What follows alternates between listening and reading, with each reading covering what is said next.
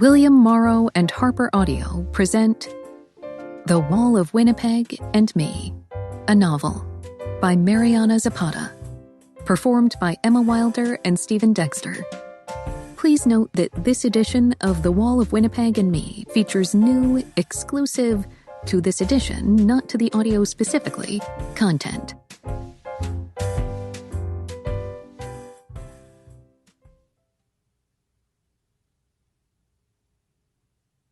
In Memory of Alan. 1. I was going to murder his ass. One day long after I quit, so no one would suspect me. Aiden, I grumbled, even though I knew better. Grumbling only got me the look, that infamous, condescending expression that had gotten Aiden into more than one fight in the past, or so I'd been told. When the edges of his mouth turned down, got tight, and his brown eyes went heavy-lidded, all it made me want to do was stick my finger up his nose. It's what my mom used to do to us when we were little and would pout. The man in question, who was on the verge of either a bloody, imaginary death or a carefully crafted one that involved dish soap, his food, and a long period of time, made a noise from behind the bowl of quinoa salad in front of him, which was big enough to feed a family of 4. You heard me. Cancel it. He repeated, as if I'd gone deaf the first time he'd said it. Oh, I'd heard him. Loud and clear. That was why I wanted to kill him. Which basically showed how amazing the human mind was. How you could care about someone but want to slit his or her throat at the same time. Like having a sister who you wanted to punch right in the ovaries. You still loved her, you just wanted to sock her right in the baby maker to teach her a lesson. Not that I knew from experience or anything. The fact that I didn't immediately respond probably made him add, with that same facial expression aimed right at me, I don't care what you have to tell them. Get it done. Pushing my glasses up the bridge of my nose with my left index finger, I lowered my right hand so that the cabinet could hide the middle finger I aimed right at Aiden. If his facial expression wasn't bad enough, the tone he was using annoyed me even more. It was the voice he used to warn me it was pointless to argue with him. He wasn't going to change his mind right then or ever, and I needed to deal with it. I always needed to deal with it. When I'd first started working for the 3-time National Football Organization's Defensive Player of the Year, there had only been a few things I wasn't a fan of doing. Haggling with people, telling them no, and sticking my hand into the garbage disposal because I was both the cook and the cleaning lady of the house. But if there was something I hated doing, and I mean really, really hated doing, it was canceling on people last minute. It got on my nerves and went against my moral code. I mean, a promise was a promise, wasn't it? Then again, this wasn't me letting his fans down, technically. It was Aiden. Freaking Aiden, who was busy inhaling his second lunch of the day without a care in the world, was oblivious to the frustrations he was going to make me face when I called his agent. After all the trouble we'd gone to schedule it, I was going to have to break the news that Aiden wasn't going to be signing anything at the sporting goods store in San Antonio. Yippee! I sighed, guilt niggling my belly and conscience, and reached down to rub my stiff knee with the hand that wasn't busy expressing my frustrations. You already promised them— I don't care, Vanessa. He shot me that look again. My middle finger twitched. Have Rob cancel it. He insisted, as his giant forearm went up so he could shovel what looked like 8 ounces of food into his mouth at once. The fork he was holding hovered in the air a moment as he flicked that dark, stubborn gaze to meet mine. Is that a problem? Vanessa this, Vanessa that. Cancel it. Have Rob cancel it. Boo. As if I loved calling his asshole agent to begin with, much less so he could cancel an appearance 2 days before it was supposed to take place. He was going to lose his mind and then direct his frustrations at me, as if I had some kind of pull over Aiden, the Wall of Winnipeg Graves. The truth was, the closest I'd ever come to helping him make any kind of decision had been when I recommended a camera for him to buy, and that was only because he had Better things to do than camera research. And because That's what I pay you for. he had a point, of course. Between what he paid me and what Zach chipped in from time to time, I could manage to put a smile on my face, even if it was a forced one, and do what was asked of me. Every once in a while, I even did a little curtsy, which Aiden pretended not to witness. I didn't think he really appreciated the amount of patience I had exercised when dealing with him for the last 2 years. Someone else would have already stabbed him in his sleep, for sure. At least when I went through plans for how I'd do it, it was usually in a painless way. Usually. Since he'd ruptured his Achilles tendon barely a month into the season last year, he'd turned into something else. I tried not to blame him. I really did. Missing nearly 3 months of the entire regular season and being blamed for your team not making it to the postseason was hard to deal with. On top of that, some people had thought he wasn't going to make a full comeback after having to take 6 months off to recover and rehab. The kind of injury he'd sustained was no joke. But this was Aiden. Some athletes took even longer than that amount of time to get back on their feet, if they ever did. He hadn't. But dealing with him on crutches and driving him to and from rehab and appointments had taken a toll on my patience more than once. There was only so much cranky little bitch you could handle in a day, even if it was called for. Aiden loved what he did, and I had to imagine he was scared he wouldn't be able to play again, or that he would come back and not play up to the same level he'd been used to. Not that he would ever voice any fears out loud. That was all understandable to me. I couldn't imagine how I would feel if something happened to my hands and there was a chance I might not ever be able to draw again. Regardless, his crankiness had hit a level not previously documented in the history of the universe.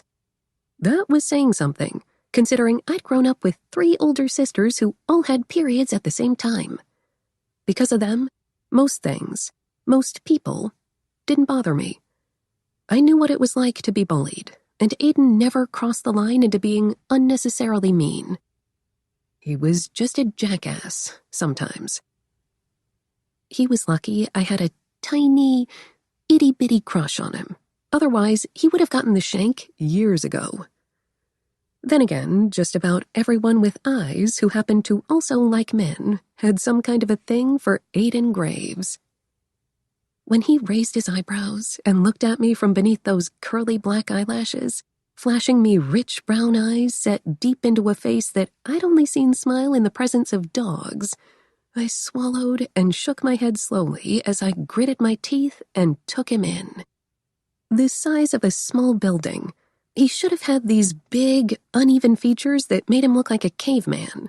But, of course, he didn't. Apparently, he liked to defy every stereotype he'd ever been assigned in his life.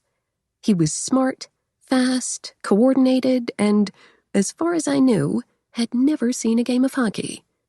He had only said "a" in front of me twice, and he didn't consume animal protein. The man didn't eat bacon. He was the last person I would have ever considered polite, and he never apologized. Ever. Basically, he was an anomaly. A Canadian football-playing, plant-based lifestyle, he didn't like calling himself a vegan, anomaly that was strangely proportional all over and so handsome I might have thanked God for giving me eyes on a couple of occasions. "Whatever you want, big guy," I said with a fake smile and a flutter of my eyelashes, even as I still flipped him off. They'll get over it, Aiden said casually, ignoring his nickname, rolling back 2 immensely muscular shoulders. I swear they were wide enough for a small person to drape across comfortably. It isn't a big deal. It wasn't a big deal? The promoters wouldn't feel that way, much less his agent, but then Aiden was used to getting his way. No one ever told him no. They told me no, and then I'd have to figure things out.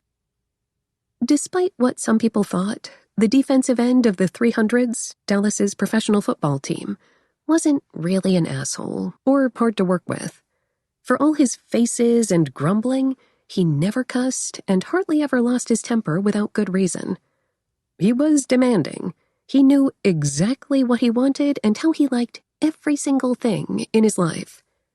It was honestly an admirable quality, I thought, but it was my job to make those requests come true, regardless of whether I agreed with his decisions or not. Only for a little bit longer, though, I reminded myself. I was so close to quitting, I could feel it. The thought made my soul rejoice a bit.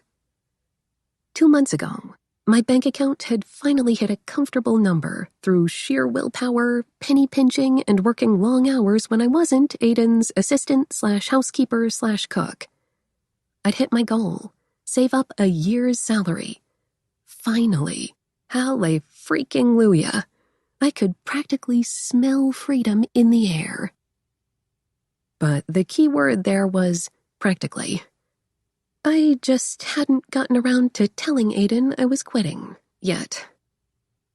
Why are you making that face? He asked suddenly. I blinked up at him, caught off guard. I raised my eyebrows, trying to play dumb. What face?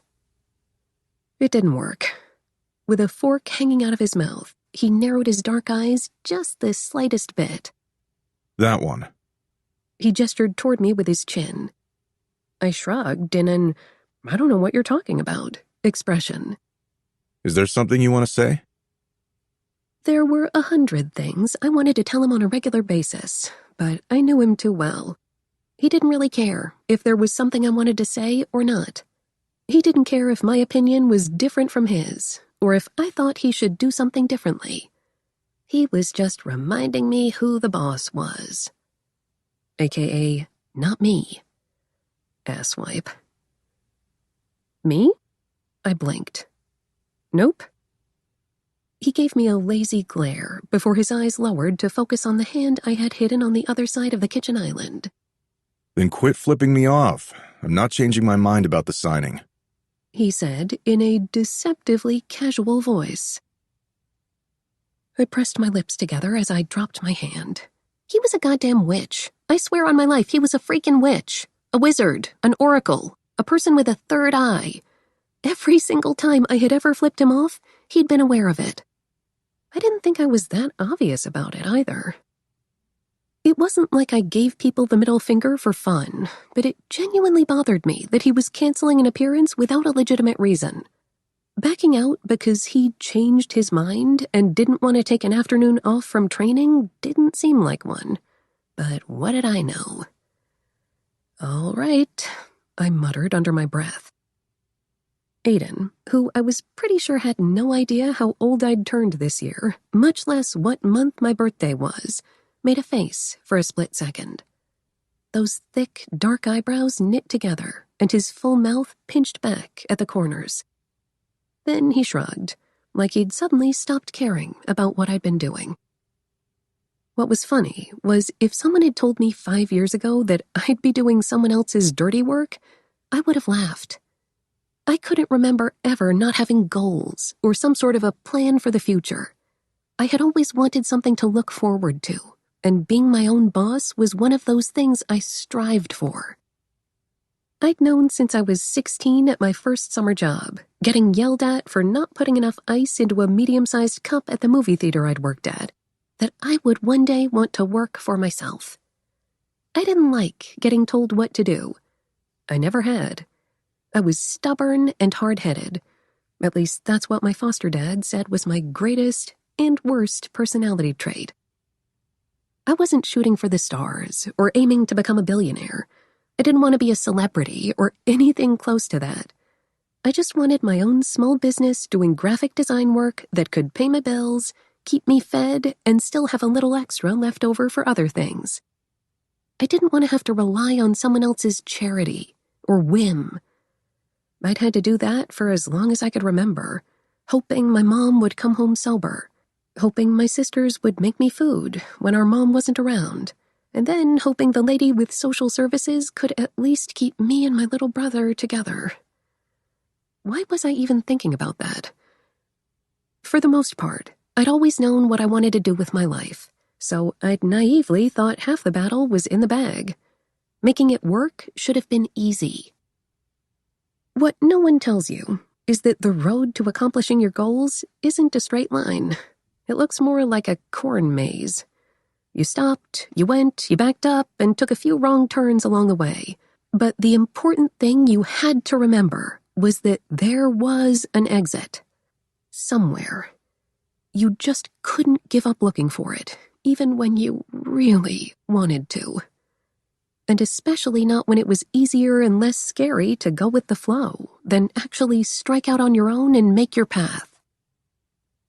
Scooting the stool he was sitting on back, Aiden got to his feet with his empty glass in hand. His Hulk-sized frame seemed to dwarf the not exactly small kitchen every time he was in there, which was always. Big surprise. He consumed at least 7,000 calories a day. During the regular football season, he bumped it up to 10,000. Of course he was in the kitchen all day. So was I, making his meals. Did you buy pears? He asked, already pushing our conversation and the middle finger incident aside as he filled his glass with water from the refrigerator's filter. I didn't feel guilty at all about getting caught flipping him off. The first time it had happened, I thought I was going to die of embarrassment and then get fired, but now I knew Aiden. He didn't care if I did it, or at least that was the impression I got since I still had a job. I'd seen people come up to him and try goading him, calling him all sorts of names and insults that made me reel back. But what did he do when people did that kind of stuff? He didn't even twitch. He just pretended not to hear them. Honestly, it was a little impressive to have that kind of backbone. I couldn't keep it together when someone honked at me while I was driving. But as impressive as Aiden was, as much as his perfect butt made women double take, and as dumb as most people would think I was for resigning from a job with a man who starred in commercials for an athletic apparel company, I still wanted to quit. The urge got stronger and stronger each day. I'd busted my butt. No one else had done the work for me. This was what I wanted, what I had always wanted.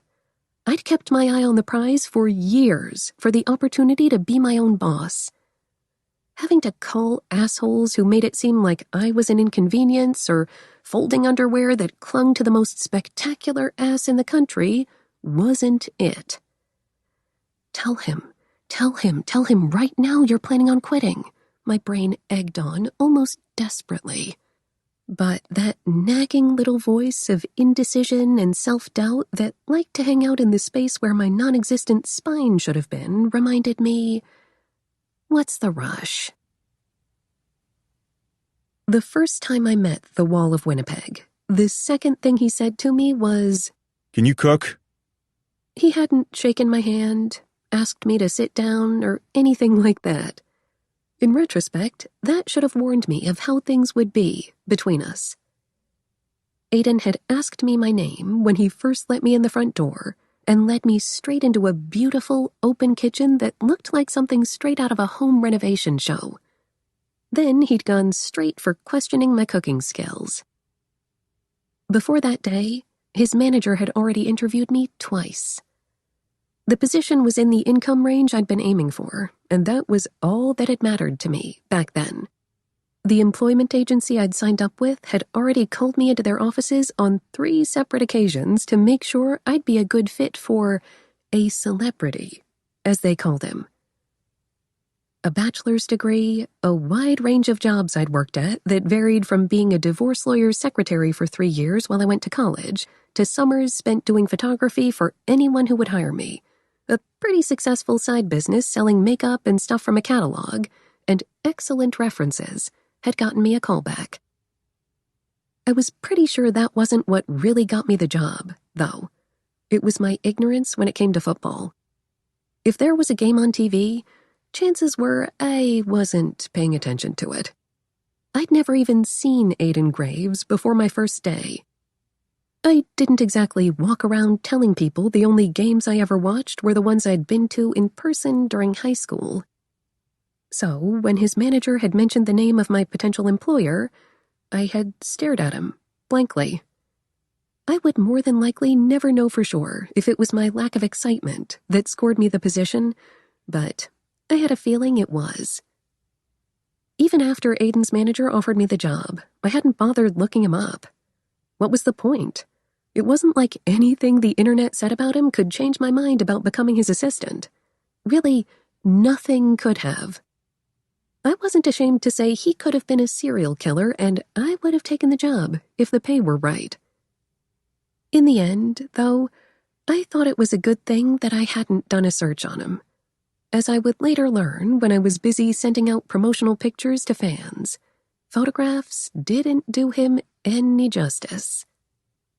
At 6'4", just a quarter-inch shy of 6'5", sometimes weighing up to 280 pounds in the middle of the off-season, and with a presence that made him seem closer to some mythological hero than an average mortal, Aiden was a beast, even fully clothed.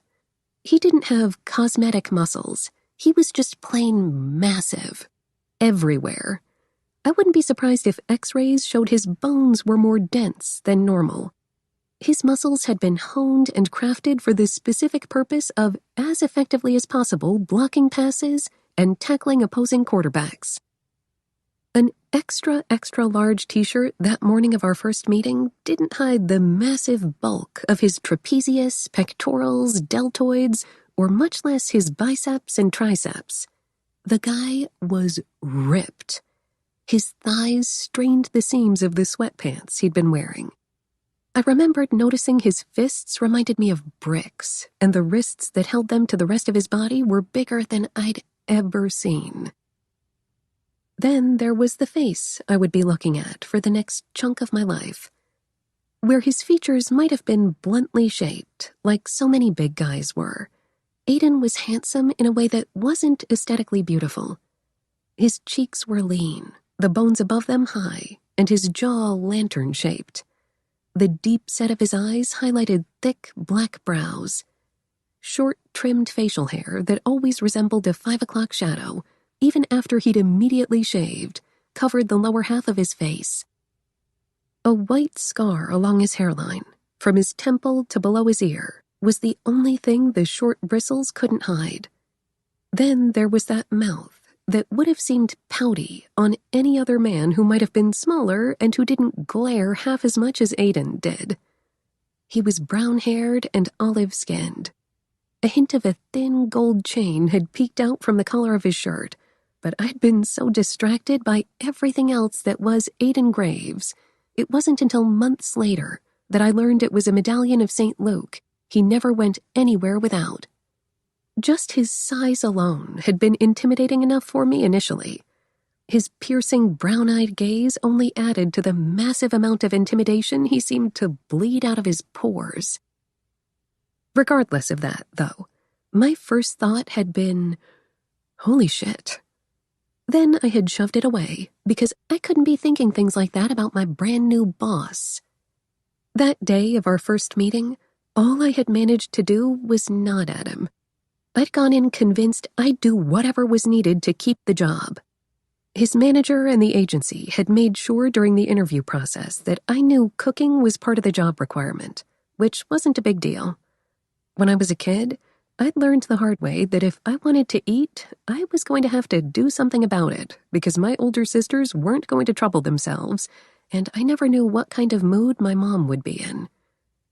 During college, I'd mastered the art of cooking on a contraband hot plate in my dorm room. Aiden had simply stared at me in response before laying the bomb on me that no one had prepared me for. I don't eat any animal products. Would that be a problem? Did I know how to make anything without eggs, meat, or cheese in it? Not that I could think of. No one had even mentioned that stipulation beforehand. and ignorantly, it wasn't as if he looked like most vegans I'd met in my life, but there was no way in hell I was going back to working 3 jobs if I absolutely didn't have to. So, I'd bullshitted. No, sir. He'd stood there in the kitchen, looking down at me in my navy khakis, cap-sleeved white eyelet blouse, and brown heels. I'd been so nervous, I even had my hands clasped in front of me. The agency had suggested business casual attire for the job, and that's what I'd gone with. Are you sure? He'd asked. I had nodded, already planning to search for recipes on my phone. His eyes had narrowed a bit, but he didn't call me out on what was obviously a lie, and that was more than I could have hoped for. I don't enjoy cooking or going out to eat.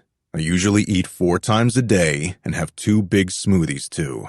You'll be in charge of meals, and I'll handle anything I eat in between, he said as he crossed his arms over what seemed like a 3-foot-wide chest. The desktop computer upstairs has all of my passwords saved. Read and respond to all my emails. My P.O. box needs to be checked a few times a week, and you're in charge of that too. The key is in the drawer by the refrigerator. I'll write down the post office it's at and box number later.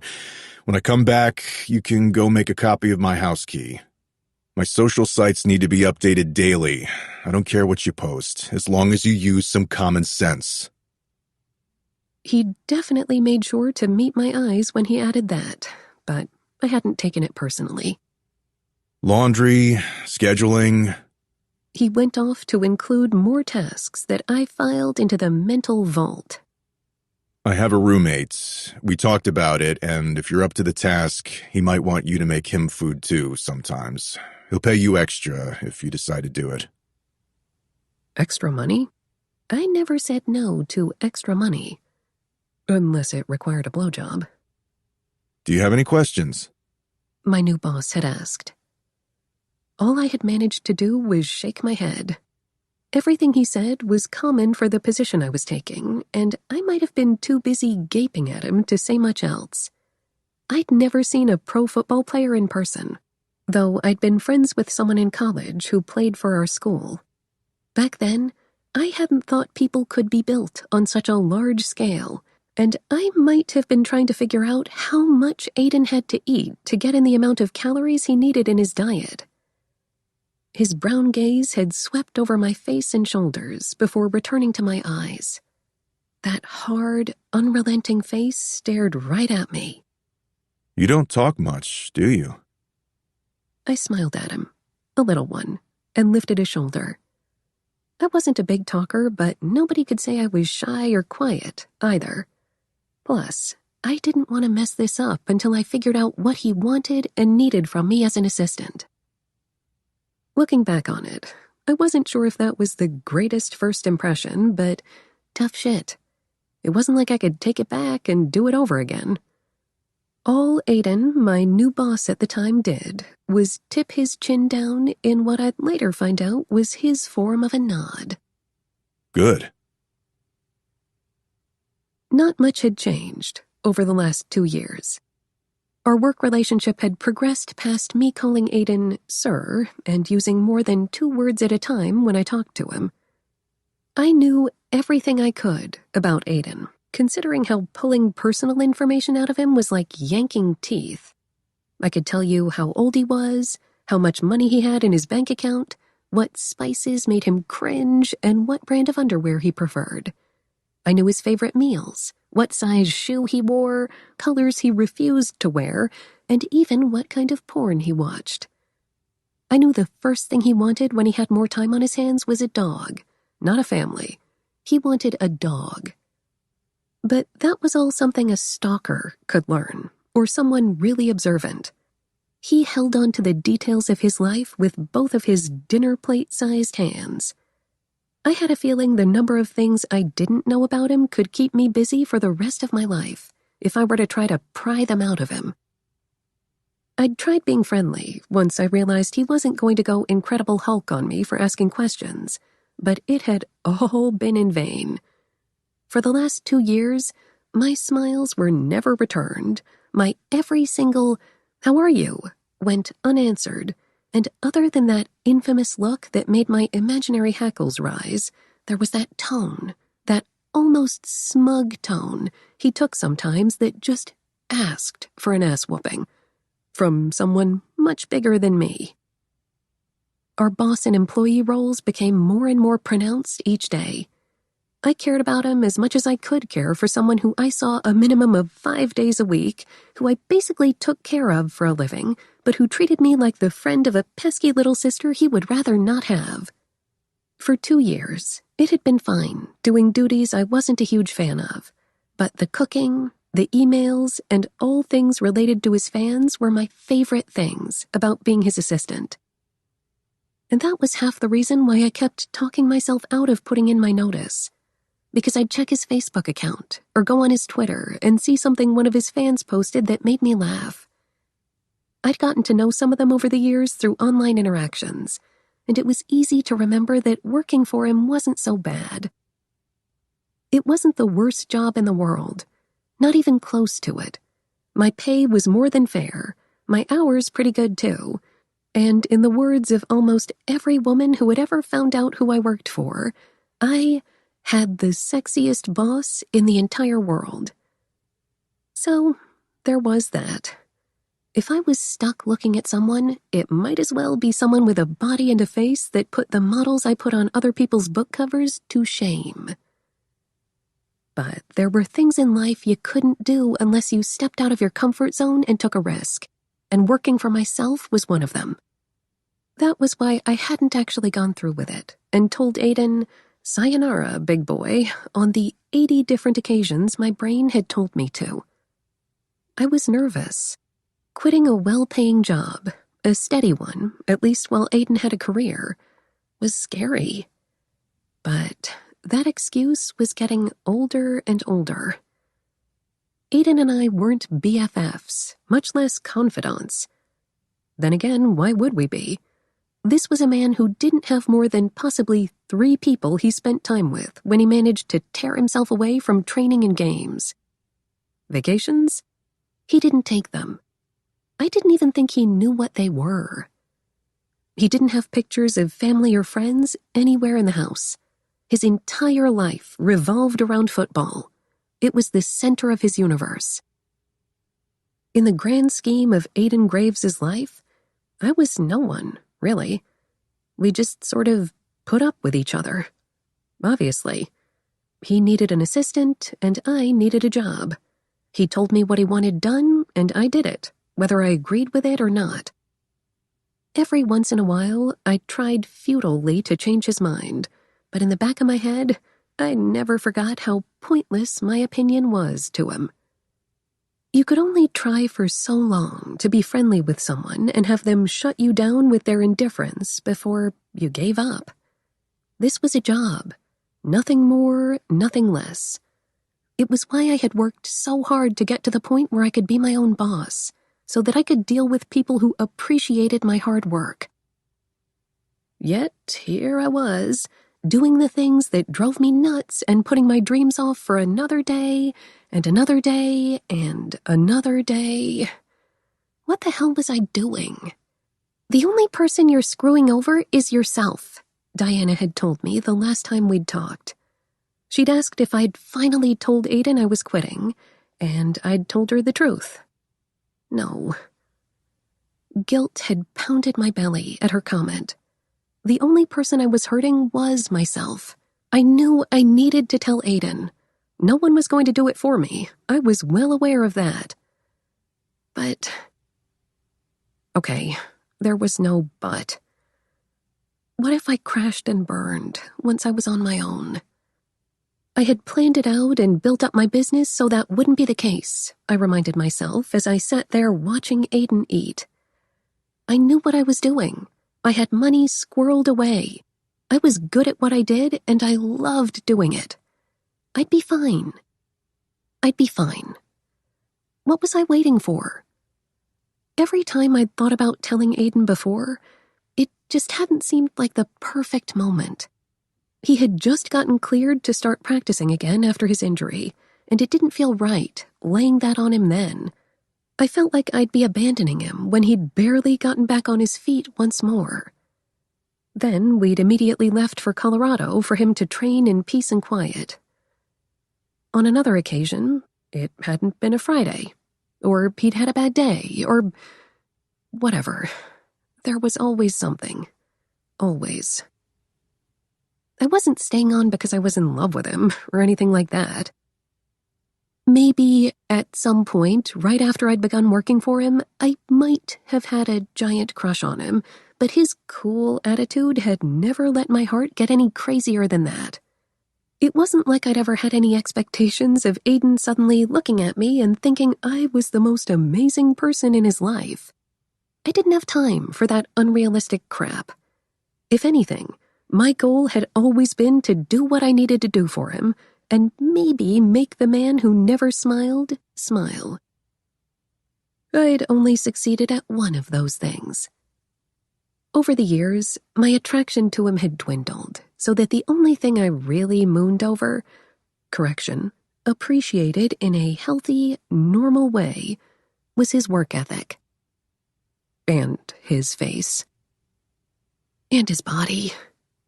But there were plenty of guys with amazing bodies and faces in the world. I should know. I looked at models almost every day. And none of those physical traits helped me in any way. Hot guys weren't going to make my dreams come true. I swallowed and clenched my fingers. Do it, my brain said. What was the worst that would happen? I'd have to find another job if my customer base dried up? How horrifying. I wouldn't know what would happen until I tried. Life was a risk. This was what I'd always wanted. So I took a breath, carefully watched the man who had been my boss for 2 years, and I said it. Aiden, I have something I need to talk to you about.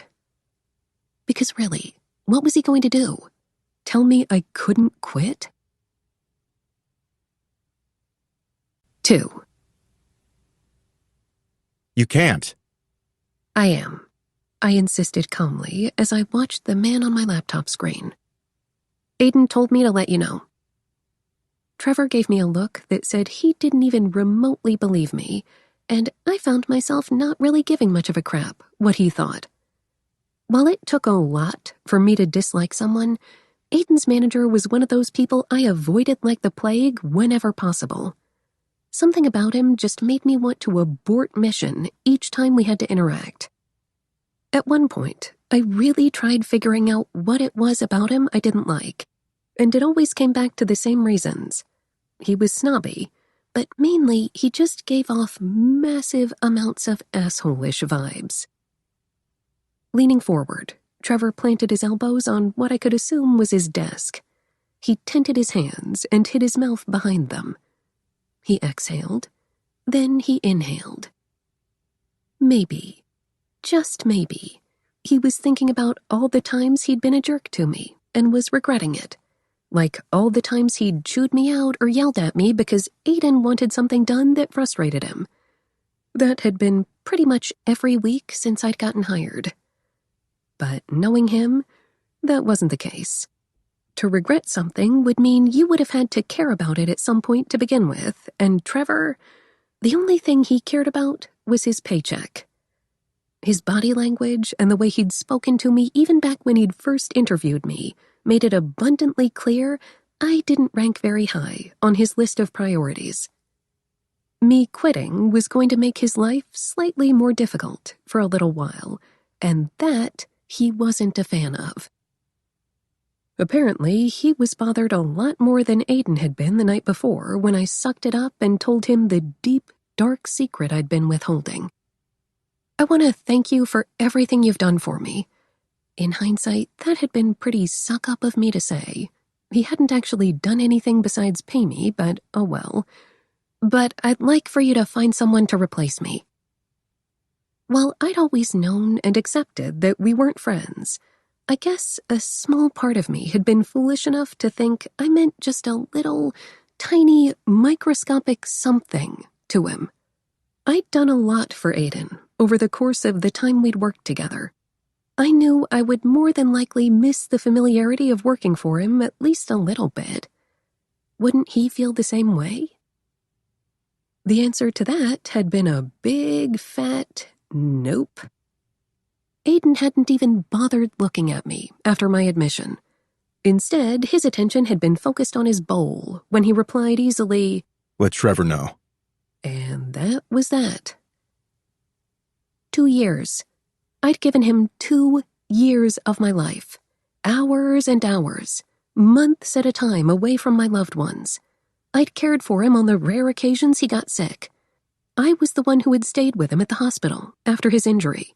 I was the person who had picked him up after his surgery and read up on inflammation and what I could feed him that would help him heal faster. When he lost a game, I always tried to make his favorite breakfast the next morning. I'd bought him a birthday present that I may or may not have left on his bed because I didn't want to make it awkward. You didn't remember someone's birthday and not get him a gift, even if he never thanked you. What had he given me? On my last birthday, I spent it in the rain at a park in Colorado because he'd been filming a commercial and wanted me to tag along. I'd eaten dinner by myself in my hotel room. What did I expect from him now? There had been no begging me to stay, not that I would have anyway, or even an "I'm sorry to hear that," which I'd heard when I'd left every other job before this one. Nothing. He'd given me nothing, not even a damn shrug. It had stung more than it should have. A lot more. On the other hand, I recognized that we weren't soulmates, but it became even more apparent after that. It was with that thought, that slight amount of bitterness in my throat at being so dispensable, that I swallowed and focused on my video chat.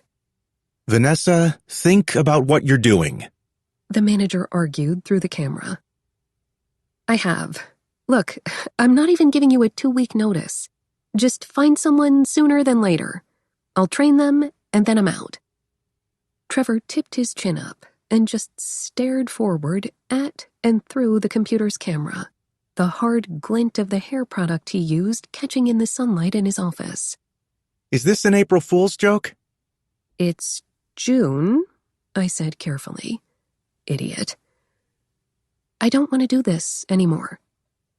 His forehead furrowed at the same time his shoulders tensed, as if what I said was finally really sinking in. One eye peeked at me from over his fingers. "Do you want more money?" He had the nerve to ask. Of course I wanted more money. Who didn't? I just didn't want it from Aiden. No. "Tell me what you need." Nothing. "I'm trying to work with you here." There's nothing to work with. There isn't anything you can offer me that will get me to stay. That was how dead set I was on not getting wrangled back into the world of the Wall of Winnipeg. Trevor got paid for making things happen, and I knew if I gave him an inch, he would attempt to take a mile. It would probably be easier for him to convince me to stay instead of finding someone else.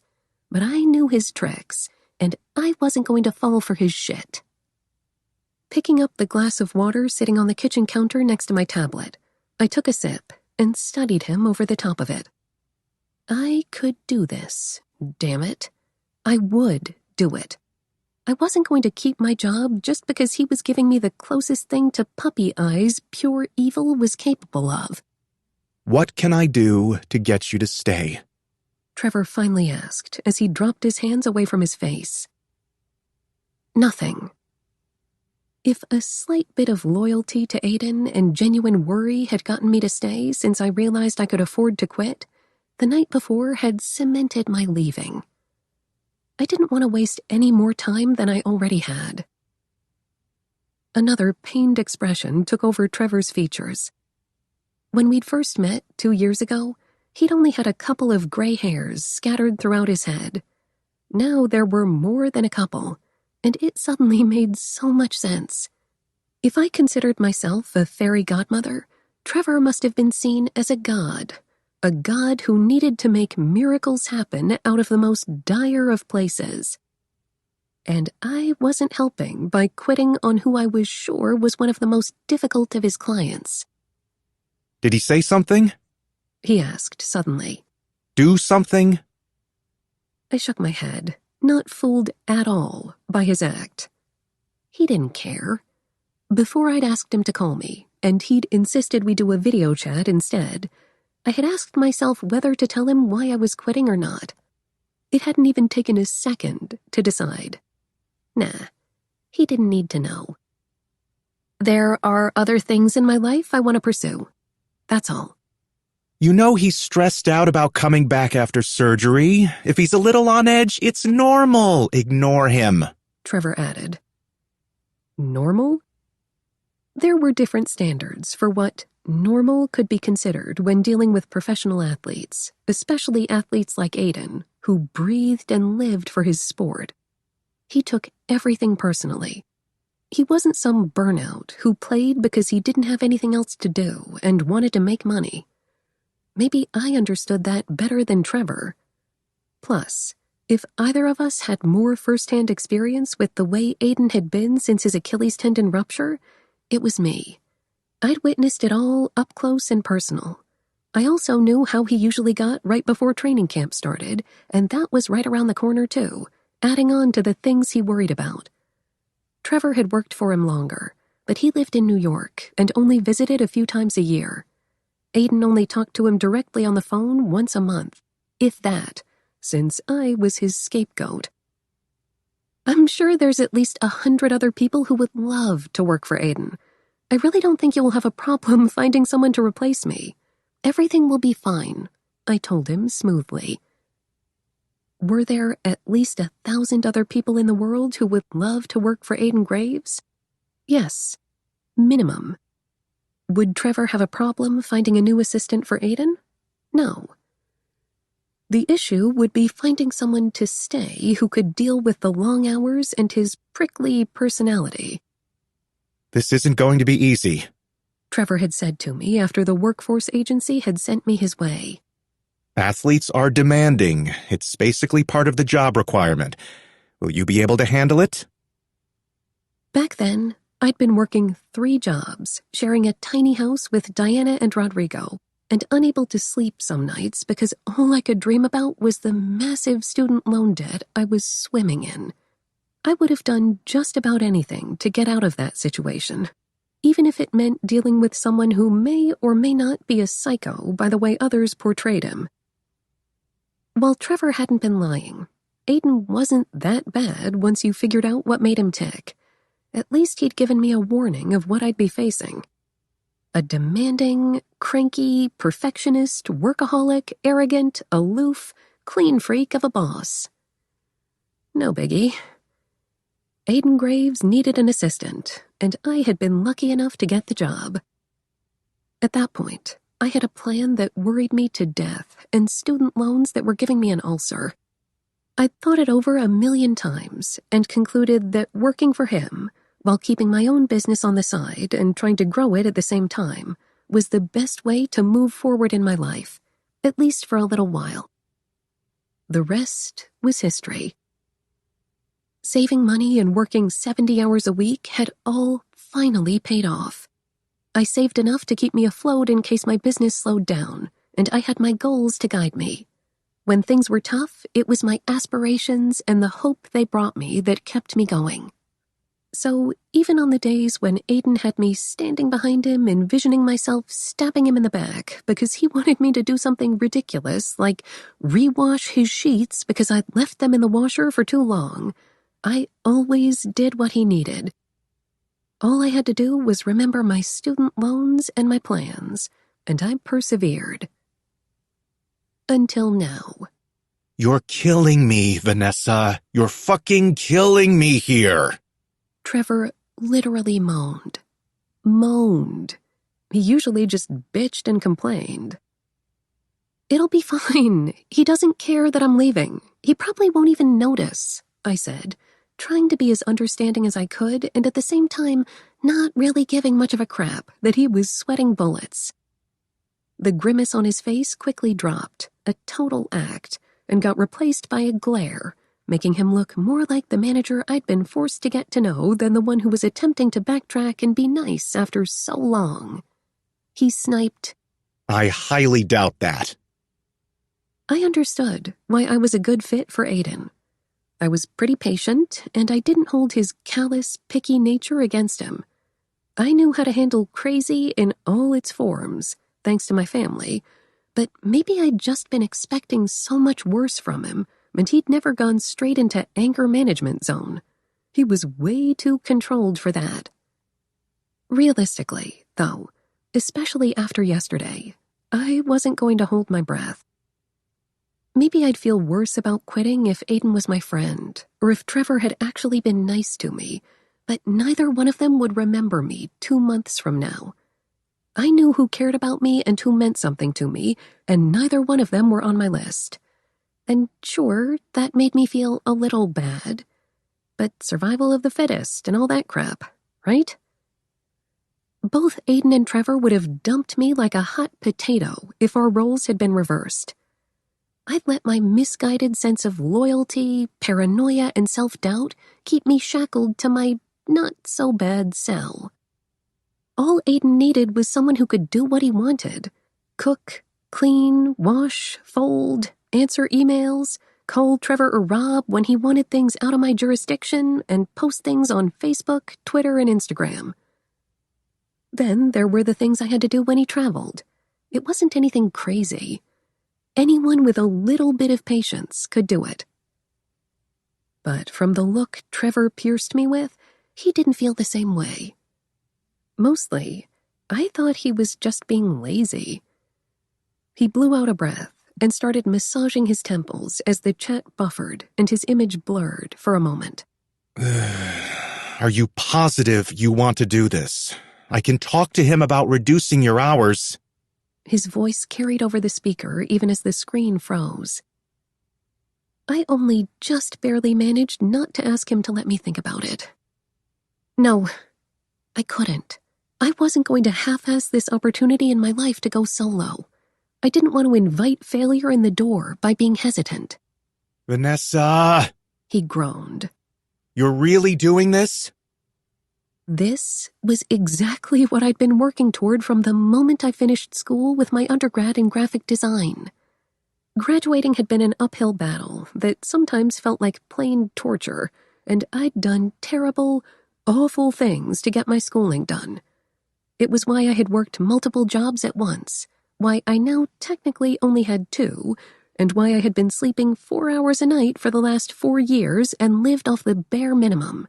I took almost any and every job that hit my inbox, and jobs that didn't. Book covers, web banners, posters, bookmarks, business cards, postcards, logos, t-shirt designs, commissioned pieces, tattoo designs. Everything. I'm positive.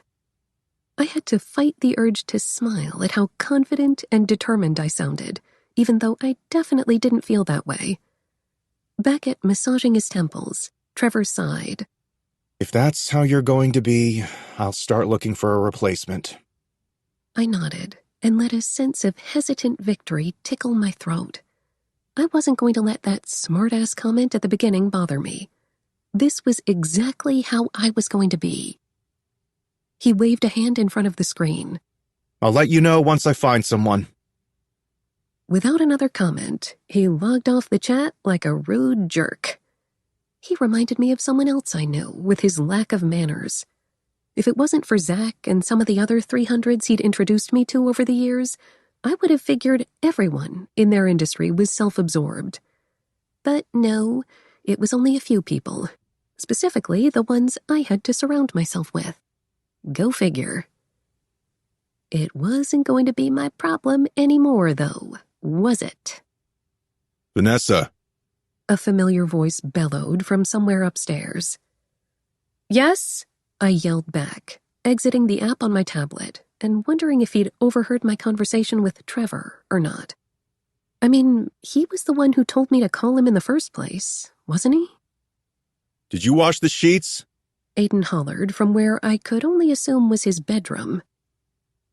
I washed his sheets Mondays, Wednesdays, and Fridays, and I had every week since getting hired.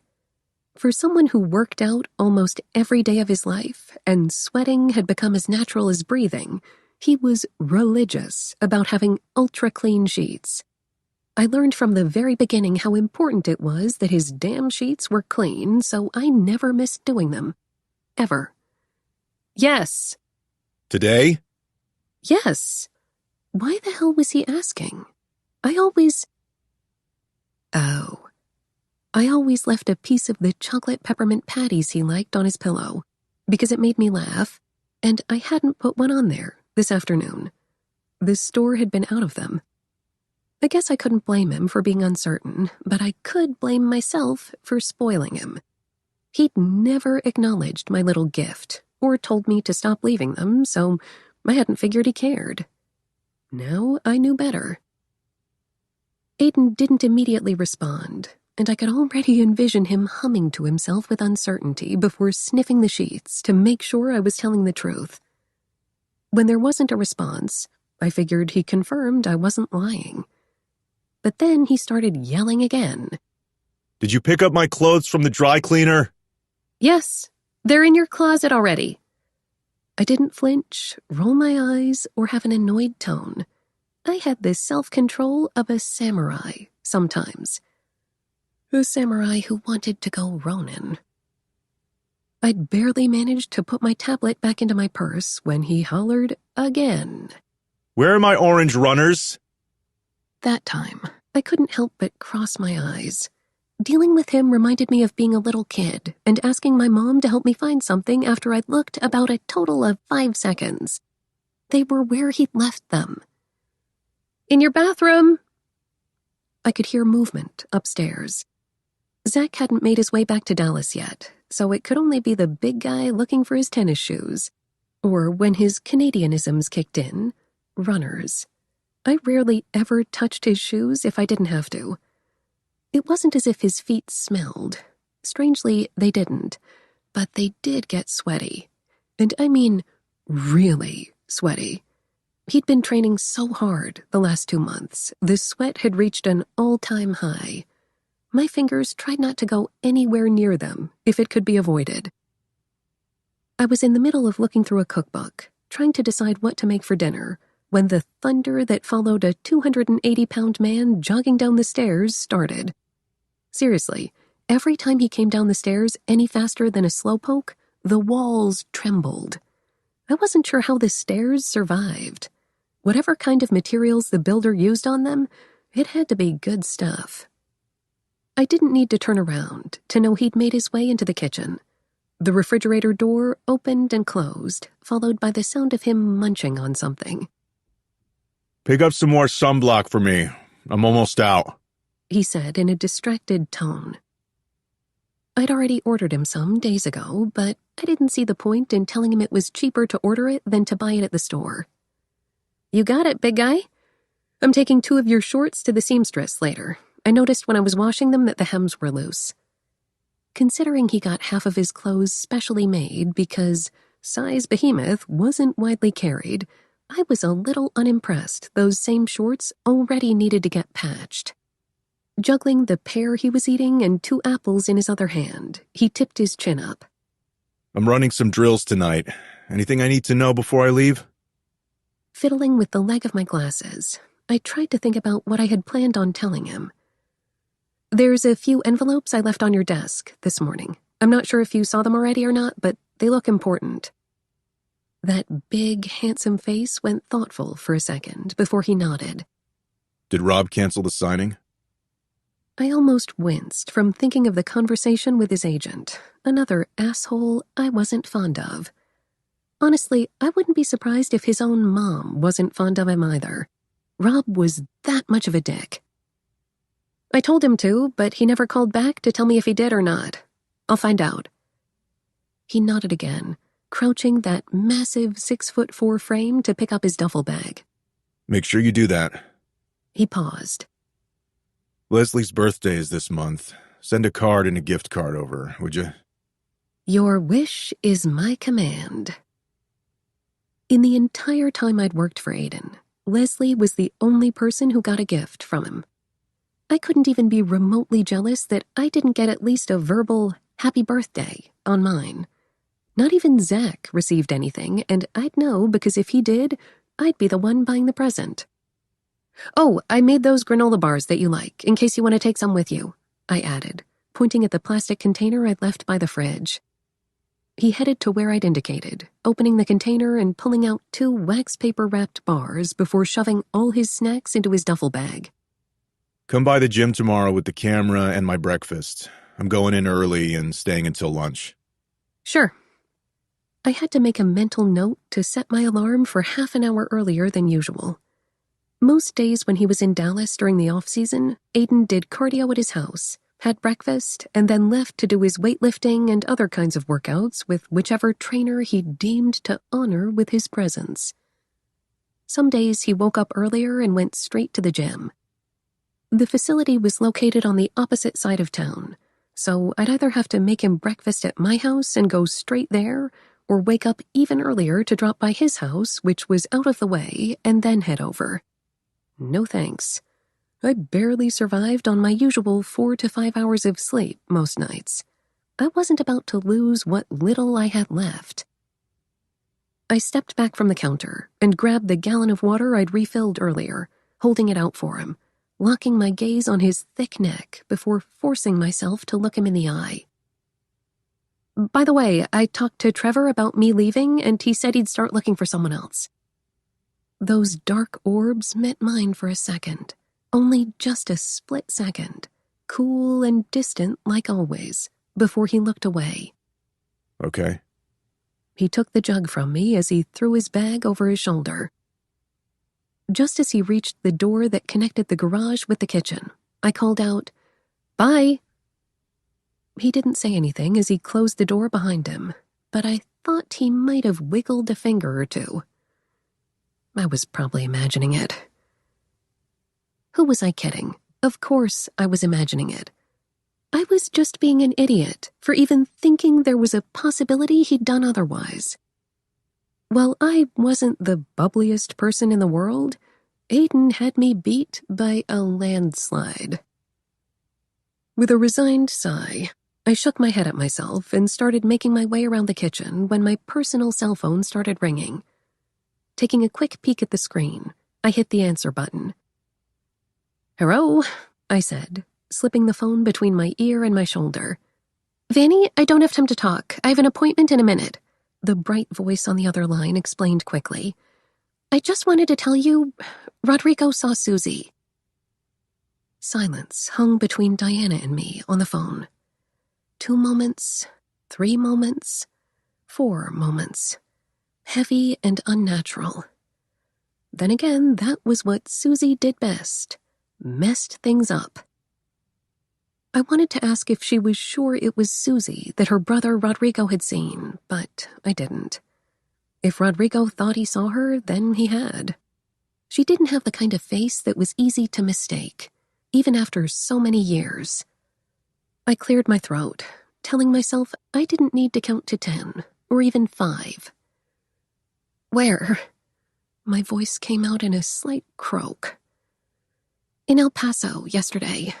He was visiting his in-laws this weekend with Louie and Josh and said he saw her at the grocery store by the old neighborhood."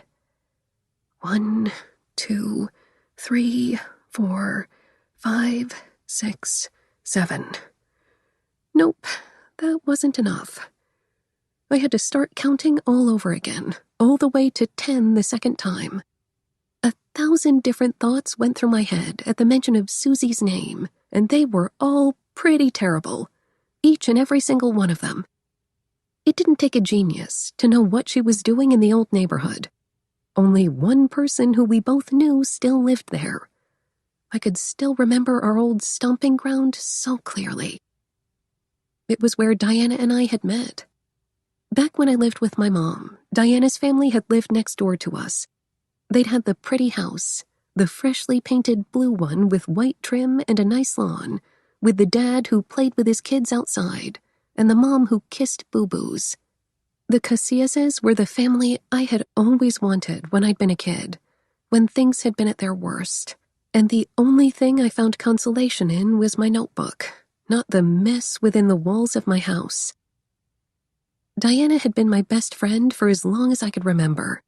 I couldn't count the number of times I'd eaten over at their house with my little brother until Mom had lost custody of us. Diana had always done what my own family hadn't, and that was watch out for me. She was the one who had found me. Stop it. Stop it. It wasn't worth the energy it took to think about things in the past I was over. It really wasn't. Huh. I had no idea she was back. My voice sounded just as robotic out loud as it sounded in my head. I just talked to my mom a week ago, and she didn't say anything. Diana knew I was referring to my real mom, the person who had actually given birth to me and my 4 siblings, not my foster mom of 4 years who I still kept in touch with. At the mention of my birth mom, Diana made a small noise I almost missed. I knew she didn't understand why I bothered trying to have a relationship with her. Honestly, half the time I regretted it, but that was one of those rare things I never told the person I was closest to in the world, because I knew what she would say, and I didn't want to hear it. I figured you would want to know in case you were planning on visiting, she finally said, in kind of a mutter. I didn't visit El Paso often, but she was right. I definitely wouldn't want to go now that I knew who was there. I really have to go in a sec, Vanny, my best friend quickly added before I could say anything. But did you tell Miranda you're leaving? The Miranda went in one ear and out the other. I'd been calling him that for so long, it sounded so natural it didn't even register. I just told him yesterday. And? She couldn't just let me sulk in my reality. Nothing. There was no point in lying or making something up that would make me seem more important to Aiden than I was. While I didn't tell anyone a whole lot about him because of the non-disclosure agreement I signed when I first started working for him, Diana knew enough to get why his name was saved on my personal phone under Miranda Priestley from The Devil Wears Prada. Oh, was her disappointed response. Yeah, I thought so too. He'll miss you once you're gone. Don't worry about it. I highly doubted that. Okay, I gotta go. My client is here. Call me later, Van Van. I get off work at 9. I will. Love you. Love you too. Oh, and think about letting me dye your hair once you're out of there, she added before hanging up on me. Diana's comment made me smile and kept me smiling as I headed into Aiden's office to tackle his inbox. Talking to Di always put me in a good mood. She never gave me shit for how much I worked because she worked a lot too. But I told her the same thing my foster dad had told me when I was 17 and I told him I wanted to pursue my artwork. Do what you need to do to be happy, Vanny. Nobody else is going to watch out for you but you. It was the same belief I held on to when I first told my foster parents I wanted to go to school 1,000 miles away, and what I told myself when I didn't get a scholarship and my financial aid was merely a drop in the bucket to go to said school. I was going to do what I needed to do, even if I had to leave my brother, with his blessing, in the process. I'd told him the same thing when he was offered a scholarship for a college right after I moved back to Texas to be closer to him. Sometimes it was easier to tell other people what they should do than to actually practice what you preached. That had been the real root of my problem. I was scared. Scared that my clients were going to disappear and my work would dry up. Scared that one day I'd wake up and have absolutely no inspiration anymore when I had my photo editing program open.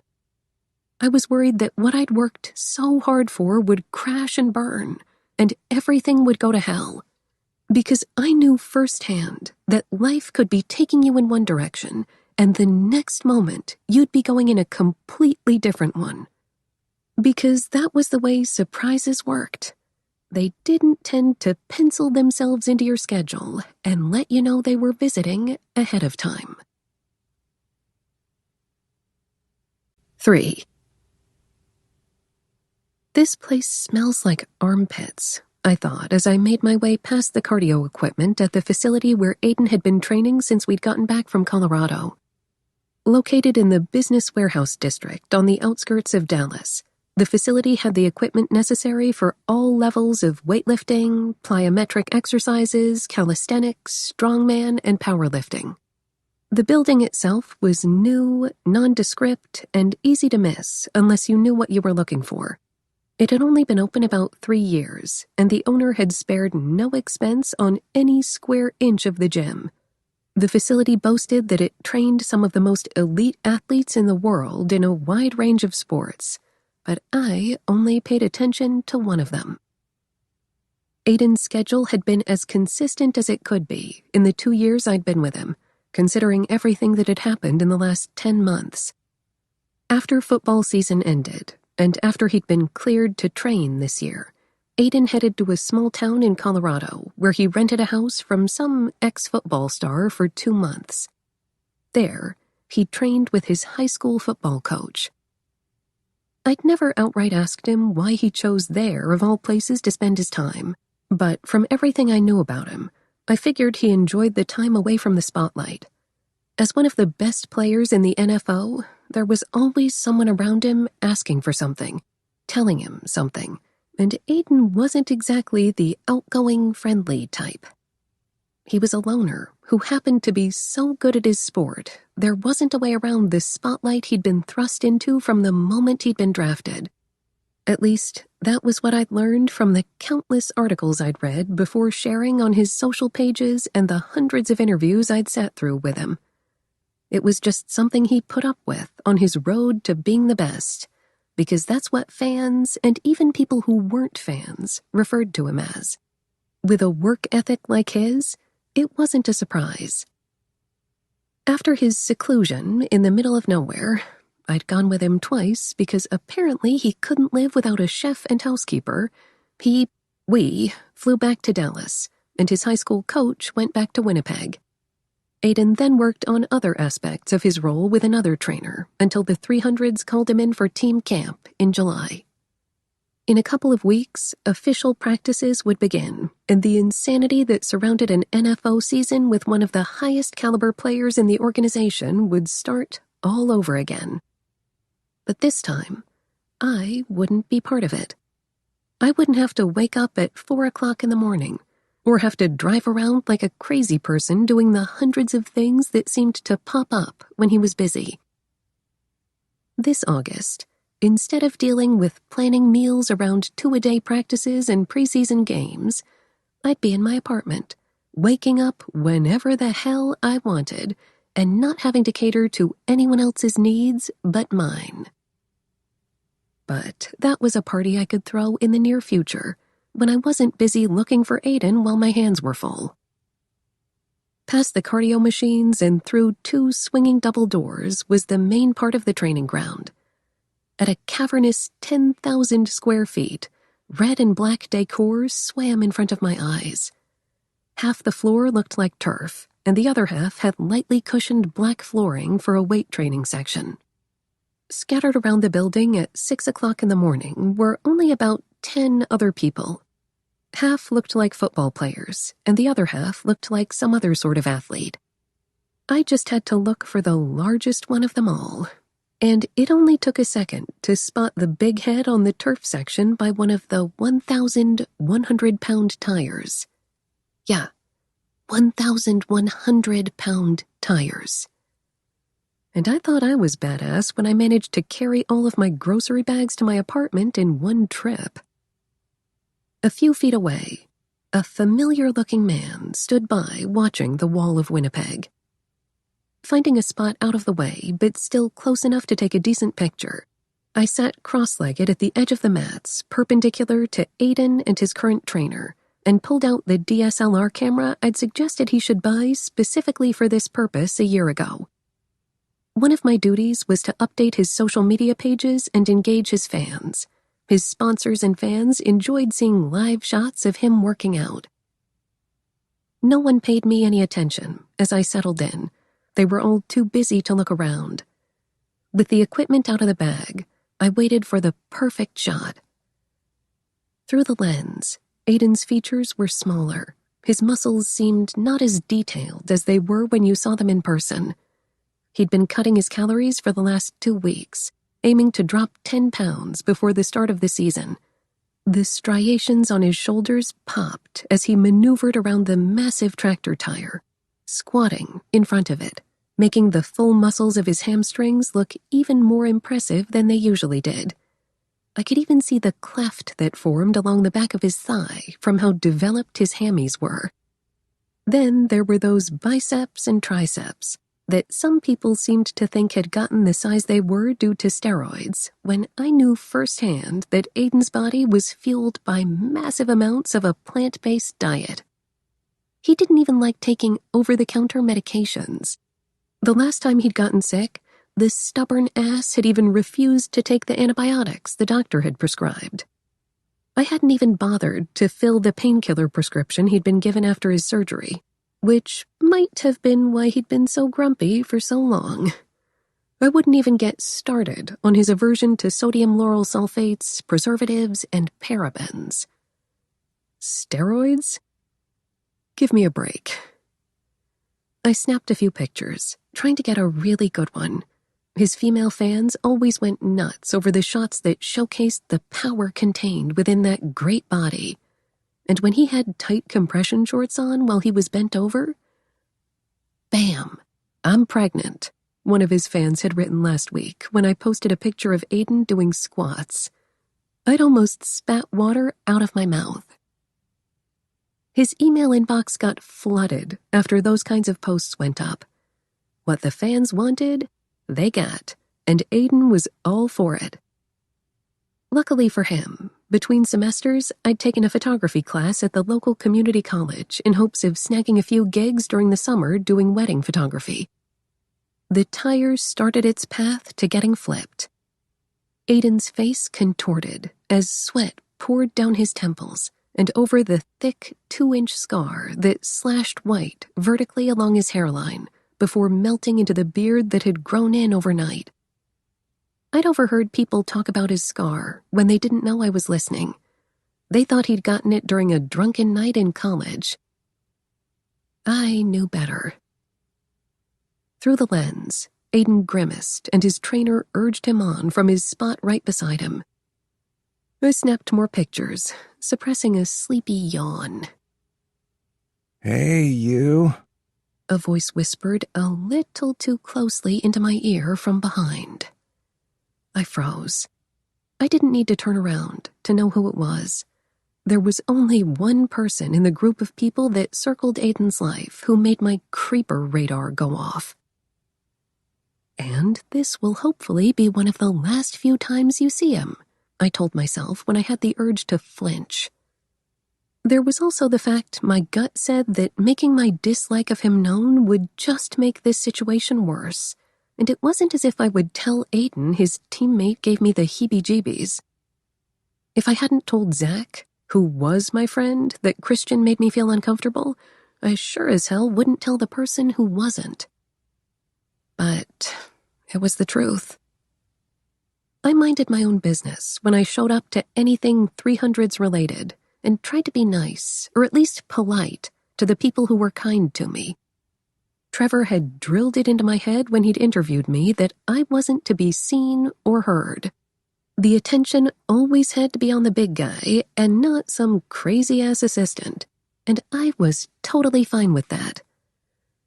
Plastering a tight, forced smile on my face, even though I wasn't facing him, I kept the camera where it was, ready for action. "Hi, Christian. How are you?" I asked in a friendly voice that I really had to dig in there for, easily ignoring the good-looking features that disguised a man who had gotten suspended a few games last season for getting into a fight at a club.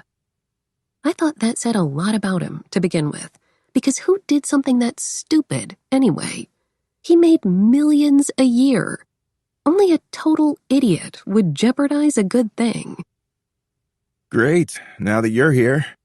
Creeper Christian said. I almost groaned. It wasn't like I'd known he was training at the same place Aiden was.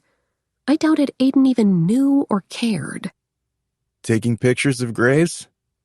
he asked, taking a seat on the floor next to me. I brought the viewfinder eyepiece to my eye, hoping he'd realize I was too busy to talk. Yep. Who else would I be taking pictures of? I snapped a couple other shots as Aiden managed to flip the tire again, resuming that wide-legged, squatted position after each time. How you been? How long has it been since I've seen you? Good. Was it bitchy to be so vague? Yes, but I couldn't find it in me to be more than cordial to him after what he'd done. Plus, he knew damn well how long Aiden had been out for the season. He was the team's star player. Someone from the team had been constantly in contact with him since his injury. There was no way Christian wouldn't have kept up with Aiden's progress. It seemed like every time I flipped through the sports network, some anchor or another was making a prediction about Aiden's future. The heat of his side seared into my shoulder. Graves sure got back on his feet real quick. Through the lens, though, I found Aiden glowering over in my direction, his trainer a few feet away, jotting down something on the clipboard he was holding. I was torn between waving and getting up, but Aiden beat me to decision-making by saying loudly, You can leave now. "You can..." Lowering the camera to my lap, I stared over at him, pressing my glasses a little closer to my face with my index finger. I'd heard wrong, hadn't I? "What did you say?" I called out the question slowly so he could hear me. He didn't even blink as he repeated himself. You can leave now. You can leave now. I gawked. My heart gave a vicious thump. My inhale was sharp. 1, 2, 3, 4, 5, 6, 7, 8, 9, 10. Kill them with kindness, Diana's mom would say when I'd tell her about my sisters picking on me. I hadn't necessarily taken her words into account when dealing with my family, but they had made sense to me once I was old enough to have to put up with other people's bullshit. Being the kind of person who smiled at someone who was being a jackass usually pissed off the assholes a lot more than being rude in return did. In some cases, though, people might also think you had brain damage when you did it, but it was a risk I was willing to take. But in this case, in that moment, forcing myself not to obviously flip Aiden off was a lot harder than normal. It was one thing for him to ignore me when I tried to be playful with him, or when I said goodbye or good morning, but for him to act that way with me in front of other people? I mean, he wasn't exactly a teddy bear on the best of days, but he usually wasn't a model for asswipe and fitch. At least not when we were around other people, which was rare. 1, 2, 3, 4, 5. I had this. I raised my eyebrows and beamed over at him like nothing was wrong, even though I was pretty much seething on the inside and wondering how to give him diarrhea. What the fuck is his deal? Christian muttered under his breath as I settled the camera back into its case and then into my bag. I couldn't decide whether to leave as quickly as possible or stay where I was because he was out of his damn mind if he thought I was going to do his bidding when he talked like that to me. The reminder that I didn't need to take his crap anymore hit me right between the eyebrows and my shoulder blades. I could take him being aloof and cold. I could handle him not giving a single crap about me personally. But embarrassing me in front of other people? There was only so much you could forgive and ignore. 1, 2, 3, 4, 5, 6. Is he always like that? Christian's voice jump-started me out of my thoughts. I shrugged a shoulder, conscious not to put my foot in my mouth in front of someone who was practically a stranger, even though said man wasn't exactly on my list of people I would pull out of a burning building at the minute. He's a good boss. I let the bland, forced compliment out, getting to my feet. I don't take it personally. Usually. I need to get going, anyway. "See you," I said as I slipped the strap of my bag over my shoulder and picked up the insulated bag with the big guy's food inside. I'm sure I'll see you soon, he noted, his tone just a little too bright, too fake. I nodded before noticing Aiden taking a knee on the turf, staring over with a perfectly impassive expression on his face. Fighting the uneasy feeling I got from him practically telling me to scram, I went to stand on the other side of the tire. He was sweaty. His t-shirt was clinging to the muscles of his pectorals like a second, paler skin. His face was tight, almost bored. So basically, the norm. I tried to steady my words and heart. Confusion, anger, and honestly a little hurt soured my stomach as I watched him. "Is there something wrong?" I asked slowly, steadily, as I tapped my fingers along the stitching of the bag with his camera and my things inside. No. He answered sharply, like he would have if I'd asked him if he wanted something with fennel for dinner. I cleared my throat and rubbed the side of my hand against the seam of my pants, warily, counting to 3 that time. "Are you sure?" Why would anything be wrong? "Because you're being a massive douchebag," I thought. But before I could make up something else, he kept going. I don't pay you to sit around and talk. Oh, no. He leaned his entire upper body forward to rest against the length of his leg in a deep stretch. Did you bring my breakfast? I tried to be patient. I really did. For the most part, I had patience on lockdown. There was no sense of, "this is mine," when you had 3 older sisters who didn't respect anyone's boundaries and 1 little brother. Needless to say, I didn't get my feelings hurt particularly easily, and I didn't hold 99% of things against my brother or sisters when they said something they wouldn't mean later on. But that was the problem. Aiden wasn't my brother. He wasn't even my friend. I could take a lot, but I wasn't obligated to take anything from him. In that moment, I realized how over this shit I was. I was done. Done. Maybe I was scared as hell of quitting, but I would rather take a gamble on myself than stay there and get insulted by someone who wasn't any better than me. Calmly, despite the angry ringing in my ears, I made myself focus on his question and answered, my voice stony. "Yes." I held up the bag he clearly would have seen when I walked up to him. He grunted. As much as I could respect Aiden for being so determined, focused, and logical, sometimes it grated on me just how blind he was to everything else in his life. In all the time I'd worked for him, he still couldn't grace me with more than an occasional "thank you" or "good lunch." Sure, I knew that you shouldn't expect someone's gratitude for doing things just because it was good manners, but still, I could count the number of times he'd smiled at me or asked me how I was doing on one hand. One freaking hand. I was a person who filled a role, but I could have been any person filling this role and it wouldn't have mattered.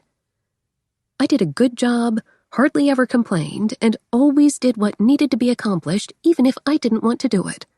I tried to be nice to him, to mess with him, even though he definitely didn't care for it because what was life if you took it too seriously? But he'd pretty much just told me to shoo in front of other people. Is that all? Aiden's rough voice snapped me out of my thoughts. I have a workout I need to finish. It was an oddly relieving sensation that pierced through my chest right then. I felt like I could breathe. Standing there, I felt right. "Yeah, that's all, boss." I swallowed, forced a smile on my face, and walked out of there with my head held high, thinking, I'm done. I'm so done. What was wrong with him? I'd been around Aiden dozens of times when he was having a bad day. Bad days with Aiden Graves were nothing new or anything to particularly hold on to. Even practices with the 300s were serious business for him. Every mistake he made was like a strike against his soul that he'd dwelled on. He'd said so in interviews plenty of times in the past, how he'd lie in bed going over plays until he'd fall asleep. He was cranky on days that the sun was out, and he was cranky on cloudy days, too. I could handle grouchy men who preferred their own company. Usually he just glared and maybe snarled a bit. No big deal. He didn't throw things or yell. But acting like an asshole with me in public, saying that kind of stuff, that was new even for him, and that was probably why I was handling it so badly. Sometimes the worst things you could ever hear were wrapped in sweet tones and calm voices. I walked out of the facility distracted. I even drove my car, muttering to myself under my breath. 20 minutes later, I pulled into Aiden's subdivision and parked on the street, like usual. When I opened the front door, I realized something was wrong when the alarm system wasn't beeping. The alarm wasn't beeping. "Zach?" I yelled, reaching into my purse for my pepper spray at the same time I made my way through the kitchen, toward the door that led into the garage, to see if there was a car in there. I didn't make it that far. Sitting on the onyx countertop, right next to the refrigerator, were dangling long legs stuffed into brown leather cowboy boots. I didn't need to look at the upper body above them. I knew what I would see: a threadbare t-shirt, a narrow, handsome face, and light brown hair hidden beneath that black Stetson he'd owned for years. Zachary James Travis was draped across the counter with a bag of chips in his lap. At 6'3", Zach was the second-string quarterback of the Dallas 300s. Plagued by one injury after another, Austin, Texas's once-upon-a-time star had stumbled through the last 6 years of his career, or so the sports analysts said. But that wasn't how I knew Zach. With a twang in his accent, clothes that told everyone the only thing he worried about was them being clean and comfortable, and a smile that made most women swoon, he was my buddy, my confidant, where his roommate was not. And I hadn't seen him in almost 3 months since he'd left to go back home for part of the off-season. In that instant, though, I didn't miss him that much. "You almost got sprayed in the face. I thought you were coming next week," I panted with my hand on my chest, the other hand clutching my pepper spray. Dropping his boot-clad feet to the floor, I finally let my eyes go up to find that he was standing there with his arms open, smiling wide. He was fresh-faced, tanner than usual, and, eyeing his middle section, maybe a little thicker. "I missed you too, darling." Temporarily pushing aside the veil Aiden's crappy mood had put over my head, I couldn't help but smile. "What are you doing here?"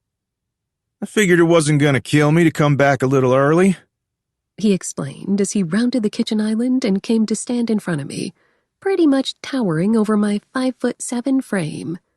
Before either of us could say another word, his arms were around me. I hugged him back. "The only person that might be getting killed soon is you-know-who. I've almost poisoned him a few times these last couple of months." I took a sniff of him and almost laughed at the scent of Old Spice he insisted on wearing. "Is he still alive?" He drawled the question lazily, but seriously. Thinking about his comment at the facility had me scowling into his shirt. Barely. Pulling back, the smile Zach had on his face withered, his eyes narrowing as he studied my features. "You look like hell, sugar. You not sleeping?" he asked as he kept eyeballing what I was sure were the circles under my eyes. I shrugged beneath his palms. What was the point in lying? Not enough. He knew better than to give me shit. Instead, he simply shook his head. For a second, I thought about how Aiden would react to the 4 to 5 hours I usually squeezed in. He was even more religious about getting anywhere from 8 to 10 hours of snooze time daily. That was also part of the reason why he didn't have any friends. Thinking about Aiden reminded me of the conversations I'd had recently, and how I hadn't talked to Zach in 2 weeks. I finally told Aiden. I blurted out. His thin mouth fell open, those milky blue eyes going wide. You did? Zach had known what my plans were. Soon after we started getting to know each other, he'd seen me working on my tablet while I was having lunch one afternoon and asked me what I was doing. So, I'd told him. He'd simply grinned at me and replied, No shit, Van. You got a website or something? Since then, I'd redone the logo for his personal website after I'd insisted how much of a good idea it was for branding himself and done various banners for his media pages. As a result, he'd gotten me more work through a couple of the other players on the team. I threw my hands up and put a smile on my face at the same time I wiggled my fingers. I did it! I told him! I practically sang. What'd he say? The most unapologetically nosy man I'd ever known asked. I fought and lost the urge to grimace at the memory of how much Aiden hadn't said. Nothing. He just told me to let Trevor know. One of Zach's light brown eyebrows twitched. Huh. I ignored it. It didn't matter if Zach thought the same thing I did. What a dick thing to do. Yay, I muttered, still giving him spirit fingers because even memories of Aiden weren't going to raid on my parade of quitting soon. He eyed me speculatively for a moment before the emotion was wiped off, and he slapped me on the shoulder hard enough to make me go, oof. It's about damn time. I rubbed my arm. I know, I'm relieved I finally sucked it up, but between you and me, I still want to hurl when I think about it. He watched my hand for a second before making his way back around the island. With his back to me, he said, Oh, you'll be fine. I'm gonna miss the hell out of your meatloaf when you're gone, but not all of us get to do what we love for a living. I'm glad you finally get to join the club, darling. Some days, I didn't completely understand why I wasn't madly in love with Zach. He was a little full of himself, but he was a pro football player, so it wasn't exactly a surprising trait. Plus, he was tall, and I loved tall guys. In the end, though, all I felt and had ever felt toward Zach was friendship. The fact that I'd gone out to buy him hemorrhoid cream a couple of times probably helped solidify the lines in our friend zone. I'll make you meatloaf anytime you want, I told him. You said it. Zach grabbed a banana from the metal tree next to the fridge. I'm so damn happy to hear you did it. I shrugged, happy, but still a tiny bit nervous about the situation, despite knowing it was mostly unreasonable. Me too. For a second, I thought about telling him how Aiden had been acting an hour ago, but what was the point? They had polar opposite personalities as it was, and I knew they got fed up with each other at times. Really, when I thought about it, I wondered how or why they still lived together. They didn't spend much time together or go out and do stuff that friends did. But with one guy who felt so uncertain with his position on the team that he didn't want to buy a house, and another who wasn't even an American resident, I guess they both found themselves in weird situations. How much longer are you... Zach started to ask, just as his phone rang. With a wink, he pulled it out of his pocket and said, Give me a sec. It's Trevor. Ugh. He and Aiden had the same manager. It was how they ended up living together. He knows? He asked, pointing down at the illuminated screen of his phone. I scrunched up my nose. He hung up on me. That earned me a laugh. Let me see what he wants. Then you can tell me what he said. I nodded again and watched as he answered the call and headed toward the living room. Setting my bag on the counter, I started cleaning up the kitchen, remembering at the last minute that it was trash day. Pulling the bag out, I put another one in there and then headed into the garage to grab the city-issued can. I slapped the button to open the garage door. I held my breath before opening the bin lid, throwing the bag in, and then dragging the can down the driveway toward the curb. Just as I was setting it in place, a woman ran by across the street at a steady pace, heading in the direction of where one of the subdivision's walking trails started. Something, which was as close to jealousy as I thought I could get, panged through my stomach. I eyed my knee and flexed it a little, knowing I could jog if I wanted to, but most of the time I was too tired.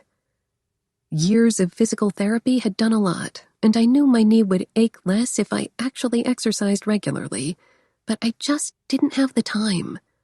And when I did have the time, I spent it doing other things. What a bunch of excuses. I wanted all these things out of my life. I had finally put in my notice to quit, and everything seemed to be going okay. Or at least things could have been a lot worse than they were. Maybe it was time to start working on other things I wanted to do. I'd been so focused on building up my business the last few years that I'd put off doing 100 other things I could remember wanting to do when I was a kid. Screw it. I only had this one life to live, and I didn't really want to sit back and not accomplish the things I wanted. It was time, damn it. 4. The thing with having a terrible day is that a lot of times you don't know it's going to be a bad one until it's too late. It isn't until your clothes are on, you've eaten breakfast, and you're out of the house, so it's too late to go back to request a sick day, and bam! The signs stare you right in the eye, and you know your day has instantly gone into the shitter. I woke up that morning at 5 o'clock, slightly earlier than usual because it was going to be a busy day of running around, to the smell of my coffee machine going and my alarm clock blaring the most obnoxious tone in its programming. I showered, slipped a thick headband on to keep the hair out of my face, and threw on a pair of slim, red cropped pants, a short-sleeved blouse, flats, and my glasses. My 2 cell phones, tablet, and laptop were all sitting together on the counter in the kitchen. I grabbed my things, poured a travel mug with coffee, and hauled ass out of my apartment when the sky was still sleepier than it was awake. I managed to make it all the way to the parking lot when things started to go wrong. I had a freaking flat. My apartment complex was too cheap for working outside lights, so it took me 3 times as long to change the tire than it would have usually taken me, and I stained my pants in the process. I was running late, so I didn't go back to change. Luckily, the rest of the drive went by fine. There wasn't a single light on at any of the other houses surrounding my bosses, so my usual spot in front of the 4,000-square-foot home was empty. I went inside through the front door, disarmed the security panel, and headed straight to the kitchen just as the pipes began humming with use upstairs. I put on the apron hanging from a hook in the corner of the kitchen because one stain was enough for only having been up 2 hours. I pulled fruit out of the freezer, the kale and carrots I'd washed and prepped the day before out of the fridge, measured a cup of pumpkin seeds out of a glass container on the counter, and dumped it all into the $500 blender on the countertop. On the mornings when he didn't leave the house to go to training first thing, he had a big smoothie, worked out a little at home, and afterward had a normal breakfast. As if a 64-ounce beverage could be considered a snack. When I was done blending the ingredients, I poured the mixture into 4 big glasses and placed Aiden's portion in front of his favorite spot on the kitchen island. 2 apples out of the fridge later, I set it all right next to the glasses of smoothie. Like clockwork, the sound of thunder on the steps warned me the wall of Winnipeg was on his way down. We had this routine set up that didn't require words to get through it. The second sign I'd been given that today wasn't going to be my day was the scowl Aiden had on his face, but my attention had been too focused on washing the blender to notice it. "Good morning," I said without glancing up. Nothing. I still hadn't been able to give up greeting him, even though I knew he wouldn't respond. My manners wouldn't let me. So I went on like always, washing dirty dishes as the man sitting on the stool in front of me drank his breakfast. Then, once he was ready, he finally cracked the silence with a low, sleep-stained, and hoarse-voiced, "What's the plan for today?" "You have a radio interview at 9. He grunted his acknowledgement. "Today is the day the Channel 2 news people are coming by." Another grunt, but that one was especially unenthusiastic. I didn't blame him. At the same time, I didn't understand why his manager had even gotten him that kind of publicity with the local news. It was one thing for him to get through an interview in a hotel room, in the press room after a game, or in the locker room, but one at his house? I'd spent the day before dusting the hell out of the living room and kitchen in preparation for it. Then you have that luncheon you were invited to at the seniors center you donated money to. Last month, you had me confirm with them. I kind of eyed him after I said it, half expecting him to say he'd changed his mind and wasn't going. He didn't. He nodded that tiny baby nod that could have been easy to miss. "Did you want me to go with you?" I asked, just to be sure. Most of the time, I accompanied him anywhere he went in Dallas, but if I could get out of it, I would. "Yes." He grumbled his sleepy reply. Damn. "All right, we should get going by 8, just to be on the safe side." He lifted a couple of fingers in acknowledgement or agreement. Whatever. 5 chugs of smoothie later, he got up and handed over the empty glasses. "I'll be in the gym. Get me 15 minutes before we need to leave so I can shower." "You got it, boss." "Vanessa!" I peeked my head into the green room Aiden was waiting in until his radio interview and hit send on the message to my little brother before slipping my personal phone into the back pocket of my jeans.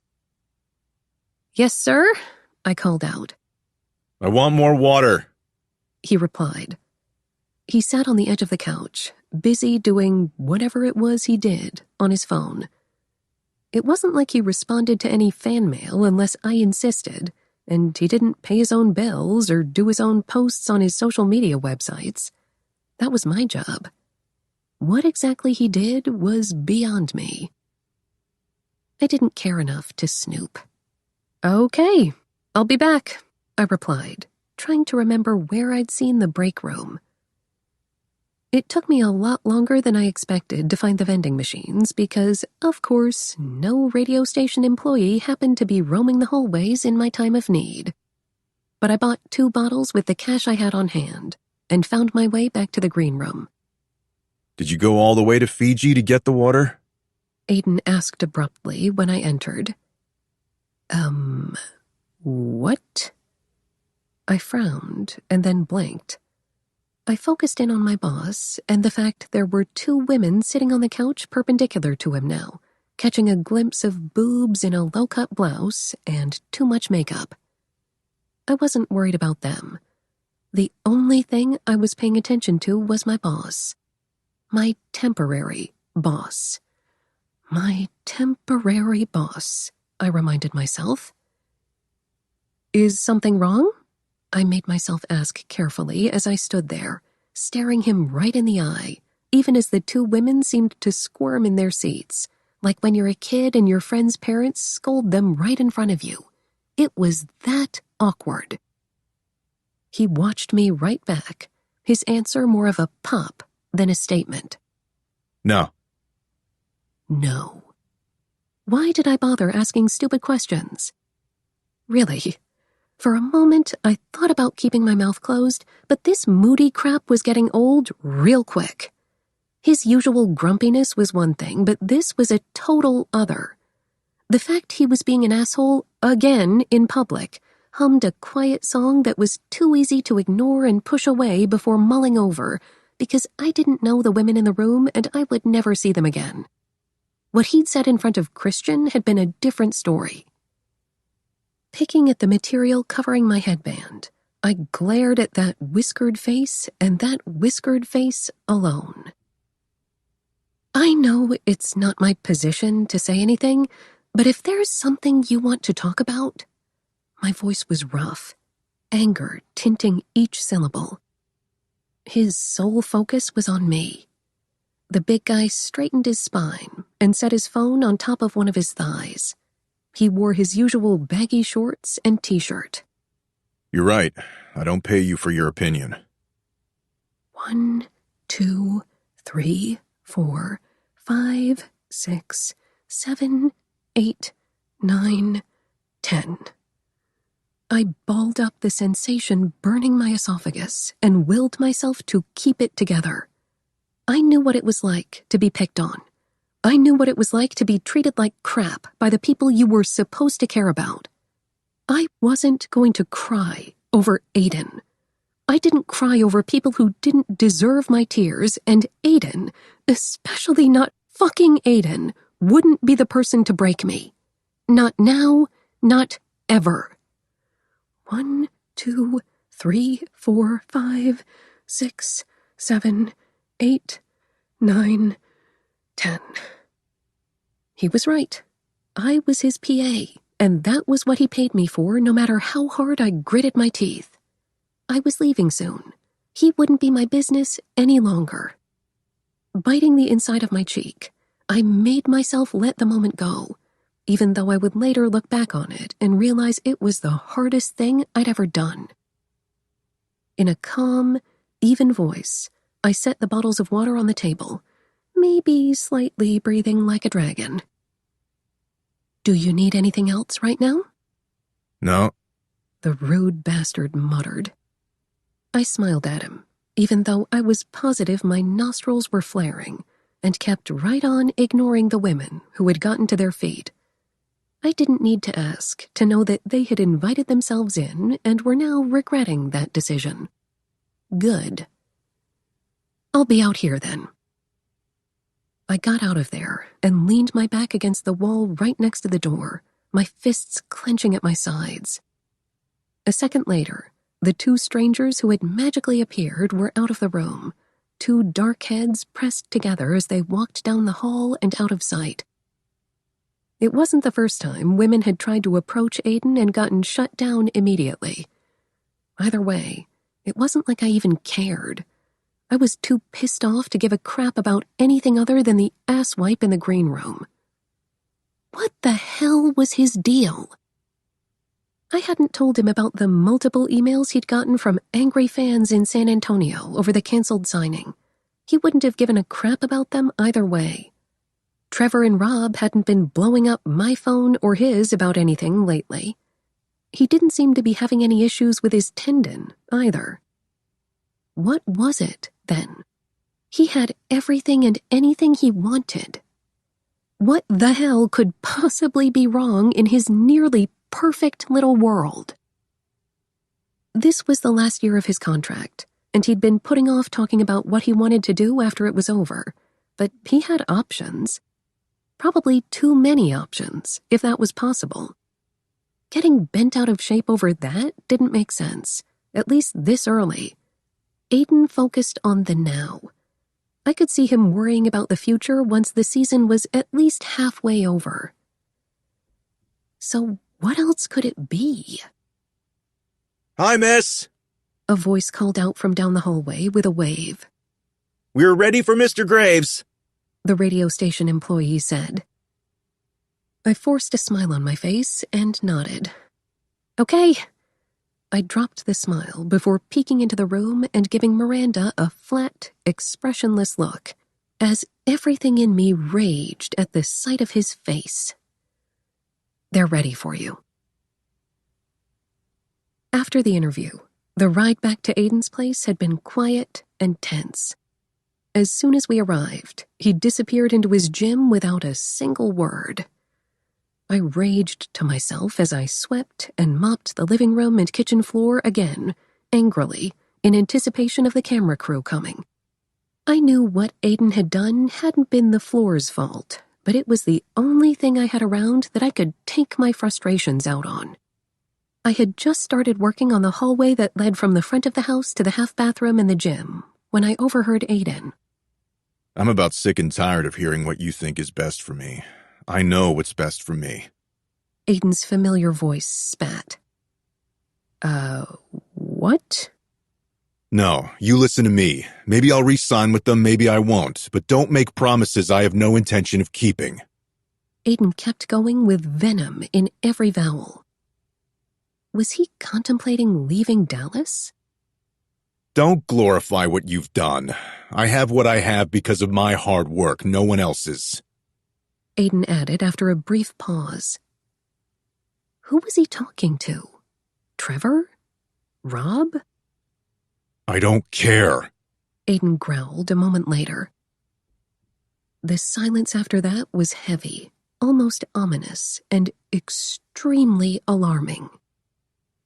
All I'm asking is for you to do what's best for me. That's what you're supposed to do. You work for me, not the team.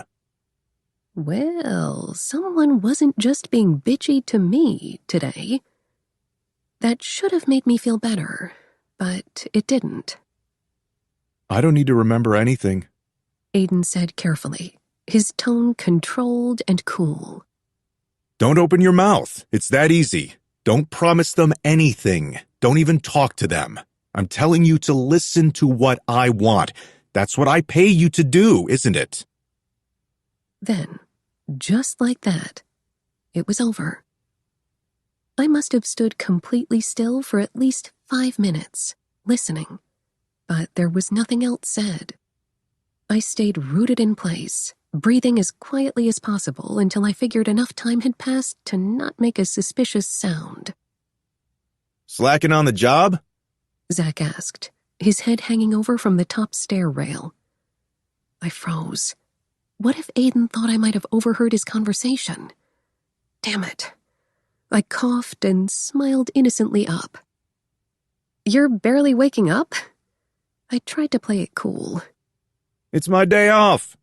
He explained as he jogged down the steps. Hasn't every day been your day off? I teased, not waiting for him to answer. Ask me what time I woke up this morning, I said, putting my chin on the top of the Swiffer handle. I don't want to know, darling. He patted my shoulder as he walked by me into the kitchen. I don't want to know. I snorted and pushed the dusting device around the hardwood floor as the sounds of Zach messing around in the kitchen kept me company while I thought about Aiden's conversation. He had never said anything about leaving the team, and I guess I hadn't assumed he would. Judging from the digits in his bank account, at least the account I had access to, his contract extension a few years ago had been more than lucrative. Plus, he'd only improved. He was the face of the 300s. They would give him anything he asked for. But who the hell actually knew what that was? I sure didn't.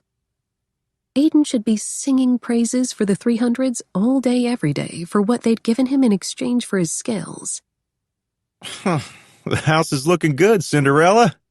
Zach snorted as he held a bowl to his chest and snuck by me before I could whack him with the handle.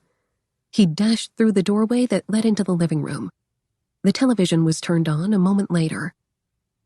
Before I knew it, Aiden was in his bedroom getting dressed in something other than workout clothes for the first time in months, and a Channel 2 news truck was parking on the curb across the street. With a quick glance around, I made sure the house looked even more spot-free than usual. By the time the doorbell started ringing, Zach was zooming up the stairs with a panicked expression on his face. I don't live here, He muttered on his journey just as I reached the door and opened it. A man in a suit and 2 cameramen stood on the other side. Hi, come in, I said, waving them forward. Aiden will be down in a second. Would you like something to drink? All 3 of them glanced around carefully as I showed them into the living room, where a producer and Trevor had already agreed would be the best place to film. I caught the camera guy looking at the walls when Aiden jogged down the steps. I'd never lived through an earthquake, but I was sure him on the steps might register on the Richter scale. He filled the entrance to the living room, his shoulders and arms looking spectacular in the white polo shirt he'd somehow squeezed into and the khaki pants he had to get specially made for his oversized thighs. I edged my way out of the corner of the living room, not necessarily wanting to, but knowing I needed to. Just because I was pissed off at him didn't mean I stopped doing my job. "Need anything before you start?"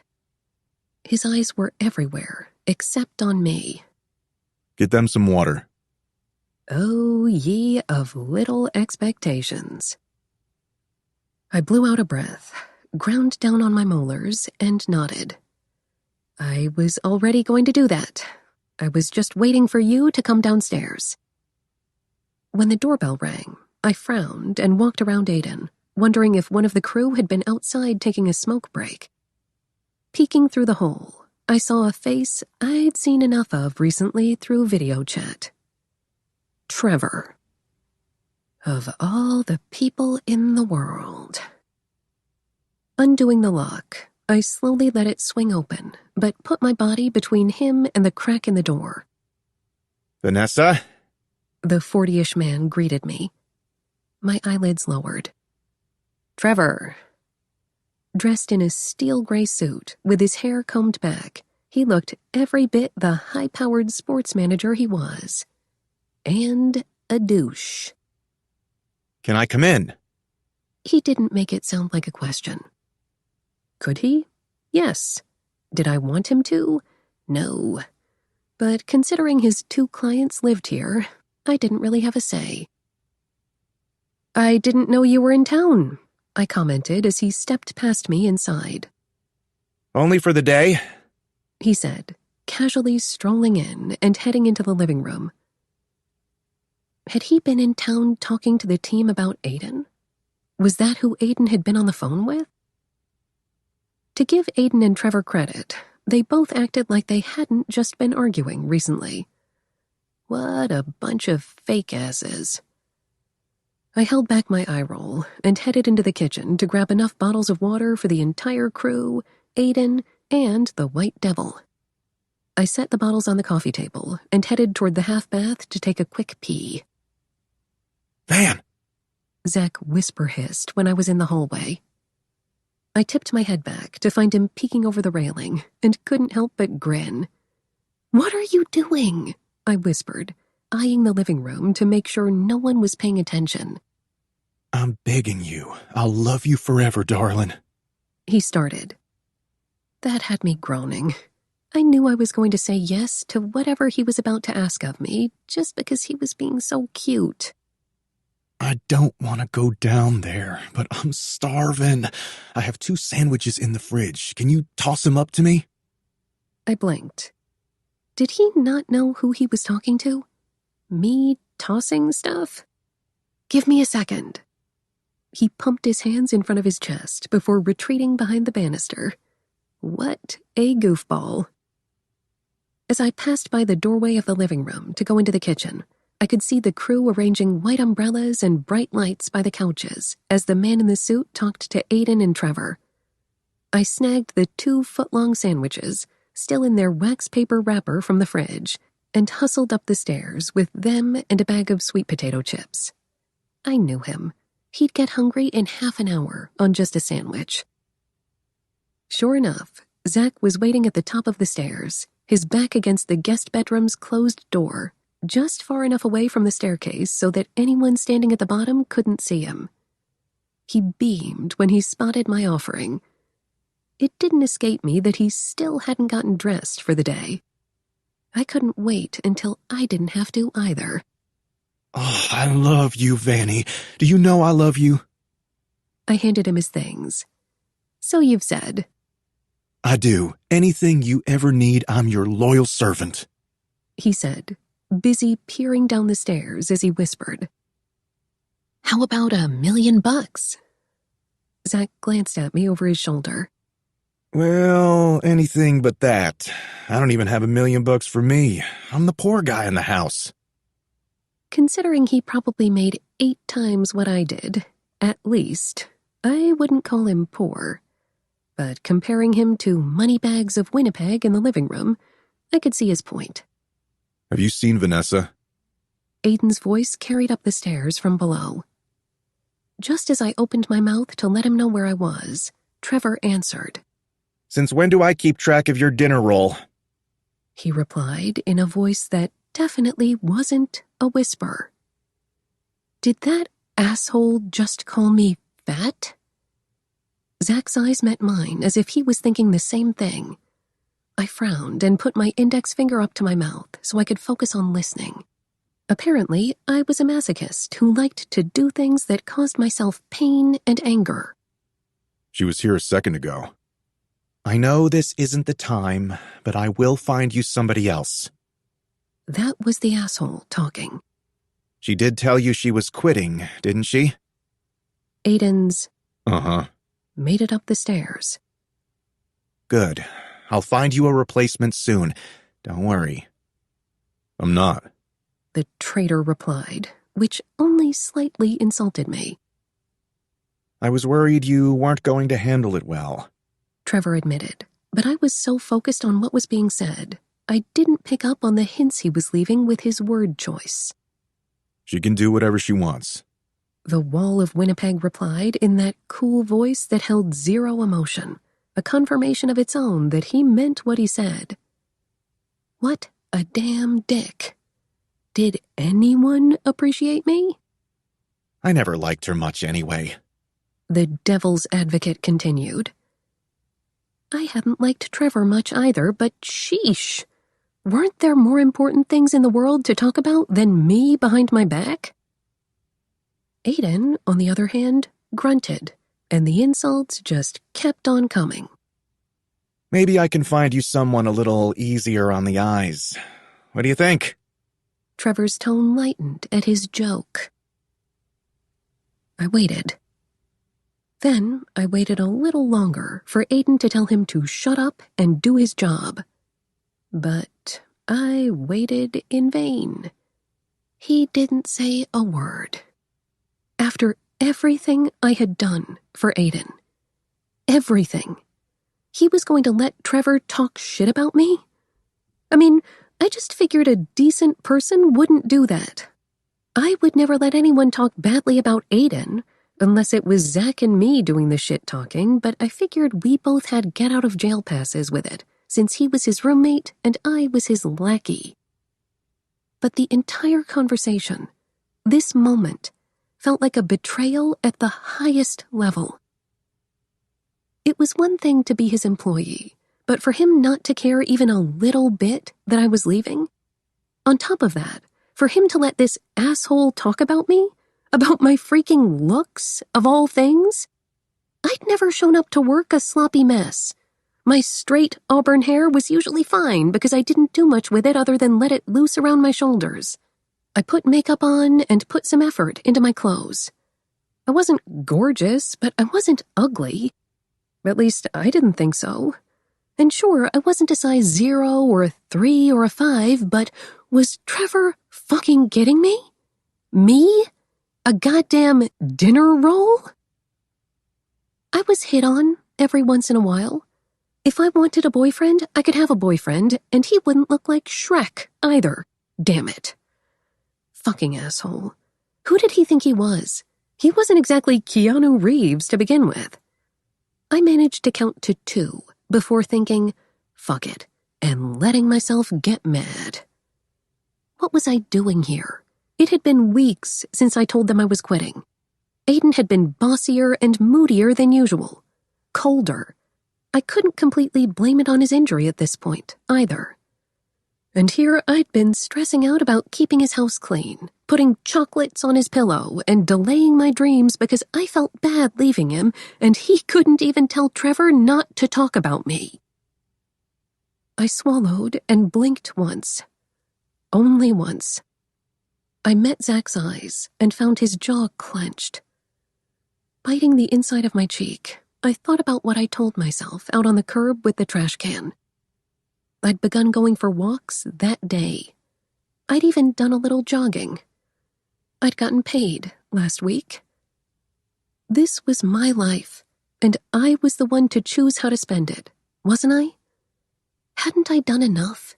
put up with enough? Sucked it up enough? If I didn't put up with people who should have mattered, why the hell was I putting up with people who didn't? Life was what you made out of it. At least that was what those chicken soup books my foster father thrust on me when I was a teenager imprinted on me. When life gives you lemons, you get to choose what you make out of them.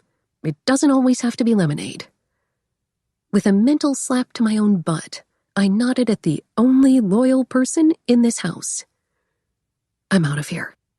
Van, He started to say, shaking his head. His long face was tight. Don't worry about it. They're not worth it. Zach scrubbed at the side of his jaw before tilting his head in the direction of the stairs. Get out of here before I try to go kick both their asses. That had me sucking in a watery snort. Try to kick both of their asses. Give me a call or a text every once in a while, all right? Nothing would stop me from doing it. He assured me, putting his fist out. Thinking of my psychopath older sisters, I filled my veins with every inch of hard-earned resolve I had within me, and fist-bumped him. We looked at each other for a moment before hugging. Just a second. Not a goodbye, but an I'll see you later. Down the stairs, I ignored the bare walls I'd be looking at for the last time. The sound of voices in the living room almost had me glancing over, but I didn't care enough to waste the energy. I was over this. In the kitchen, I pulled my work phone out of my bag, fished my keys out of my purse, and pulled Aiden's house, mailbox, and P.O. box key off the ring. Setting those 4 items on the kitchen island, I rubbed at my eyebrow with the back of my hand, adjusted my purple-framed glasses, and tried to make sure I hadn't left anything lying around. Then again, if I left something, Zach could grab it for me. I rubbed my pants with the palms of my hands and slung my purse over my shoulder, nervous anticipation flooding my stomach. I was doing this. I was fucking doing it. could you go out and grab me something to eat? Trevor asked, suddenly standing in the kitchen when I turned around to leave. While I knew I was supposed to kill even this dipshit with kindness, I couldn't dig deep enough inside of me to be an adult. This was the last time I'd have to put up with his crap. I'd never have to see him again, deal with him again. Amen and thank you, Jesus. No, I replied with a little smirk on my face. Dinner roll is leaving now. Please make sure to tell Aiden later on when no one else is around that I said he can eat shit. Trevor's mouth gaped. What? Going out in a mini blaze of glory, I wiggled my fingers at him over my shoulder as I walked out of the kitchen. Just as I reached for the door, I turned to peek in the living room to find Aiden on one couch, talking to the reporter. For a brief split second, those brown eyes met mine across the room, and I'd swear on my life a crease formed between his eyebrows. Just as I opened the door, and before I could talk myself out of it, I mouthed, "I deserve better, asshole," making sure he read my lips as I did it. Then I raised my middle finger up at him and waved goodbye with it. I hoped they both got syphilis.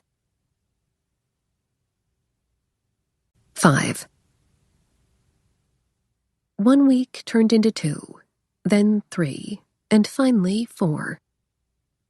In the days that followed me walking out of Aiden's house and subsequently quitting my job, I thought about Aiden a lot more than I would have ever expected when I wasn't busy working. Most of those times didn't even revolve around me wanting to kill him, either. After I walked out of his house, my foot couldn't hit the gas pedal fast enough to get me home. The first thing I did was start on a new project, more determined than ever to succeed at what I loved doing. I was ready and willing to bust my ass to make things work, no matter the cost. The ties had been cut, as far as I was concerned. Aiden had been a fucking jackass when I had never accused him of being anything other than practical and determined. I could relate to that, but I couldn't connect with him being such a traitor. I was no Trevor or Rob. I didn't make extra money off the choices he made, and if anything, things were better for me when he was happier. Hadn't I tried to do what was best for him? Hadn't I tried to do things that made him happy? Yet he'd let that asswipe talk about me when I'd spent last Christmas in Dallas instead of going to see my little brother because he still hadn't been able to move around much at that point. Unfortunately, I thought about Aiden first thing in the morning for days after I walked out. My body wasn't used to sleeping in until 8. Even on my days off, I was usually up and about by 6. I thought about him as I made my breakfast and chomped on breakfast sausage. Then I thought about him again at lunchtime and dinner, so used to making his meals and eating part of them. Each day, for those first 2 weeks of freedom, I thought about him often. You couldn't work with someone 5, 6, or even sometimes 7 days a week for 2 years without getting into a routine. I knew I couldn't just erase him from my life like he'd been drawn in with a pencil. Much less erase that moment when I realized I'd been holding onto a job with a man who wouldn't come to my funeral even if it fell on a day he was supposed to rest. The fact I had family members who wouldn't go to my funeral didn't really help ease the sting of it enough. After a few days, my anger abated, but that feeling of betrayal that had seared my lungs didn't exactly go away completely. Something had been going on with him. That much had been obvious. Maybe under normal circumstances he wouldn't have acted like such a massive prick. But he had crossed the thin little line I'd drawn in the imaginary sand, and I did what felt right. So, it was done. I kept living my life as my own boss, which was exactly what I'd planned on doing anyway. And I didn't look back at what I'd done. I was speed-walking toward my apartment one night after a visit to the gym, finalizing the last brainstorming touches I wanted to add to a paperback design I was aiming to finish before I went to bed, when I spotted a figure sitting at the bottom of the stairs. Patting the pepper spray I always kept within reach, especially when I was in my complex, I narrowed my eyes and wondered who the hell would be sitting there right then. It was 9 o'clock at night. Only drug dealers hung around outside our complex after dark. Everyone else knew better. Plus, who liked sitting outside with the summer heat and mosquitoes? With that in mind, I walked a little faster, conscious that my knee ached only a little after my 2-mile run. 2 miles. It had only taken me half a month of jogging 4 times a week to work up to a steady 1-mile distance, and then I'd added another mile, going just a bit faster. It was something, and I was proud of myself. The plan was to up another mile this week. My hand was still on my pepper spray as I kept a wary eye on the man. It was definitely a man sitting at the foot of the steps. I squinted. My keys were in my free hand, ready to get put to good use, either to open my door or to stab somebody in the eye if it came down to it. I had just started pulling my spray out when a male voice spoke up. Vanessa? For one split second, I froze at the sound of the rumbling, raspy tone, more than slightly caught off guard at the fact that this stranger sitting on the stairs knew my name. Then it hit me. Recognition. I stopped in place just as the not a stranger stood up, and I blinked. Hey. My ex-boss straightened to his impressive full height, confirming it was him. Aiden. It was Aiden. Here. Crouched down, he could have been any guy who worked out, especially when he had his arms tucked into his sides, hiding the girth of muscles that made him famous. The possibility that this was the first time he'd ever used the H word with me was the first thought that ran through my head before I blurted out, "What are you doing here?" I was definitely frowning. My forehead was creasing and scrunching up as I took him in his t-shirt and shorts, for the first time in a month. His face was that same immovable mask as always. Those brown eyes I'd seen hundreds of times in the past bore down on me, his eyes going over the bright ruby red I'd let Diana color my hair 2 weeks ago. He didn't comment on it. You live here? His question cut the air between us abruptly. His gaze dropped to the hand I had on my pepper spray and the set of keys clutched between my fingers. I thought about my neighbors, the crappy building, the number of cars parked in the lot that were always in some sort of disrepair, and the cracked sidewalk with a dying lawn straddling it. I rarely had people over, so it wasn't like I had any reason to care about where I lived. All I'd needed was a roof over my head. Plus, it could be worse. Things could always be worse. I tried to never forget that. Then, I thought of the beautiful, gated community Aiden lived in, and the awesome kitchen I'd cooked in so many times before. And finally, I envisioned the stained carpet in my apartment and the peeling vinyl countertops with only a slight cringe. I wasn't going to be ashamed that I didn't live in an upscale condo. It was the first place I'd ever had all to myself, and it had done what I needed it to do. Give me a place to sleep and work in peace. So I nodded slowly, surprised. Okay, I was shocked as hell to see him. I'd talked to Zach a few times since I quit and had gone to eat with him twice, but except for once, he hadn't brought up Aiden in any of the conversations we'd had. The extent of what he'd told me about my ex-boss was that they'd been working out together. That had been more than enough. Aiden's gaze didn't waver for a moment. His remote, clean facial expression didn't change at all, either. I want to talk to you. He demanded, more than said. I wanted to know how he found out where I lived, but the question was trapped in my throat. The one-syllable word I knew I needed to tell him had taken a stroll down the block. And then I remembered. Dinner roll. That fucker Trevor had called me a dinner roll, of all things, and this man had said nothing. I couldn't help but squeeze the loose side of my shorts. I'd lost almost 10 pounds over the last 5 weeks, and it had taken its toll on most of my clothes. But thinking about Trevor's comment only made me angry and more resolved. No. There, I said it. Easy. It was so easy to say it.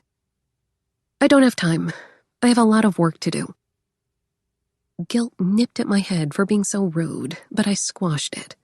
I didn't owe him a single thing, not a moment of time or a single extra thought. That stubborn, strong chin tipped up, that full, masculine mouth flattening, and he blinked. You don't have a few minutes for me? I swallowed hard and fought the urge to fidget under his gaze.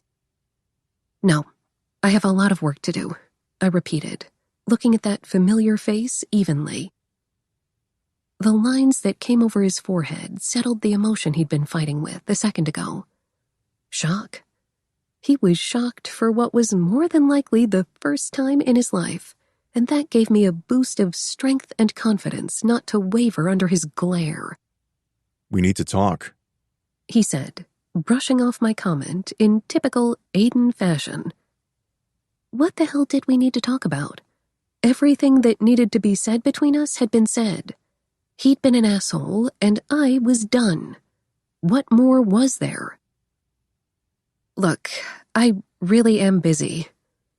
I was just about to make up some other excuse when one of the doors in the building in front of mine closed with a loud snap. I didn't want to find out what could possibly happen if anyone in my complex found out who was standing in the stairwell to my building. I'd been home enough Sunday evenings to know there were football fans everywhere. With a sigh and a promise to myself that he wasn't going to get whatever he came here for, I waved him toward the door. I don't think there's anything for us to talk about, was the only thing I managed to respond with. Did I want to stand outside my apartment? No. Did I want to go inside? No. But I definitely didn't want my neighbors finding out a semi-famous millionaire was standing right outside my door. But you can come inside for a little bit before anyone sees you, I said in more of a mumble than anything, turning back to unlock the door. I guess, I added, just because the sight of him made me pretty bitchy. You should have told him to beat it, Van, my brain said. And it was the truth. I held the door open for him, watching out of my peripheral vision as he squeezed inside. Once the door was locked, I flipped on the lights as the big defensive end took a few hesitant steps inside. I could see his head turning one way and then the other, looking at the pieces of stretched canvas art I had on the wall. Not that he knew they were my work unless he looked closely at the initials in the corners.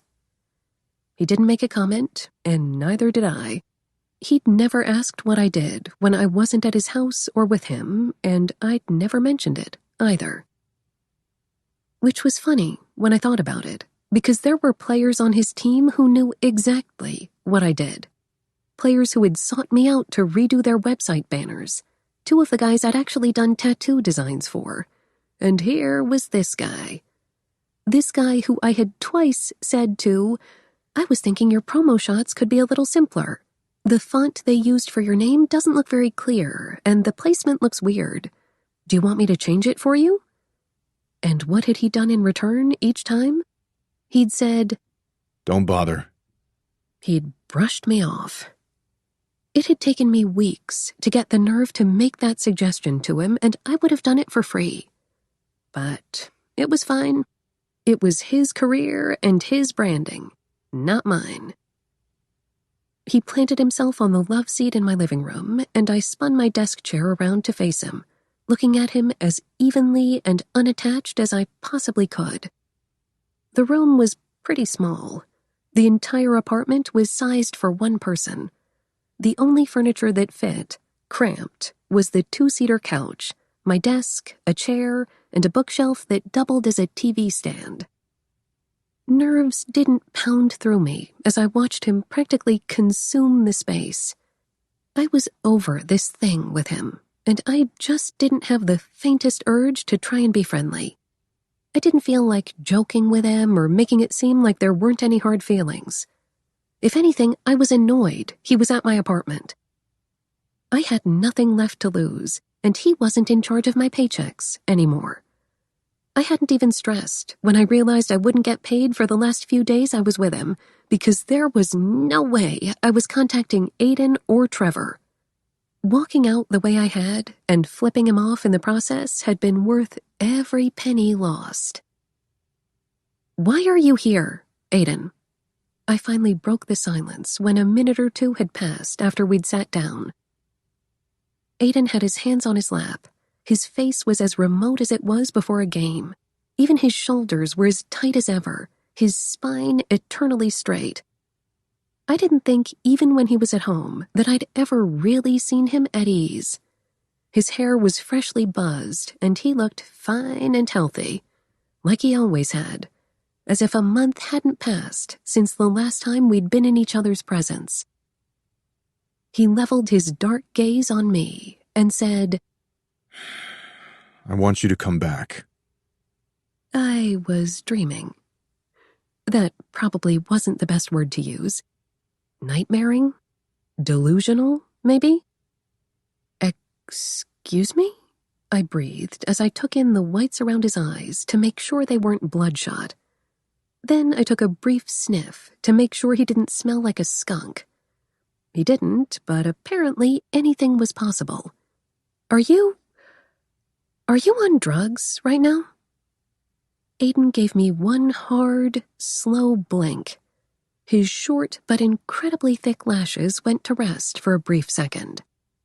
Excuse me? His tone was subdued, guarded. Are you on drugs? I repeated myself because there was no way he'd be here asking me this sober. Right? He stared at me with his unflinching eyes and hard, no-nonsense mouth. I'm not on drugs, He said, clearly insulted. I eyed him like I didn't believe him, because I didn't. What the hell would give him the idea that I'd go back to work for him? Drugs. Drugs would make him think that wasting his time by coming here was a good idea. Hadn't the parting comment I'd asked Trevor to deliver for me been enough? What I was thinking must have been apparent on my face, because he shook his head and repeated himself. I'm not on drugs, Vanessa. I'd grown up with an addict, and I was well aware they denied they had a problem, even if the signs they were out of control were right smack in front of their face. I narrowed my eyes and searched his features again, trying to find a sign he was on something. Stop looking at me like that. I'm not on anything. He insisted. Faint lines crossed his tan forehead, the children of the time he spent in the sun, and a marker that he was 30 years old and not 22. I glanced at his arms to make sure there weren't any weird bruises on them and came up with nothing. Then I glanced at his hands, trying to peer at the delicate flesh between his fingers to see if there were any track marks there. Still, nothing. I'm not on anything. He paused. Since when have you ever known me to want to take a painkiller? It was my turn to pause, to meet his eyes in the safety of my apartment, and slowly say, "Never." I swallowed. "But then I also didn't know you to be an asshole, either," I replied before I could stop myself. For 1 second, he reared back. The motion was minute, tinier than tiny, but I'd seen it. It had been there. His nostrils flared wide, the gesture so exaggerated I couldn't help but take it in. Vanessa? "I don't need you to apologize." My hands fiddled at my lap as that small hint of betrayal scourged its way right between my breasts, reminding me that maybe I hadn't completely gotten over what had happened. Maybe. But I made myself tell him, "I don't need anything from you." He opened his mouth, and I would swear on my life the muscles high up on his cheeks twitched. He made a small sound, the beginning of a stutter, like he wanted to say something substantial to me for the first time since we'd known each other, but didn't know how to go about it. The thing was, I wasn't in the mood for it. Whatever he might have contemplated saying was a month too late, a year too late, 2 years too late. I had lied to my loved ones about why I'd suddenly quit, adding up another lie to add to the list of things I'd refrained from telling them over the years because I didn't want them to worry or be angry over something so dumb and insignificant. It didn't matter, though. I didn't work for him anymore, and I'd honestly expected never to see him again. What was the point in getting all bent out of shape? I tried to tell myself that leaving the way I had been the best way to go about it. Otherwise, who knew how much longer I would have hung around waiting for my replacement? Maybe they would have tried to get rid of me quickly, but I would never know. We were as even as we possibly could be. I didn't feel anything except the barest hum of recognition for someone I'd seen hundreds of times. This guy who I had admired, who I had once respected, who had slightly broken my heart and disillusioned me. I have moved on with my life, though, I thought, forcing my hands still. "I just want to know why you're here. I really do have things to do," I said in a calm voice. The man who had earned his nickname in high school, because even back then he'd been a big son of a gun, cocked his head to the side, his tongue sweeping over his upper teeth. The big knot of his Adam's apple bobbed before he finally aimed his gaze back at me, accusingly. I kept expecting you to come back after a few days, but you never did. Had I been that much of a pushover? "You honestly thought I would do that?" I gave him my best, "Are you serious?" look. His eyes slid to the side briefly, but he didn't admit or deny anything. I want you to come back. No matter what, he wasn't going to guilt-trip me. I didn't even have to think about my response. No. He decided to ignore me. Shocking. I tried to get Trevor to find you, but no one even knew you had another cell phone or had your right address. Of course no one did, because neither one of them had ever made an effort to know anything about me, but I kept that to myself. The address they had was from the place where I'd lived with Diana and her brother in Fort Worth, a sister city to Dallas. Rodrigo had moved out a year and a half afterward when his girlfriend had gotten pregnant, and when I got my job with Aiden, I got my own place, needing to be in Dallas instead of traveling back and forth almost an hour every day. Since then, Diana had moved into her own place.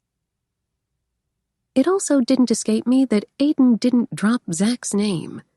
He was the only one in our small circle who knew my personal number, and I was sure he wouldn't share it. Come back.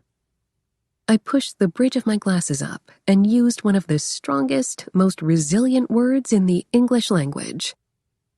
No. I'll pay you more. Tempting, but... No. Why not? Why not? Men. It was only freaking men who would be so dumb. He hadn't apologized to me for what he'd said. He wasn't even trying to be nice and win me over to come back. Not that I would. It was the same old shit it always was. Come back. Why not?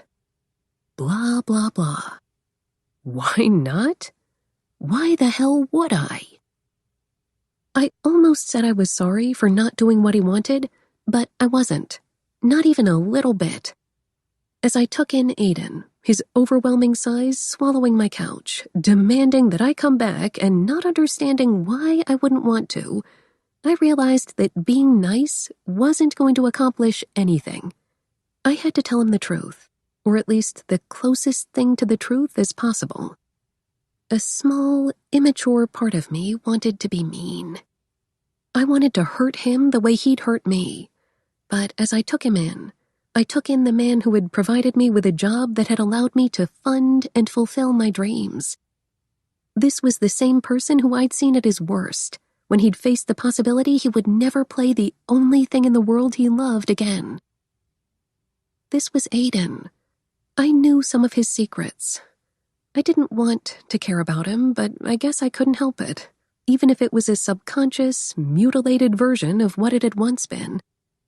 And I didn't want to be like Trevor or Susie or any other person I'd ever met who was mean for the sake of being mean. So I kept it as simple as I could. I stuck my fingers under my thighs and said, I told you. I deserve better. 6. Oh, shit. I spotted the black Range Rover in the parking lot the instant the taxi pulled up in front of the complex by the guest entrance. There was no way I could miss it. I'd taken it to get an oil change and a wash a few times in the past. It wasn't necessarily the nicest car in the lot. A few of my neighbors had Escalades and Mercedes that I wasn't sure how they afforded, but I recognized Aiden's license plate number. Yet it still caught me off guard to see it there. He hadn't exactly left my apartment with a smile on his face a few days ago. After I clearly told him I didn't want to go back to work for him, he looked at me like I was speaking a different language and asked, Is this a joke? There went arrogance for you. I'd answered the only way I would. No. He had gotten to his feet, turned his attention toward the ceiling for a moment, and left. And that was that. The last thing I expected was for him to come back. Then again, maybe I shouldn't have been surprised. I'd learned that this was a person who, once he put his mind to something, nothing deterred him from his goal. This was the person who only heard what he wanted to hear. That didn't exactly leave me with a warm, fuzzy feeling. I guess a big part of me just wanted and expected to make a clean cut with him, especially after he'd made his lack of loyalty so apparent. The fact that he'd somehow gotten my address and gone out of his way to come to my apartment when he hadn't even been able to put in a single effort to ask me how I was doing frustrated me more than it probably should have. It was too little, too late. All I would have wanted from him in the past was at least a little bit of loyalty, if not friendship, and he hadn't even been able to give me that. Everything all right, ma'am? Everything is fine, thanks, I lied, gripping the handle. I thought I lost my keys, but I found them. How much do I owe you? Paying my fare, I slipped out of the car and hurried through the gate. I made my way toward my apartment, with one hand wrapped around my pepper spray and the other with my keys and wristlet, all too aware that I'd had too much wine to drink to deal with this crap right now. My visitor was in the same spot on the stairs I'd found him days ago. Aiden's gaze almost immediately landed on me, hovering on the hem of the dress I'd worn to dinner as he climbed to his size 13 feet. Dressed in workout shorts that reached his knees and a t-shirt, I was pretty sure he'd left practice and come straight over. If my dates were right, the team was halfway through preseason training camp, focused more on the rookies than on veterans like Aiden. We need to talk, He stated immediately, his eyes scraping their way to my chest and catching on the low dip of the cotton sundress right between my breasts. Huh. I gave him a side look as I approached my door, ignoring the curious expression he was giving me. It wasn't like I hadn't worn dresses around him before, but none of them had been above my knees, and they had all covered the girls. The one I had on now? Not so much. But it had been my, I'm meeting up with a man for the first time in almost 2 years on a blind date, someone who I'd met on the matchmaking website I'd signed up for a few weeks back, dress. While we'd gotten along pretty well in the messages we'd exchanged, we hadn't hit it off in person. Paranoid about meeting a stranger that could write down my license plate, I'd taken a cab to the Italian restaurant we were having dinner at. Give me a few minutes. He said, in a slightly less confident and aggressive tone, his eyes still dipping to my dress. The temptation to say, "Oh, you finally want to talk after 2 years?" was on the tip of my tongue, but I held it back and raised my eyebrows at him before sliding the key into the lock. A muscle in his cheek twitched, and he ground out, Please. Hell was about to freeze over. He said, "Please?" Before I could think about it much more, voices suddenly came from one of the apartments above mine. Damn it.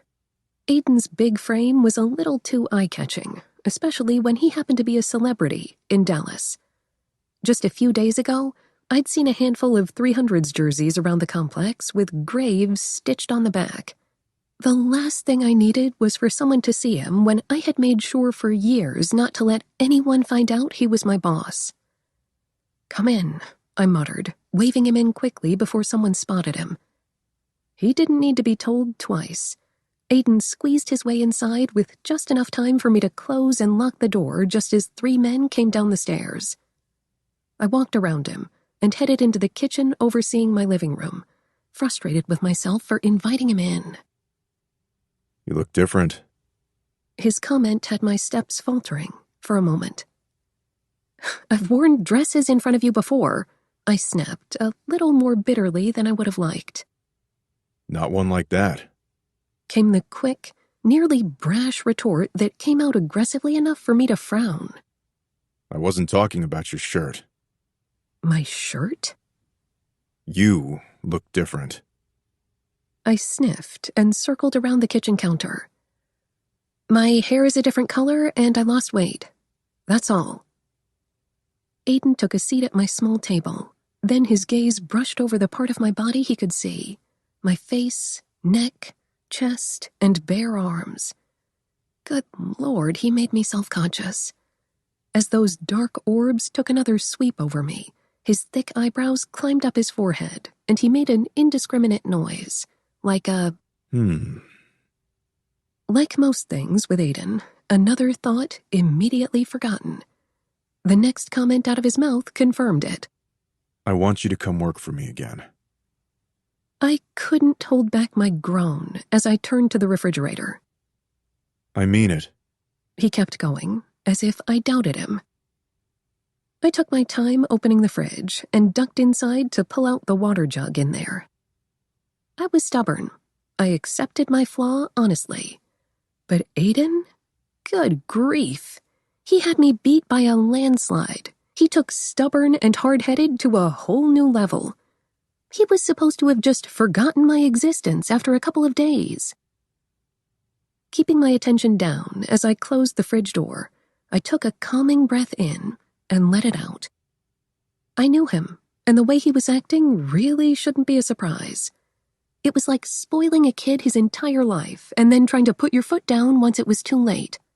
I'd let him get away with too much over the course of the time we'd known each other, and I had to deal with it now. I meant what I said, too. I don't want to, and I'm not going to.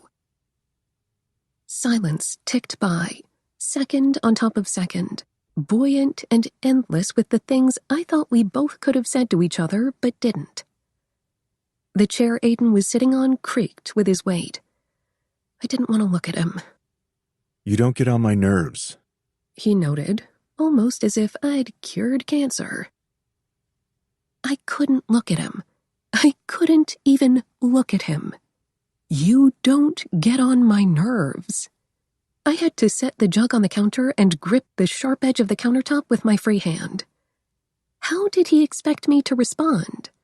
Did he want me to thank him for such a heartfelt compliment? I counted. 1, 2, 3, 4, so that I wouldn't just blurt something out in frustration. Picking and choosing my words carefully, I lifted my head and pulled a glass out of the cabinet. Tell your next employee that talking isn't required, I said as I poured water into my cup. I never told you that. His rough, low voice responded. You didn't have to. Actions spoke louder than words, after all. He let out an exasperated noise and followed it up by saying something that stopped me in the middle of putting the water jug back in the fridge. You're a good employee. 1, 2, 3, 4, 5. Of all the things he could have said, I could have smacked him in the face right then. I really could have.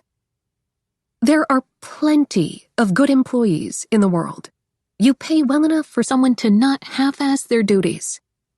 I set the water into the fridge and closed the door. I don't know why you're here, why you're insisting that you want me to come back when I don't want to be your assistant anymore, Aiden. I can't make myself any clearer. There, I'd said it, and it was painful and relieving at the same time. Do you remember when I first started working for you? Do you remember how I'd tell you good morning every day and ask how you were doing? He didn't reply. Perfect. And do you remember how many times I've asked you if there was something wrong or tried to joke around with you only for you to ignore me? I licked my lips and paused where I was, one shoulder against the refrigerator, able to see him at the kitchen table. I don't think anyone could get on your nerves unless you let them. And anyway, I told you that none of this matters anymore anyway. I don't want to work for you. The big guy sat forward in his seat, his nostrils flaring. It matters because I want you to come back. You didn't even care that I was there to begin with. Sudden irritation at what he was trying to do set the nerves of my spine on fire. You will not bang your head against the fridge. You will not bang your head against the fridge. You don't even know me. I know you. Exasperation like I didn't know gripped my chest. You don't know me. You've never tried to know me, so don't give me that, I snapped, and immediately felt guilty for some stupid reason. I told you I was quitting, and you didn't give a shit. I don't know why you care now, but it doesn't matter. This work relationship between you and me is done, and that was all we had to begin with. Find someone else, because I'm not going back to work for you. That's the end of the story. Aiden didn't blink, didn't inhale or exhale.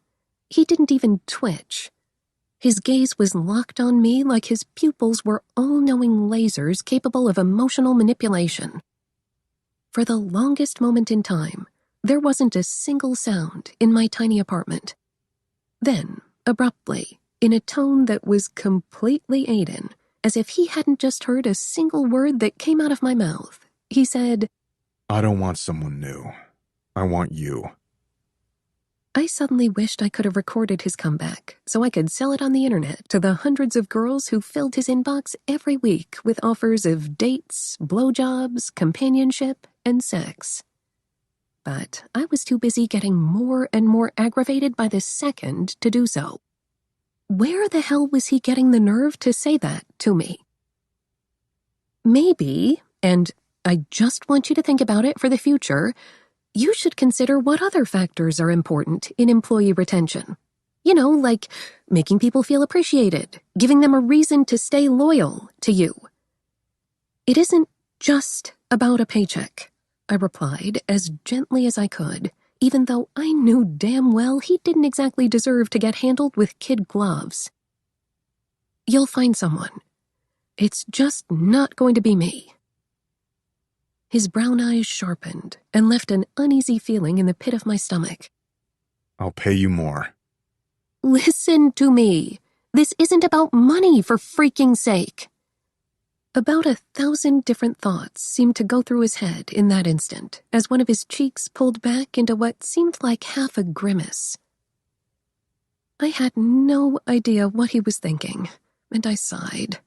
How did we get to this point? 6 weeks ago, I couldn't get him to tell me hello. Now he was at my apartment, sitting at my hand-me-down dining room table, asking me to work for him again after I'd walked out. It was like an episode of The Twilight Zone. His chin tipped back in a determined gesture I was too familiar with. "My visa expires next year." He ground out, and I shut my mouth. A few months ago, I remembered opening his mail and seeing something about his visa in an official-looking letter. A letter that I thought he might have gotten again right before I quit, when I'd told him he needed to check the things I'd left on his desk. I didn't get how a visa could be used as an excuse for being a jerk. Okay. Did you already send the paperwork to renew it? The words had no sooner come out of my mouth than I was asking myself what the hell I was doing. This wasn't my business. He'd made it not my business. But I still wasn't expecting it when he said, "No." I didn't understand. Why not? Damn it, what the hell was I doing asking questions? I scolded myself. "It's a work visa." His words were slow, like I was mentally impaired or something. I still didn't get what the problem was. "It's subject to me playing for the 300s. I blinked at him, thinking maybe he'd taken one too many hits to the skull in his career. I don't get what the problem is. Before I could ask him why he was worried about his visa when any team he signed with would help him get a new one, he cleared his throat. "I don't want to go back to Canada. I like it here." This was the same Winnipeg native who had only once gone back to his motherland in all the time we'd worked together. I'd grown up in El Paso, but I didn't go home much either because nothing really felt like home anymore. I hadn't had a place that made me feel safe or loved or warm, or any of the feelings I figured could be associated with what home should feel like. I glanced at the wall to the side of his head, waiting for the next revelation to help make sense of what he was saying. I'm still not understanding what the issue here is. With a deep sigh, he propped his chin on his hand, and he finally explained. "If I'm not on a team, I can't stay here." Why wouldn't he be playing? Was his foot bothering him? I wanted to ask him, but didn't. Okay. Isn't there some other kind of visa you can apply for? "I don't want to get another visa." I blew out a breath and shut the refrigerator door, my fingers instantly going up to my glasses. Okay, go talk to an immigration lawyer. I'm sure one of them can help you get your permanent residency. I chewed on my cheek for a second before adding, you have money to get it worked on, and that's a lot better than most people have it.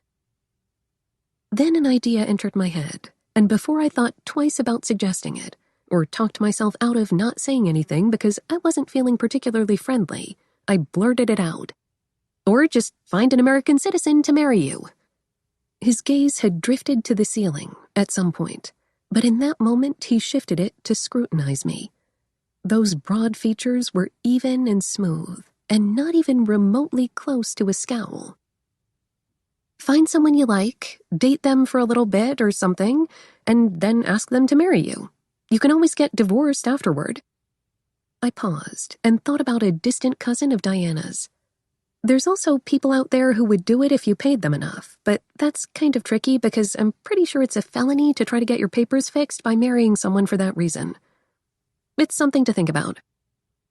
I blinked, noticing his expression had gone from scrutinizing to contemplating. Thoughtful. Too thoughtful. This weird sensation crept over my neck. Weird, telling me something was off, telling me I should probably get out of his line of view. I took a step back and eyed him. What is it? Nothing in this world could have prepared me for what came out of his mouth next. Marry me. What?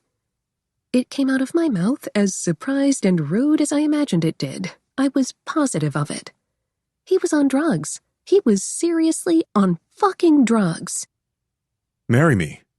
He repeated himself, like I hadn't heard him the first time. I leaned back against the kitchen counter, torn between being weak from shock and dumbfounded from how ridiculous his statement was, and settled for just staring blankly in the general direction of his granite-like face. You're on dope, aren't you? No. The usually taut corners of Aiden's mouth relaxed a fraction of an inch, the tension in his body diminishing just a tiny amount, but it was enough for me to notice. You can help me get my residency. What in the hell was going on with him? Maybe it was brain damage, after all. I'd seen some of the guys he went up against. How could he have gotten off scot-free after so many years? Why would I do that? I gaped. Why would I even want to do that? That strong jaw seemed to clench. I don't want to work for you, much less marry you to help you get your papers fixed. An idea rang through my brain, and I almost threw my hands up in joy at the brilliance behind it. Marry someone who can do all your assistant stuff, too. It makes perfect sense. He'd started nodding when I brought up the assistant idea, but the emotion in his eyes was a little disturbing. He looked way too determined, too at peace with whatever crazy crap was going on in his big head. It's perfect, he agreed. You can do it. I choked. As badly as I wanted to say something, to argue with him or just tell him he'd lost his mind, nothing managed to come out of my mouth. I was flabbergasted. Fucking flabbergasted. Aiden was on crack. Are you insane? Did you drop a barbell on your neck, bench pressing? You said it. It's a perfect plan. What had I done? It's not perfect. It's nowhere near perfect, I blabbered. I don't work for you anymore, and even if I did, I wouldn't do it. Seriously? He was thinking I would? I didn't know him to be anything but practical, and this was just outrageous. But he wasn't listening. I could tell. He had his thinking face on. Vanessa, you have to do it. Did he not understand that we weren't friends? That he'd treated me in the opposite way you would treat someone you cared about? No, I don't, and I'm not. If I met the right person, I wasn't opposed to getting married someday in the future. I didn't think about marriage often, but when I did, I kind of liked the idea of it. Diana's parents had been a perfect example of a great relationship. Of course, I'd want something like that in the future, if it was possible. Realistically, I knew I would be fine on my own, too. And I wasn't going to scratch kids off my list of things I'd like if I also had the right person in my life. I faintly knew what I wanted in a partner, but more than anything, I knew what I didn't want. And Aiden, even on his best days, wasn't that person, or anywhere near it. Sure, he was good-looking. Anyone with eyes could see that. His body alone had women of all ages turning in their seats to get a good look, because Aiden breathed virility. And what woman didn't like a man who looked like he drank testosterone in gallons? He was a big drink of cool water, or so I'd been told. Okay, and he had money, but that wasn't a hard requisite for a future boyfriend or husband. I could make my own money. That was it, though. Except for the first 3 months of my employment, I had never once thought to myself that I had feelings for the Wall of Winnipeg. I was physically attracted to him, sure. But for me, and because of everything I'd seen my mom go through, jumping from one relationship to another my entire life, that wasn't enough. My last boyfriend hadn't been the best-looking guy on the planet, but he'd been funny and nice, and we liked the same things. We got along. The only reason we'd split up was because he'd been offered a job in Seattle, and I hadn't been convinced I was head over heels in love with him enough to move across the country, even further away from the few people in my life who mattered to me. I'd done it once already, going to school in Tennessee. Aiden didn't fit any of the same qualifications my ex had. He wasn't funny or nice, we didn't like the same things, and based on the last 2 weeks of our work relationship, we didn't get along.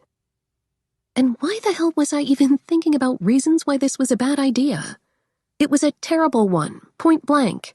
One I wasn't going to go through with. No way, no how.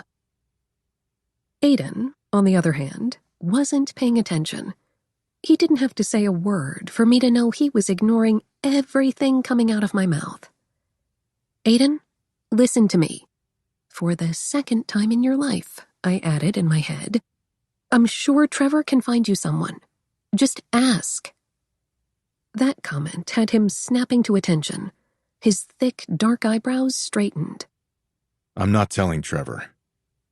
I pushed at my glasses, even though they were in place. Would you? He questioned. Yeah, that had me wincing. I wouldn't trust Trevor to put something in the mail for me. What about Rob? No response. Huh, touché. Zach? Aiden simply shook his head in denial. Your friends? I would have told them already if I wanted them to know. He explained in a careful tone that made too much sense. Of course he'd been serious about coming back from his injury. But on top of that, his extra terrible mood at the fear of being deported if he was let go by the organization added to that. Even more so, dealing with his manager and agent, who didn't seem to be totally on board with whatever it was Aiden wanted once his contract came to the end, only made matters worse. But there was one thing that didn't really add up once I thought about it, and it wasn't the reason why he didn't want to go back to Canada or why he didn't want to stay in Dallas. Why are you telling me this? I asked hesitantly. Those brown irises settled on me, lines scorching his broad forehead. Before I could talk myself out of it, I frowned in return. You've never really told me anything before. I blinked. Ever. But now I quit, and you're suddenly over at my apartment asking me to come back to work for you when you hadn't given a single crap that I was quitting, and you want me to marry you to get your papers fixed. You're telling me things you don't want to tell anyone else about, and it's weird, man. I don't know what the hell you expect me to tell you. I'm telling you because... He opened his mouth and closed it just as quickly. Opened it once more before closing it again, the muscles in his cheeks moving, as if he didn't really know why he was doing so. Hell, I didn't get it. Finally, Aiden shrugged those massive, rounded shoulders and made sure our gazes met. I like you as much as I like anyone. Damn it. God damn it. Diana had told me once that I had no backbone. Actually, I'm pretty sure her exact words had been, "You're a sucker, Van." I like you as much as I like anyone shouldn't have been a compliment. It really shouldn't have. I wasn't that dumb. But a rough laugh tore its way out of me unexpectedly, and then I was snickering, raising my eyes to the popcorn ceiling. Coming from someone like Aiden, I guess it was the biggest compliment I could ever get. I like you as much as I like anyone. My word. Why is that funny? Aiden asked, a frown curving his mouth. I slapped a hand over my eyes and leaned forward over the kitchen countertop, giggling a little as I rubbed at my brow bone in resignation. There's a huge difference between me not irritating the hell out of you and us being friends, Aiden. You've made that perfectly clear, don't you think? His blink was innocent, so earnest I had no idea what to do with it. I don't mind you. I don't mind you. I started cracking up, really cracking up, and I was pretty sure it sounded like I was crying when I was really laughing. You're the most even-tempered woman I've ever met. Even-tempered. He was killing me. This was what my life had come to, taking half-assed compliments from a man who only cared about one thing, himself. A man who I'd tried to make my friend over and over again to no avail. To give him credit, he waited a bit before saying carefully, way too calmly and almost gently, This isn't funny. I had to squat down behind the kitchen cabinets because my stomach was clenching so badly. You're asking me, oh hell, my stomach hurts, to perform a felony, and your reasoning for having me do so is because you like me as much as you like anyone, because you don't mind me, and because I'm even-tempered. I held my hands up to do air quotes over the top of the cabinets. Holy crap!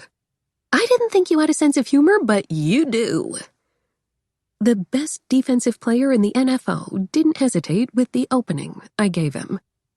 You'll do it then? I couldn't even find it in me to be annoyed by his persistence after that. I was still laughing too much over my greatest attributes as a possible fake wife.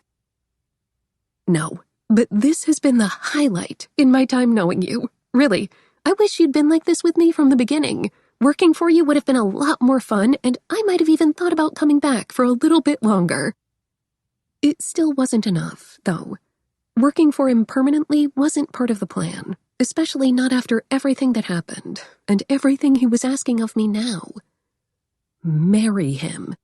He was out of his damn mind.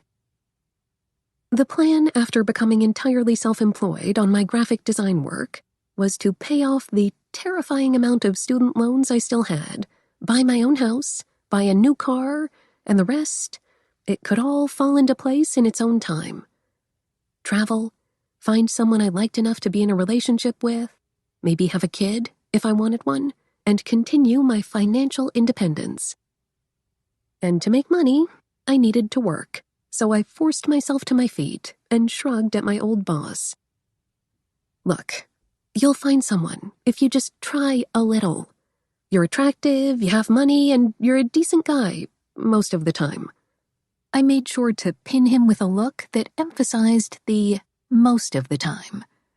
If you found someone who you liked, even a little bit, I'm sure you could make it work. I'd give you one of my friends' phone numbers, but they'd drive you nuts after 10 minutes, and I'm not mad enough at you to give you any of my sisters.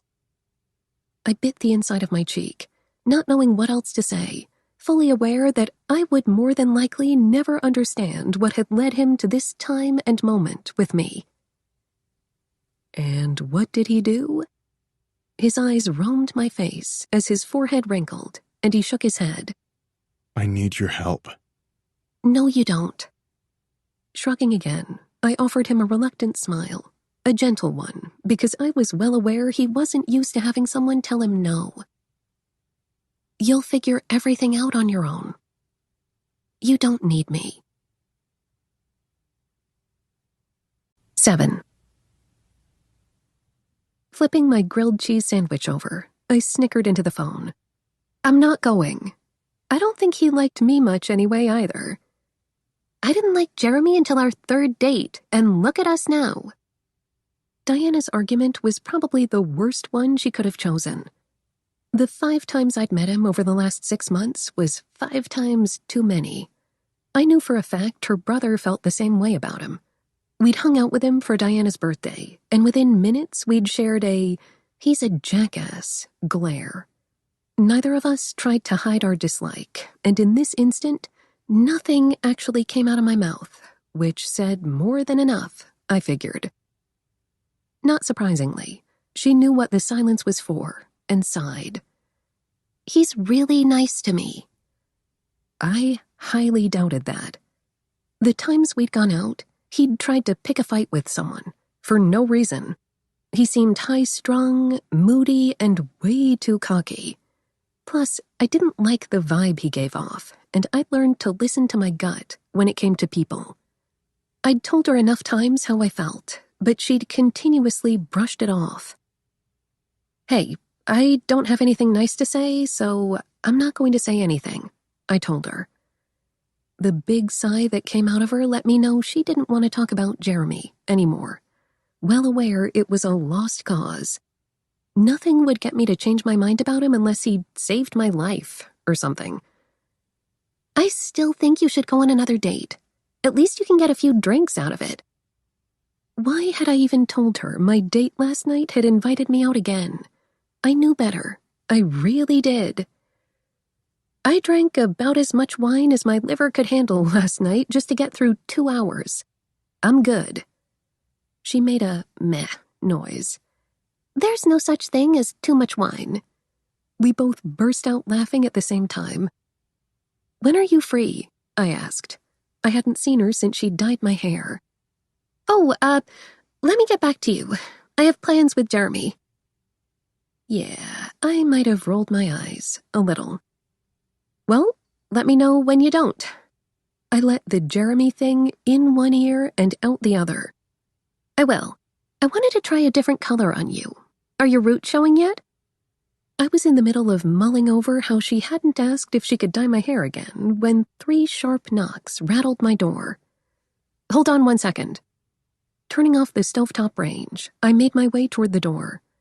It wasn't either of my neighbors. Neither of them knocked hard enough so that the door rattled on the rare occasion they dropped by. With that thought, I knew exactly who it was before I even made it to the peephole. Fart breath, let me call you back later. Someone's knocking on my door, I explained abruptly. I still hadn't told her or anyone about Aiden coming by to ask me to come work for him again, much less tell them that a week ago he'd asked me to marry him so he could become a permanent resident. I had thought about calling Zach, but decided against it.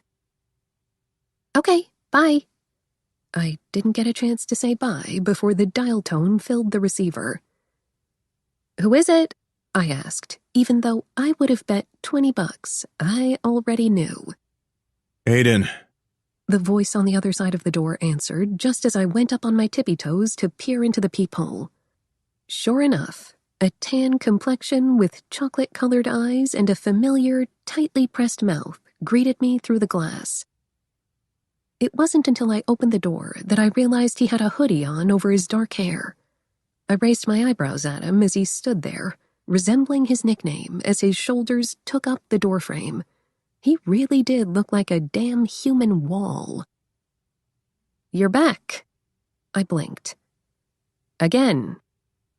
While I grudgingly accepted that sometimes I didn't have a backbone, I was also well aware that once you gave me a reason to stop liking you, it was nearly impossible to win yourself back into my good graces.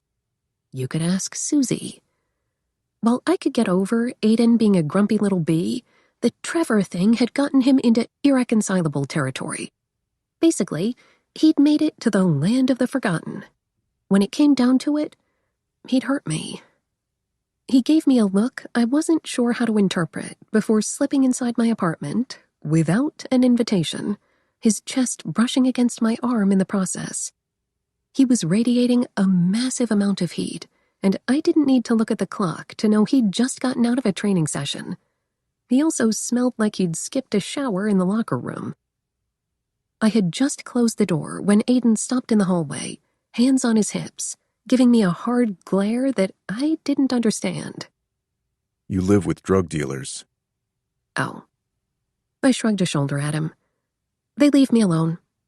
Sure, I'd had to tell them no thanks about a dozen times, but I didn't clarify at that point. You know that they're drug dealers? I shrugged again, deciding right then that this judgmental ass wasn't going to find out some of the people in the buildings on either side of mine were in a notorious gang that hung blue bandanas out their pockets. So I went with changing the subject, thinking about my sandwich sitting in the pan waiting for me. Do you need something? The words were out of my mouth before I could stop myself. Damn it. Sure enough, Aiden nodded, still standing there in the hallway between the door and the rest of my place. You. Me. In another world, with another person, I'd like to think that I would love to hear someone say they needed me. But this was Aiden. Aiden who thought he needed me to marry him. Aiden who had only shown up to my apartment because he needed something from me. No. Yes. Good grief. No! Yes. He insisted. My stomach growled, reminding me I hadn't eaten anything since having breakfast hours ago. Grumpiness started climbing up my shoulders, edging me on to getting an attitude with this delusional human being. Shoving my glasses up so that they rested on the top of my head, I rubbed at my eyes with a sigh, peeking at him with a blurry eye. I'm honored. Really. If I was being honest with myself, not really. But I'm the last person you should be asking. His nostrils flared, and he tipped his chin up high, his jawline accentuating.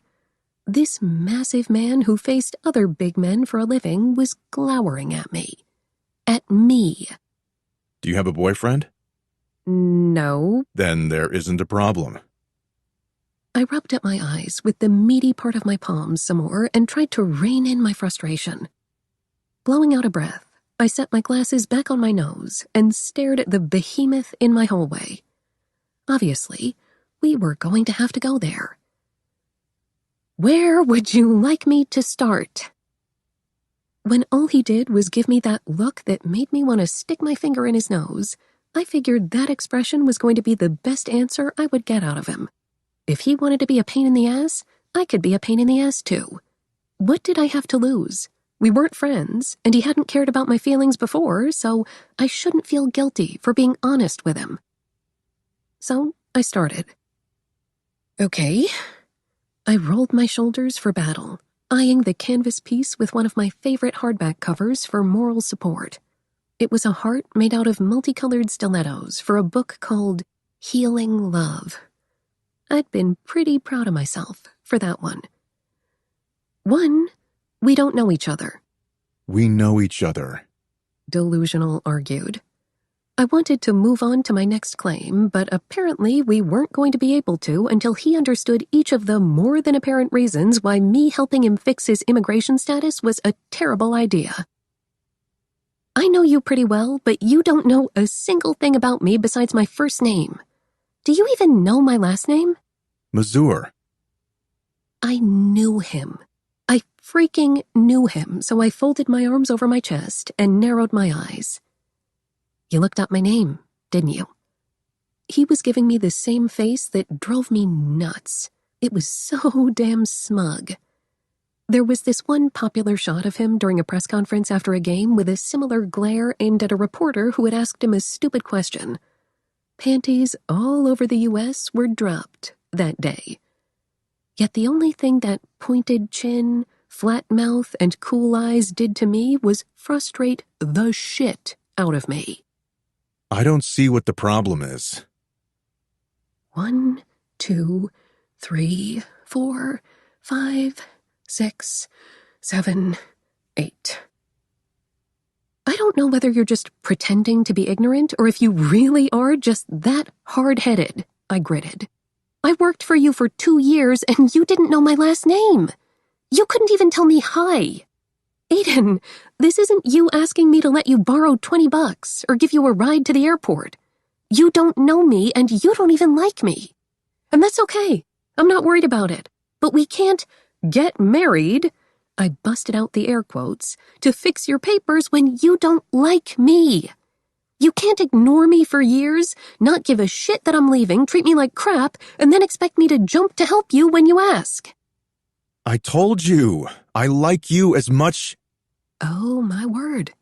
I was dealing with a brick wall. My eye almost twitched as I fought the urge to not make a pun about his nickname. As you like anyone. Is that why you let Trevor talk about me? Because you like me? His hand went up to rub at the side of his neck, a color that was nearly pink, staining his cheeks. I do. He started to argue. The pink managed to make its way down to his throat. Damn it. I had to count to 6, my spine going rigid as I did it. My vocal cords went tight. This was so pointless. Fine, Aiden. I don't even know what the hell that means, but okay, you've sure shown me in the last 2 years. Now you don't have an assistant, and you want to become a resident, and you're here. That seems real genuine, don't you think? But okay, I'll give you the benefit of the doubt.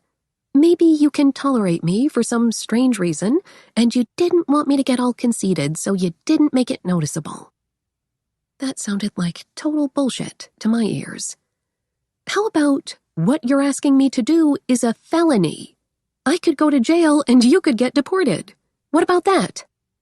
It's only illegal if you get caught. My mouth dropped open.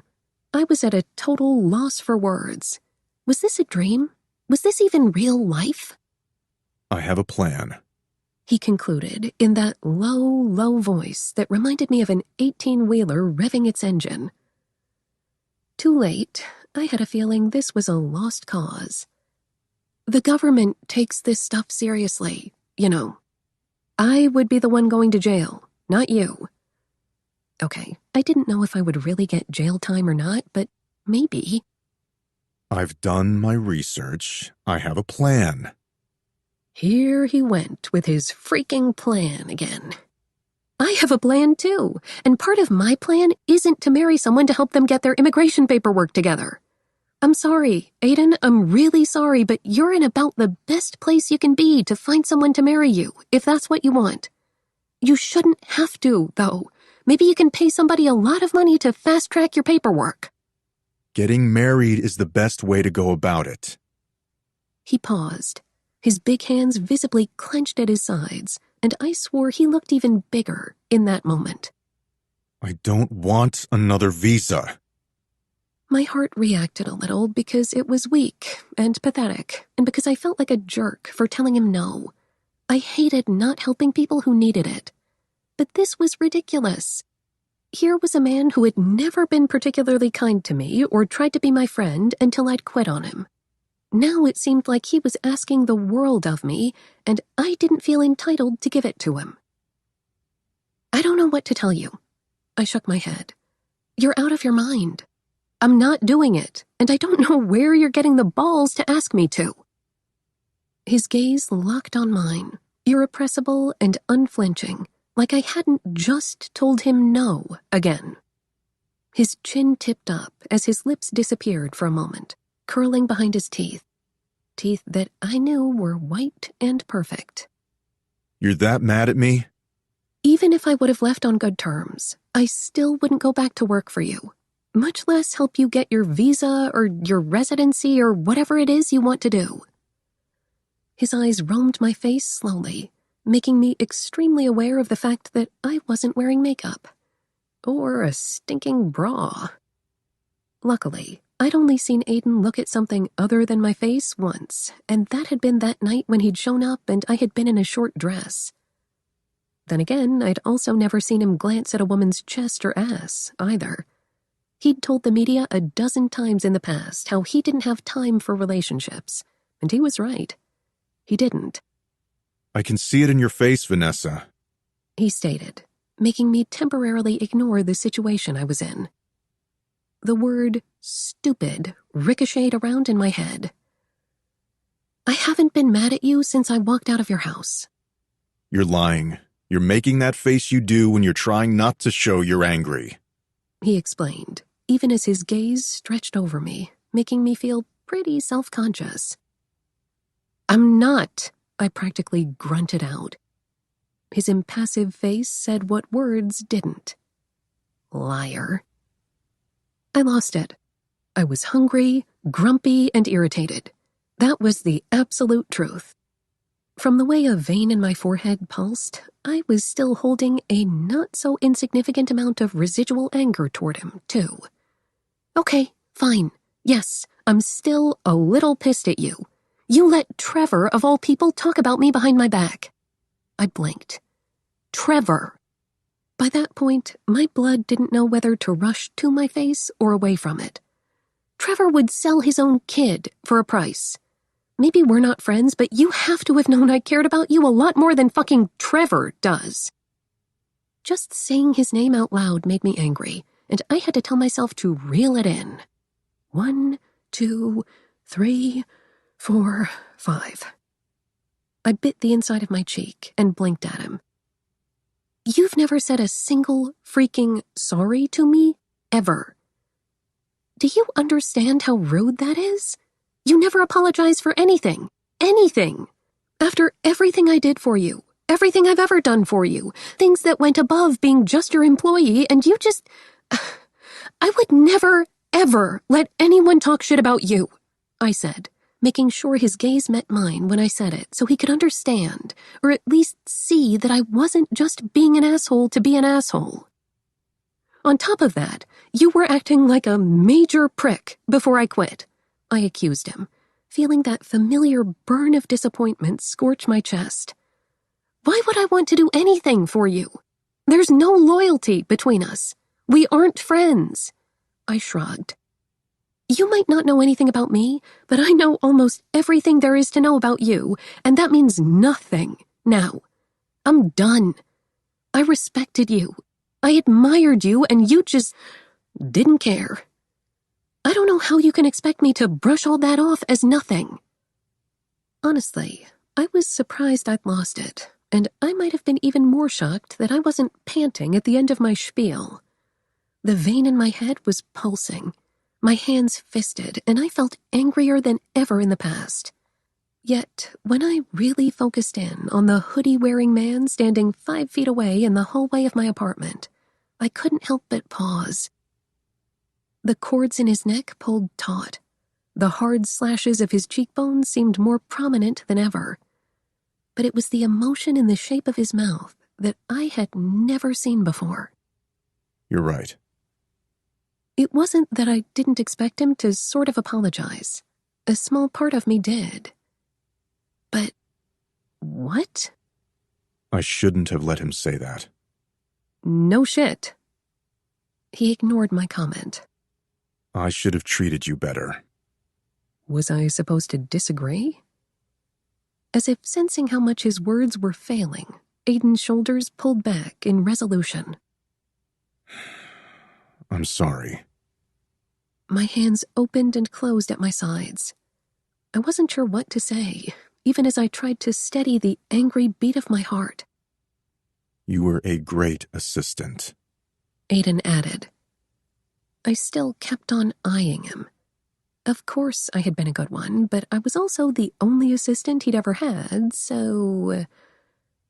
With a hand to his neck, his Adam's apple bobbed. I'd swear those impressive shoulders slumped forward.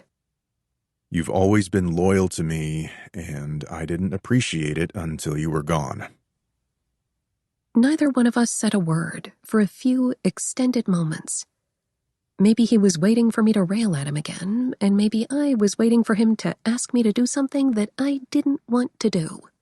Who knew? but it must have been long enough for Aiden to finally clear his throat. Vanessa, I'm sorry for everything. I could believe he was slightly sorry, but a bigger part of my conscience believed he wouldn't be apologizing if he didn't want something from me. I couldn't help but feel skeptical, and I was positive that emotion was written all over my face. But Aiden wasn't an idiot or anywhere close to it, and he kept going. I've been angry over other things that have nothing to do with you. I haven't tried to be nice, that's true, but I've never gone out of my way or wanted to be mean to you either. I snorted, the scenes at the gym and at the radio station at the front of my brain. He must have known exactly what I was thinking about because he shook his head, frustrated or resigned. I didn't know or care. I'm sorry I took that out on you. Apologizing doesn't change anything, but I mean it. I'm sorry. Did I want to ask what other things he was angry with? Of course I did. But I knew if I asked him to elaborate, it would seem like a sign he was on the road to maybe, possibly winning me over. He wasn't. So I kept my mouth shut. There were a lot of things I would be willing to forgive, but the more I thought about it, the more I realized he'd let me down when I didn't have high hopes for him to begin with. Aiden became just another person who didn't live up to the expectations I had. What kind of crap was that? Plus, the stresses surrounding him being an asshole for a short period of time didn't explain the rest of the months and years he'd never given me the time of day. Aiden kept watching me with those coffee-colored eyes. Watching. I've been incredibly stressed lately, He said, his words like bait. All this stuff I already knew. He licked his top lip and tilted his head down before letting out a long, low exhale. Can I use your bathroom? I pointed in the direction of my bedroom and nodded. It's in there. He disappeared through the door between my living room and kitchen a second later, and I took that moment to let out my own shaky breath. My head had started hurting just a little bit at some point, and I knew it was the result of hunger and tension. In the kitchen, I grabbed my now cold sandwich and leaned over the sink while I took a few bites out of the grilled cheese. I wasn't even halfway done eating when Aiden appeared, leaning against the doorway that led from the kitchen into my bedroom, crossing his arms over his chest. If I wasn't in such a shitty mood, I would have appreciated the breadth of his shoulders, or how his arms were perfectly proportionate to the rest of his massive size. I didn't need to look at his thighs to know those things had the width of a redwood tree. I'll pay you, He said while I was not checking him out. Ready to tell him one more time that I was fine, money-wise, Aiden kept going before I could. He laid the bomb. I'll pay off your student loans and buy you a house. I dropped my sandwich in the sink. 8. To say that I had an Achilles heel would be an understatement. Growing up in a family with 5 kids and a single mom, money had always been tight. So tight. Scarce, really. My crayons in elementary school were those off-brand ones that didn't color so well. I'd worn mostly hand-me-downs exclusively until I was old enough to pay for new things myself, and that hadn't been until I was with my foster parents. But if there was one thing that having so little for so long had taught me, it was the value of money and appreciation of belongings. No one respected money more than I did. So, it had been to my utmost horror when I applied to college and received 0 scholarships. None. Nada. Not even $500. I was smart, but I wasn't an extraordinary student. I was shy in school. I didn't raise my hand much in class or join every extracurricular activity available. I didn't play sports because there wasn't disposable income lying around to buy uniforms, and there hadn't been any for us kids to join league teams either. My favorite thing had always been hanging out by myself, drawing and painting if I had paints. I didn't excel at anything that could have gotten me a scholarship. My high school hadn't had a fine arts program worth anything. The closest class I'd been able to take was woodshop, and I'd excelled at it, but where did that lead me? There was a very clear memory of my high school guidance counselor telling me how average I was. Really, she'd said that to me.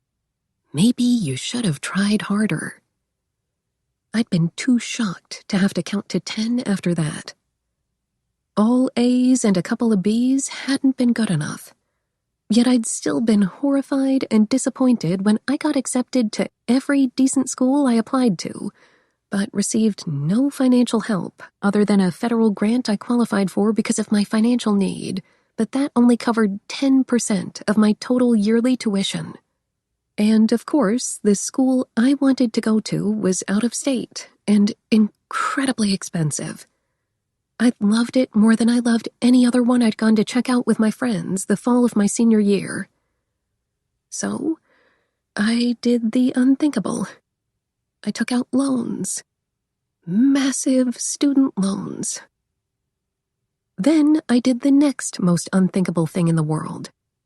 I didn't tell anyone. Not my foster parents, not my little brother, or even Diana. No one knew except me. There was no other person in the world who carried the burden of nearly $200,000 on their conscience but me. In the 4 years since graduating with my bachelor's, I'd been paying off as much as I could from my loans while also attempting to put money aside in savings to eventually be able to dedicate myself full-time to my dream. A debt as large as the one I had was a bottomless pit that you had to accept like it was hepatitis. It wasn't going anywhere. But it only served to make me work harder, which was why I didn't mind going to work for Aiden and then doing my design work well into the middle of the night afterward. But there was only so much you could take, and I'd saved and paid off a significant enough of a chunk to get to the point where I felt like I could breathe for the first time in years. As long as I didn't let myself look too closely at the loan statements I got in the mail every month. But... What do you think? The big man asked, leveling his stare right at me as if he hadn't just busted out the greatest secret in my life. What I thought was he was out of his damn mind. What I thought was my heart shouldn't have been beating so quickly. What I also thought was no one else should have known about how much money I owed. Mostly, though, a small part of me was thinking there was a price for everything. Vanessa. I blinked at him before looking down at my poor, contaminated sandwich sitting in the sink. Then I took a deep breath, closed my eyes, and opened them once more. How do you know about my loans? I've always known. What? How? I felt a little violated, honestly. Trevor did a background check on you. That sounded vaguely familiar now that he mentioned it, even though it was disturbing to hear they knew something I'd tried so hard to keep to myself. There's no way you've managed to pay them off. Aiden stated. He was right. Vomit, vomit, vomit.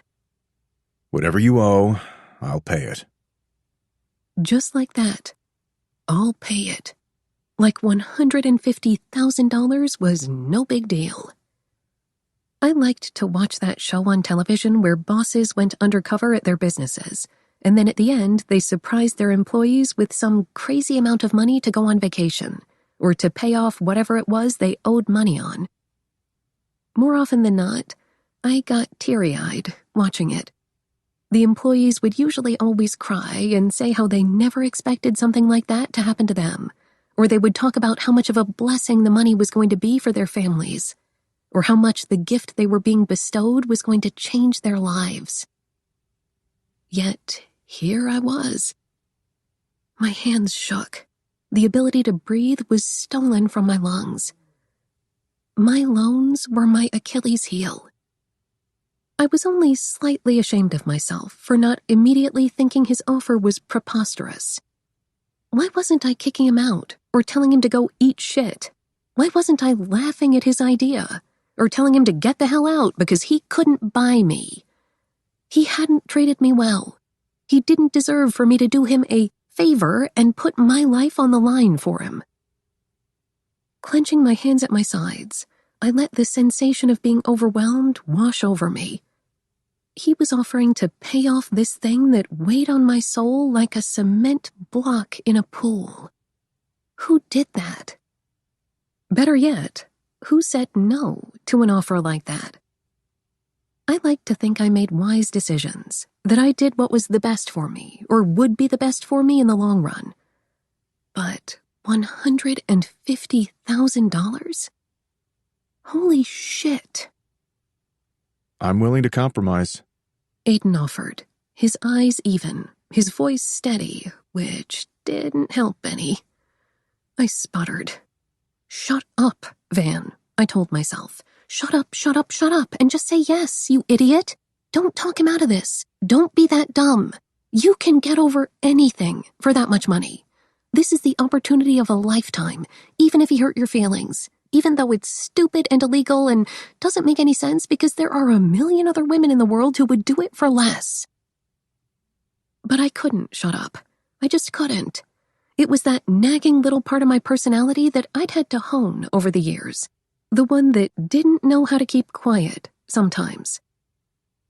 I lifted my eyes and looked at the bearded man standing in my apartment, offering me a lifeline, an opportunity. A felony, I made myself remember. He was asking me to do something that was essentially illegal. This man who had never given two single shits about me until now that he needed something and he had no one else to ask. Aiden, the most muscular man I'd ever known, took a step forward and dropped his hands to his sides, pinning me in place with his gaze alone. It has to be you. I've thought about it. No one understands my schedule the way you do. You don't get on my nerves, and you're... He shook his head and crucified me on the spot. I'll do whatever it takes. Tell me what you want, and you'll have it. Anything. The headache that had been hanging around my temples from hunger suddenly intensified. Tell him no, this smart part of my brain said. I could pay off my loans eventually. I still had time. But the other part of my brain, the logical one, told me it would be dumb to waste this opportunity. All I had to do was marry the guy, right? Sign a piece of paper? Save a fortune worth of interest? Oh, hell. I couldn't seriously be changing my tune from 1 minute to the next. I'd just been telling him how we weren't friends and how much he'd hurt my feelings and how dumb he was being for even bringing it up. And now I was thinking about his offer, all in a matter of a few minutes. Then again, over $100,000 was riding on this offer. This wasn't nothing. His gaze was totally fixed on me standing there, in my tiny kitchen in baggy Dr. Pepper pajama pants and a spaghetti-strapped tank with no bra. This incredibly handsome and intimidating man wanted... There was something wrong with me. There was something seriously wrong with me. Tell him to screw off. Tell him to screw off. I didn't. Let me think about it, I said, my voice breaking, unsure. He didn't cry victory at me not immediately telling him to go to hell, which was surprising. Instead, Aiden said very calmly, That's fine. He hesitated for a second, rocking from one foot to the other. I am sorry I messed up. A knot formed in my throat at the expression on his features. I'm used to being on my own, Vanessa. Nothing that I did or said had anything to do with you. I want you to understand that. Without another word, the man known as the Wall of Winnipeg let himself out. The only sound signaling his departure was the door slamming shut behind him. I was going to think about it. Going to think about marrying a guy for money when I'd walked out on him a month ago for not defending me to his manager, for not upholding the tiny bit of a bond I thought we shared. What the hell was I doing? Being smart, that logical part of my brain whispered. I didn't get any sleep the next 2 nights, and that wasn't exactly surprising. How the hell was I supposed to sleep when all I thought about was if I was really considering committing fraud, marriage fraud, it was called, to make a lot of money? Was this what thieves went through? I felt guilty, and I hadn't even done anything. I felt slightly cheap, too, for not saying hell no right off the bat, but I didn't feel that cheap. Getting my loans paid off, and the possibility of having a house bought for me, enticed me a lot more than my morals would have ever expected. Then again, morals didn't exactly mean much when you were shelling out what was a mortgage worth on loans each month. I lived in an apartment that would horrify my foster parents if they knew what it was like. My car was 12 years old. I kept my expenses to the absolute minimum, just to spend my money the way I needed to. And then I started thinking to myself, if I did this, I would have to get divorced one day. I would have to tell my future husband, if there was one, that I'd been married once and I would never, ever be able to tell him the truth as to why I'd done it. It wasn't like I could lie and pretend it had never happened, even if it would be fake and in word only. Was that cool? Was that fair?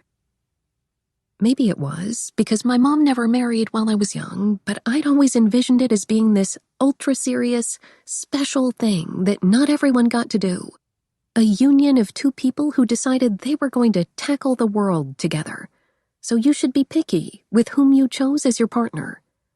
Till death do you part, and all that stuff. Otherwise, you would just be wasting your life, right?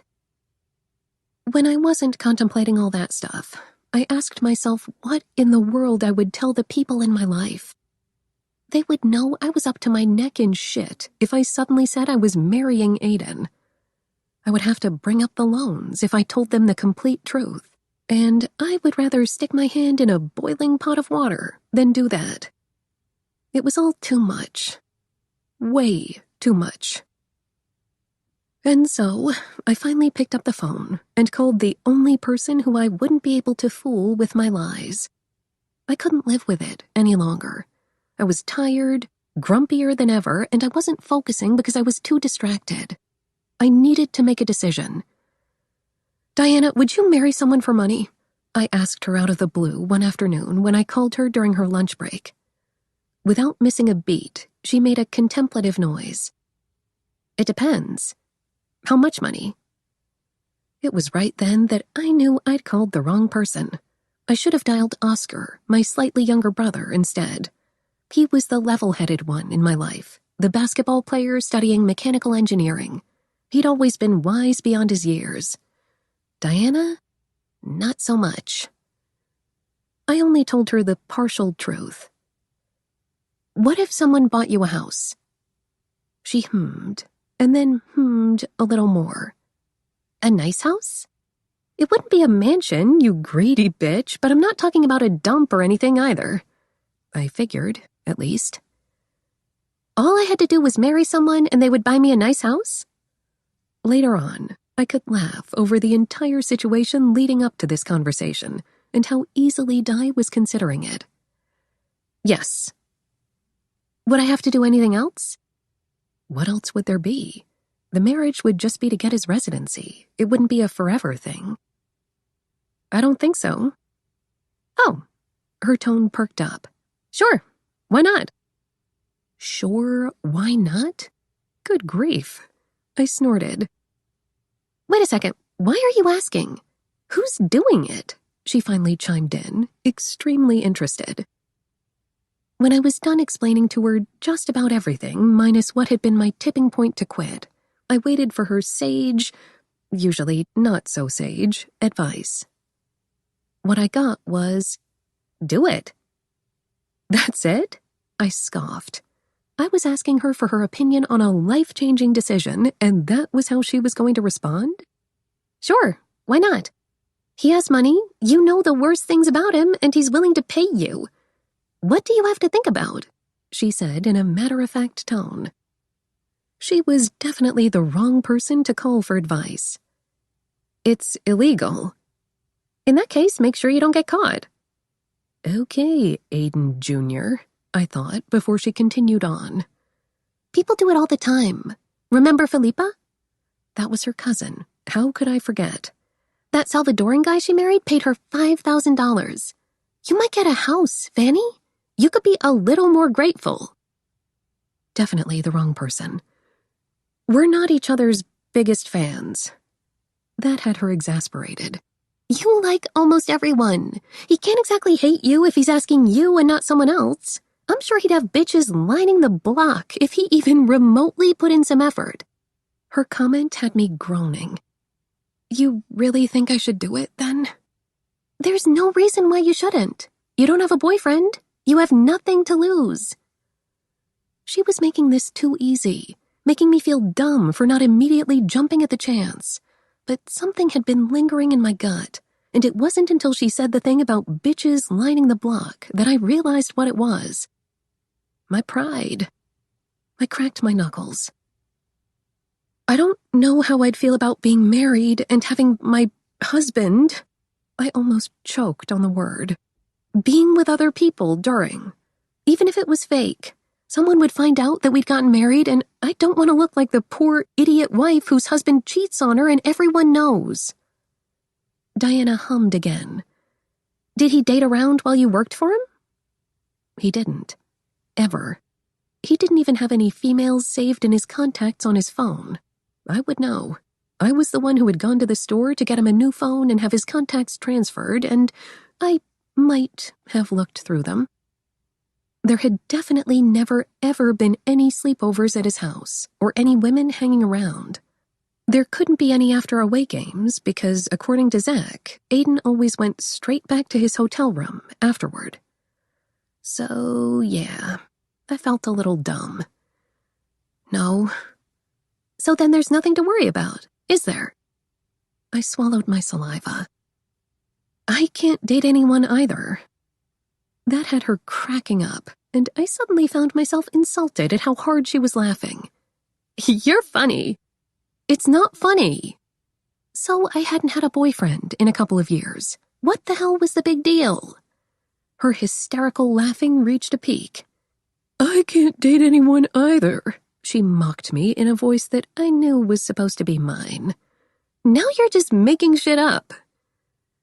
It was a well-known fact that I didn't date much. Diana sounded like she was covering her mouth with her hands to smother her laughs. V, do it and stop thinking about it so much. She wasn't being any help, and I found myself still torn in half. I'm going to keep thinking about it. What's there to think about? Everything. But I thought about it. Then I kept thinking about it some more.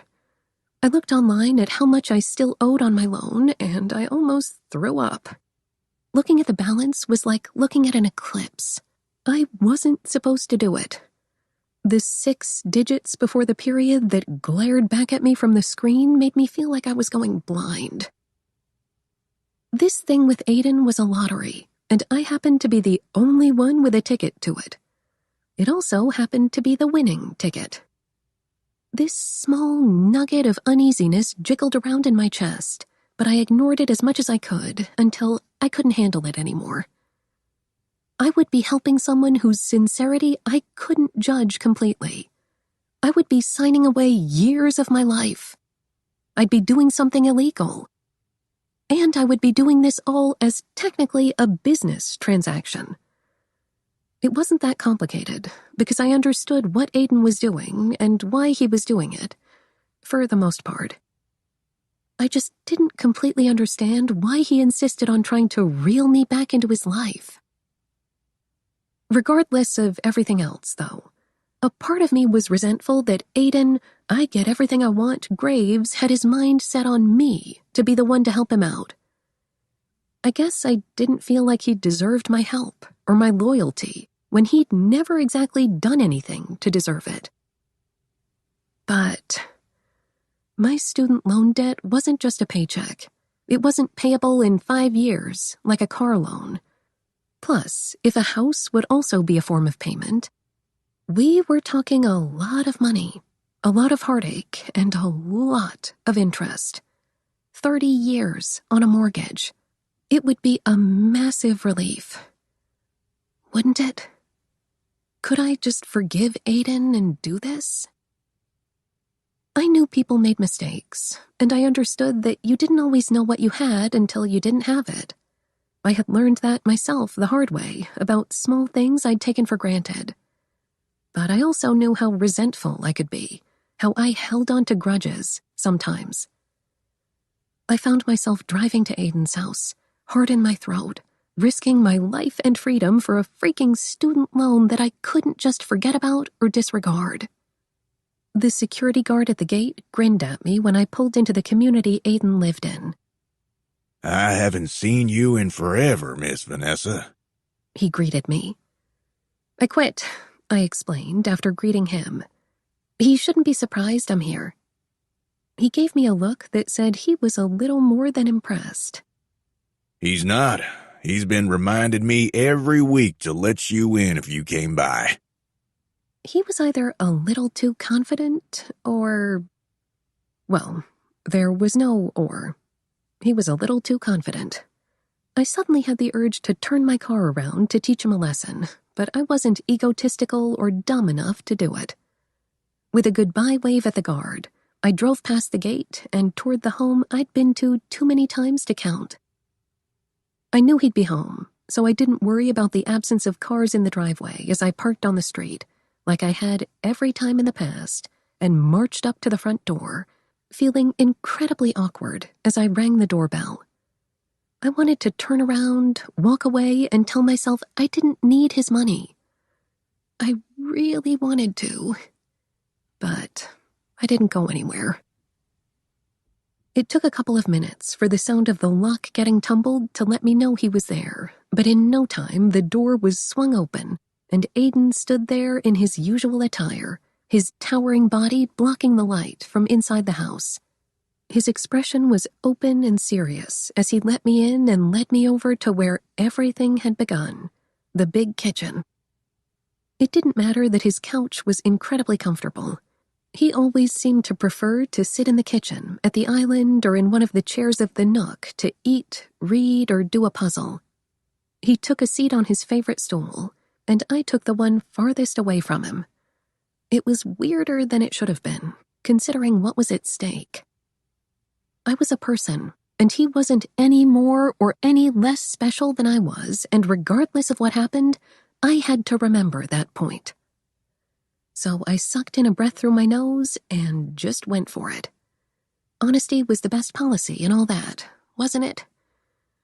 Look, I'm scared, I admitted in one breath, taking in his familiar features, the slants of his cheekbones, the thick, short beard that covered the lower half of his face, and that ragged white scar along his hairline. For 2 years, I'd seen his face at least 5 times a week, and not once had we ever had a moment remotely close to this. I couldn't forget that, because it mattered to me. It would be one thing to have a stranger ask me to marry him because he wanted to become a U.S. resident, but it was a totally different thing to have someone who I knew, who had never cared for me, ask. Honestly, it was worse. Aiden's long lashes lowered for a moment, and the man who was as greedy with his attention and affections as I was with the red and pink starbursts lifted a rounded hunk of a shoulder. "What are you worried about?" He commanded the words. "I don't want to go to jail." I really didn't want to go to jail. I'd looked up marriage fraud on the internet, and it was a felony. A felony with up to a 5-year prison sentence and a fine that made my student loans seem like chump change. Apparently, the male version of my best friend said, "You have to get caught to go to jail." I'm a terrible liar, I admitted, because he had no idea how bad of one I was. You knew you were planning on quitting for months before you did. I think you might be okay with it. He threw out suddenly in a slightly accusing tone. That might have made me wince if I felt guilty about what I'd done, but I didn't. It also didn't occur to me right then that he somehow knew I'd been planning on quitting for a long time. It just sort of went in one ear and right out the other. I didn't lie to you. I only stayed because you had just gotten better and I felt bad leaving you so soon afterward. I couldn't talk myself into doing it, and I was only trying to be a nice person. There's a difference. His thick eyebrows went up a millimeter, but no other muscle in his face reacted to my comment. You told Zach? He pointed out like an accusation. An accusation I wasn't going to grab onto. Yeah, I told Zach because he's my friend. I damn sure wasn't going to apologize for it. Please tell me when I was supposed to casually tell you and expect a high five, or were you going to give me a hug and congratulate me? I might have nailed him with a look that said, "Are you fucking with me?" When I did finally tell you, you didn't care, Aiden. That's what half of this comes down to. I'm so mad at you, and I accept that I shouldn't be. I just can't help it. You're not my friend. You've never tried to be my friend. You haven't once given a shit about me until you needed something, and now, for some strange reason, you're making it seem like you can't live without me. And we both know that's bullshit. He stayed quiet for a moment, taking a sharp sniff, his eyes seemingly trying to pierce a hole straight through my head. I've apologized to you. I meant it. You know I meant it. He insisted, and I could grudgingly admit to myself that the logical part of my brain recognized that statement as a truth.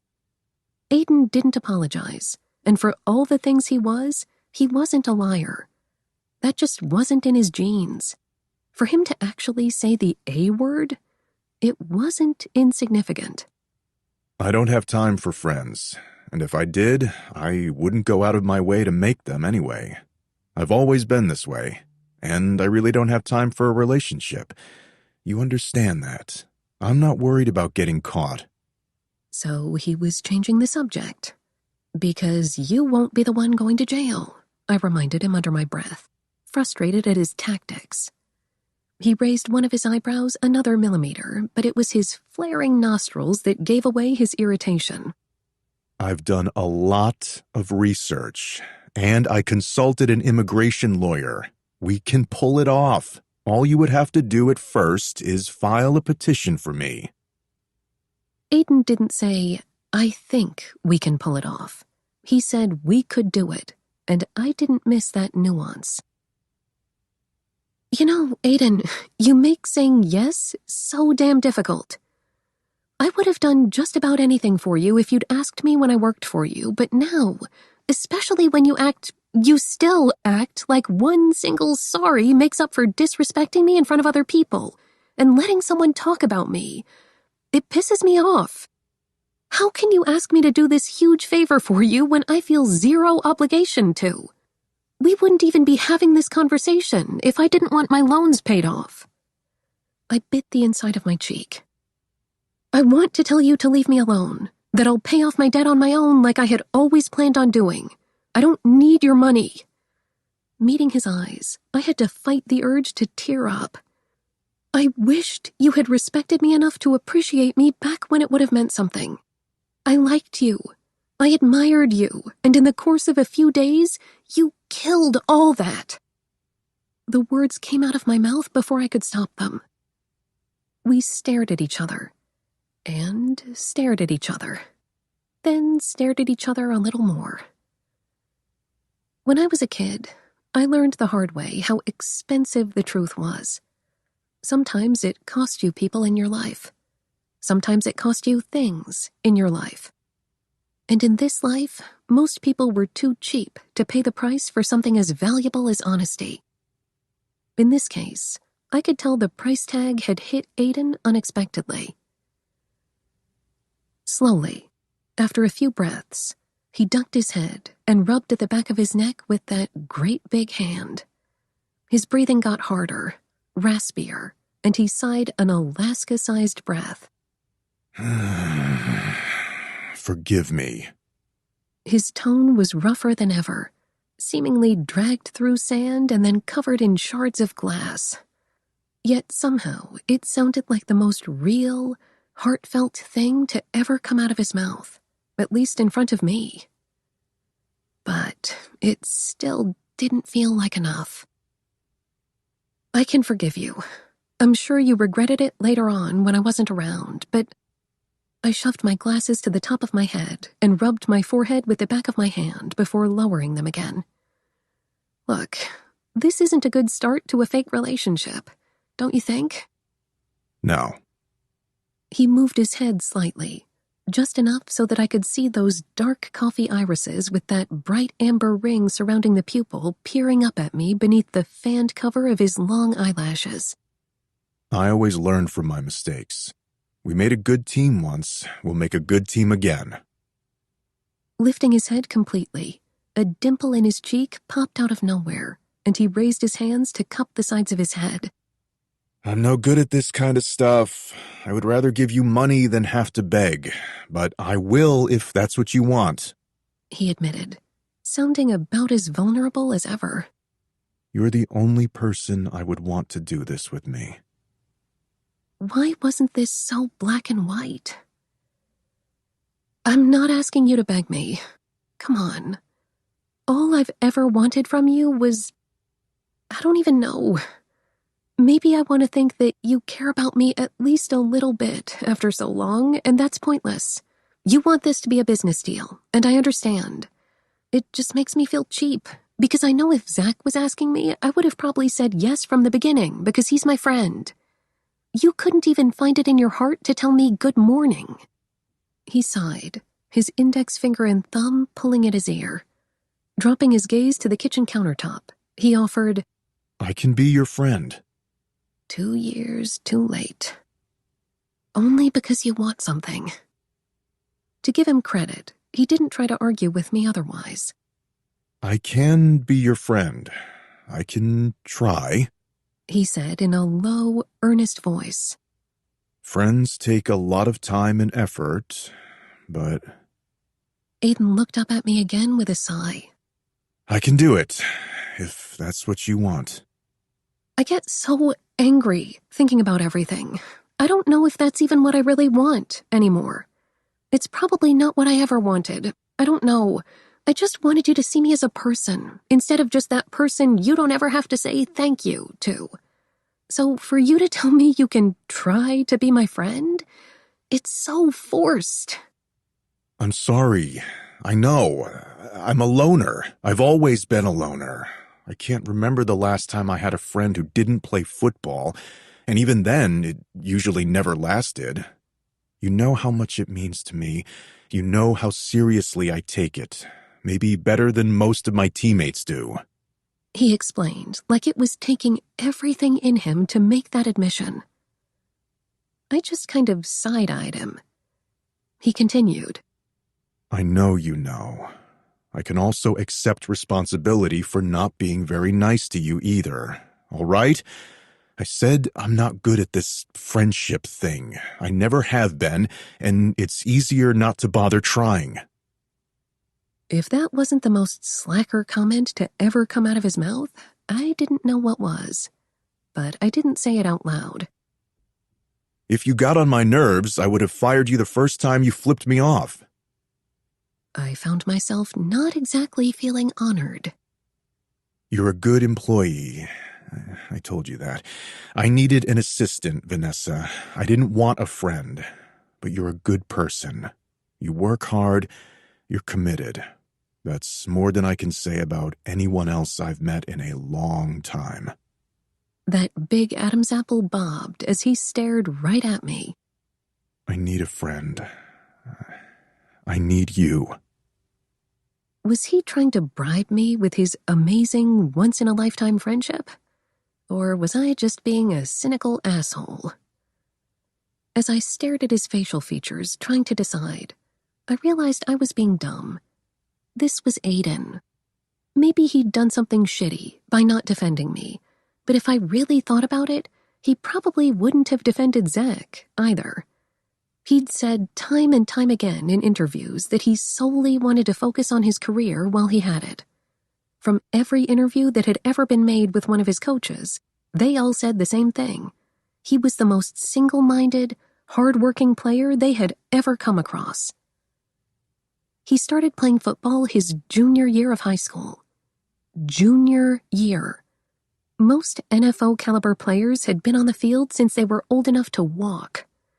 Yet Aiden had a calling, Leslie, his high school coach, had said. He became a phenomenon in no time at all and attended a university on a football scholarship.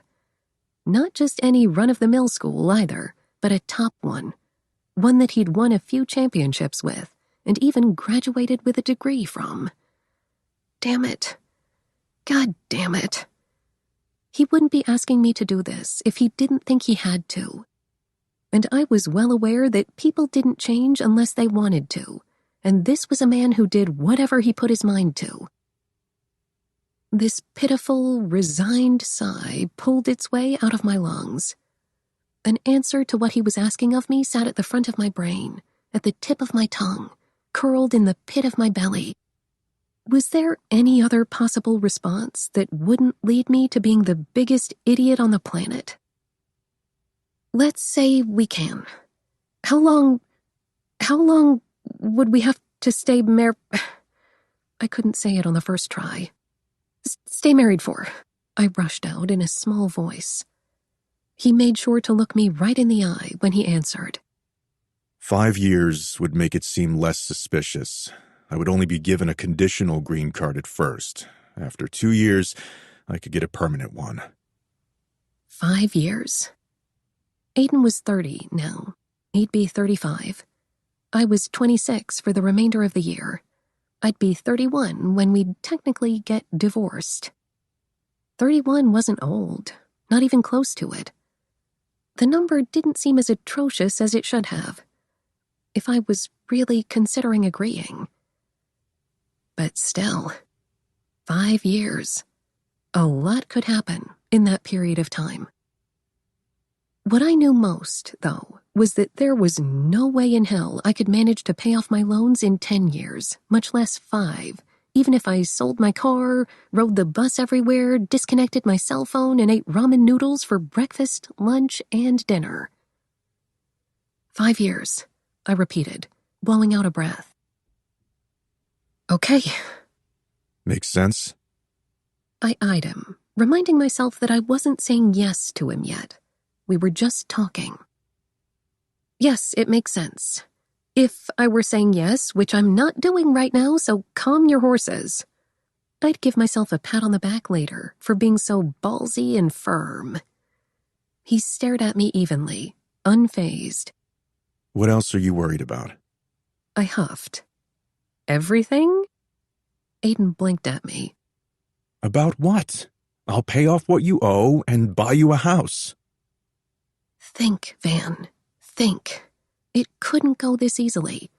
I had some honor, and I hadn't completely forgiven him for being a jackass, despite his possibly manipulative and forced apologies earlier. My pride had a price too, and it was that idea that had me swallowing hard and meeting the gaze that for so long had forced me to look elsewhere. What if your career ends tomorrow? I asked, despite how much of a gold digger it made me sound. This was a business deal, and I was going to treat it like one. One of his eyebrows went a little funny. You know how much money is in my bank account. He had a point. If I didn't work the rest of my life, I would be fine. You know I don't handle my money irresponsibly either. He stated in an almost insulted tone. By that, he meant he could still go through with what he was offering me and be okay in the end. I'm not going to be your assistant again, either. I made sure to keep my eyes on him, even though I really, really didn't want to. I've worked really hard to do my design work full-time, and I'm not going to give it up. That wide, square jaw hardened, and I could tell his teeth were grinding, which gave me an oddly victorious sensation in my chest. Vanessa... I'm being serious. I'm not doing it. We tried it, and it didn't end well, and I won't put myself through that again. You know I don't even really want to do this, but you're offering me something that's hard to say no to, I explained. I'm not trying to take advantage of you, but I didn't ask for this. You asked me. You've gone out of your way to get me to agree.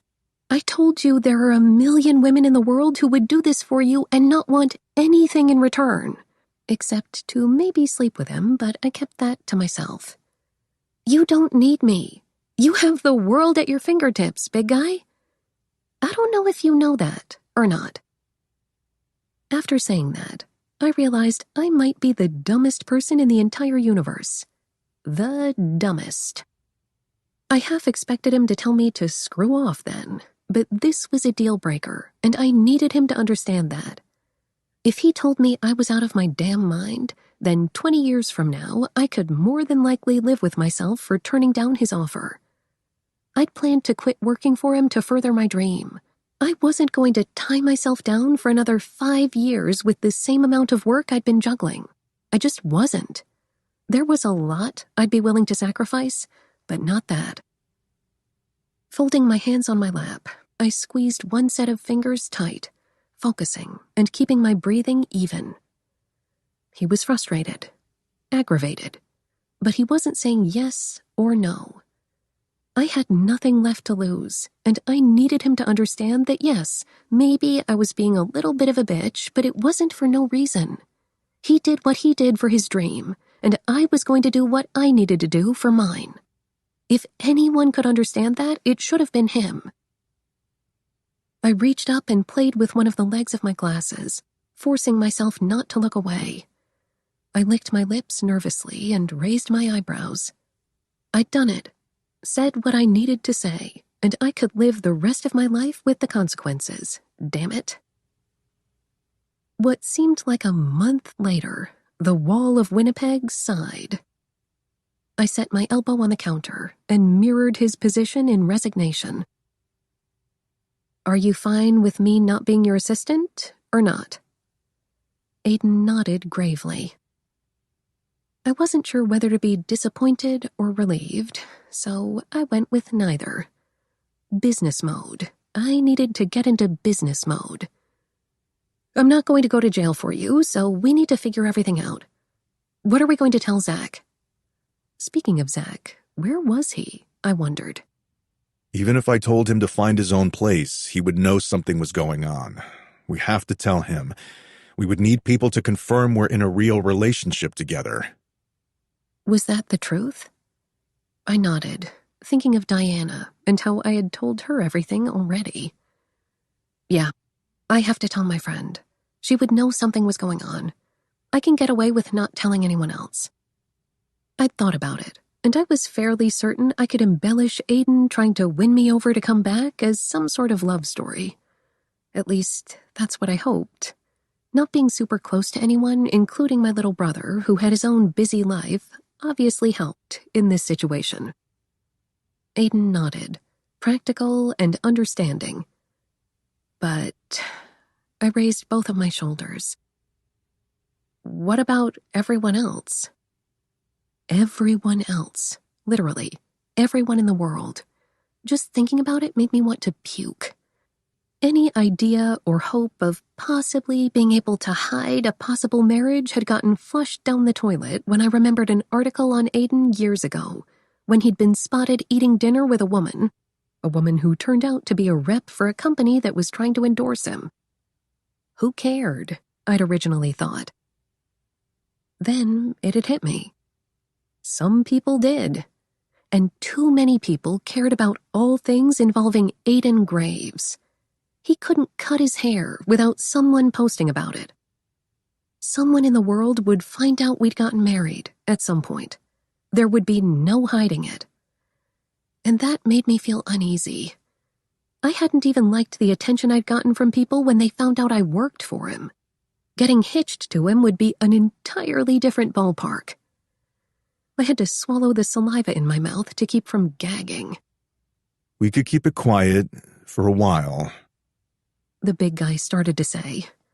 I gave him a look that he just returned with a blink. but someone will find out eventually. We can get married without making a big deal over it, and divorce the same way. What happens on the field is for my fans. Everything else isn't their business. The way he stated that didn't give me room to doubt him. I would be living the rest of my life as Aiden Graves' ex-wife. The thought almost made me cross my eyes at how absurd it was. Then, immediately afterward, I wanted to put my head between my knees and pant. Instead of doing any of those things, I made myself process his words and then nod. His idea made sense. Obviously, someone in the world would eventually find out, but Aiden was intensely private with the people he knew, and so much more with folks he didn't. It wouldn't look strange if we kept it a secret as long as possible. The thought had just entered my head when I asked myself, what the hell had I gotten myself into? We wouldn't be able to sign an agreement that says you get a house and your loan paid off, but I hope you trust me enough to know I wouldn't back out on you. Those dark eyes seemed to laser a message on my forehead. I would trust you enough not to sign a prenup. No prenup? I won't begin a relationship while the marriage is intact. He continued out of the blue. You can't either. That had me raising my gaze. My relationship status wasn't going to be changing anytime soon. It hadn't in years, and I didn't foresee it doing so anytime soon, but my conversation with Diana seemed to haunt me. Even as a fake wife with a paper marriage, I wouldn't want to look like an idiot. Are you sure you can promise that? Because you might meet— No, I won't. I've only loved 3 people in my entire life. I don't plan on loving anyone else in the next 5. He cut me off. I have other things to worry about. That's why I'm asking you to do this and not finding somebody else. What he wasn't saying in that moment was that he was in the prime of his career, but I'd heard him say those exact words countless times in the past. I wanted to cry horse shit, but I kept it to myself. I also wanted to ask who the only 3 people he'd ever loved were, but I figured this wasn't the time. Leslie had to be one of them, I imagined. If you say so. From the way his throat bobbed, he wanted to make a comment, but instead he kept going. I'll help you pay off your loan over the next 3 years. And negotiations suddenly came to a screeching halt. For a moment. Then I made myself think about it. Taking a few years to pay off the loan would look an awful lot less sneaky than if it was done in 1 or 2 big payments. If I made a few payments here and there, that would look a lot better too, wouldn't it? Like if we waited a few months until after we signed the papers and everything? I had to think so. Okay, I nodded. That works for me. My lease on this house is ending in March. We can rent another house afterward or sign another lease here. When my residency comes through, I'll buy one that you can keep afterward. Afterward was the second thing I paid attention to. The main thing I didn't miss was the beginning of his statement and the "we" in the following sentence. I'd have to move in with you? I asked slowly. That big, handsome face went a bit squinty. I'm not moving in with you. I couldn't even find it in me to be offended. I was too busy processing whether he'd made a joke or not. You're the one worried about making it believable. Someone is going to check our licenses. He had a point. Of course he had a point. But, breathe. Loans and a house. Loans and house. Okay, all right. That makes sense. My stuff. What was I going to do with it? My apartment with all my things that I'd collected over the years. I was going to have a panic attack at some point. I'd known I wasn't always going to live there. At least I'd better not. But that didn't change anything. This house wasn't mine, and it didn't feel like mine. It felt like Aiden's place, like the house I'd worked in for years. But I could move in if I needed to. especially if it was the difference between making this hoax of a marriage seem legitimate and not. I had to. Had to. "When do you want to do this?" I pretty much croaked. He didn't ask me. He just said, "Soon." I was going to have a panic attack. Okay. All right. Soon could be a month from now. 2 months from now. "Fine." Aiden raised his eyebrows in what seemed like a challenge. I nodded dumbly, finding myself becoming more and more in tune with the idea that we were really doing this. I was going to marry him to get his papers fixed. For money. For a lot of money. For financial security. Aiden stared at me for a while, the bobbing of his throat the only sign that he was thinking. "You'll do this then?" I would be an idiot if I didn't, wouldn't I? That was a dumb question in itself. Of course I would be an idiot. A massive, gigantic idiot who owed a lot of money. Yes, I gulped. I will. For the first time in 2 years, the wall of Winnipeg's face took on an expression that was as close to joyous as I had ever seen. He looked relieved. More than relieved. I'd swear on my life, his eyes lit up. For that one split second, he resembled a completely different person. Then, the man who wore a jockstrap on a regular basis did the unthinkable. He reached forward and put a hand on top of mine, touching me for the first time. His fingers were long and warm, strong, his palm broad and the skin rough, thick. He squeezed. "You won't regret this." 9. I didn't call Aiden, and he didn't call me. I couldn't blame the lack of communication on him not having my cell phone number. I'd given it to him before I left his house the day I'd agreed to do what we were doing.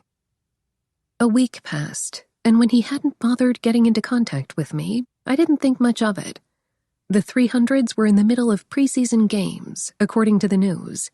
I knew how busy this time of the year was for him. Plus, there was the small chance that maybe he had changed his mind. Maybe. Well, I didn't know why else he wouldn't call, but I made myself not think about it more than I needed to, which I figured wasn't much, and I sure as hell wasn't going to stress about it. The reality that there was a chance he had found some other way of getting his residency petition filed wasn't as crippling as I would have imagined, considering there was over $100,000 riding on our deal. I wouldn't even say I was disappointed, but... Okay, maybe by the 5th day into the week, I might have accepted that I was a little, tiny bit disappointed. Having my loans paid off would have been... Well, the more I thought about having that amount of money resting on my shoulders, the more I realized just how repressing it was. It would be one thing if I owed that much money on a house, but in freaking school loans? If 26-year-old Vanessa could talk to 18-year-old Vanessa, I wasn't sure I would have still gone to such an expensive school. I probably would have gone to community college for my basics, then transferred to a state college. My little brother had never made me feel guilty for leaving. He'd been the one to tell me to go.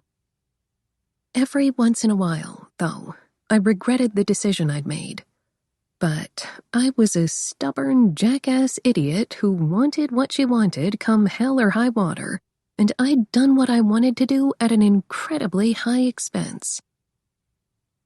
By the 7th day into our no-communication spree, I was more than halfway through coming to terms with the fact that I would be in debt the next 20 years of my life, and that I'd already assumed that would be the case the instant I'd gotten that first statement in the mail after graduation. So why cry over it? I had told him the truth.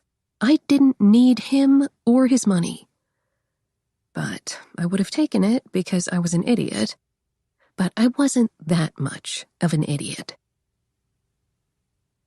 I was in the middle of uploading a Facebook cover file to Dropbox for a client when my phone rang. Peeking over at it, sitting on the coffee table behind my work desk, I couldn't help but be a little surprised at the name appearing on the screen. Miranda P. I should probably change the contact information since he technically wasn't my version of Miranda anymore. Hello? Are you home? The deep voice asked. Yes. I'd barely finished pronouncing the S when a now familiar heavy-handed knock banged on my door. I didn't have to check my phone to know he'd hung up. A moment later, the peephole confirmed who I thought it would be. And yep, it was Aiden. He barreled inside the instant the deadbolt was turned and slammed the door shut behind him, locking it without a second glance. Those dark eyes pierced me with a look that made me frown and freeze at the same time. What is it? What the hell were you thinking moving here? He pretty much growled in a disgusted tone that immediately put me on the defensive.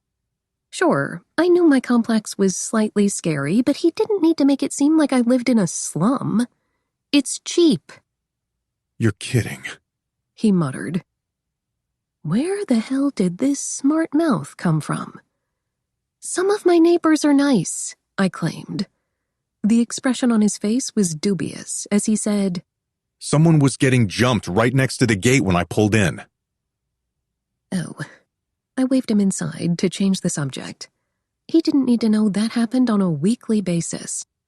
I'd called the cops a couple of times, but once I realized they never actually showed up, I stopped bothering. Do you need something? Walking ahead of me toward the living room, he answered over his shoulder. I've been waiting for you to let me know when you're moving in. That had been one of the first things I'd stopped wondering back when I began considering that he might have changed his mind. So hearing it again was like having ice thrown on me. Almost. I didn't bother telling him I thought we weren't going through with it anymore. Did you... I coughed. Was I supposed to do it soon? Turning around to face me, he tipped his chin down before crossing his giant biceps over his chest. The season is about to start. We need to do it before then. I didn't remember hearing about that being part of the plan. I mean, I figured sooner than later, but... He was paying off my student loans if I did this. I should have moved in the day after we came to a decision if that was what he wanted. When do you think I should? I asked. Of course, he had a date in mind. Friday or Saturday? I almost hacked out a lung. This Friday or Saturday? That was only 5 days away. That big head tipped to the side. We're on a time crunch. Oh, I swallowed. My lease is up in 2 months. Sometimes I forgot Aiden didn't believe in obstacles. Pay it off. I'll give you the cash. This was happening. This was really happening. I was moving in. With him. I eyed him, the wide muscles of his shoulders, the dark hair dusting his jaw, those freaking eyes that seemed to glare at everything and everyone. I was going to be living with this guy. My loans, my loans, my loans, my loans. Which day is better for you? Friday or Saturday? I made myself ask. Friday. Friday it was. I peered at my belongings for the first time and felt a pang of sadness. Just as I was thinking about my things, Aiden seemed to be doing the same thing, glancing around the small living room. I thought he might have lifted a foot to tow my couch. Do you need help packing or something? He asked in an unsure voice, like this was his first time asking someone if they needed help. I wouldn't be surprised if it was. Right after I'd gotten home from his house, I'd decided what I would keep and what I would donate or give away. In conclusion, I assumed it would have to be most of my stuff. I figured I'd be taking the guest room, since it was the only room not being used on a full-time basis. The other 3 rooms besides the master were Zach's, the home office, and the huge in-home gym. The only things I want to keep are my bookcase, my television, and my desk. I didn't miss the judgmental eye he slid toward the small, $60 black desk behind me. The rest I'm going to give to my neighbors. There's no point in keeping any of it in storage for... I almost gagged on the words. 5 years. He nodded, even as he took in my television. Everything can fit in a couple of trips. I nodded, sadness nipping my throat at the idea of leaving my apartment behind. Sure, it wasn't luxurious or anything, but I'd made it my own. On the other hand, an apartment I hadn't been planning on staying at forever anyway wasn't going to be the difference between living in debt and not. I could cry at Aiden's later if I needed to.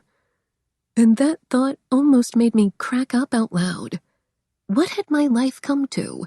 And why the hell was I complaining so much? I'd be moving into a nicer place, getting my loans off my back, and getting a house. All in return for marrying a man. So I couldn't date anyone if I wanted to. Whoop-de-doo. The last date I'd gone on 2 weeks ago hadn't exactly left me excited for a repeat. It was a fair exchange. More than a fair exchange if I didn't calculate the risk of what would happen if someone found out that our marriage was a fraud. Then again, you didn't get anywhere in life unless you took a risk. Okay, I muttered out of the blue, more to myself than Aiden. Then we just stared at each other, letting that same awkward silence that had been between us as boss and employee come out. I cleared my throat. Then he cleared his throat. I talked to Zach. You did? Yes. And? Aiden shrugged his shoulders carelessly. He said he understood. In that case, I needed to call him. I didn't want to be a total coward and just move in without talking to him about it. Aiden dipped his chin once before turning his body to face the door. I need to go. I'll see you Friday, he said as he moved toward it. And then he was gone. He didn't tell me to call him if I needed help with anything, and he didn't say bye. He simply left. This was what I'd signed up for. This was the next 5 years of my life. It could be worse, couldn't it? It was 7:30 in the morning, and I was at my dining room table for the last time ever when that now familiar 3-rap knock made my door rattle. I'd just gotten out of bed 20 minutes ago, and I was sitting around waiting for the waffle iron to heat up. Hell, I still had my pajamas on, hadn't washed my face or even brushed my teeth yet. My hair was up in something that looked like a baby pineapple. "Aiden?" I called out as I dragged my feet toward the door. Sure enough, his dark facial hair greeted me through the peephole before I let him in with a yawn and a small frown. The man who was apparently going to be my new roommate, amongst other things, strolled in, not muttering a good morning or anything. Instead, he waited until I locked the door before giving me a lazy look. You aren't dressed yet? I had to stifle another yawn, covering my mouth with my hand. It's 7:30. What are you doing here? Helping you move, he said, like I was asking a dumb question. Oh, he was? He'd said something about it only taking a few trips to move my things, but I'd assumed it would take me a few trips. Huh. Okay, I was just about to make waffles. Do you want some? Aiden eyed me for a moment before turning around and continuing on to the kitchen. His head turned from left to right in what I assumed was him either making sure that I had actually gotten some packing done or taking inventory of what I had left to go. I'd bubble-wrapped all my artwork 2 days ago. My clothes were all in boxes the people at the grocery store were nice enough to let me have. My books and knickknacks were packed. My television and desktop computer were the only items that hadn't been prepped, but I had almost every blanket and comforter I owned in the living room waiting to get put to good use. Which recipe? He had the nerve to inquire. The cinnamon one. Before he could ask, I added, I'm not using eggs. He nodded and took a seat at the table, still not exactly subtle in his perusal. All my dishes, utensils, and pots were already out and stacked on the countertops, waiting for their new owners to come and take them. I'd been lugging them around since college, and I figured they'd gone above and beyond the call of duty. I made more batter and then poured it into the hot waffle iron, keeping an eye on Aiden as he kept taking in my belongings. What are you doing with the rest of your furniture? My neighbor upstairs is taking the mattress, dining room table, and the dishes. She was a single mom with 5 kids. I'd seen her mattress during the few occasions I'd babysat, and my things were definitely an improvement.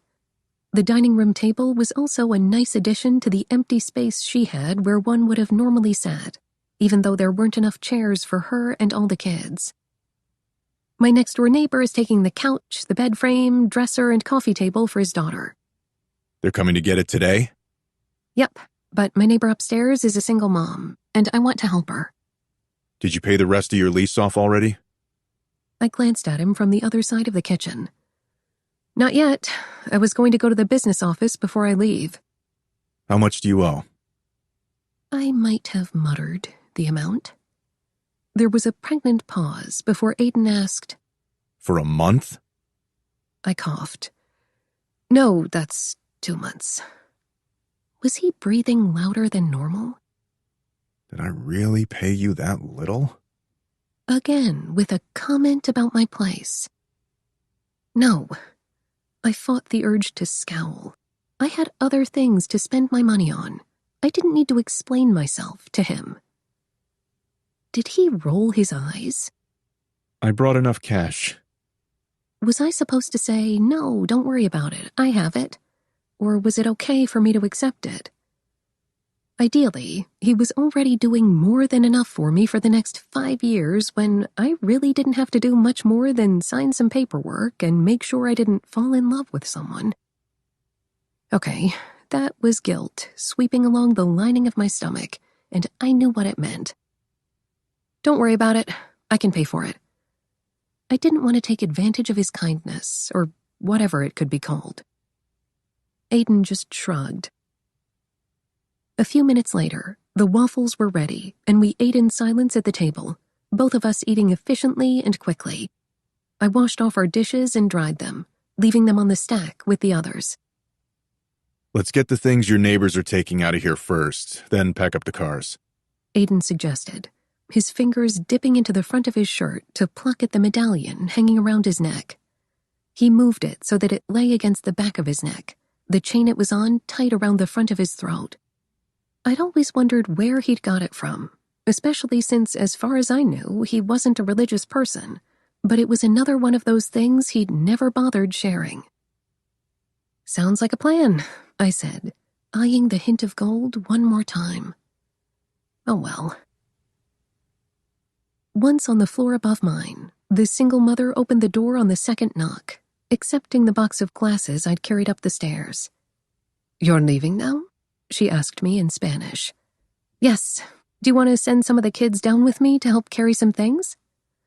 Mrs. Huerta nodded and called her 3 oldest children to help. The 11, 9, and 8-year-old hugged my hips and then ran down the stairs ahead of me, already fully aware of what they were keeping. The 3 of them barged in and headed straight toward the kitchen, slowing down when they spotted the big man transferring boxes from my bedroom into the hallway. One by one, they each grabbed cups, pots, pans, or utensils and headed back out. I grabbed 2 chairs from the dining room table and made my way toward the stairs, shooting Aiden a tight smile when our eyes met on the way out. I had just deposited them in my neighbor's living room when a shadow appeared at the doorway, carrying the other 2 chairs under his arms effortlessly. Dios santo, ¿es tu novio? The slightly older woman asked from her spot on the couch. Boyfriend? I felt my eyes bulge, but nodded, maybe a bit robotically. See, what else was I going to call him? I was probably lucky enough that she didn't have time to watch football and had no idea who he was. She glanced in Aiden's direction once more, balancing her 3-year-old on her lap, and gradually nodded, impressed. "He's handsome," she said in Spanish. "And those muscles." Mrs. Huerta added a grin to the end of her comment that had me giving her a timid smile. "Ya sé," I said in a mutter before darting back out of the apartment and heading downstairs. I knew. Well, it was the truth. I did know he had some guns. And a chest. And that ass. I could have done worse. Maybe he had little desire for social skills, and maybe he didn't really care about anyone but himself. But he could be worse. He could be a psychopath who did bad things to animals, I guess. I found Aiden in my apartment, with the table flipped on its back, unscrewing the top of it from the legs with a pocket multi-tool I wasn't sure where he'd gotten. He glanced up when he sensed me standing there. What else are they taking? "The mattress." He hummed and nodded. 40 minutes later, I had sweat pouring down my face, but Aiden and I had managed to carry the mattress up the stairs. Weight-wise, he could have carried it up by himself without a huff or a puff, but apparently it was too big to carry alone, and my puny muscles had struggled. We set the older mattress where my neighbor's blow-up bed had been the last time I'd come over. I'd offered the bed frame to her, but understood why she hadn't wanted it. 2 mattresses would barely fit in the tiny one-bedroom that was built for maybe 2 occupants, but not 6. Luckily, by the time we were done, my next-door neighbor's sons were waiting outside my door to help move the rest of the furniture into his place. Aiden and I sat across from each other in the bedroom, taking the bed apart so it could be easier to move. I caught him looking at the multiple nightlights I hadn't gotten a chance to pack away. He didn't ask about them, and I was pretty grateful. I noticed both of the neighbor's sons eyeing Aiden more than a little bit when they peeked into my bedroom, and then I heard one whispering to the other, but none of them said a word to us before carrying out the first of the things in the living room. I had just taken a pee break when I opened the door and overheard talking coming from the hallway. Sure. That was Aiden. I grabbed 2 of the boxes left in my bedroom and made my way out to leave them in the living room. Standing in the hallway was Aiden, one forearm against the wall while his left hand was up, scribbling away on something with one of the Sharpies I'd left around the apartment so I could write on boxes. Next to him were my neighbor's sons, their eyes glued on Aiden. Yeah, it didn't take my not-so-genius brain to figure out they knew who he was and what Aiden was busy doing. I appreciate it. One of them thanked him when he handed over the piece of paper he'd signed. The big guy nodded, his attention turning toward me. No problem. We should really finish packing up. We need to get going. The guys kind of hesitated. We could help. Aiden shook his head dismissively. We got it. Thanks, though, I threw out when the rude ass didn't. They nodded, and one of them said, Man, Vanessa, I had no idea you were together. Dad's gonna lose it. He's a huge fan. I already knew that, and it only made me feel guilty. My neighbor had a 300s mat outside his door. During the holidays, he hung up a wreath with team ornaments on it. Yeah. I just kind of trailed off. I mean, what else was I supposed to say? Luckily, they quickly thanked Aiden again and took off, closing the door behind him. All right. I took a breath. Let's get the rest of this done. Between the 2 of us, we carried my television over to Aiden's Range Rover as my arms trembled with exhaustion. My desktop computer followed. The fact that he could have carried it on his own didn't escape me at all, but I wasn't going to complain, so I kept my mouth shut. In the back of my Explorer, we put my bookcase, desk, and chair. The rest of the boxes were split up into both of our vehicles. Aiden was in his SUV when I closed my apartment door one last time, nostalgia hitting me dead center in the chest. I always thought about moving on with my life and taking the next step toward whatever upcoming goal I had.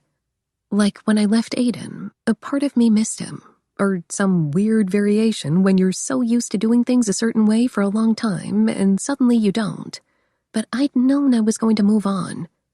I was doing something better for myself, and doing this for him, no matter what my conscience said, was a smart step. A weird one, but a smart one. It was a giant leap for my future, and I was going to hold on to that reminder with both hands. I dropped off a check for the last 2 months of my lease, signed a few papers with the office manager, and I was out of there. It took an hour just to get to Aiden's house from my apartment, thanks to a 10-car pileup on the highway. Between being a little overwhelmed with moving, especially since I wasn't feeling exactly stoked to have to move in with another person, that person being my ex-boss of all people, and trying my best to convince myself that I wasn't going to go to jail if or when officials found out the truth, I was trying not to become paranoid. I smiled at the security guard when we got to the gated community and ignored the curious expression on his face when he saw my car loaded up. Aiden backed into the garage, and I parked in the driveway for the first time ever. When I got out and spotted him toting boxes inside, I grabbed the most I could carry on my own from my Explorer. I followed after him, nervous, anxious, and a little bit scared. Everything looked familiar, but it felt foreign at the same time. I made myself march on up those stairs I'd climbed 1,000 other times, and kept on going when all I wanted to do was turn around and head back to my apartment. I was moving in with Aiden and Zach, signing some papers that would unite us in paper matrimony, and this would be my reality for the next 5 years. When I thought about it in bits and pieces, yeah, it didn't help. It still seemed like a huge white elephant I couldn't ignore. The door to the empty guest room was open as I approached it, and I could hear Aiden inside setting things down. I'd been in there many, many other times in the past to dust or wash the sheets. I was pretty familiar with the layout. But it wasn't the same as it had been the last time I'd seen it. Aiden didn't have a bunch of crap all over the house. Every room except the gym was pretty sparse and utilitarian. He didn't have artwork or knickknacks. He hadn't even bothered painting any of the rooms. There wasn't a single trophy or jersey hanging around anywhere. The boxes of that kind of stuff were hidden in his closet, something I couldn't completely understand.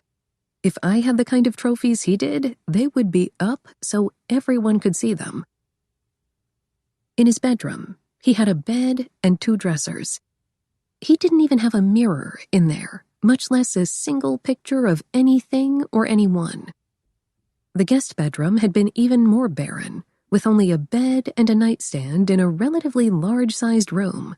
It was twice the size of the room at my apartment. But when I walked into the room that would now be mine, I didn't just find a bed. There was a large matching dresser with a big vanity mirror mounted to it, and a new smallish bookshelf that also seemed to match the rest of the dark brown contemporary furniture. It didn't hit me until much later that it was all the exact same furniture I'd had in my bedroom at my apartment. Just nicer and matching. Your bookshelf from home would look better in the office, Aiden casually suggested when I just stopped and stood at the doorway, too busy taking in the new furniture. I tried to keep my surprise to a minimum, but I wasn't sure if I succeeded or not, so all I managed to scrape together as a response was a nod. He was right, though. My bookshelf would match better in there. Your desk can go there. He vaguely pointed at the empty section of the wall right between the 2 bedroom windows. I bought the mattress right before you started working for me. It's only been slept in, what do you think, 3 times? But if you want a new one, order one. You know which card to use. I snapped my mouth closed and batted away the surprise that had stolen my words, blinking over at Aiden at the same time I hesitated. He'd done all this? For me? When I left working for him, he hadn't even known where to order his soap. He didn't even run his own dishwasher. Now there was new furniture? Who was this man? I shook my head, my forehead scrunching. No, this is all great. Thank you.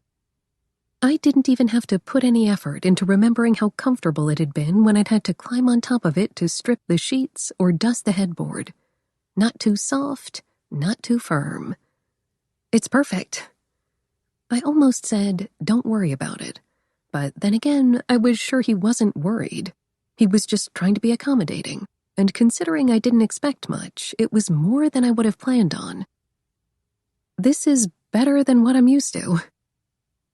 I took another breath and slowly lowered the things I was holding to the floor. Thanks for helping me move, by the way. I'm really doing this. I'm moving in. Holy shit. I appreciate it. I wobbled out. I was really doing this. I'm really doing this. He tipped his head down just slightly, then brushed past me on the way out, back downstairs, from the sound of the creaking staircase. There was no way I was going to slack off and make him do the majority of the hauling, even if he was in way better shape than me and had 4 times the muscles. Okay, I wasn't going to be a lazy shit. Downstairs, I kept up with the rest of the moving. It took a little more than half an hour for both of us to get the boxes from the vehicles into the bedroom. Then we carried my television up while my arms convulsed from how tired they were, and my fingers turned slippery with sweat.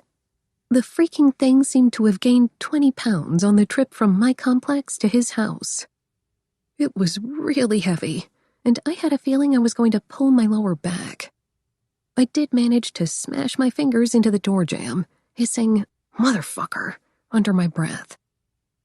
We were heading to grab the next piece of furniture when Aiden said over his shoulder, You should think about doing some upper body training. I made a face behind him. I might have even stuck my tongue out as I held my poor, mangled fingers with my good hand. Luckily, moving the bookcase into Aiden's office was a lot easier, and we didn't have any problems. My new roommate carried the desk upstairs all on his own, and I hauled the chair.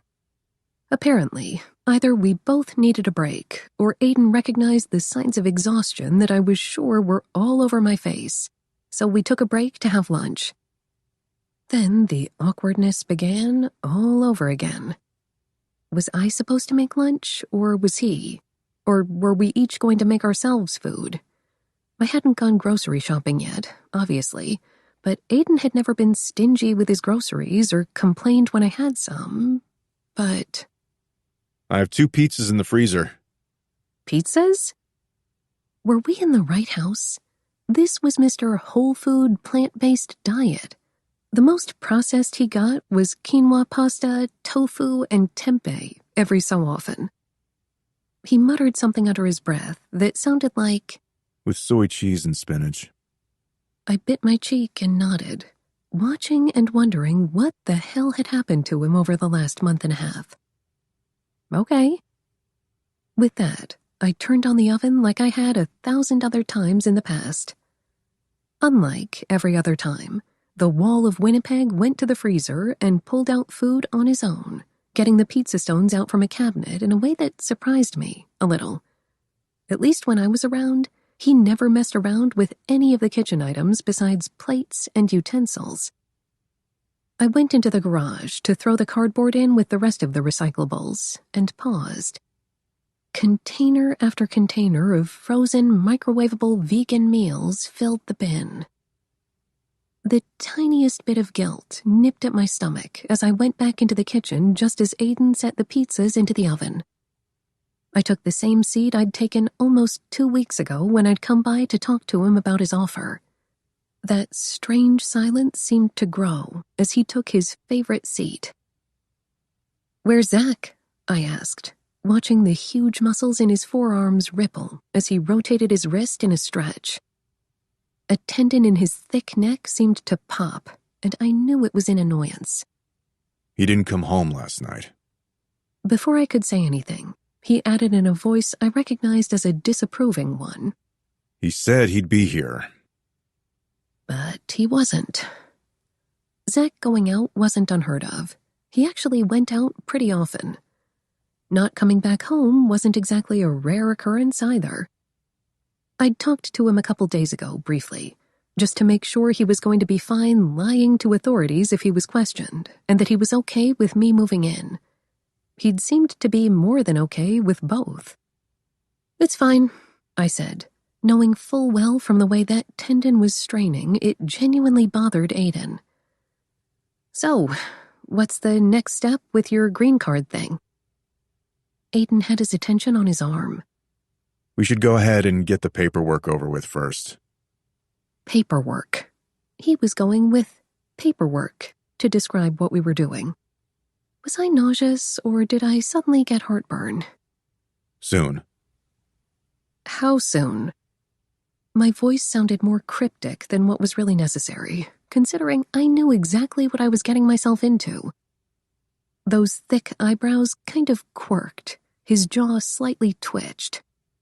Before the season. I don't want to wait until bye week, he said, referring to the week off the team got during the season. He still wasn't answering my question. Okay. I have an early preseason game next week. Let's do it then. I choked, and he ignored me, barreling straight through into his explanation. We can't file the petition until the paperwork is done. You should change the address on your license as soon as you can, but you need to have mail coming here. What could I say? Let's wait? What he was saying made sense. He really didn't have more than a day off after each preseason game, and from what I remembered, most of them were always in the evening. That probably would be the best chance we had of getting it done. But it still made the part of my personality that liked to plan things in advance and mentally prepare cringe. Next week. We were doing it in a week. It was that easy. We needed to live in a house together, sign some papers, maybe take some pictures. Was that even necessary? And then live the next 5 years of our lives. I almost expected him to give me spirit fingers and say, "Ta-da!" That simple. It was that simple, apparently. I took in the man who was sitting across from me. The biggest man I had ever seen, the most restrained, who was, for all intents and purposes, technically my fiancé, and let nausea and nerves roll around in my belly like puppies. My lawyer said it'll be several months between you filing a petition for me and having my status adjusted until I get a conditional green card. We're going to need a lot of paperwork. They're going to ask for your bank statements. You'll have to go with me once everything is approved to have someone at the immigration office interview us. Will that work? He asked, eyeing me warily, like he wasn't positive how I was going to take his plan. I swallowed my heart. I'd already read all of that stuff online in the days between when he'd showed up at my place and when I came to his and agreed, so I was mentally prepared. Mostly. Yeah. But the smile on my face was pretty damn faint. What in the hell had I just agreed to? 10. The weekend came way too quickly and way too slowly at the same time. I'd woken up each night sweating profusely. I was going to commit a felony. I was getting married. And of all the people in the world, it was Aiden I was doing this with and for. It didn't matter how many times I reminded myself that what we were doing wasn't real. My body couldn't be fooled. All these changes, the moving, the living in a different room, the sleeping in a different bed, they were all battling my brain for attention at all hours of the day, giving me a case of insomnia. The only thing that eventually managed to lull me to sleep was the knowledge that I knew exactly what I was doing, what I was getting out of the hoax of a lifetime. Debt freedom and a house. I reminded myself of that repeatedly. and we were going to Vegas to get it over with. It will make more sense if we do it there. We've gone twice together already. He'd explained to me after I'd agreed with him that speeding into it was fine. If we did it here, we'd have to go to the courthouse to apply for a marriage license and get a justice of the peace to perform a ceremony. He was right. We'd gone to Vegas twice. Once for a signing, and the other time for a commercial he shot. Plus, I completely understood where he was going with doing it in Dallas. Someone would recognize him the instant he got out of the car at the courthouse. I could already picture a crowd if we tried to get our The word gave me indigestion. License. There'd be a crowd if we went to get our license. Actually, I think it was the word "our" that gave my insides gas. Everyone goes to Las Vegas to elope. The big guy had added, as if I didn't know. Obviously, I did. There's no waiting to apply for a marriage license. He had ended with as he'd polished off a sandwich. Another truth. How can you argue practicality? There wasn't a point in having any of my few loved ones there, and honestly, I really wouldn't have wanted them to be in attendance. This wasn't some everlasting marriage built on love. I'm pretty sure I had told Diana more than once that I was going to have a beach destination wedding if the time ever came. If the time came, that had been my plan. Maybe someday in the distant future, it'd be a possibility. For now, for this, Las Vegas would work. With his credit card in hand, the morning after I moved in, I reserved 2 first-class plane tickets because explaining to Aiden that flying economy was cheaper was a pointless argument I'd tried once and failed at miserably. I also scored a 2-bedroom suite at the hotel we'd stayed at in the past. We'd fly in Sunday evening and leave Monday afternoon. In and out, we would sign some papers, maybe take a picture, and then head back. On the day before we were supposed to leave, I was at the grocery store when I spotted the customer in front of me wearing a wedding band, and it hit me. Was Aiden going to need a ring? Was I going to need one? He'd never said anything about engagement rings or wedding rings, and I wasn't sure if that was something we'd need to pull off the believability factor. Would they check that out at the interview? Would they care? I remembered Diana's cousin Philippa had worn a wedding ring way before things got serious between her and her husband. But I'd also met couples before who didn't bother with rings. So I looked online to see if there was anything about whether agents checked that kind of thing or not, and I knew the proposal wasn't a good example of how immigration issues actually worked. What was I supposed to do? Chances were he wouldn't wear it. But get one anyway, my brain said. I could worry about one for myself when the time came, but it would be months until then. I'd learned to trust my instincts. So that evening, when he was running drills after hours by himself at the 300s training facility, I fought the nagging feeling in my belly and snagged his college national football championship ring from the drawer where he kept it. Holding onto it for dear life, I headed to a small jeweler I'd visited in the past to get my favorite pair of earrings fixed when I'd messed them up. The jeweler had a lot of rings to choose from, but not much in sizes large enough to fit Aiden's fingers. Luckily, he said he could get something resized for me in record time, and I chose a basic 14-karat white gold band. It was nothing remotely fancy, or even 18-karat, but no one likes a picky bitch, and I was paying for it out of my own pocket, so he'd better not complain. I was buying my soon-to-be fake husband a wedding ring that he may or may not wear. After all, we had to make it believable. So even if he didn't wear it, at least he'd have it, I figured. It only made me not want to get it more. Are you ready? Aiden called up the stairs. I was never going to be ready. Ever. I'd been up since 4 a.m, waking up to find my heart pounding and 100 million thoughts going through my head one after the other. We were leaving. We were going to Vegas to sign paperwork that would legally make me able to change my name to Graves if I wanted to. That was another thing we hadn't talked about, but I didn't see a point in bringing it up. Plenty of women didn't change their names when they got married nowadays, right? If he didn't ask me to, I sure as hell wasn't going to bring it up. That just seemed like a nightmare waiting to happen at the Social Security office. Vanessa? He hollered. We need to go.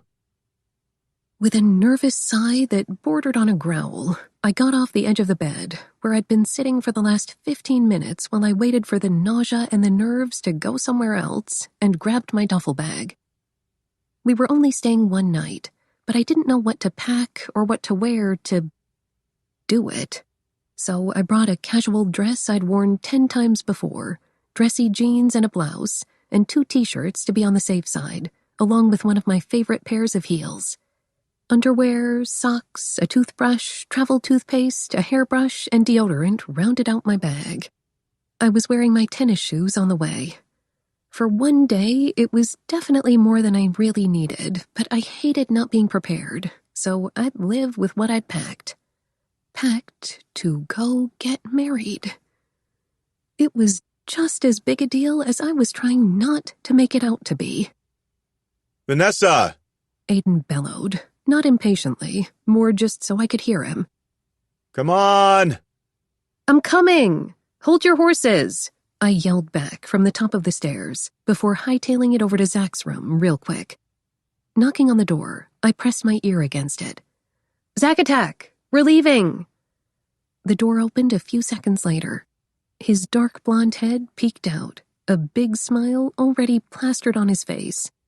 He had been teasing me nearly nonstop since he'd gotten home right after I moved in, apologizing for not making it home in time and not needing to hint that he'd stayed over at a woman's house. The first chance I had with him alone, I'd asked him again if he was really fine with what was going on. His response? Why wouldn't I be, darling? You're the one marrying him, not me, and I like having you around. And that was that. With them being away from the house so much, it wasn't like we'd been inconveniencing each other or anything.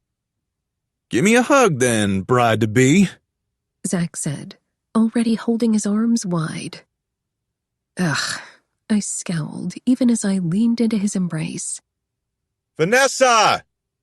Your future hubby is waiting, Zach said before I reached up and pinched his lips together. We'll be back tomorrow. Vanessa! I sighed and took a step back. Wish me luck. Zach waved his hand in a dismissive gesture, an ornery smile taking over his tan face. I sure will, Mrs. Graves. He was so full of shit, but I knew if I didn't get downstairs, Aiden would probably come up here and drag me down. He hated being late, so I let Zach's comment go and ran down the stairs. At the bottom, Aiden's expression was his typical exasperated one. He was dressed in jeans and a black V-neck that stretched across the wide width of his muscular chest. His favorite hoodie dangled from his fingertips. He gave me a look as I jogged down the steps, nerves making my knees weak. Aiden didn't wait for me to make it down before he was on his way to the garage. I hauled ass through the kitchen, closed the garage door behind me, and carried my bag to his SUV. You got everything? He asked with a curt look once we were both buckled in as he turned his head to back out of the driveway. I ran my fingers over the small lump in the front pocket of my jeans and felt the flutter of nerves remind me they hadn't gone anywhere. I took in his face quickly, the stern line of his mouth, the hard jut of his chin, and the constant tension creasing his eyebrows. Reality flowed over me. I was marrying this guy. Oh, brother. Yep, I squeaked. The trip to the airport went well, with the sports talk show on the radio keeping us company. Luckily, they were only discussing professional baseball. Aiden parked his car in one of the covered lots. From there, we took a shuttle to the terminal. I eyed him a few times on the way over, my hands getting sweatier by the second.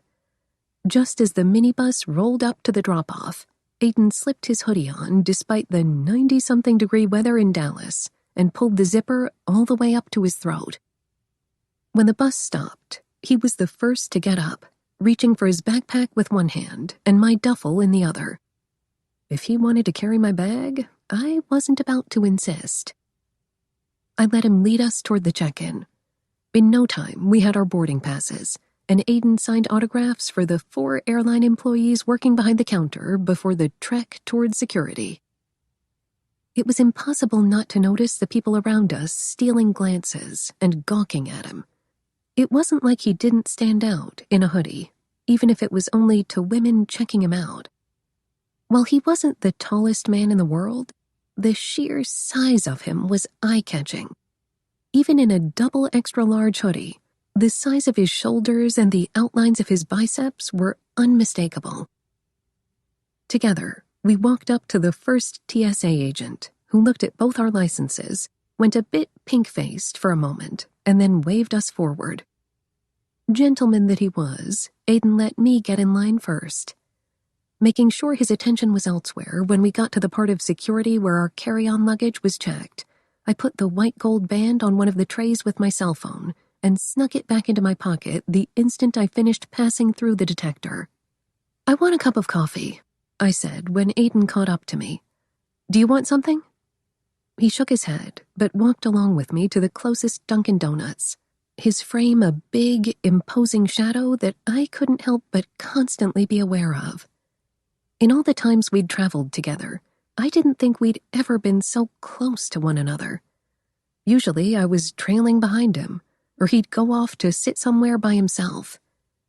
This time, though, he wasn't standing 50 feet away, much less 10, with his headphones in, oblivious to everyone and everything around him.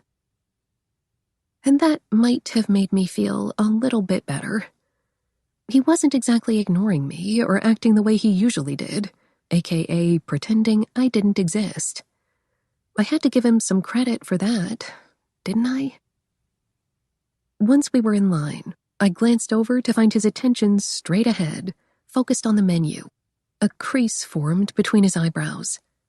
The customer in front of us moved aside, and I took a step forward as the employee peeked up from the cash register, briefly glancing at Aiden before looking back down. How can I help you? "Can I?" Double-taking, the employee's gaze went up to Aiden again. His nostrils flared. I knew he was going to gasp before he did it. The employee's eyes went wide first, his mouth slammed shut second, then he sucked in a breath. Fuck, the cashier whispered, his gaze locked on the behemoth next to me. The behemoth who was, at that point, looking around and not paying any attention to the individual freaking out in front of him. So I elbowed him. Aiden's attention snapped down to me so quickly it was a little alarming. He was frowning. I tipped my head to the side discreetly in the direction of the donut shop employee. Not anywhere near being an idiot, those brown eyes went where I indicated. The employee was still gazing at him with huge eyes. Are you... You're Aiden Graves. The guy who had to be a couple years younger than me blubbered. Aiden nodded tightly. Oh, brother, Mr. Social Skills was at it again. You're... The guy was panting. I'm such a fan. Holy shit. He sucked in another breath, and I swear his face paled. You're even bigger in person. He really, really was. Aiden shrugged, carelessly, like he usually did when someone mentioned his size. I thought people made him uncomfortable when they brought it up, but mostly because I'd heard him tell Leslie before that it wasn't like he'd done something for it. His genes had given him his stature and the framework of his build. All he'd done was work out and eat well to develop what he'd been given. His lack of a reply wasn't arrogance. I was pretty positive he just didn't know what to say. The poor guy continued gaping at him, completely unaware I existed, much less that behind us were at least 4 other people wondering what the hell was taking so long for us to order. Aiden didn't help the situation either by standing there, looking back at his fan with that unreadable, borderline bored expression on his face. Could you get my girl a coffee? His girl? It took every ounce of my self-control not to look up at him with an expression that said exactly what I was thinking. What the hell did you just call me? Thankfully, I didn't physically react. When the cashier finally snapped out of his trance, he glanced at me and blinked. I smiled at him even as I pulled my phone out of my pocket, ignoring the strange feeling coursing through my spine at the fake term of endearment that had just come out of Aiden's mouth. Oh, sure, my bad. What can I get you? The guy asked, blushing. I placed my order, quickly looking down to make sure I was texting the right person, and typed out a quick message. Your girl? I sent the man next to me before handing over my card. The guy cast another glance at Aiden while he swiped it hastily, nervously. I thanked him when he gave it back, but he was back to not paying any attention to me. He was still staring at Aiden, and on closer inspection, I realized the poor guy's hands were shaking. Thanks, I mumbled one more time as I took my cup and moved aside. Aiden shifted over along with me, seeming to be in his own little world, oblivious to the text message I'd sent him, or maybe just deciding to ignore the phone I knew he usually kept on vibrate in his pocket. It was right then that I noticed the people in line behind us were all staring at him. I couldn't blame them.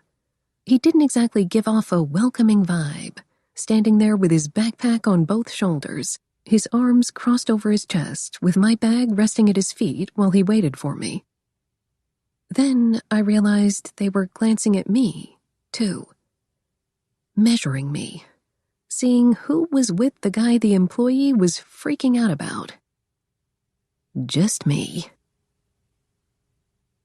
The nerves and the urge to throw up didn't go anywhere. I was nauseous the entire flight to Vegas. Aiden said maybe 5 words to me before he put his head against the window and fell asleep, which wasn't a bad thing considering I was stuck in my own world of denial and terror. I kept telling myself everything was fine, but it didn't feel like it.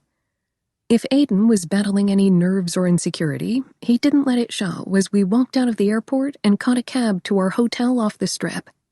We checked in and made our way up the elevator to the suite.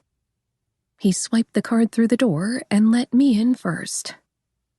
I had to let out a whistle as I took in the clean, contemporary furnishings. I'd forgotten how nice this hotel was, and it made me feel a little guilty. When I was a kid, we hadn't traveled much, mostly because my mom never had the money, much less the time or inclination to take us anywhere. But on the rare occasion that Diana's parents invited me to go along with them on a trip, we would stay at the really cheap motels on the side of the road that looked like something out of a horror movie, and we'd all cram into a room, or 2, if her parents could swing it. And I always had a good time, even more so if the motel had a pool. Yet here I was at this 5-star hotel, staying with a man who was a millionaire. I'd paid the rate for the room with his card. I was well aware of how much everything cost. I knew that no one in my family, with the exception of my little brother, would ever stay in a place like this. And it made me feel slightly uncomfortable, guilty, a little sad. You all right? That gruff, low voice asked from behind me when I'd stopped just through the door. I had to clear my throat and force myself to give him a nod and a smile, which was about as insincere as you could get. Sure. Yeah, he read it on my face easily, his eyes swinging around the room in confusion. You chose the hotel. His tone was slightly accusing. You don't like it? No, I shook my head, now feeling like a dick on top of everything else. I mean, of course I like it. This is the nicest place I've ever stayed. That was saying a lot, because when I traveled with Aiden, we always stayed somewhere nice. I was just thinking about how fancy it is, and how I never would have imagined when I was a kid that I could stay somewhere like this. That's all. The fact I was staying here with Aiden, to marry him, just sent that nail straight home into my heart.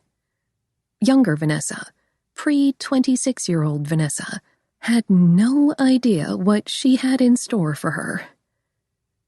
There was a pause, and I swore we both looked over our shoulders to glance at each other.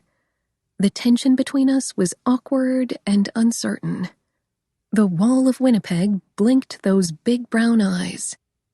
You could have invited your family, if you really wanted to. Oh, no, it's all right. In hindsight, I realized I'd shot down his offer too fast. I only keep in contact with my little brother, and he's already back in school. Why was he looking at me so strange? Good grief, why was this flustering me so much? And why couldn't I just shut up? I only talk to my mom every once in a while and never my sisters, and my best friend works a lot. I wrung my hands and finished up this spiel of stupidity. I don't have anyone else. Aiden stared at me for so long, I frowned. You're acting weird. He stated so casually, I almost ignored the actual words that had come out of his mouth. Excuse me? You're being weird with me. Aiden repeated himself. That had me slamming my mouth closed and my frown growing. The man who didn't keep things to himself kept on barreling through what he apparently felt he needed to say. I told you I was sorry. Look, everything is fine, I started to say before he cut me off with a shake of his head. It isn't. You don't smile anymore. You haven't called me big guy or given me hell. He stated. Wait a second. I hadn't, had I? And he'd noticed? The possibility that he'd noticed made me feel strange, almost uncomfortable. I thought I annoyed you, I mumbled, trying to figure out what was the right response and whether he was saying these things because he genuinely missed them or not. You do. And there we went. But I'm used to it now. Wait another second. You've never made me feel awkward before, but you look at me differently now, like you don't know me, or you don't like me. The fact he leveled an even gaze at me, without shame, without embarrassment, without playing games, hit me right in the solar plexus. I get it if you're still pissed, if you don't think of me the way you used to, but I liked the way we were before. He went on, with his face open and completely earnest. He only slightly made me feel bad for how obvious I'd been with my frustrations with him, especially since he seemed to have not just noticed, but also missed the way things had been, despite going out of his way to ignore me for so long. I know. I swallowed and bit the inside of my cheeks. I know, look, I shrugged. We'll be back to normal in no time, I'm sure. This has all just been a lot for me to handle, and I'm trying to get used to it. It's hard for me to forgive people, sometimes. I don't know how to act around you anymore, I guess. The same way you used to. He suggested evenly, as if it was the easiest answer in the world. I swallowed, stuck between being stubborn and holding on to the fear and resentment I'd felt, and unsure of how to move forward with this version of Aiden I was trying to get to know. As if sensing I had no idea how to answer, he rolled his shoulders back and asked, Other than that, you're sure you're fine? Yes. Positive? I nodded, letting out a breath that had somehow gotten stuck deep in the pit of my belly, bloating it with insecurity and anxiety and probably a dozen other things I wasn't aware of. Yeah, I, changed my address on my bank statement a couple days ago. I'll change my license as soon as I can, I explained, and suddenly felt a little awkward. Are you sure you're okay with all this? You're sure you still want to be stuck with me for the next 5 years? That dark, almost caramel-colored gaze landed on me, even, intense, determined. Yes. That smoke-wrapped voice replied effortlessly.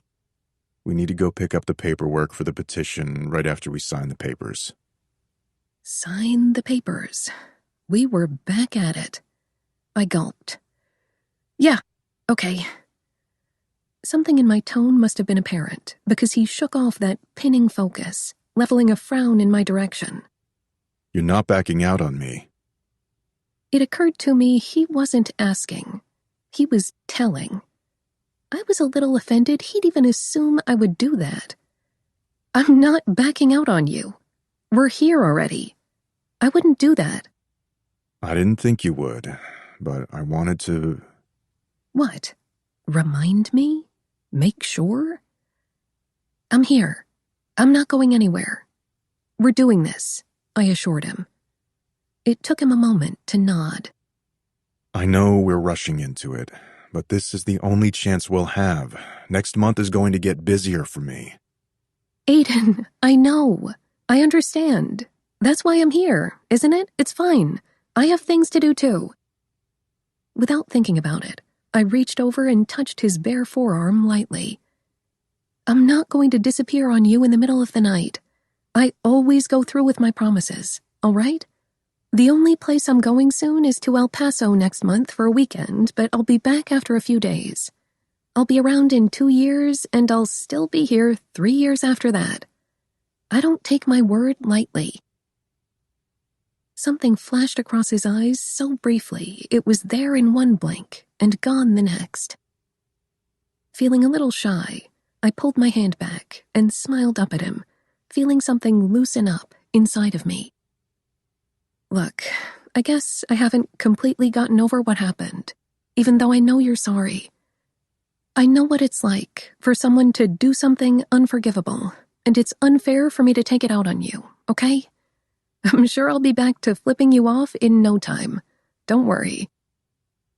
He nodded slowly, his features never loosening up enough to be considered relaxed. Everything will work itself out. I know you're sorry.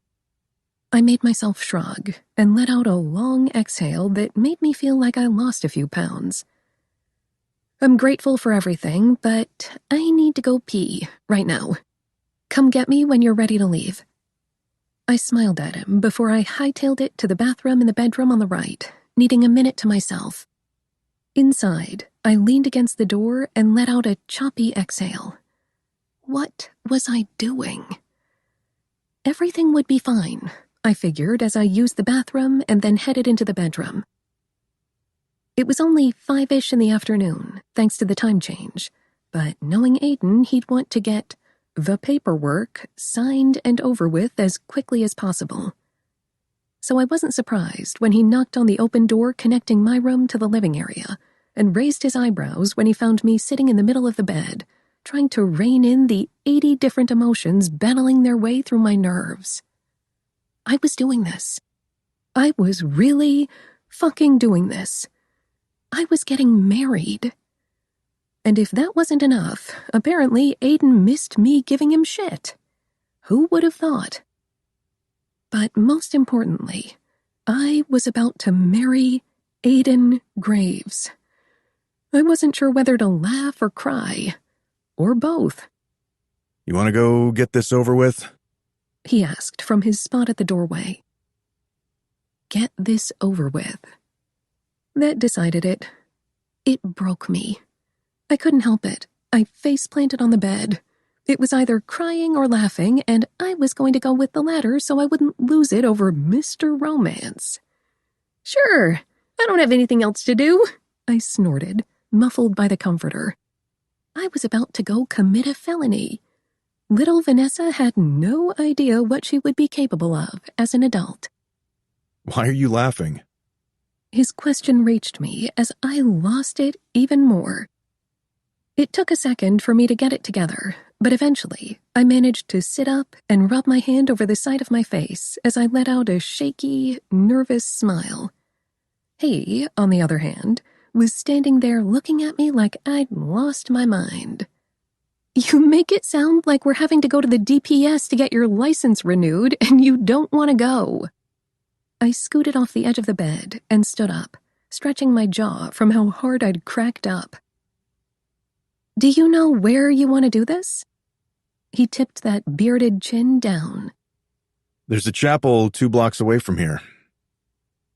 I nodded, that familiar sense of anxiety fluttering through my chest once more. Okay. I took in the clothes he was still wearing from the flight. Let me change my shirt, at least. He wasn't dressed up. Why should I be? He cast a glance at the t-shirt I had on and backed out. I changed into the slightly dressier work blouse I'd worn in front of him plenty of times in the past and met him in the living room. He was still in his hoodie and v-neck, looking handsome and casual at the same time. Show off. That small medallion peeking at the apex of the cut of his shirt was what caught my eye the most, though. I followed after the big guy. We walked through the lobby and out into the hot Vegas sun. He'd said the chapel was only 2 blocks away, but they felt like the longest blocks of my life. I'd been to Vegas 2 other times in the past, but it had always been with him for work, so I hadn't gotten a chance to walk around and check it out. Most of my sightseeing had been done through the window of whatever car we were traveling in. During the day, it didn't look anything like it did at night. I could see Aiden just a foot or 2 ahead, but I was too busy looking around at the different shops and restaurants to put in much effort to keep an eye on him. Sure enough, exactly 2 blocks away from our hotel, he stopped in front of a little white chapel that I was pretty sure I'd seen in movies before. Are you ready? The Wall of Winnipeg asked, like we were heading for battle. No, I wasn't. But as I looked at Aiden's hard face and thought about how badly he wanted to live in the U.S. without worrying about his visa, how could I have told him no? Okay, I could have, but that huge part of me that was 100% pushover understood. I knew what it was like to not want to live somewhere. Goodbye to the next 5 years of my life. Yes, I finally answered. We need pictures. The immigration official is going to ask for them at your interview. The corners of his mouth moved in a way that was as much of a smile as I'd ever witnessed on him and might ever see. My nerves were like live wires and my stomach hurt, but it seemed like I was doing the right thing. What? I looked it up. I want to be prepared. To not go to jail and get what had been promised to me. And wasn't that what Aiden should have realized? I was going off his word, relying on him to go through with what he'd promised me at the end of this upcoming journey. Hell, when we divorced, I could ask him for half of everything he owned. Obviously, he had to trust me enough to know I would never do something like that. Everything will be all right. He seemed to promise me after a moment, that partial smile still tipping the fullest part of his cheeks. Okay, my hands were sweaty. Let's do it. He nodded, and in we went. The 2 people working at the main desk had obviously done this 1,000 times in the past. They didn't blink a single eyelash at us in our street clothes. They didn't gush or ask any questions that would have made me feel strange. I thought about the ring I was carrying around in my pocket, and I chickened out. I left it there, promising myself I'd take it out later. We filled out the paperwork they gave us, chose a wedding package for $190 that included a ceremony in the chapel, a silk rose bouquet, a boutonniere that had Aiden eyeing it with disdain, a photographer, and a CD with 5 high-resolution pictures to document our big day. The minister was another $60. So, for $250, Aiden and I stood at the front of the aging wedding chapel with a man who might have been inebriated, and we listened to him say words that seemed to go in one ear and out the other. At least for me. Was I freaking out? A little bit. But I kept my eye on the boutonniere that Aiden had shoved into the front pocket of his jeans, and I squeezed the ribbon-wrapped stems of my bouquet with damp fingers until the words, "Are you exchanging rings?" came out of his mouth. Aiden shook his head, at the same time my trembling fingers pulled the white gold band out of my pocket and handed it over. I didn't want to put it on for him. It just seemed too intimate of a gesture. Those dark irises shot to mine as he tried to slide it over his knuckles. It didn't fit. Why was that so surprising? Of course he would have gotten bigger in the 8 years since he'd won the national championship in college. He moved the ring over to his pinky finger, and it slid on easily. That penetrating gaze went back to mine and stayed there, heavy and insurmountable, making me feel so vulnerable that I had to look down at the bouquet that wasn't going to make it much longer under how much I was wringing my hands. I kept my expression down until the words, "You may now kiss the bride," came out of the minister's mouth. When I peered up, I found Aiden's eyes on me, and I widened mine, slanting a look to the side, not knowing what the hell we were supposed to do. I'd been too busy stressing about the ceremony to worry about this part. Then I thought about the photographer and knew what needed to be done, even though I didn't want to do it. But more than that, I really didn't want to go to jail or pay out of my butt for fines. Screw it. I didn't have to make out with him, even if it wouldn't have really been a hardship if I had to. I took a step forward. Aiden's gaze shifted to the side in uncertainty, something I didn't want to focus on too much right then because I had my own nerves to worry about. Then I took another step forward, put my hands on those muscle-packed upper arms, and went up to my tippy toes, still coming up short. He was frowning even as he lowered his head. Our gazes locked on each other, and I pressed my mouth against his. It was nothing grand, just a peck, the center of my lips against the fullest part of his. They were softer, more pliable than I ever would have imagined. The whole contact lasted maybe 2 seconds before I fell back to my heels and stepped away. My chest and neck were hot. And this handsome, stern man I was signing paperwork with was frowning even more after I put 3 feet between us. "Congratulations!" The minister cheered as the other chapel employee literally threw glitter at us. I was glad I was wearing glasses when Aiden rubbed at his eyes with the back of his hand. "One picture of you two together," the photographer said, already gesturing me back to Aiden's side. I swallowed and nodded. Believable. A quick shuffle later, I was at his side. When he didn't put his arm around me or do anything remotely couple-like, I slipped my arm through his, pressed my hip against him, and held on just as the flash blinded us. The photographer smiled as she took a step back and lowered her camera. "Give me 10 minutes, Mr. and Mrs. Graves, and I'll have the CD ready." Mr. and Mrs. Graves. Diana's favorite saying described this situation perfectly. Shit just got real. It was strange to think that by 8 o'clock on a Sunday in mid-August, I was legally a married woman. After the chapel gave us our CD with our 5 photographs and paperwork, we headed back to the hotel in a dreamlike state. At least for me, it seemed like a dream. A weird dream that resembled more of an acid trip than reality. Neither one of us said much, but I was busy thinking about what we'd done, and knowing Aiden, he was thinking about his next preseason game. We headed into our respective rooms, only exchanging a forced smile from me and a slightly pinched mouth from him. I must have sat on the edge of the bed for at least 30 minutes, simply getting my thoughts together. The walls seemed to close in on me, and I started to feel itchy and restless. Married. I was freaking married. The woman at the chapel had called me Mrs. Graves. I married Aiden. There was no way I could have stayed in that room all night. I was too amped up to work or draw. Crawling out of my skin, I needed something else to keep my mind on. So I thought about all the things I used to imagine doing when Vegas came to mind, and there was really only one thing on the list. I wanted to see a show.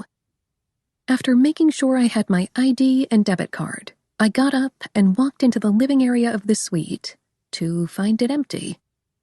Peeking into Aiden's room, I found him asleep on the bed, fully clothed and completely passed out. One big palm was being used as a pillow, and the other was tucked between his thighs, a super soft, barely audible whistling sound coming out of his mouth. I glanced at my watch and hesitated for a second. He probably wouldn't want to go, would he? Nah. He didn't seem like the type to get excited over acrobats and clowns in extravagant costumes, much less crowds. Grabbing the notepad on the nightstand next to the king-sized bed he was on, I jotted down a message. Aiden, going for a walk around the strip. I might try to catch a show if there's still tickets available. Be back later. I have my phone on me. V. I tippy-toed out of the room, slowly closed the hotel door behind me, and I was out of there. Las Vegas wasn't exactly the best place in the world for a single female traveler, but with all the people on the street walking around, I figured it could have been a lot worse. It was easy to blend in. I walked down the street and took my time going in and out of some of the shops. Tourists of all ages and nationalities filled the stores, and I didn't feel as lonely as I thought I would have walking around this unknown city all by myself on the same day I'd married my ex-boss. I was looking around the M&M store when my phone started vibrating in my pocket. When I pulled it out, Miranda P. flashed across the screen. Hello? Where are you? The raspy, sleepy voice asked. I named the store with a frown as some asshole shoved me from behind to get to the display in front of me. Aiden cursed, and I had to pull the phone away from my face to make sure it really was him calling and not his evil twin. Wait there, He demanded. For what? I asked, just as the line went dead. Was he coming? And had he just cussed, or was I imagining it? I wasn't sure. I browsed the store for a while and was barely walking out when I happened to glance in the direction I'd come from. Towering over everyone down the block was what had to be Aiden's big head. I couldn't see his face because his hood was up, but I knew it was him just from the way he held his shoulders. I was too far away to see his eyes, but I could tell he was looking around. It was a fact that even with his hood on, I could tell he was irritated. I stood off to the side by the doors and watched him make his way around the tourists oblivious to his presence. The second his gaze landed on me, I sensed it and waved. His mouth went a little funny in a way that I recognized all too well. What the hell was he mad about, anyway? What are you doing? He snapped the instant he was close enough to be heard. I lifted my shoulders, shoving my glasses up the bridge of my nose in the process. Walking around? You could have woken me up to come with you. He practically hissed, stopping a foot away from me. First off, his attitude was getting on my nerves. Secondly, I wasn't a fan of the tone of voice he was using. Why would I wake you up? The few inches of his jaw that were visible were tight. So I could come with you? Why else? He was giving me that look. 1, 2, 3, 4, 5. I narrowed my eyes. I didn't know you'd want to come. I figured you would rather stay in the hotel room and rest. After all, he'd been taking a nap when I looked for him. The long line of his throat rippled. I would have rather stayed in, but I also don't need you getting kidnapped and being used as a drug mule. Gad help me. I looked around at the thousands of people making their way up and down along the strip to make sure I wasn't imagining them. You really think someone's going to kidnap me here? Really? Aiden's nostrils flared. He stared down at me. I stared back. You're already giving me a headache, and it's been 4 hours. I was trying to be nice and leave you alone, not give you a headache.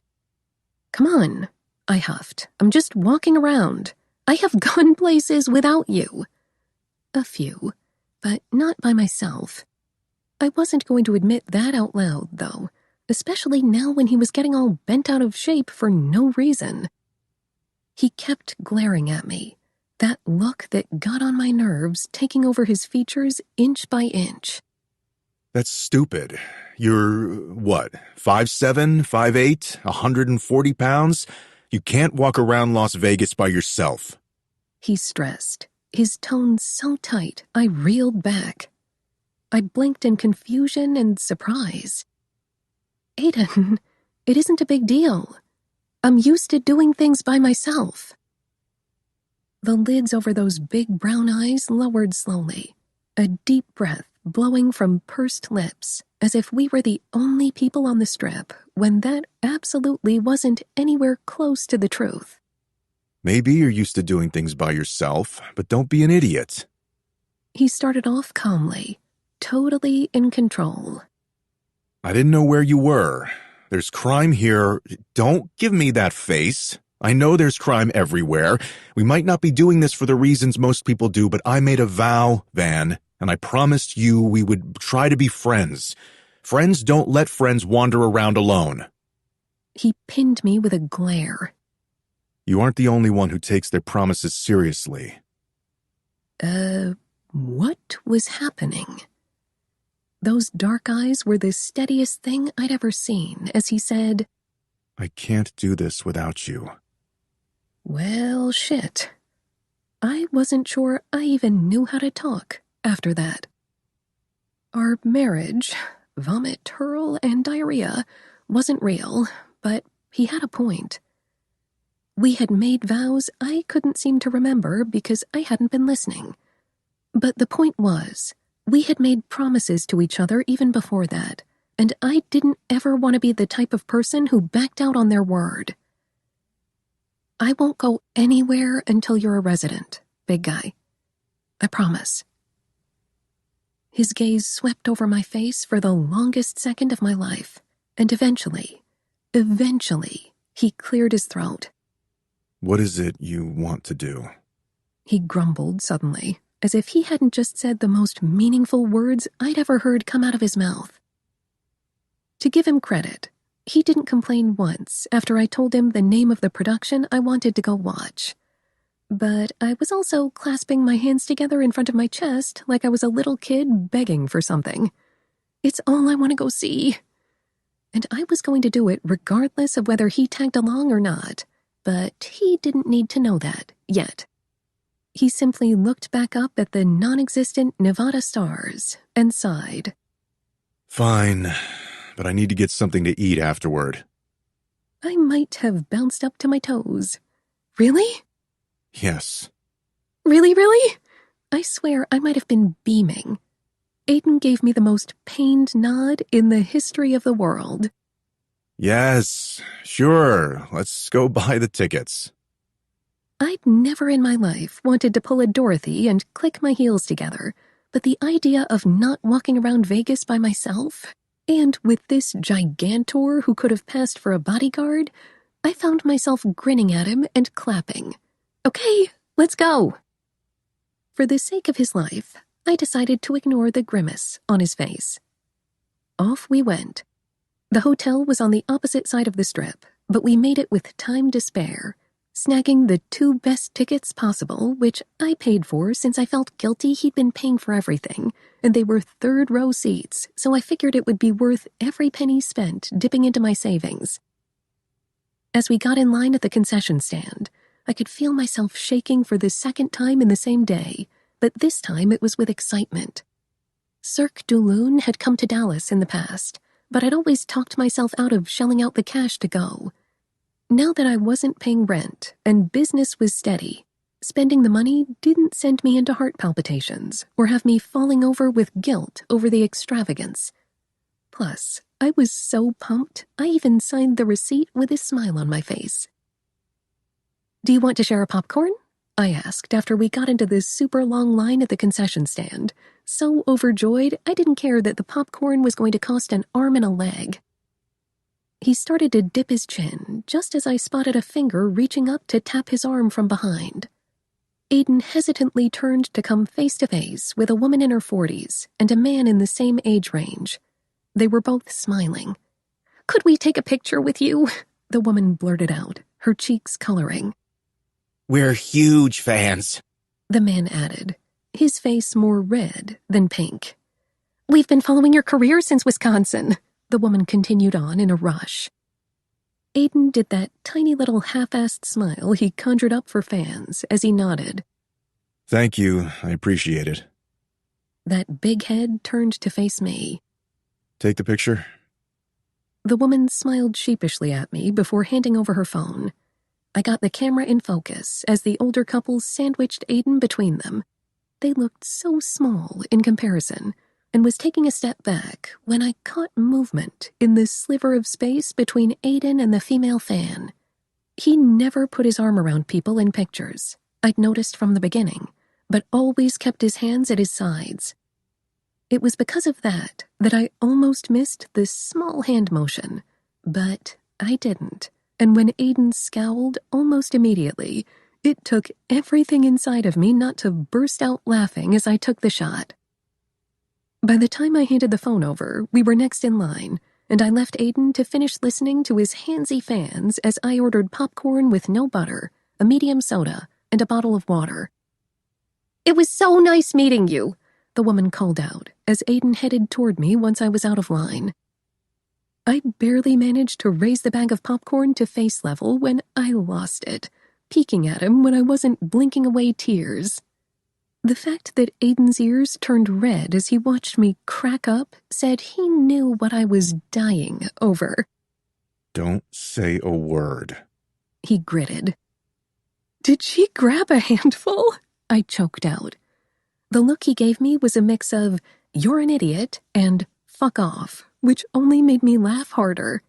He'd gotten molested by a fan right in front of me. That split-second look of surprise on his face when he got fondled would probably stay with me for the rest of my life. Shut up, Vanessa. I was dying. He usually just ignored me, but this was so much better. "I'm not saying anything," I wheezed from behind the bag of popcorn. Aiden narrowed his eyes, waiting patiently. Are you done? He asked after a few more seconds of me cracking up. I had to wipe at the tears in my eyes with the back of my hand, shaking my head. He gestured me toward the doors to the theater. Get inside before they close the doors. His tone was exasperated and maybe even a little embarrassed. Maybe. Why would getting his butt cheek squeezed rile him up? I had to swallow raggedly as I wiped at my face one more time, picturing that epic look of shock once more. I lost it again. Does that kind of thing happen often? No. Would you stop laughing? It was almost 2 a.m. by the time we made it back to the hotel. I felt happier than I had in forever. The show had been amazing, and dinner at the restaurant in the same hotel as Cirque de Lune after the show had been great. The host had recognized Aiden and gave us the best and most secluded table so Aiden could be left in peace. It had seriously been nice, even if Aiden hadn't talked much while we ate. I didn't go out often, but deciding to explore instead of staying in to work that night seemed like one of the best ideas I'd had in forever. So when we got inside the living area to the suite and started going in opposite directions toward our rooms, I stopped at the doorway to mine and turned to look at the man I'd signed papers with hours ago.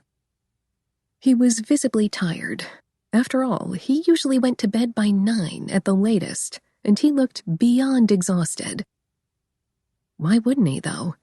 He'd played a preseason game 12 hours ago and only managed to nap twice since then. Damn it. This sense of unwanted affection seeped its way into the place between my breasts. "Thank you so much for staying up and coming with me," I said, squeezing my hands at my sides as I smiled at him. "I had a really good time." Aiden nodded. One corner of his mouth moved a millimeter, but it was a millimeter that could have moved a mountain. Me too. I was too soft to be excited by that sliver of a smile. "Good night." Night. It wasn't until after I showered and had snuggled under the covers that I finally let myself sink into reality. I was a married woman. 11. Where are you going? With one hand on the staircase handrail, I finished thrusting my heel into my tennis shoe and glanced up at the man standing in front of me with a wary look on his lightly bearded face. "I'm going for a run." "Why?" The big guy glanced down at the overpriced accessory on his wrist, an expensive workout watch I know he'd gotten for free because I'd been the one to open the box when he got it. It's 5 o'clock. He said, as if I didn't know how to read time. I did, and I'd learned how to a long, long time ago. He'd gotten home about an hour ago, while I was upstairs going over the 5th draft of a paperback cover for an author I'd decided never to work with again. The guy was driving me nuts, changing his mind from one revision to the next, and if it wasn't for my motto, "Never leave a client unhappy because they'll tell everyone you suck," I would have told him to shove his money down his throat and find someone else. Yeah, I was feeling on edge, and I knew I needed to get out of the house for a little while, even if it was already later than I normally would have liked to go for a run. So I'd been surprised when I first heard Aiden make his way from the kitchen into the foyer, where I was trying to finish getting ready to leave. We hadn't seen each other much since we'd gotten back from Las Vegas a little over a week ago, but things had been fine. It was kind of weird how the trip had sort of relaxed me around him, and it seemed like the sentiment was mutual. Aiden had even started knocking on my doorframe when he walked by my room when he got home. He didn't say much more than, "Hey," loud enough to be heard over the music I liked to play while I worked, but it was something, I thought. "I'm only doing 5 miles, I let him know right then, grabbing my other shoe off the floor and balancing on one foot to slip it on, like I had the other one. It was a lot harder than it should have been, mainly because I was too aware he was watching me, probably expecting me to fall. It's going to get dark soon, he said, as I struggled to get my heel into my tennis shoe. Damn it, I'll be fine." I started to fall over, flailing an arm out for balance, and instead getting a big hand catching my elbow to keep me steady. I flashed him a sheepish look and let some of my weight lean on him as I finally got my heel in. "Thanks." I took a step away. "Anyway, it shouldn't take me more than a little over an hour. I'm still running a little slow, but I won't be gone long." Aiden blinked those great dark eyelashes at me before reaching up to scratch at his chin, those lean cheeks puffing just slightly. Resignation, that clear emotion that seemed to melt its way down from his hairline and over that perpetual wrinkle between his eyebrows and the sides of his mouth, had me blinking. Give me a minute. He sighed as he moved around me and jogged up the stairs, 2 at a time, the house shaking in response. Briefly, I feared for the life of the stairs. Then I realized what he was doing. Was he... "You don't have to come with me," I shouted, taking a moment to absorb those perfect glutes and rock-solid calves defying gravity as they made their way up the stairs. Why would he even want to come along anyway? The memory of what he'd said in Las Vegas when I took off on my own suddenly came back to me. You aren't the only one who takes their promises seriously. I'm not asking. He yelled back just as he reached the clearing. torn between thinking it was nice and cute that he didn't want me going out for a jog alone at dusk. I remembered how important it was for him, for big guys in his position in general, to keep their cardio to a minimum. They couldn't afford to lose weight when they needed to keep their size, especially someone with a diet like Aiden's, where he had to consume more physical food than someone who ate meat to get an appropriate amount of calories and not go hungry. It was why Aiden worked out so hard during the day and made a severe effort to rest as much as he could during his off time. Then I wondered, could he even run 5 miles? I took a step closer to the staircase. "You really don't. I won't be gone long. I'll take my phone." There was a pause, and if I really focused, I could hear his dresser drawers slamming shut. 1 minute. This stubborn ass. "No, Aiden, stay here," 30 seconds. the hard-headed mule replied. Why was I even waiting around arguing with him? He really should stay home. He didn't have any business putting strain on his tendon if he didn't have to. "I'll be back soon." I took my glasses off and set them on the table right by the door, waiting for my eyes to adjust. I wanted to buy a strap to keep them from falling off when I ran, but I hadn't gotten around to it yet. I'd almost always been farsighted, but I swear my vision was getting worse and worse every year. It was probably time to get a new prescription. Just as I reached the door, I heard that giant 280-pound body stomping around before the stairs took another beating. I told you to wait. He grumbled on the way down. I glanced at him over my shoulder and scrunched my nose. "I told you to stay. You're not supposed to be doing a whole bunch of cardio." He was apparently going to pretend I hadn't said anything. Let's go. I patted the fanny pack clipped around my waist in case he hadn't seen it. "I have a flashlight and pepper spray. I'll be fine." The expression on his face wasn't an impressed one. That's nice. Let's go. "Aiden, I'm being serious." Vanessa, let's go. He had busted out that damn tone of voice again, which only meant one thing. This was one of those times that it was pointless to argue with him. I realized that now. Waving me to go through the doorway first, he set the alarm to stay, since Zach was napping in his room, and followed me onto the paved stone walkway leading up to the house. Facing each other, I took a long step back with my right leg and got into runner's pose. "Aiden, I'm not joking. Stay home." Why? He mirrored my stretch, making the material of his shorts squeeze those massive thighs like a second skin. I didn't even know a leg had as many perfect, delineated muscles until I'd seen Aiden in compression shorts. I had to force myself to quit fondling those big hams with my eyeballs. I didn't know what it was about muscular thighs that drove me nuts. I could live without a six-pack, but developed quads and calves were my kryptonite. Because you shouldn't be running. Before I could think twice about what was in my mouth, I said the worst thing you could possibly tell a highly competitive person. "And I don't know if you can run 5 miles, big guy. Plus your Achilles..." What had I done? The Wall of Winnipeg, the man who had dragged himself into becoming the greatest defensive player in the NFO, leveled a gaze at me that for the first time in the years we'd known each other made me uncomfortable. It was unsettling. Beyond unsettling. And I wished I had something to hide behind. You worry about running your own 5 miles, all right? He quipped in a quiet, rough voice. God help us. I lifted my hands up, palms toward him, and shrugged, backing away in surrender. Whatever you say. My middle finger twitched, but I kept it under wraps and with its brothers and sisters. We stretched in silence for the next few minutes, our quads, hamstrings, and calves getting needed attention. I did it because of my knee injury, and Aiden because his body was worth millions. Millions and millions.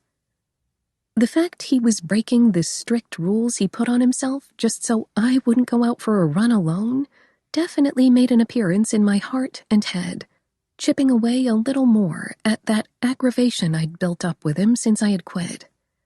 I just hoped he didn't regret it tomorrow.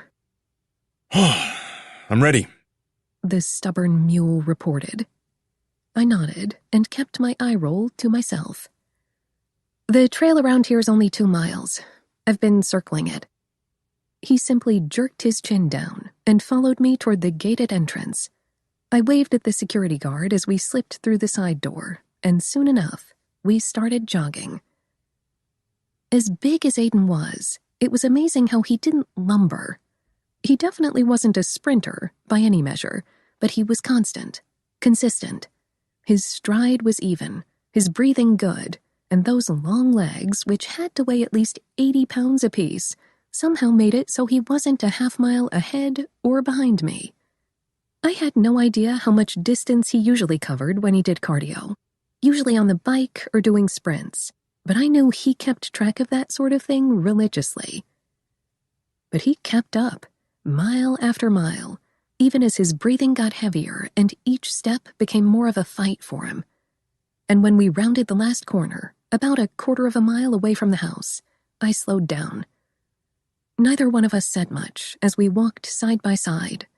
I had my hands on my hips as I caught my breath, and when I happened to look over, his hands were in the same position as mine. As if sensing me checking him out, Aiden raised those thick, nearly black slashes called his eyebrows. I raised my eyebrows back at him. "Are you all right?" I'm fine. He gave me a smug and slightly sour look. We walked for a little while in silence before he asked, When did you start running? Wiping at my brow, I made a face at myself. "Right before I quit." Aiden did a double take I couldn't miss. I remembered the day I'd been outside of his house and I'd seen that woman running. I didn't have time for it before. And I hadn't exactly been motivated to, but I kept that part to myself. "I want to run a marathon in a few months. I just need to get up to 6 miles without going into cardiac arrest afterward." We walked a little longer before he added, One of our conditioning coaches runs marathons. I'll ask him if he has any tips. You should really be following a training guide so you don't get injured. "Oh, huh. Thanks. It'll still be at least a month before I can even start at the rate I'm going, but we all have to start somewhere, I figure." He made a thoughtful noise, but didn't say anything else as we walked the rest of the way home. I could tell he was busy thinking about something from the way the creases at his eyes intensified, but he didn't voice whatever it was going through that big noggin. We made it back to the house just as the streetlights switched on. Taking positions on the lawn, we each dropped into stretches. I smiled at him, and he kind of quirked up his mouth a bit in a delayed response. "Has your preseason been going okay?" I asked. Yes. I switched legs and shot him a look at his evasiveness, but he was busy inspecting the ground. "How about your tendon?" Fine. "Really?" That had those brown eyes up. His peaceful, serious face turned mildly irritated. Really? "Okay, smartass. I'm just making sure."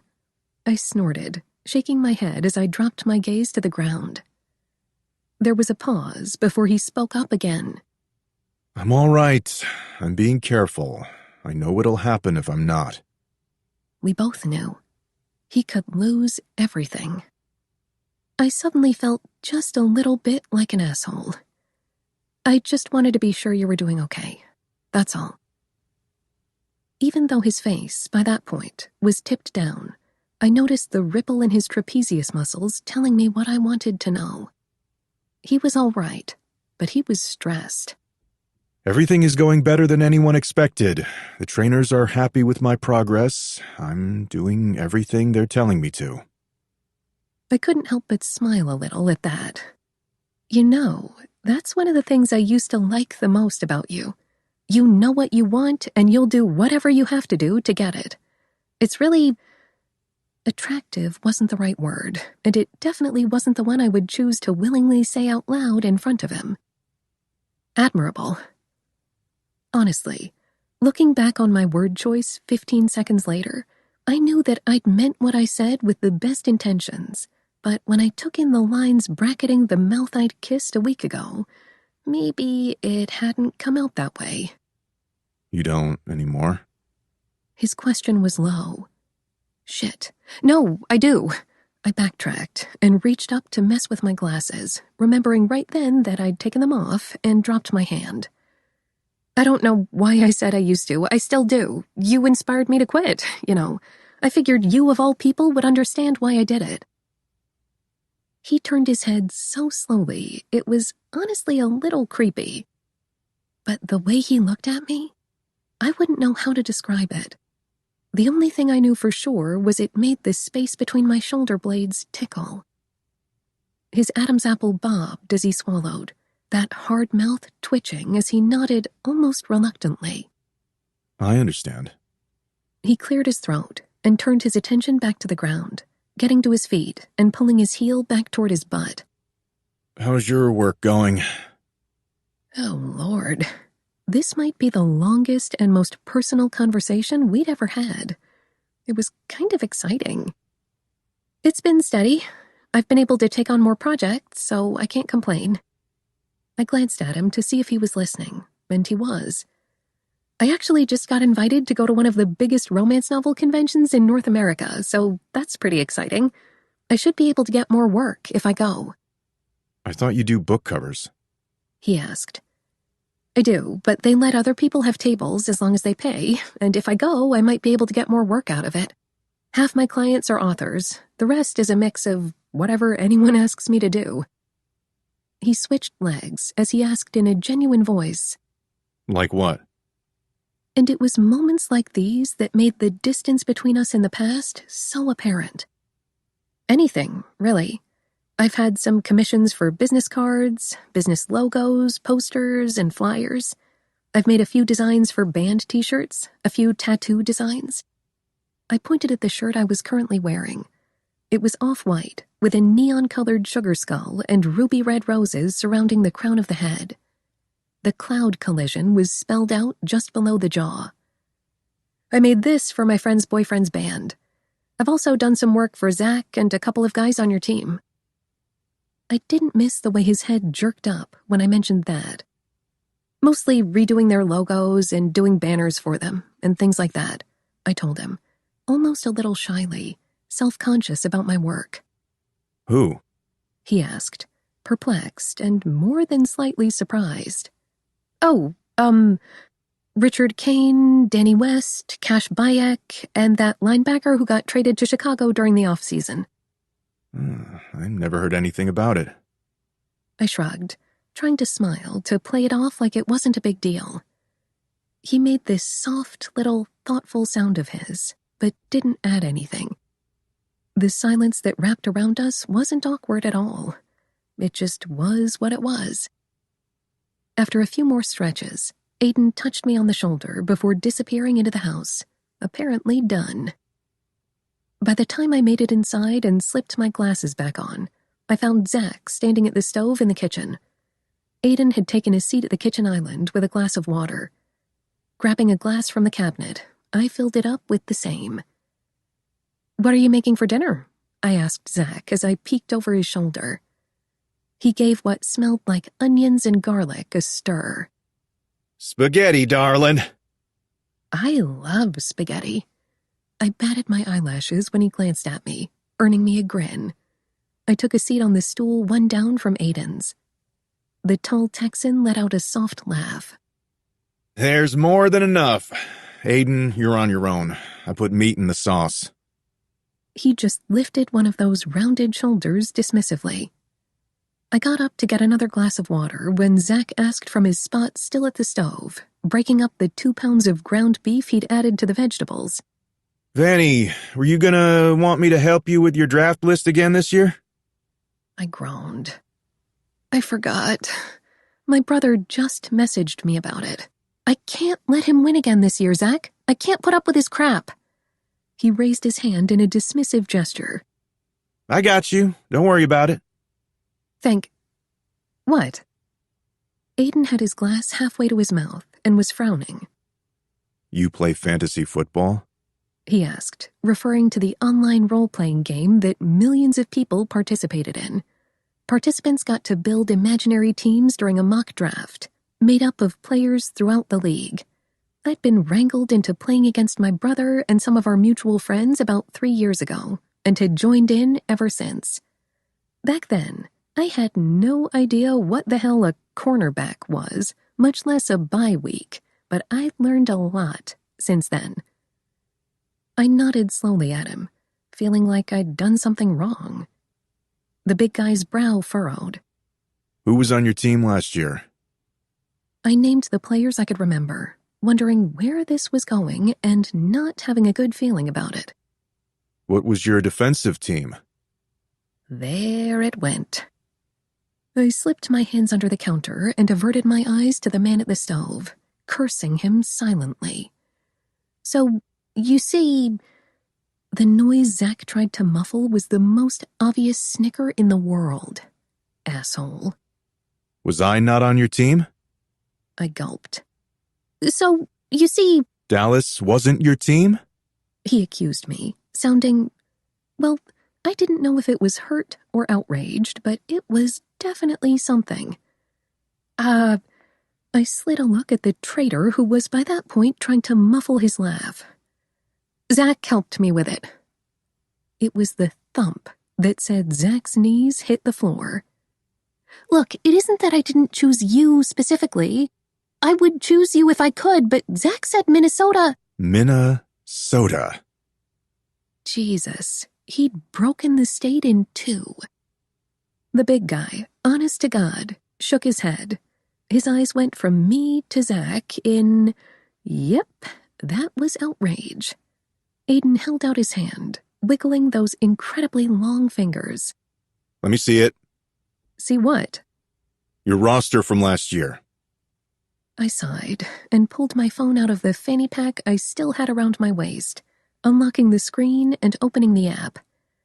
Handing it over, I watched his face as he looked through my roster and felt guilty as hell. I'd been planning on choosing Dallas just because Aiden was on the team, but I really had let Zach steer me elsewhere. Apparently, just because you had the best defensive end in the country on your team didn't mean everyone else held up their end of the bargain. Plus, he'd missed almost the entire season. He didn't have to take it so personally. It only took a second for him to see who I had on there, and he flicked his dark irises back up at me. Zach helped you? Yes, I muttered, feeling so bad. Why didn't you put Christian Delgado on your team? Just the sound of his name made my upper lip begin to snarl. But before I could say anything, Zach chipped in. I know I told you to add Christian. He had. I just hadn't because he was a scumbag. Getting up, I went back to the fridge, refilled my glass, and muttered, I didn't want to. The master of why didn't let me down. The fact was, I was a terrible liar, and I wouldn't be surprised if both Aiden and Zach realized I was making things up if I did. I don't like him, I answered bluntly, hoping but knowing that wasn't going to be a good enough answer for either one of their nosy asses. Why? I just don't. He's a slime ball. I don't like him much either, darling, Zach claimed. Keeping my gaze on my glass for longer than necessary, I gradually lifted my head and immediately noticed Aiden's dark irises on me. He was thinking, and I was pretty sure disbelieving at the same time, that intelligent face making me antsy. Did he know I was hedging around the answer? If he did, he let it go for the time being when he dropped his attention back to my phone. That little line between his brows left me on guard. The line deepened as he asked Zach, Why did you tell her to choose Michaels? Zach responded something that left Aiden shaking his big head. Don't listen to him. I'd help you if you asked. We were having another moment, like the one earlier when he'd asked about my work. I thought about not bringing it up, then decided against it. I did once. 2 years ago. I asked you a question about wide receivers, and you told me to look it up on the internet." He winced. Aiden literally winced. And I felt just the teensiest bit guilty for reminding him of something that hadn't been important enough for him to remember. In the spirit of being nice, since he'd gone for a run with me, I reached across the counter and patted his hand. "Hey, we have the next 5 years for you to help me out." 12. It was amazing how easily you could settle into a major change in your life. Or maybe it just amazed me how easy it was for me to live with Aiden and Zach and keep living my life in the same way I'd been doing in that month after I quit. Really, it wasn't that life itself had changed much. I was just in a new environment, but still doing the same thing I'd done back at my apartment. A few weeks passed in the blink of an eye, and before I knew it, I'd been at my new house for a month. I'd signed paperwork 2 weeks ago. The season had started for the guys last week. Basically, life was going and heading in its same old trajectory. Except the house didn't completely feel like my own.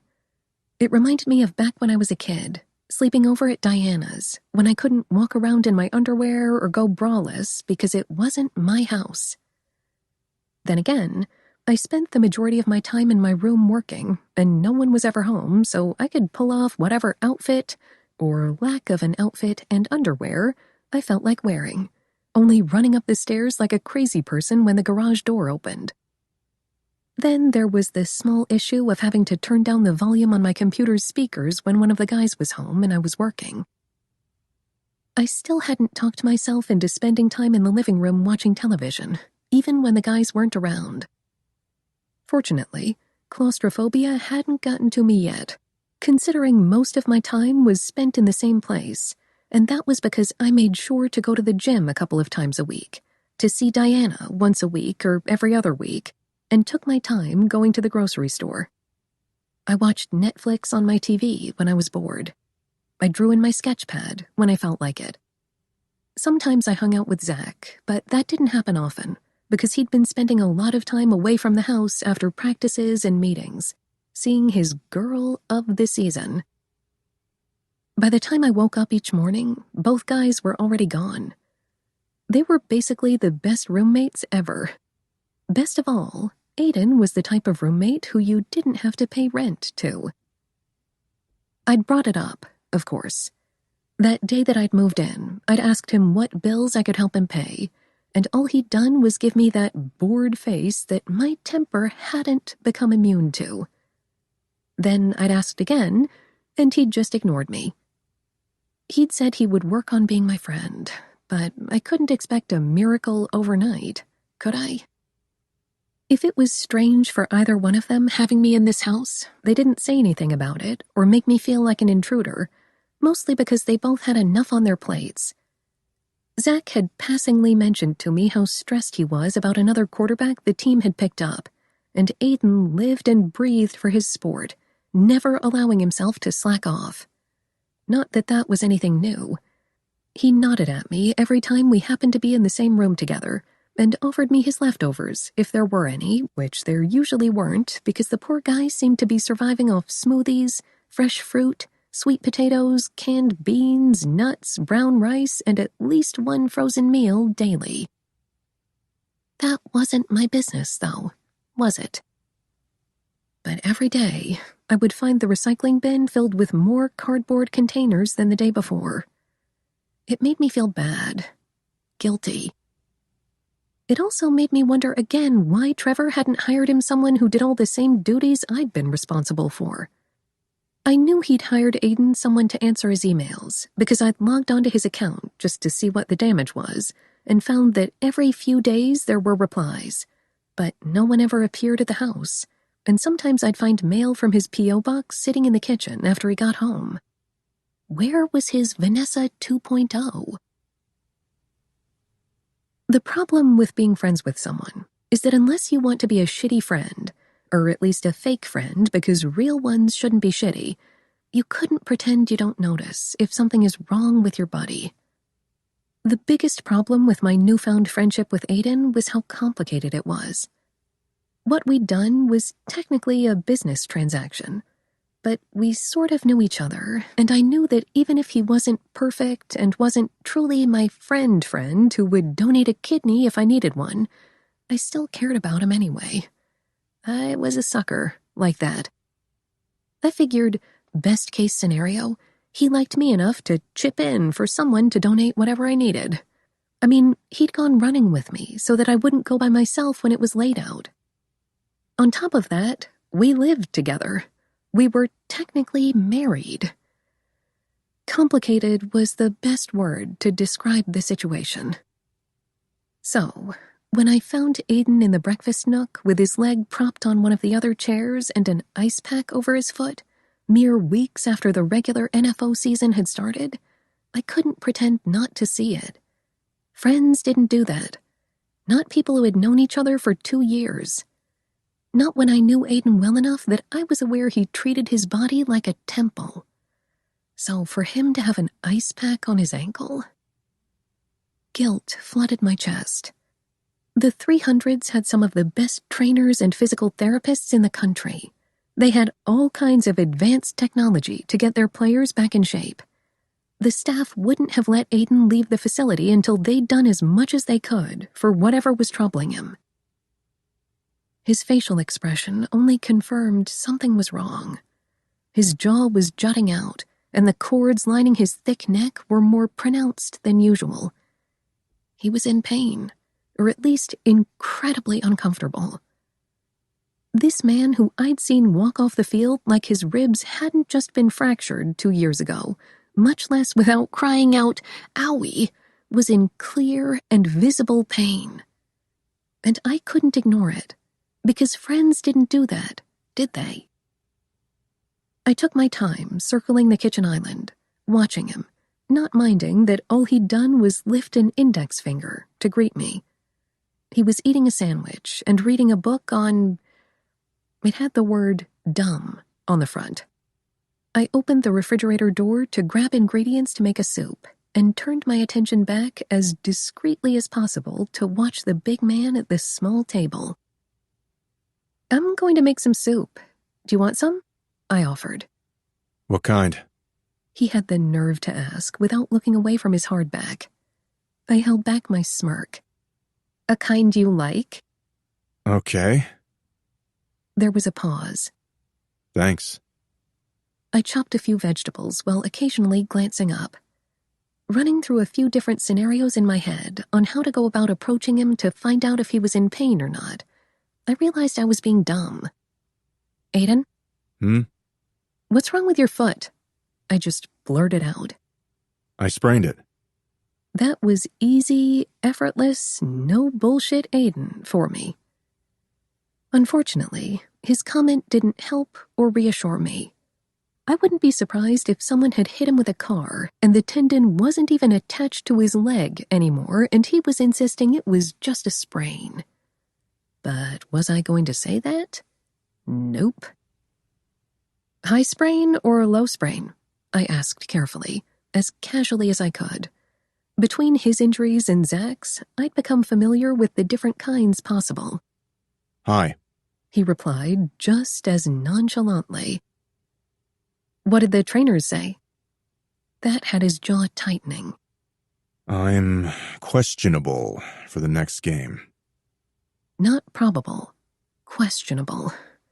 Oh, brother. Questionable statuses made Aiden Graves a grumpy goose. I lowered my gaze back down to the cutting board and the celery I had on there. "It might be a good idea for you to go see that acupuncturist you went to last year when your shoulder was bothering you." The more I listed his past injuries, the more it made me wince. Zach had told me once that every football player he knew constantly lived with pain. It was inevitable. That might be a good idea. He murmured, turning a page in his book. "Do you want some Advil?" I suggested, glancing up, knowing damn well he never took painkillers. Then again, he rarely ever busted out the ice pack. When he said, 2 would be nice. I had to hold back my gasp. Early the next afternoon, the sound of the garage door opening and closing told me enough about what was going on. When the television came on a few minutes afterward, I stayed upstairs with my colored pencils and a tattoo commission I was working on for a client. 3 or 4 hours later, once I finished my project, started on another one, and had showered to get ready for bed, I crept down the stairs, hearing the drone of the TV on in the background. The living room was directly to the left at the bottom of the staircase, the kitchen to the right. I peeked in and found Aiden stretched out on the couch, the foot of his injured leg propped on the armrest. He had one arm twisted behind his head as a pillow. The other one was along his side, his palm resting on his stomach. His eyes were closed. I knew he hadn't accidentally fallen asleep on the couch. I knew it with every fiber of my being. He'd done it on purpose. The worry that swam around my stomach didn't surprise me. Here was this seemingly indestructible man who I believed with every cell in my body had stayed on the couch to avoid climbing up the stairs to get to his room. Damn it. I went back up to the second floor and pulled the pristine white comforter from the top of his bed and grabbed his favorite pillow. Once back downstairs, I crept back into the living room and laid the comforter across his lower body, tucking it in so that it didn't drag on the floor. I took a step back, chewing on my lip, and that was when I saw his eyes were open, and he was watching me. I smiled at him and held out the pillow. A small smile cracked across his full mouth as he took it from me and stuck it under his head. Thank you. Taking a step back, I nodded, feeling caught. You're welcome. Good night.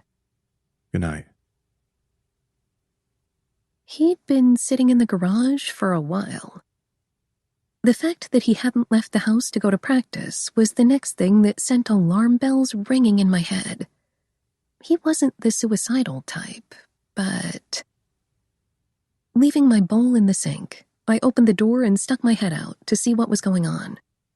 Sure enough, he was in the driver's seat of his Range Rover with his head in one of his large hands, looking down. I walked over and knocked on the window. His head lifting, he frowned before rolling it down. Do you want me to drive you? I offered, thinking about the project I'd wanted to finish working on that morning and shoving it to the back of my head. Aiden's nostrils flared, but he nodded. To give him credit, he only slightly limped around the car, but it was more than enough to worry me. I'd been thinking about him since the night before when I'd found him on the couch, but I knew better than to baby him. Instead, I ran back in the house, grabbed my purse, and set the alarm before going back to the garage and getting behind the wheel. It wasn't the first time I'd driven his car, except the last time I'd been behind the wheel, it was to take it to get an oil change and a wash.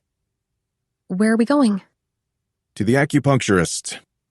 Did you put the address into the navigation?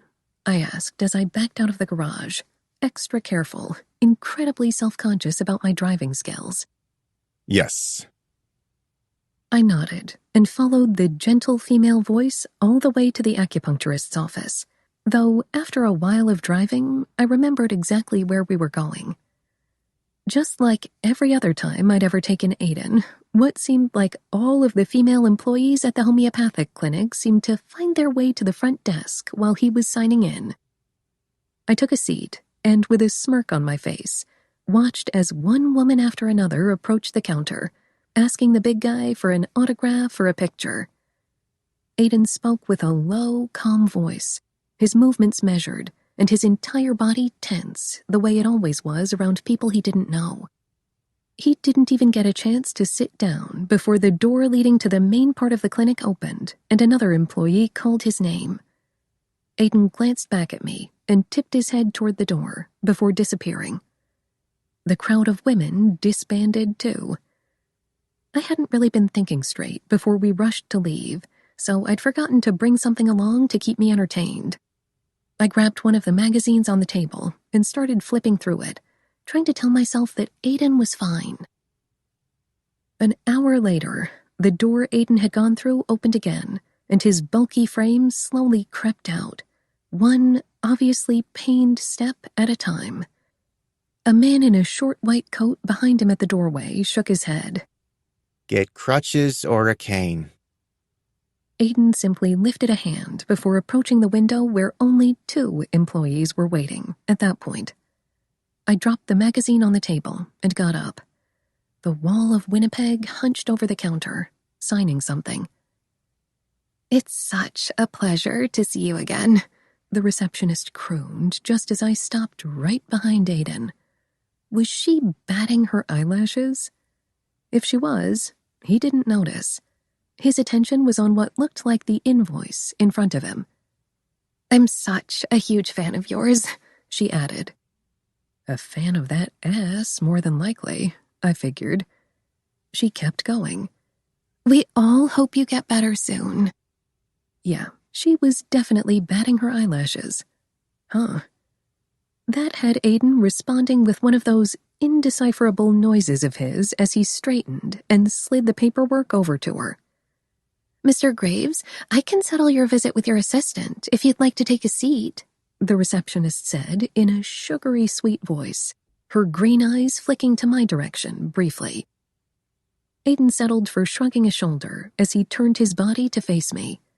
Nothing about his expression or body language gave me a warning. She's my wife. Time stopped. What the hell did he just say? Handle it for me, would you, Muffin? Aiden asked casually, digging into his back pocket and handing over his wallet like he hadn't just said the freaking W word in front of strangers. And wait a second, did he just call me Muffin? Muffin? My mouth went dry and my face went hot, but somehow I managed to smile when the woman's curious and slightly shocked attention slid over to me, more than extremely aware of the weight of Aiden's gaze on me. His wife. I was his freaking wife, and he just said so out loud. What the fuck? There were words for everything, and I understood that a lot of times they meant nothing.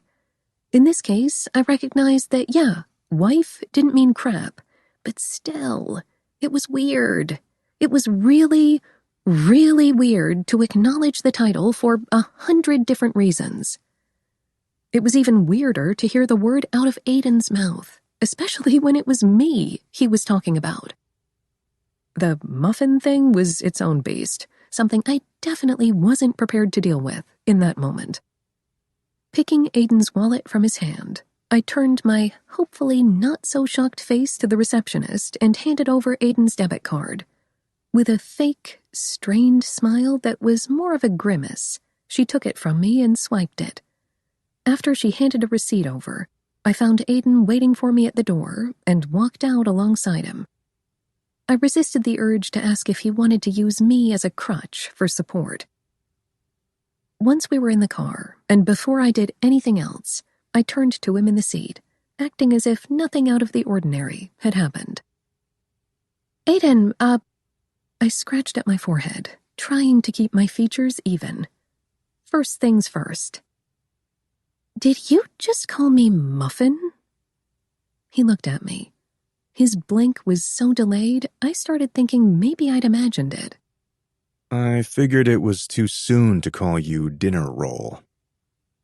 I stared at him, and as I did, my mouth might have been open at the same time. Slowly, eventually, I nodded at him dumbly, attempting to absorb what I realized was a joke he'd just made. A joke he'd made aimed at me. "You were right. It would have been too soon," I muttered. He made this face that irritatingly said, I told you so. Who the hell was this human being? He looked like Aiden. He smelled like Aiden. He sounded like Aiden, but he wasn't the same Aiden I knew. This was the Aiden who had sought me out in Vegas and told me to shut up when I was teasing him. Okay. I swallowed and nodded, accepting that this was what I'd wanted from him. and I'd finally gotten it. I liked this version more, even though he seemed like a completely different person. Messing with the leg of my glasses, I sniffed and floundered around for the other thing bouncing around in my head. "Why did you call me your wife in there?" My voice sounded all weird. That heavy-lidded, smart-ass gaze was as cool as a damn cucumber. Why wouldn't I? I thought we were going to keep this under wraps for as long as possible. And he could have at least warned me he was going to do it so I could have mentally prepared. The Wall of Winnipeg didn't look remotely apologetic. You are my wife, and I don't have patience for flirts, he said in that calm, detached voice that made me want to club him. You're not my assistant. Did you want me to deny it? My nostrils flared on their own. Did I want him to? I wasn't sure, but it wasn't like he'd called me his bitch or anything. "It's fine that you did it. You caught me off guard, that's all." Stretching that long body out in his seat, Aiden didn't add anything else. I sat there for a moment, thinking about what he'd done, and thinking about this unconventional fake marriage we had and this new, oddly shaped, blossoming friendship. And it was when I was thinking about those things that I remembered what Aiden had said to me in Vegas. How we'd made promises to each other, and how he was going, in his own strange way, to keep up with them. With my hands wrapped around the steering wheel, I looked at him over my shoulder and asked outright, with a choppy exhale, "What's it going to be? Crutches or a cane?" He went with nothing. "Crutches or a cane, big guy," I repeated.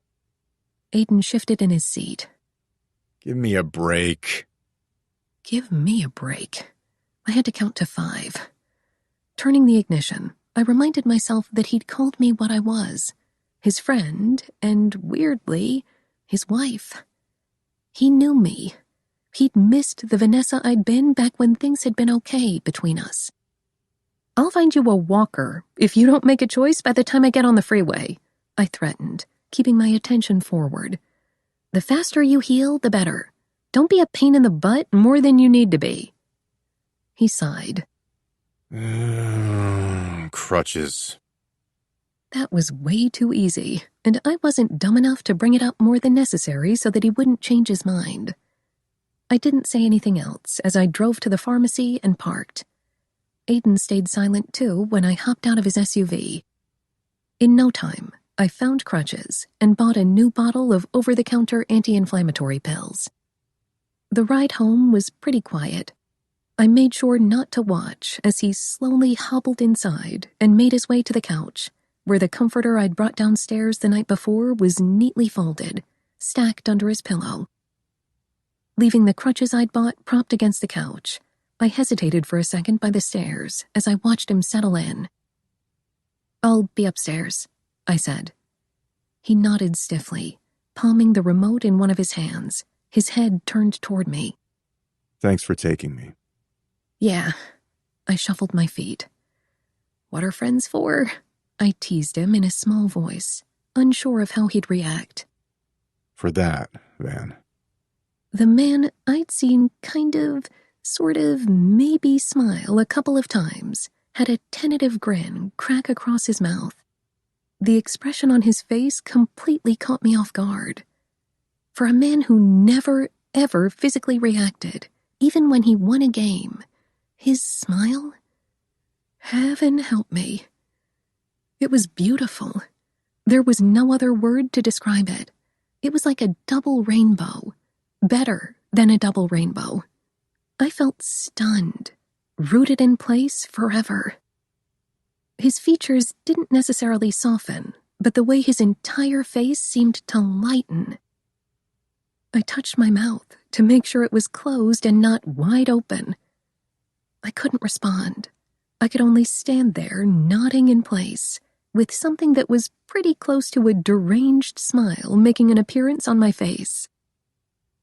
"Holler if you need me. I have work to do." Yeah, I tucked my imaginary tail in and ran upstairs. Good Lord. My heart pounded as I sat at the chair behind my desk, and I set my palm over it. What the hell was that? That smile was like a nuclear bomb he had within his reach. I mean, I knew Aiden was attractive, obviously, but when he smiled, there was nothing to prepare you for that weapon of mass destruction. Hello? I had eyes. Even if I had become mostly desensitized to those muscles on top of carefully sculpted muscles, I knew they were there. I knew his face was handsome, despite how unyielding it usually was. I sucked in a breath and let it out, trying to clear my head, but it wasn't as easy as it should have been. When I was looking for photographs of male models for an ebook cover, I thought about Aiden 1 or 2 times more than necessary. Good grief. He needed to keep that thing in check. 13. A couple of weeks later, after Aiden had completely recovered from his sprain, I was in my room working on a paperback cover for one of my favorite clients when I heard the garage open and close, followed by the beeping of the alarm, and finalized by the loud slap of the door being slammed shut. Lowering the volume on my computer speakers, I sat there a minute. I didn't need to look at the culprit to confirm who it was. Aiden wasn't the slamming the door shut out of anger type of person. He tended to stick to venting his grievances with words, or on the field, or gym, or more often than not, he went into his room and stayed there doing who knows what. I'd never figured out what he did in there for hours. That was what alarmed me. It had to be Zach, and Zach was usually too laid back to react to anything like that, unless he had a reason to be really pissed. I stayed in my room and faintly listened to the angry noises coming from the first floor, the cupboards being forcefully closed, the loud clatter of plates on the counter, and the God damn it! That was shouted twice. It all wafted up the stairs and wrapped around me in my room. But I stayed where I was. If Zach was angry, he needed space to cool off. At least that was the best way to deal with my sisters when they were pissed. So I left him alone, despite wanting to know what happened. Sometime later, stomps echoed their way up the stairs and down the hall. And that was how I knew something was really wrong. Zach always told me hi. Then his bedroom door closed with a bang just down the hall from my room. For one brief second, I thought about texting Aiden to ask if he knew what was going on, but if he didn't text me back, it would just make me mad. So I waited, instead. Zach didn't come out of his room the rest of the day.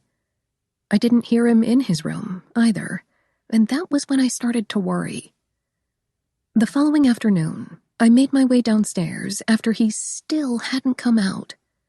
I found Aiden in the kitchen, fiddling with the knobs for the stove while he held a pan in one hand. He briefly peeked at me over his shoulder before muttering a Hello? that seemed almost natural. Hi, I greeted him back, not getting hung up on the H word as I tried to decide how to best go about asking him about my main concern, Big Texas. It must have been apparent I wanted something, because not a few seconds later, Aiden spoke up. What's wrong? I think there's something wrong with Zach. He said, Oh. So casually, I wasn't anticipating what came out of his mouth next. The team released him yesterday. He explained, like the news wasn't the most devastating thing to happen to Zach ever. Hell, it would be the worst thing just about any professional athlete on any team could ever hear. Even I found myself sucking in a breath. Why?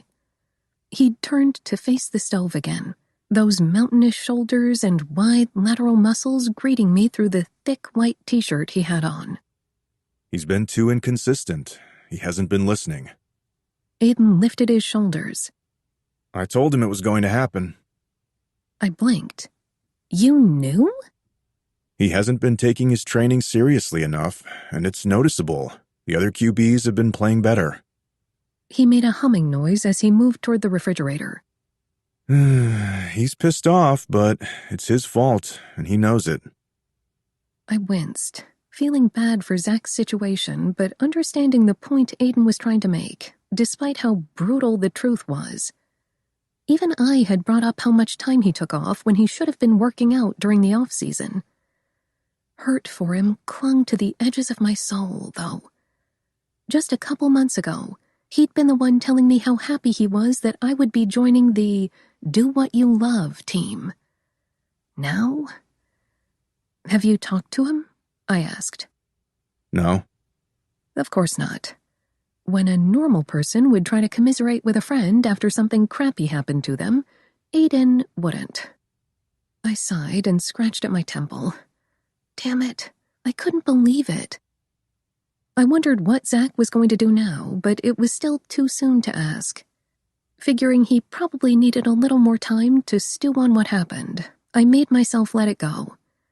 Maybe he'd gotten a little complacent, but that didn't mean he had to get his dreams ripped away from him. I wanted to talk to him, but I couldn't help but think about how terribly some people handled disappointment in their lives. I'd grown up with 3 of them. It wouldn't hurt to wait. Toeing the floor with my sock-covered foot, I glanced at Aiden to find him spreading hummus all over 2 tortillas on the counter. You doing okay? Yes? He answered quickly. That's good. I stared at his broad back and bit the inside of my cheek, that same uncertainty with talking to him filling my guts. Did he want me to leave him alone? Should I try to make more of a conversation with him? How's the running going? He asked suddenly. Small talk. Heaven help us, he was trying to make small talk. Good, I'm getting faster. I puffed my cheeks up with air and gave the fridge a side look. Why? Do you want to go with me again? His snicker was soft, and it made me laugh. Rome hadn't been built in a day. No? Okay. I'm going back to my room. Let me know if you talk to Zach, though, would you? 2 days passed, and I didn't see Zach once. I wasn't sure when he ate, because I never saw him, and if it wouldn't have been for his car in the driveway and the occasional flush of the toilet from the bathroom adjacent to his room, I wouldn't have known he was home. I knocked on his door once, but he didn't respond. But by the 3rd full day of not seeing him, I figured he'd had enough time to stew in his pot of pity. Finishing the 2 projects I'd assigned myself for the day, I headed across the hall to his bedroom and gave the door 2 raps. Nothing. So I knocked again, a little harder. Still nothing. Zach attack? And nothing. I know you're in there. Open up. I pressed my ear to the door and listened. Zach, come on. Open the door or I'll pick the lock. No response. I know how. Don't tempt me. I waited a beat, and then kept going. I used to break into my boyfriend's locker in high school. Not necessarily my most mature moment, but it had come in handy a couple of times. He wasn't biting. Zach, buddy, come on. We don't have to talk about it if you don't want, but let's go get some Mexican food. The mattress creaked loudly enough for me to hear, and I smiled. If you're a nice boy, I'll take you to do some 2-step at that honky-tonk place you like. What do you think? I tried to bribe him. He definitely made some stirring noises. It took what felt like a couple minutes before he finally spoke up like I had hoped he would. He'd never say no to going to a country western club, which I guess worked out in his favor, because if he had the kind of status that Aiden had, he wouldn't be able to do that sort of thing without getting hounded, and now wasn't the time for that. In that kind of club, he wouldn't stand out. Then, finally, he answered. You'll drive? I'll drive. Give me an hour to get ready. I couldn't help but snort. It doesn't even take me that long to put on my makeup. There was a pause, and what sounded like his bed springs squeaking confirmed he really was moving around. I gotta straighten my hair too, sugar. Give me a break. I smiled at the door. That's my girl. I hate to be the one to say this to you, but you need to go on a diet. Zach managed to take a step forward before he swayed so much most of his weight ended up on me. Again. He was no Aiden, but he definitely wasn't anywhere near underweight either. Good grief. I started panting as we took another 2 steps closer to the house, seriously reconsidering the big guy's suggestion that I start doing some weight training. I'd been walking, jogging, and running nearly 5 days a week for the last 2 months so I could begin training for a marathon, but that didn't prepare me for carting around Big Texas. I was planning on starting to do some cross-training soon, but hadn't gotten around to it yet. To make matters worse, like an idiot, I'd parked on the street like I usually did, but the difference was that I didn't usually have a 200-pound drunk man hanging off my arm for dear life. Instead of drinking away his sorrows with margaritas like I'd originally suggested, Zach had gone straight for the Coronas. Many, many Coronas. So many I'd lost count, even though my wallet hadn't. But I wasn't going to say anything, because the moment he'd arrived at the doorway to my room, dressed, I saw devastation in the flesh. Zach, who was normally a vision of health, vitality, and friendliness, looked like shit. I didn't comment, and I had to settle for smiling in his direction and giving him a slap on the butt as we headed down the stairs and toward my car for our evening. Sure enough, he hadn't wanted to talk about getting let go from the team, and instead he'd slapped on a somewhat bright smile after a few minutes and made every effort to have fun.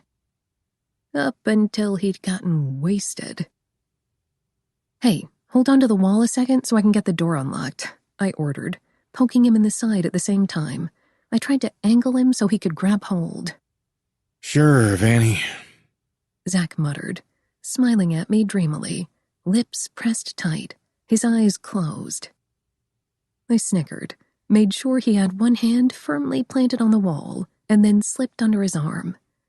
It didn't take me long to unlock the door and turn off the alarm. With Zach's arm over my shoulder again, I shuffled him 3 feet inside before he started tilting sideways, one clumsy foot in front of the other until he crashed into the side table next to the couch.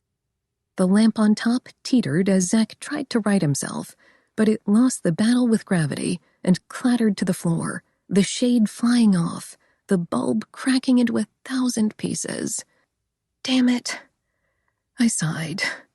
1, 2, 3. All right, you're done for the night, buddy. Grabbing Zach's arm, I led him onto the couch like he was a little kid. Opening them just as his butt hit the cushion, his eyes were glassy, wide, and so completely guileless I couldn't even be irritated with him longer than a second. "Sit here." He did. "Let me go get you some water, but don't move, okay?" He forced himself to blink up at me, totally dazed, and I was pretty sure he couldn't see me, even though he was obviously trying. He smacked his lips. Yes, ma'am. Ma'am? It took everything inside of me not to crack up. "I'll be right back," I croaked, pinching my nose and taking a couple steps back to avoid the broken pieces of light bulb before heading toward the kitchen. I flicked on the lights, filled up a plastic cup with water, because I wasn't about to trust him with glass, and grabbed the broom and dustpan from the pantry closet. Zach sat on the couch where I'd left him, his boots kicked off in the middle of the room, and his butt scooted up to the edge. His eyes were closed, but it was the big smile on his face that killed me. This surge of affection filled my heart as I squatted down to poke him in the shoulder. The second he lazily cracked those blue eyes open, I held the cup of water toward him. "Drink up, buddy." He took the cup without argument, and I went over to the mess on the floor. I swept up what I could, poured the shards in a small cardboard box I'd found in the recycling bin, and tossed it all into the trash. Taking the vacuum from the pantry, I pulled it after me and into the living room, where I moved the suction all over the floor just to be on the safe side. I'd barely unplugged the vacuum and turned around to put everything back when I sucked in a breath and let out the girliest, most pathetic squeak in the universe. It wasn't ah or eep.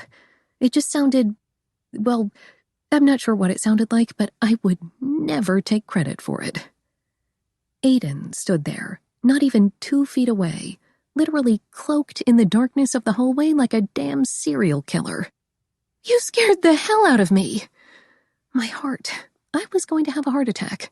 I had to slap my hand over my chest, like that would help it stay in place. Oh my God! What are you doing? His voice was raspy and low. Hand still over my chest, I panted. Somebody broke a light bulb. I gestured toward the drunk Texan on the couch, oblivious to everything and everyone around him at that point. I eyed Aiden, his sleepy face, the wrinkled white t-shirt he had on, the thin lounge pants I know he'd thrown on to come down the stairs, because in the 2 years I'd been responsible for doing his laundry, I'd only washed them a handful of times, and I immediately felt guilty. The big guy usually went to bed at the earliest possible time he could to ensure he got a minimum of 8 hours of sleep, and here I'd been vacuuming, waking him up. I'm so sorry. I didn't mean to wake you, I whispered, even though I was sure I could have walked around the living room banging pots and pans and Zach wouldn't have woken up. He shrugged one of those big shoulders, his eyes going from me to his now ex-teammate. I didn't need to look at Zach to know he was more than likely passed out on the couch by that point, especially not when Aiden's stray gaze stayed on the spot behind me. How much did he have to drink? He asked, yawning. A pang of guilt hit my belly. Too much? As if to explain, I added, I just wanted to get him out of his room for a little while. I thought it would be good for him. Maybe too good for him, but it was too late to take the evening back by the time I figured getting shit-faced wasn't the best thing for him to do. To be fair, it had been a lot of fun. A loud, rough snore ripped through the air, and the sharp, sudden rumble of Zach's snoring had me glancing over my shoulder. I need to go grab something. I'm sorry if I woke you. Before he could say anything else, or not say anything else, I hauled ass upstairs and into Zach's room, internally cringing at the mess he'd made since he began locking himself in. And the smell. It was bad. Real bad. Grabbing the corner of the wrinkled comforter on the bed and his pillow, I ran down the stairs and found Aiden standing next to the couch, talking to Zach in a low voice, and... was he patting the armrest? Here. I handed over the pillow. Aiden took it, his attention still on Zach, and set it alongside the armrest I'm pretty sure he'd been petting a second ago. Lie down. He ordered the drunk one in a quiet, no-nonsense voice that obviously left no room for argument to even someone who was mostly out of it. Sure enough, Zach lay down without opening his eyes. His arms crossed over his chest, one shoulder cocooned into the couch cushions. I tossed the comforter over his long body and smiled at Aiden, who was still standing over the couch, looking extremely, ridiculously serious at what was essentially us tucking a grown man in. Zach made some funny kind of puttering sound that made his lips flutter, and I snorted. He looks like a little kid, doesn't he? I whispered. He acts like a little kid. Aiden grunted, shaking his head in total disapproval. What is he going to do now? I found myself blurting the question out. The big guy hummed. What he should do is quit acting like the world has ended and get back to training so another team will pick him up later on in the season. He stated. What he's going to do, I don't know. If he waits too long, it'll hurt his chances of getting another opportunity in the future. Every day we get older and our bodies can't... Aiden tipped his chin to the side and cast me a long look. I'll talk to him tomorrow. That's a good idea. I think he'll listen to you. He'd probably listen to you more. That had me frowning at him at the same time I shoved my glasses farther up my nose. You think? His attention didn't stray from the couch as he answered, I know. I didn't necessarily believe that was true, but okay. I'll try, I guess. The worst he'll do is not listen to me, and it wouldn't be the first time it's happened. That had his head turning. Are you talking about me? I pressed my lips together. I wasn't talking about you, but... But... I kept my gaze on the wall away from Aiden. You haven't listened to me before, if you want to get technical. Aiden didn't respond. A lot of times, I added in a mutter. Nothing. Okay. I tipped my head toward the kitchen. I was going to make a sandwich before I went to bed. Do you want one? What kind? He asked, like I'd offer him a turkey club. 14. So, how's it going? Living in sin? I gave an awkward laugh, shaking the wok in my hand at the same time. Uncomfortable laughs were what you got when you felt guilty. I still hadn't told Diana that Aiden and I had gone to Las Vegas. It was a damn miracle. She usually knew I started my period 10 minutes after I did. We liked to celebrate another month of not being pregnant. I could only think about 2 other things I'd ever lied to her about. Apparently, I liked to live life on the edge because I knew I was in for a reckoning the likes of which I'd never seen when she found out the truth. Because at this point, I was in too deep, and there was no way in hell I was going to admit what I'd done. The biggest problem with lying to your closest friend was finding the right line to straddle. Enough truth to be believable, but not enough of a lie so they could notice you were full of shit, which was exactly what I needed to find, so I went with diverting her attention by going for middle ground. It's going fine. Fine? That's it? Yeah, fine. What the hell else could I say?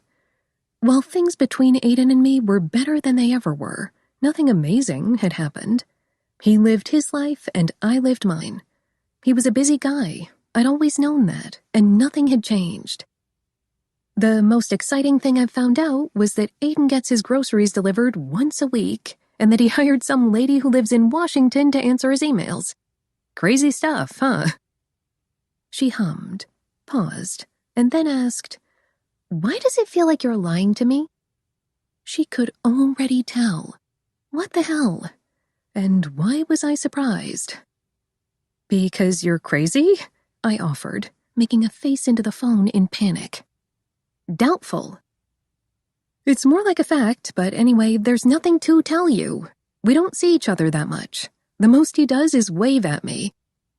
Sometimes he talked to me, but we didn't have to be technical, did we? P-O-R-I-N-G. I groaned. S-O-R-R-Y. Really? You don't have anything juicy to tell me? Nope.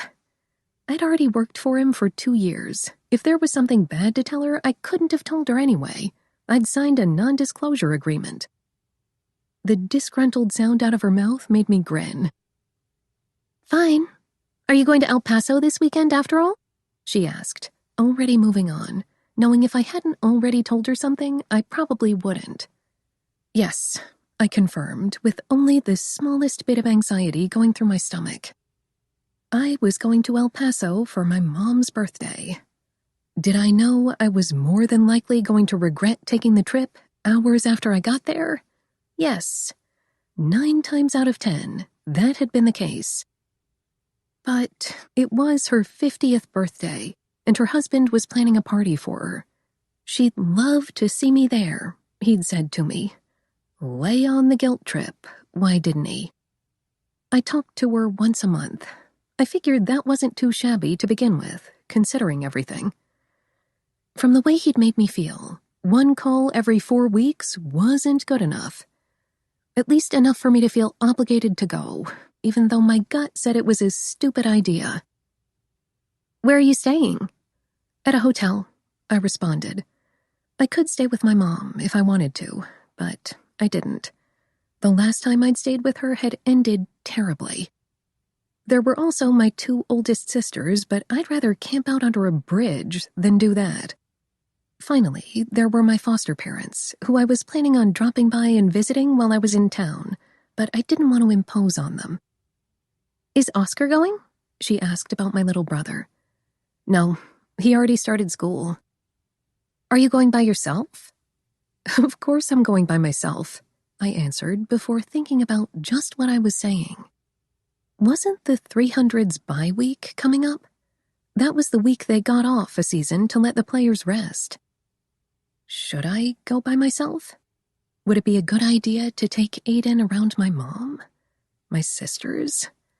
That idea had me cringing. But I could have him around to break the news.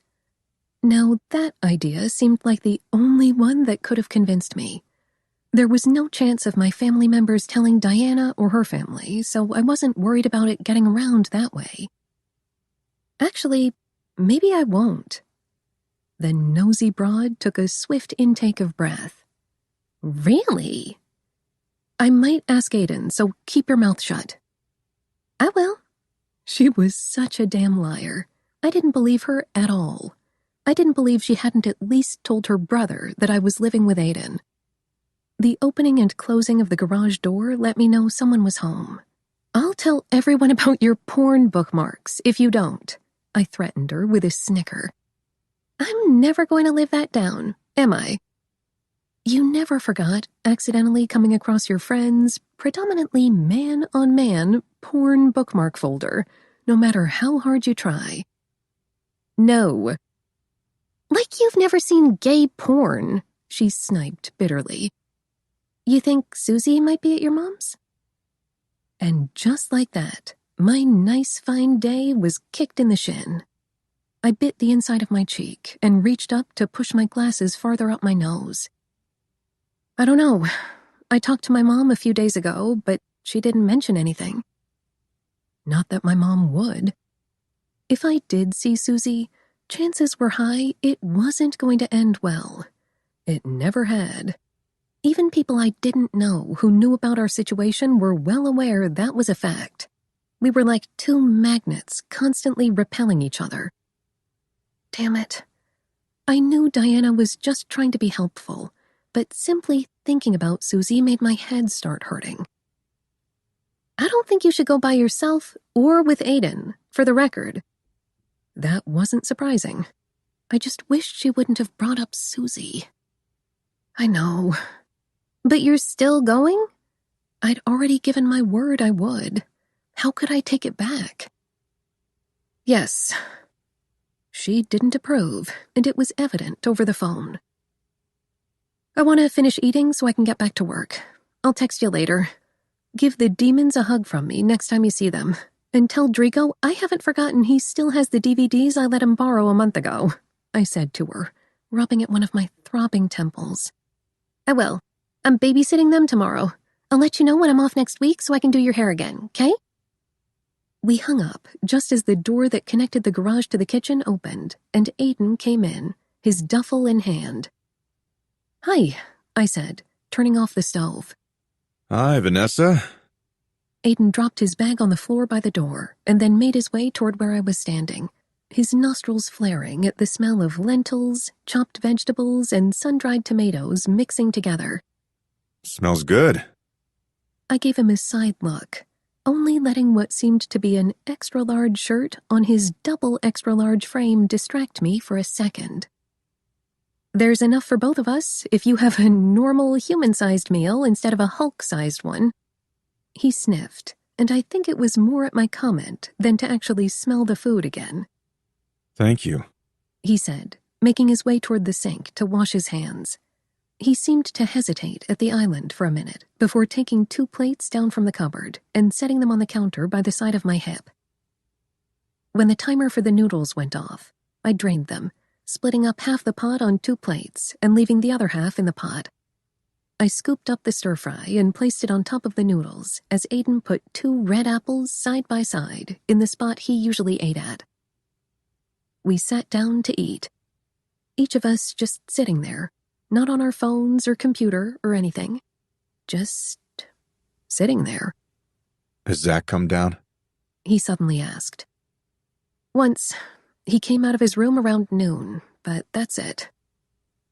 It had been almost a week since he'd been let go from the team, and apart from the day we'd gone out, he hadn't left his room more than he needed to, which was solely for meals.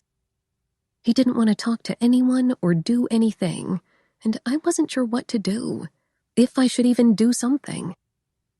Aiden made a noise. I don't know what to say to him, or if I should do something, I admitted. I wasn't good at consoling people. I really wasn't. Some people knew what to say in all types of situations, knew what words were needed, and they used them perfectly. Me? I usually just settled for an, "I'm sorry." I wasn't good with words, even though I did want to do something for Zach. I just didn't know what. The big guy raised his shoulder. Give him some time, He suggested.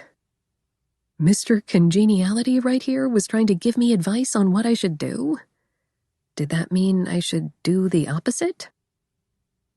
Yeah, I guess I will, I said, before my conversation with Diana came back to me. I'm going to El Paso for a few days this weekend. Remember I told you? I stabbed at a few pieces of pasta scattered around the plate. It's my mom's birthday. He shifted in his stool, the side of his knee touching mine. okay? There was no reason for me to feel awkward. None. If he said he'd go, great. If he didn't want to go, it wasn't a big deal. I was thinking maybe you could come with me. I haven't told her we got married, and I would rather tell her in person than let her find out some other way. I fidgeted in my seat and slanted him a look out of the corner of my eye. Aiden simply forked some food into his mouth, chewing slowly. I scratched at my ear. If you want. Then I added, it's just for the weekend. Dumb. Why had I even bothered saying anything? Aiden scratched at his jaw with the end of the fork in his hand. He twisted his lower body in his seat, his knee hitting the side of my leg again, before he said, I'd need to be back Sunday night. I almost had to do a double take. Really? He shrugged down at his food, super casual, or at least as casual as someone his size could be. Honestly, I was surprised he could fit that butt onto one stool. I was even more surprised the stool's legs hadn't given out yet under his weight. Yeah. Was his reply. Oh, okay. I was planning on leaving Friday. It's an 8-hour drive. That had his face swinging to me, his expression going from blank to disturbed in a second flat. You want to drive there? I nodded. He stared at me for a second longer before reaching into his pocket, pulling out his black leather wallet, and then holding a silver credit card out in my direction. Buy 2 tickets and rent a car. I don't do long road trips. Did I know he didn't like riding in a car for longer than absolutely necessary? Yes, but I wanted to cross my eyes anyway. If I didn't have to do an 8-hour road trip, I wasn't going to, especially not if I wasn't paying for it. He couldn't be considered my sugar daddy if we were legally married, right? Shoving the thought aside, I hesitantly took the card from him. Are you sure? He didn't hold back his eye roll. Get an afternoon flight. They usually let us out around 3. He eyeballed me from the side. Don't rent one of those tiny economy cars either, just to save money. Yeah, his bossiness was bringing back not the best of memories. I nodded anyway and held his card between my fingers. Is this supposed to be a test? I asked hesitantly. Back to being busy eating, it took him a second to answer before he turned to me with a furrow between those thick eyebrows. What are you talking about? Is this a test? I wiggled his credit card. To see if I'll spend your money or offer to pay for my own ticket. That full bottom lip of his dropped just a little, his eyelids hanging low. Then he shook his head slowly. So slowly I knew he was exasperated. Or he thought I was a complete idiot. One or the other. Maybe both. Don't be dumb. I wouldn't offer to pay for the tickets if I didn't want to. You know me better than that. He had me there. I shrugged. Okay, all right. Sheesh. I just wanted to be sure, because if you want to pay for them, I'm not going to tell you no. Just buy the tickets and rent the car. He got up with his plate in hand and walked around to the sink before adding, Where are we staying? I was planning on staying at a hotel. Good. What are you going to tell your family? I scratched the back of my neck before picking up my food. Just my mom. My sisters don't need to know. Either way, no one's finding out the truth. They don't know I'm living with you. I figured... Shit. What? Was I expecting my mom to not remember who I worked for? Of course she remembered. Now, 10 years ago, she didn't remember half the time that she'd given birth to me, and I relied on her. That was an easier truth to consider than the idea that she loved drinking more than she loved her kids. I needed to stop. I needed to stop 5 seconds ago. Everything in my life had worked out for the better. I had no reason to complain. My life was better than fine. Way better. With that reminder, I cleared my throat and pasted a playful tone to my words. If she asks, I'll just tell her I quit and you came after me. You realized how madly in love with me you were. Honest to God, he snorted. I put my hand on top of the table and extended my middle finger at him, even though I smiled. And you can't live without me, so we eloped. I figured I should stick with at least a partial truth, so it doesn't get too complicated. You got a problem with that? Aiden shook his head, the corners of his mouth pulled tight in a smirk that eased my soul a little more. Everything in my life had worked out. No. Jackass. I couldn't help but snicker. You'll take one for the team, then? So that can be the story we tell everyone who finds out? What team? He asked. You and me. Team Graves, Missouri. We signed a contract together. Sort of. I smiled. That bearded chin dipped to his neck, and I could see his mouth twitching. All right, I'll take one for the team. It was 5 minutes before we were supposed to be leaving for the airport, and Aiden wasn't home yet. He hadn't answered the 3 times I'd called, and there was no way for him to know about the 10 other times I'd picked up the phone but talked myself out of dialing. Where the hell was he? I'd been ready all morning. I'd even made him lunch so he could eat it on the way to the airport, since I'd known he'd be hungry after watching game footage for a few hours before the players were dismissed for the week. But he wasn't home. He wasn't home. And we needed to leave. I was pacing. My bag was already by the front door, and if I didn't leave in 5 minutes, I would more than likely not make the flight.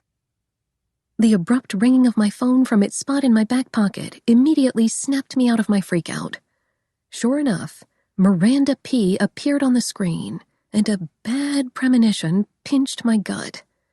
Hello? Vanessa? There was a noise in the background that sounded like someone laughing. I'm not going to make it. Disappointment, like I hadn't known in forever. If I let myself think about it, I would realize the last time had been back when he'd let Trevor talk about me, squeezed the base of my skull. I wanted to ask him why. I wanted to ask him why he'd waited so long to call, or why he hadn't at least texted me if he'd known he wasn't going to make it. But I couldn't make myself do it. Chest tight, head suddenly hurting, I asked, "Are you okay?" Even as anger fisted my fingers. Yes, Was his curt, distracted response. Okay. I swallowed hard and clenched my eyes closed. 1, 2, 3, 4, 5, 6, 7, 8, 9, 10. Yeah, that didn't help as much as it should have. I'm leaving the house then. I'll be back on Sunday.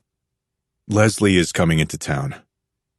That's fine, swam along my tongue, but I bit it back. It wasn't fine. I was pissed off at him for wasting my time and making plans for him to go along with me. I was mad at myself for getting a little, tiny bit excited about him coming with me. I'd never taken anyone with me to El Paso before. That only made me angrier. I understand. I need to get my stuff in the car. I'll see you in a few days. He might have said bye, but he might have not. I didn't know because I hung up on his ass. 1, 2, 3, 4, 5, 6, 7, 8, 9, 10, 11, 12. What the hell had I been thinking? I knew the only person I should blame was myself. Why had I even bothered inviting him? I should have kept my mouth shut and not said anything. I'd made him food and wasted hours of my life stressing about having to explain to him my family situation. God, I was so stupid. What had made me think he would actually cut into his bye week to go somewhere with me when the last 2 bye weeks he'd stayed at home to train? I was an idiot. I ran up the stairs to my bedroom and yanked my checkbook out of my desk drawer. I wrote out a check for the cost of my plane ticket and the entire amount for the SUV rental I'd booked with him in mind. My soul wept a little. It was 10 jobs worth of money, but I signed the damn check and eyed the Hello Kitty image printed on the background with a little grumble of my own. In less than a minute, I was down in the kitchen, slapping this stupid check on the counter and flipping it off while imagining it was Aiden's face before walking away.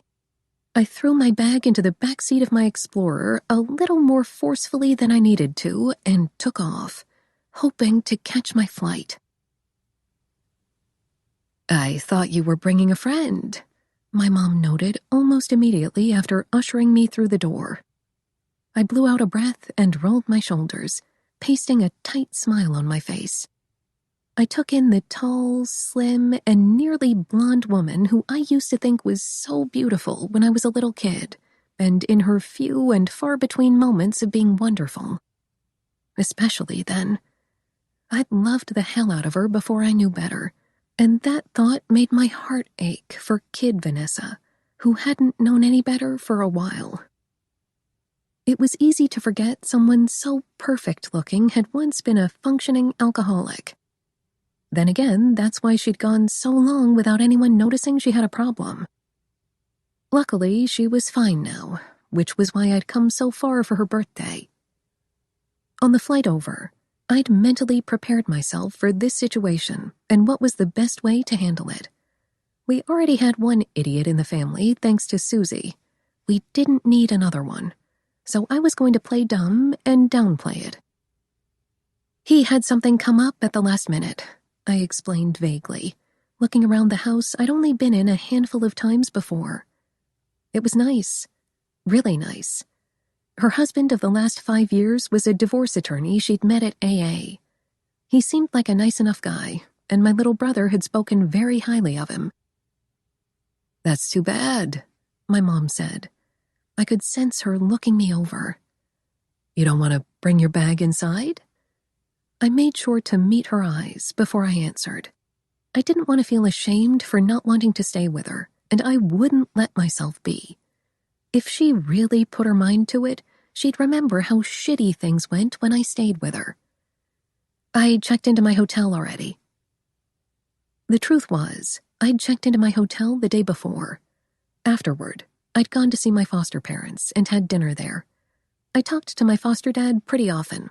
In my case, once every few weeks was often, and told them I'd married Aiden. My foster dad had looked at me from across the table where I'd eaten dinner 7 days a week for 4 years of my life and asked in a serious voice, "You couldn't have married someone who plays for Houston?" I'd forgotten how much he hated the 300s. This morning, I'd had breakfast with my foster mom. But I didn't tell my mom about any of those things. Anytime I brought up my foster parents, this glazed look came over her eyes that I wasn't fond of.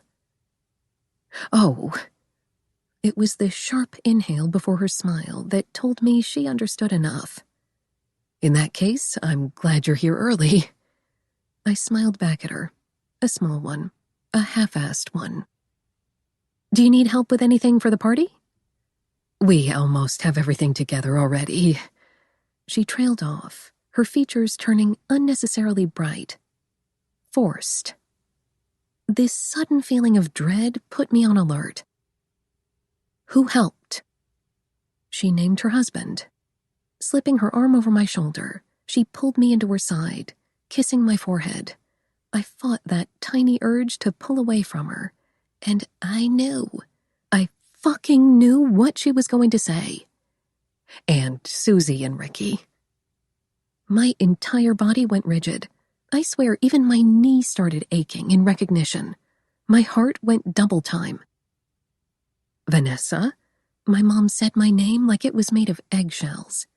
They've been staying with us. I didn't want to tell you because I was worried you wouldn't come. I wouldn't have.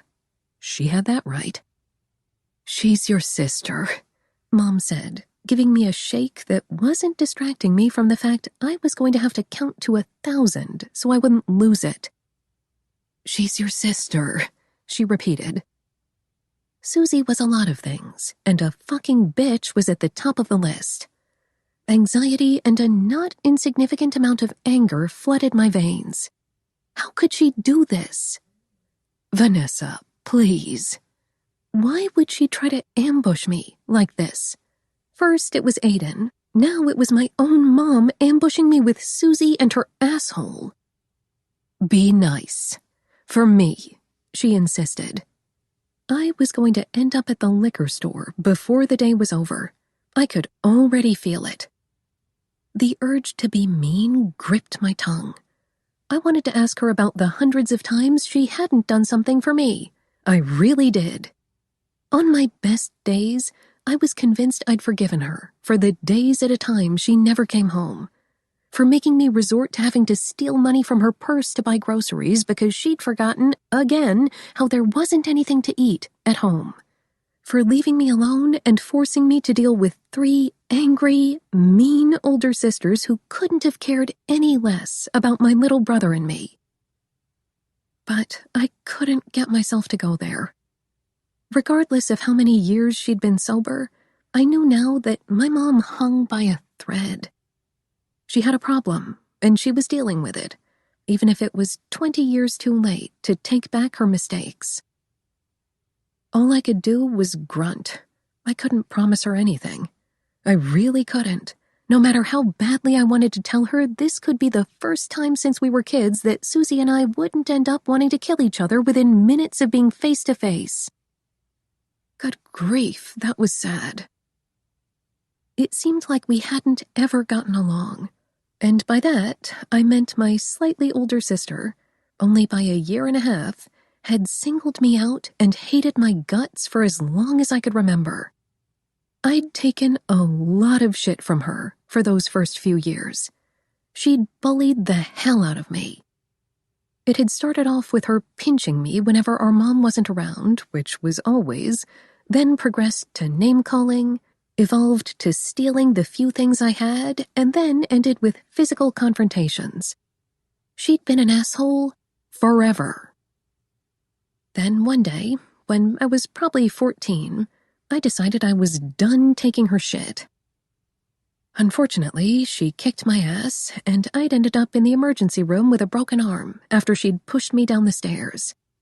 It was that broken arm that had led Child Protective Services to our house because our mom hadn't shown up to the hospital after she'd had people try to contact her. The 5 of us got split up after that night, and it was only at one other point, 4 years later, that I lived with my mom or sisters again. That hadn't ended well at all. It was a painful, miserable history I'd given up on a long time ago. I had accepted that there was something wrong with all of my sisters, but mainly Susie. As I got older, I realized that chances were high my mom had drank while she'd been pregnant with them. They were all small, unlike my little brother and me, and had learning and behavioral problems. While I accepted now that they couldn't help most of the things that were wrong with them, it didn't help ease my resentment much. For the sake of my relationship with my mom, we avoided bringing Susie up, and she only briefly mentioned my other two sisters once a year. Until shit like this. I seriously couldn't believe Susie and Ricky were staying there and that no one had warned me. Diana was going to lose it when I told her. "Vanessa, please. I'm so happy you're here. I've missed you.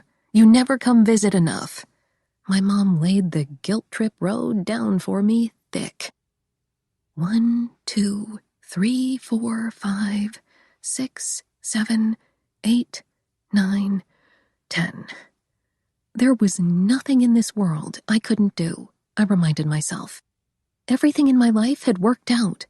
I had more than I'd ever imagined. The past didn't matter anymore. With a deep breath, I forced out an, "Okay," gritting my teeth the entire time. "Yes?" she asked, beaming with hope. I nodded, urging my muscles to stop locking up. I knew what I was going to say was an asshole comment. I realized I was being immature, but I really couldn't find it in my soul to care. "Yeah, I'll play nice as long as she does." The sigh she let out? Yeah, she knew. She knew Susie didn't know how to be nice. 15. "I can't believe it." "Believe it," I snarled as I tried to shake off my anger for about the millionth time in the last day. Diana scoffed as she moved around me, a stained plastic bowl in one hand, a brush in the other. Her brown eyes temporarily shifted from the section of my head she'd already put color on to meet my gaze before she blew a raspberry. "You know I don't want to talk about your family, but when I think they can't get any shittier, they do." Liar. She didn't mind going over the finer defects of 4/6 of my family. How many times had we sat in her room and acted out the hundreds of things we'd do and say to my sisters in retaliation for whatever they'd put me through? 100? Not that we'd ever gone through with any of it. They were older than us, and you didn't mess with crazy. The worst part was after Ricky grabbed my arm, no one said anything. They all wanted to act like nothing had happened. "Jesus, V," my best friend muttered. "I told you not to go." She had, and I'd been stubborn and didn't listen. "I know." Her hand touched my shoulder. "I'm sorry." Not as sorry as I was. I made it 3 hours at my mom's before everything went to hell. 3 hours before I stormed out of her house, pissed out of my mind. I was honestly surprised that I had managed to spend the night at my hotel before heading to the airport first thing in the morning to catch a flight back to Dallas on standby. The anger hadn't abated as much as I'd hoped on a good night's sleep, and the flight back hadn't helped much either. As soon as I landed, I'd texted one of the only people in the world who was loyal to me, and then headed over to Diana's so I could tell her everything and get it off my chest. Did it help? Not much, but it was something. So I told her everything that had happened as she dyed my hair some surprise color I told her she could choose. It was one of the benefits of being your own boss. "Wait, so you didn't tell me what happened with Aiden?" she finally noted. Good grief. There I went getting pissed off all over again. At least that was one issue I'd managed to set aside for a while since the day before. But all of a sudden, it was another fresh wound to add to my already existing one. "He called and canceled on me at the last minute." She winced, her "ooh" just barely audible. "Yeah," I mumbled as her boob passed about an inch from my face. His old coach was coming into town or something, and he was busy watching game film or something with the team when he called, but it doesn't matter. It was a stupid idea to invite him anyway. I'm sure he had a good reason to cancel, Di tried to assure me. There was only one reason, and it was the most important one to him. I didn't need the details to know what the exact wording would be. Yeah, I'm sure he did. I let out a shaky breath. I'm just in a shitty mood. Sorry. No, I can't believe it, this smartass gasped. I reached forward and tried to pinch her through the apron she'd put on, but she danced out of the way with a big grin on her face. Leave me alone. She stuck her tongue out. Put your potato head down for a second, would you? I mocked her as I did what she asked. Diana took a step toward me, her belly inches away. She must have reached forward because her shirt went up an inch, exposing a sliver of skin. I frowned. Reaching from under the hem of the cape she'd put on me, I pulled her shirt up even higher, exposing a row of small bruises shaped like a smaller version of the ones on my forearm. What are you doing? She took a step away. I looked up at her face, her neck, her arms, and saw nothing that shouldn't have been there. What? Her tone was a lot less harsh the second time, but I knew from the way she rubbed her pant leg that something was going on. That was her nervous tick. 1, 2, 3, 4, 5, 6, 7, 8, 9, 10. I had to count to 10 again before I could manage to not lose it. What happened? I asked her as coolly and calmly as possible, even though I was already on my way to becoming even angrier than I'd been when I first showed up. Diana tried to brush it off a little too quickly. Nothing. Why? She had the nerve to look down and pull up her shirt in the same way I had. She even frowned as she touched the bruises I'd bet my firstborn she knew damn well about. Where did those come from? She didn't look up as she answered. I remember hitting my hip. You hit your hip? She was lying. She was damn well lying out of her ass. On the counter. On the counter? I asked slowly. This felt like a terrible dream. My best friend of my entire life, lied again. Yeah, she insisted. Di. I wasn't going to lose it. I wasn't going to lose it in front of her. Let me finish putting this on your hair. She cut me off. Diana, tip your head down one more time, Vanny. Di. I grabbed the hand she had extended toward me. Her brown eyes shot to mine, her expression startled. Did Jeremy do that? No! A knot formed in my throat, growing bigger and bigger by the second. Diana Fernanda Casillas. Yeah, I went with her whole name. My hand shook. Did Jeremy do that? This fucking liar supreme met my gaze evenly, and if it weren't for her palm hitting her pant leg again, I would have believed she was telling me the truth, that this person I loved, who I would do anything for, and who I felt would do anything for me, wouldn't lie to me. I wasn't even about to focus on the fact that I'd kept things to myself in the past, that I hadn't told her I'd married Aiden, that she didn't know about my student debts. None of that figured into my thoughts in that instant. No, Van, he loves me. I hit my hip. That knot in my throat swelled, and I could feel my eyes well up as her gaze met mine unflinchingly. That was the problem. Diana was just like me. Once she was in too deep, she wasn't about to dig herself out of the hole she was in. She wasn't about to back down and tell me the truth. I'm fine, Van. I swear. She swore.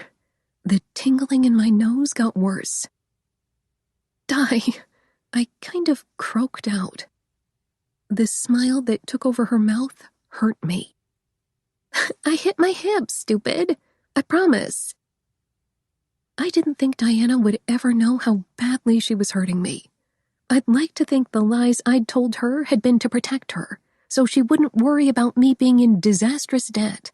And I hadn't told her Aiden and I eloped because she had a big mouth and she'd tell everyone.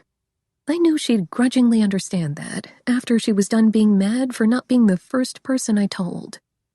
She didn't know how to keep a secret. We all knew it. But this... I didn't have it in me to keep my mouth shut, even though I knew there was no way in hell she was going to backtrack and admit the truth.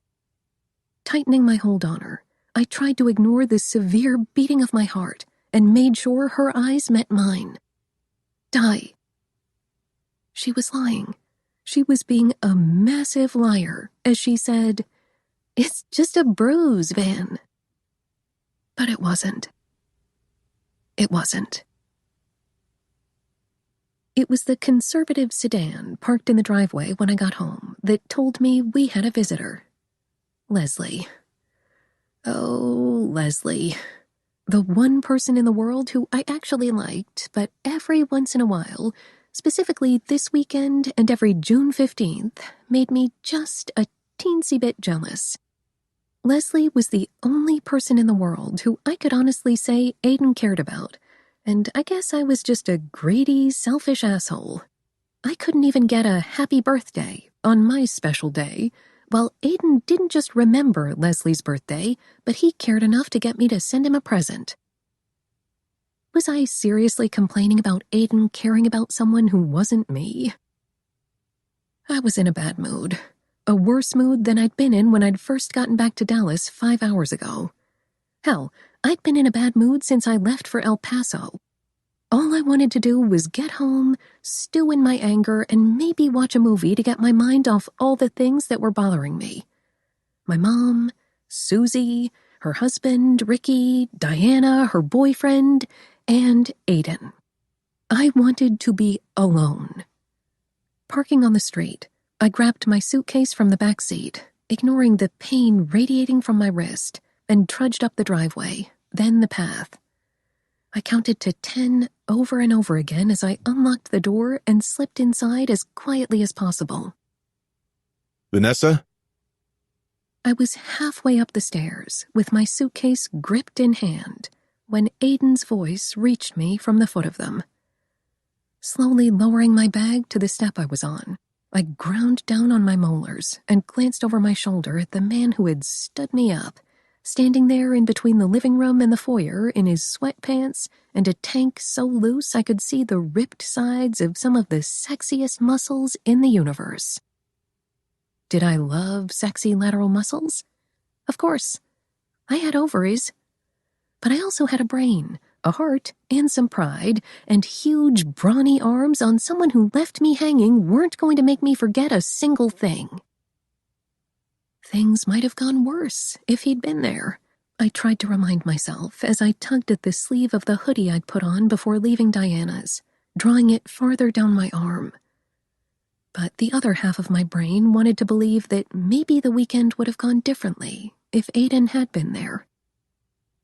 Then again, maybe I just wanted to blame someone other than myself for not listening to my instincts when they told me to do something, and then I did otherwise. "Yes?" I asked, sensing my cheeks go tight. The big guy was examining me. Something about the way he was pursing his lips said he was hesitating. Leslie's here.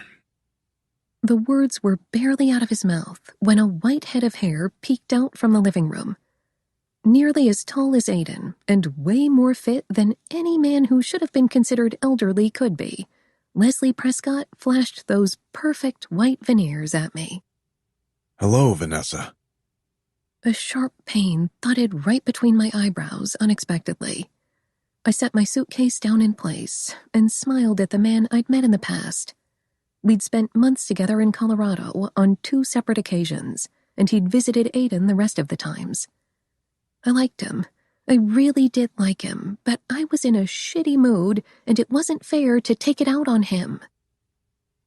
"Hi, Leslie," I pretty much muttered as I jogged down the steps and held out my hand. He shook it, flashing me an open, easy smile. Congratulations. he said, shaking my hand. I heard the big news. Leslie's other hand came forth to clasp mine between both of his smile growing bigger by the second. If he thought it was strange that I didn't give Aiden a hug or a kiss when I got home, it wasn't evident on his features. I'm a bit hurt I wasn't invited, but I understand. Oh, thanks. I gave him a tired smile, pointedly ignoring the big body standing in my peripheral vision, watching on. I couldn't be happier for you two. I was disappointed you were out of town this weekend, but I'm sure we'll have more time to see each other in the future. I forced myself to keep the smile on my face. Aiden and I had nearly 5 years left together. I was positive I'd see Leslie again at some point. I'm sure we will. Leslie beamed. We finished watching some footage, so I'll get out of your hair to give you both some alone time tonight, eh? The tender, amused look that came over Aiden's face more than slightly irritated me. Hey. Then the fact that his Canadian had snuck up on him, when it only came up in the times he was really comfortable, made my little girl immaturity that much worse. I'll leave you two to it. I have some work I need to catch up on. I focused on Leslie as I talked. The older man nodded. Sure, I understand. If you'll excuse me, I need to make a pit stop before I go. He smiled again, easing the tension in me just slightly. He hadn't done anything wrong, and I was being an asshole. You'll be by tomorrow? Hey, my flight leaves the day after. I have to get back home. I'll see you tomorrow then. Drive safe. Leslie agreed, and then made his way toward the half bath around the corner. That was my cue to get the heck out of there. Grabbing my bag with my good hand, I managed to make it halfway up the staircase before I heard, You all right? I didn't bother stopping. I kept going up. I'm fine. Vanessa, His voice was low, careful. look at me. 180% ready to be in my room, I stopped and turned around, raising my eyebrows at the figure standing at the bottom of the staircase with one palm on the handrail. He had that dark gaze narrowed on me. When you say you're fine, I know you're not. Was the only thing I could manage to get out without saying something really bitchy. I tried to tell myself it wasn't a big deal he hadn't gone with me. I'd told myself that at least a dozen times over the weekend. I also told myself I understood that he'd stayed to see someone he cared about. But it didn't help, and it didn't work. My damn pride couldn't handle being stood up and let down by not just him, but by everyone this weekend. That's what I thought. Aiden stated as he tipped his chin up at me almost defiantly. I squeezed my fingers around the handrail, envisioning it was his neck I was wringing. Yeah, I guess so, I admitted with a sniff. I don't want to talk about it. I'm going to bed. I barely managed to turn around when Aiden's raspy, low voice spoke up. I don't care if you don't want to talk about it. I want to talk about it. He said in that authoritative, demanding voice that scratched at my nerves. It wasn't a loud voice by any measure, but it didn't need to be. Rolling my eyes, I shook my head as he continued his bullshit explanation. Leslie called, said he was in San Antonio, and asked if he could drop by for a few days. Coach wanted to go through some more footage before I left, and I lost track of time. And he kept going. I figured you of all people would understand. I don't get what the big deal is. For one moment, I thought about picking up my suitcase and throwing it at him. Immature, sure. Unnecessary, yes. But it would have made me feel better. Instead, I counted to 7, and while looking at the stairs, I said to him, I do understand. Aiden, I get it. Your job is the most important thing in your life, and I'm fully aware of how much Leslie means to you. I know that, and I've always known that. Yet you're still mad. There wasn't a point in even lying, was there? Setting my luggage on the stair ahead of me, I turned back around to face that dark head of hair and tanned face I'd seen more of when I worked for him than I did now that I lived with him. I'm not mad, Aiden. I'm just... Look, I'm in a terrible mood. Maybe now isn't the time to talk, all right? No. His back straightened, and he took his hand off the handrail. I stayed to watch footage with the staff and see less. He stated, a furrow between his eyebrows. I understand why you stayed. I'm not telling you I don't. I'm frustrated over this entire fucking useless weekend, and I don't want to take it out on you. That was a lie. I sort of did. Can we please stop talking about this? I knew what his reply was going to be before it came out of his mouth. Nope. He didn't fail me. I didn't do anything for you to be mad over. Heaven help me. Heaven fucking help me. My fingers went up to press over the top of my eyebrows, as if that would keep my headache at bay. I hissed, Aiden, just let it go. The man never let anything go.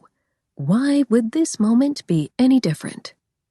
No, I want to talk about it. I didn't go with you to your mom's house. I'll go next time.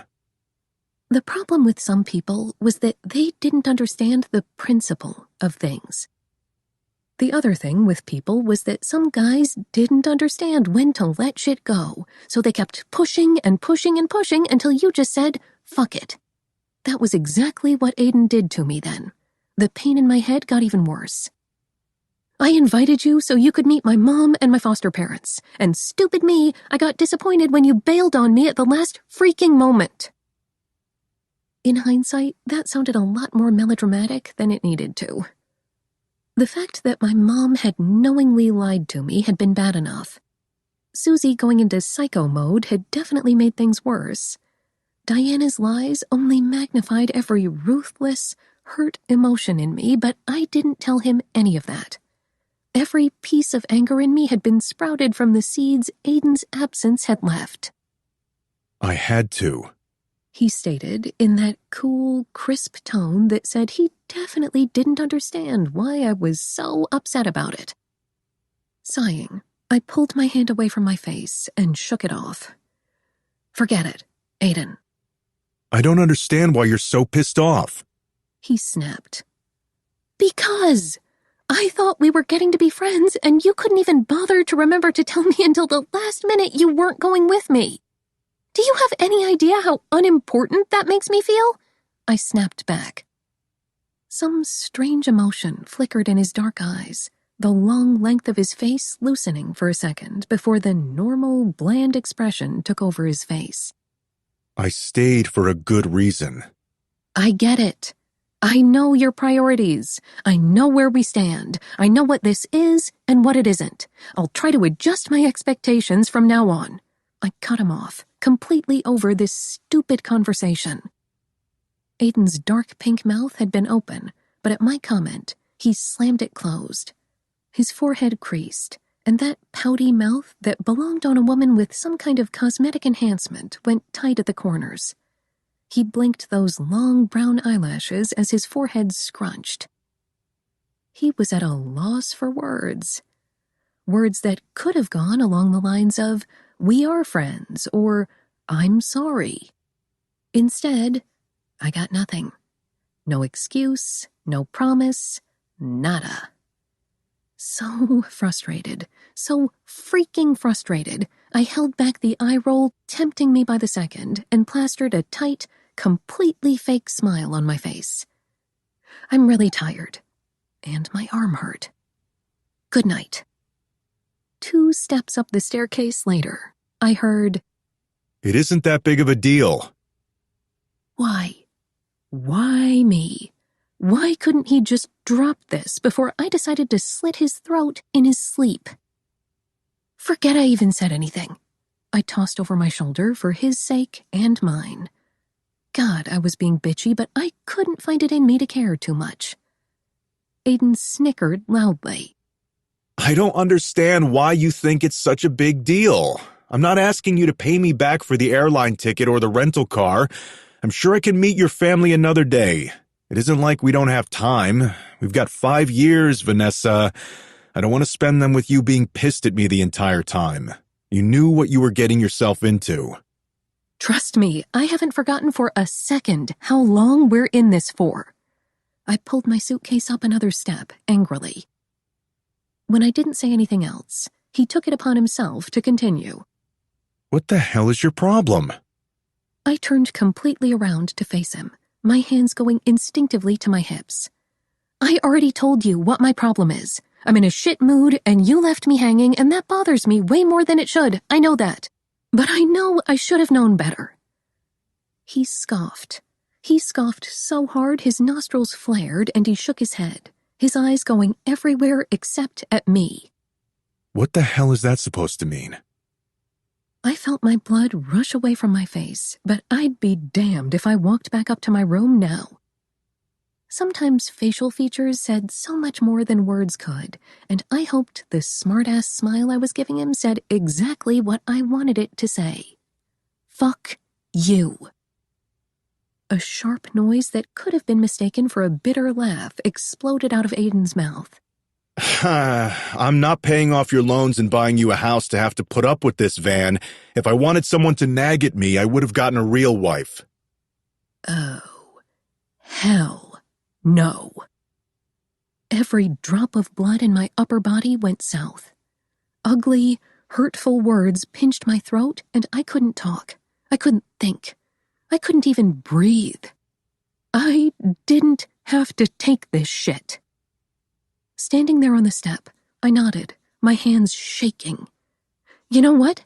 You're right. You're completely right. I'm sorry I opened my fucking mouth. I'm sorry I gave a shit and started looking forward to you coming along with me. And I was sorry I was blaming him for starting off a chain of events that spiraled downhill. I really was being a wee bit of an asshole, but I couldn't muster up enough fucks to give in that moment to let the situation go. Clenching my hands together, I jogged up the steps with my suitcase in my bad hand and slammed the door shut behind me once I was in the room. I wasn't sure how long I stood there, staring around me at what suddenly felt like a 5-year prison sentence. If we weren't already married, I'd pack my stuff up and leave. But I'd signed the papers and made a promise to him. 5 years.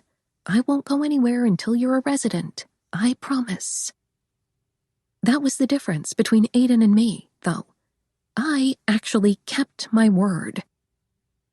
Dropping my bag on the floor, I scrubbed at my cheeks with my hands, trying to calm down.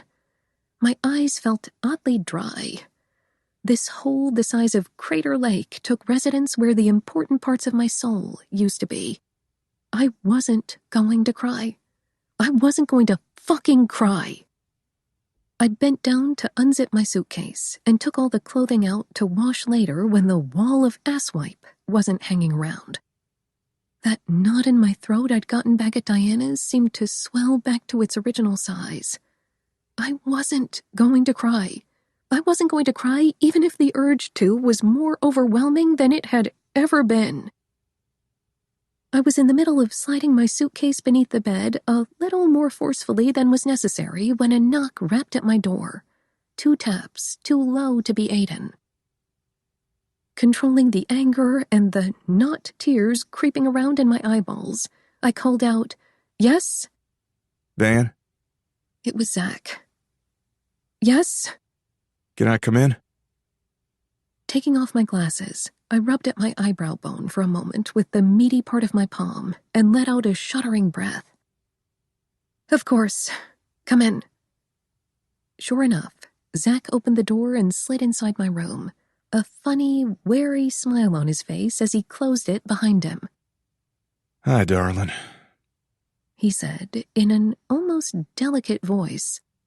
I gave him an equally wary smile, trying to suppress my aggravation with the guy downstairs, with my family back in El Paso, and with the idiot known as my best friend in Fort Worth.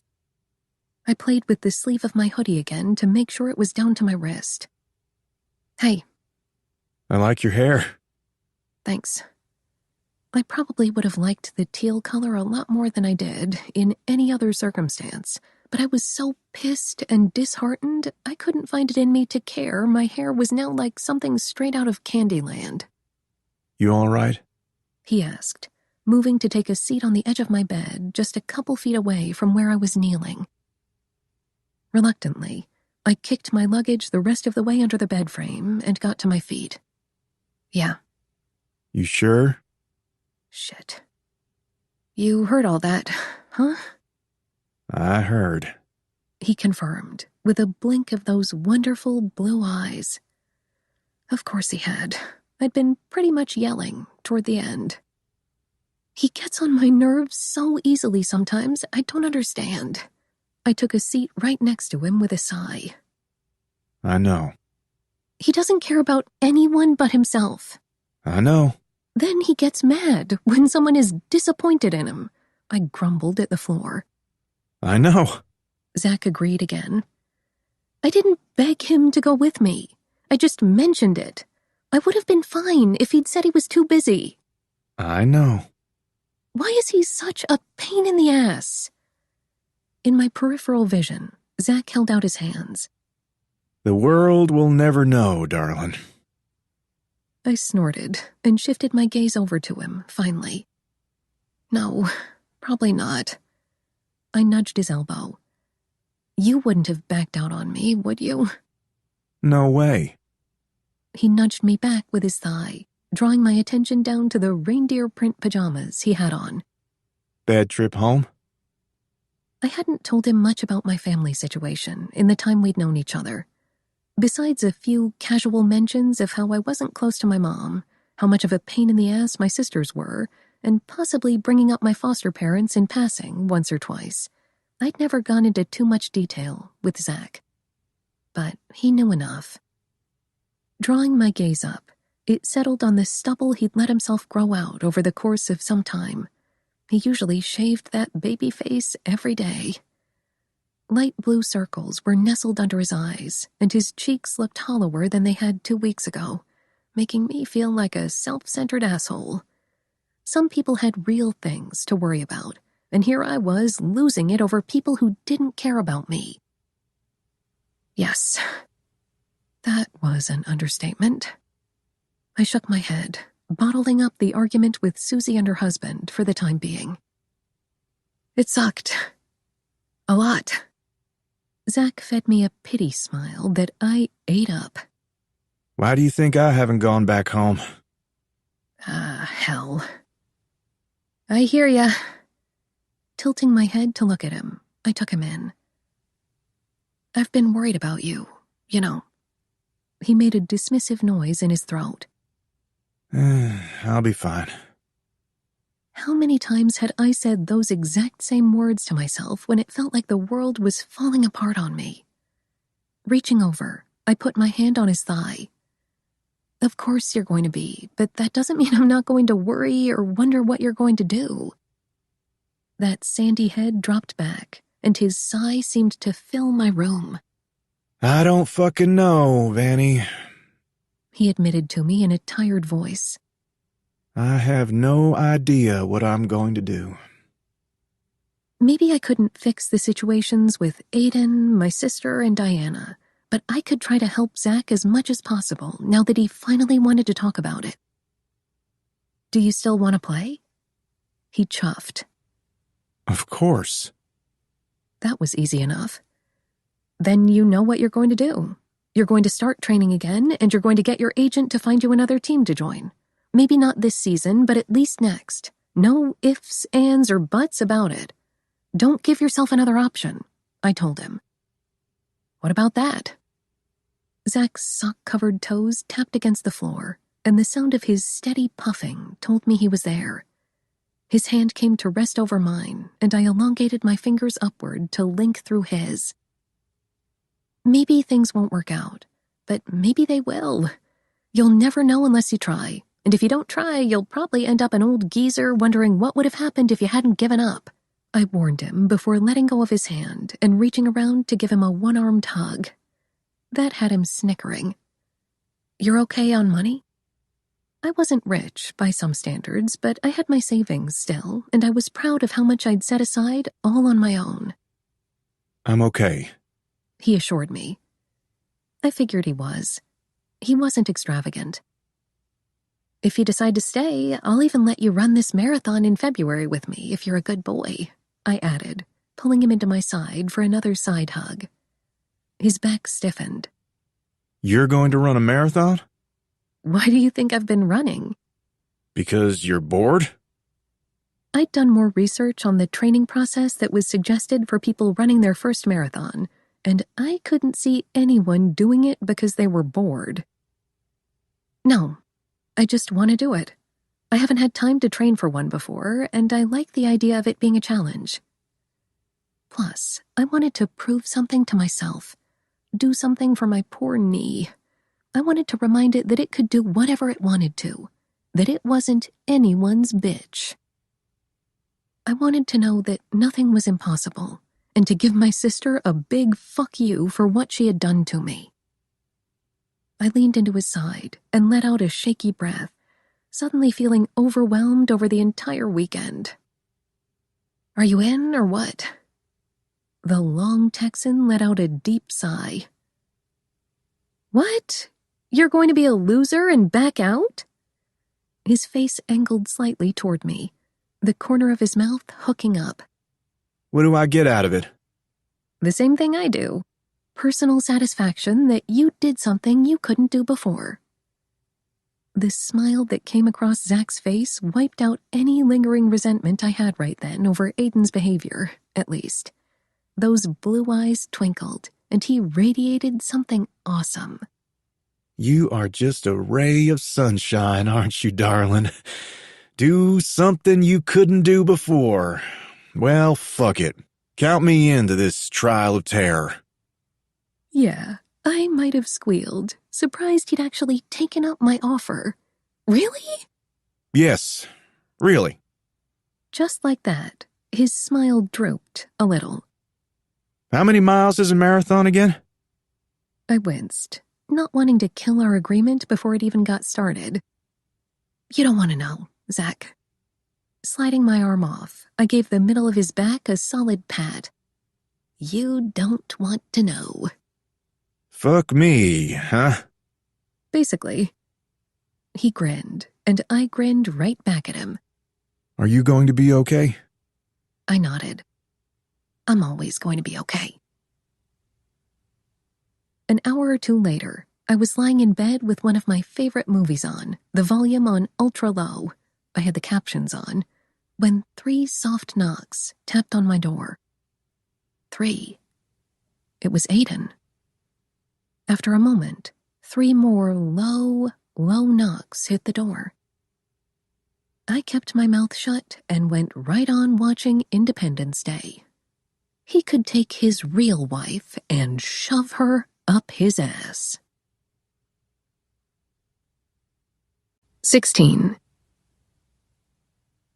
You're up early, I noted dryly as Zach dragged his feet behind him into the kitchen. The big Texan raised 2 sleepy eyebrows in my direction. If I didn't know any better, the expression on his face would lead me to think he was drunk, but he was just really tired. Mm-hmm. Okay. Someone wasn't in the mood to talk, and that was fine by me. It wasn't like I'd woken up in a fantastic state of mind. It didn't help that the first thing I did after I was awake was call Diana's brother so I could tell him about what I'd seen the day before, only for him to let me know that one of his sons had already told him about the bruises a couple days ago. I tried talking to her, but she said she hit her hip. He'd explained. So she was keeping her story straight. I still didn't believe it. I don't believe her. Her brother had made a hesitant sound that left a bad taste in my mouth. I don't know, Van. I don't like that douche as much as you don't, but I don't think Dee would lie about it. That was the problem with growing up in a family that was usually honest and open with each other. You didn't know the lengths someone would go to hide something shameful. And I knew right then that unless Diana blatantly told her brother that Jeremy was getting physical, or unless she ended up with a black eye, he wouldn't assume the worst. The conversation had been pointless, only adding to the aggravation simmering under my veins for days. I was perfectly fine admitting to myself that when I hadn't been tossing and turning last night, I'd been wide awake, thinking about all the things I shouldn't. All the things I knew better than to let bother me, but it was impossible to ignore them when they'd all hit me so hard. One after another, nipping away at my resolve. Aiden, my mom, Susie, Diana. My technically husband, my mom, my sister, though I still wanted DNA reports to confirm that connection, my best friend of my entire life. Was there anyone in this world I could trust, I could rely on? Only myself, it felt like sometimes. You would figure I'd know better by now. The sound of weights clinking together in the gym down the hall had me scowling. Someone had already been busy working out by the time I'd come down the stairs. While most athletes took their bye-week off to vacation or spend time with their families, the big guy didn't. Hadn't. I should have known better.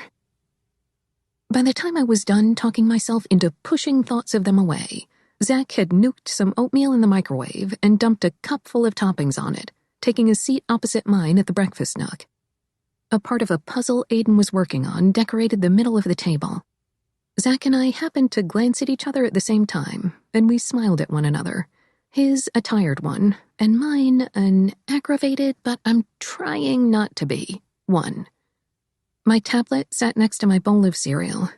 I had been absently flipping through page after page of a website that sold t-shirt designs from freelance artists.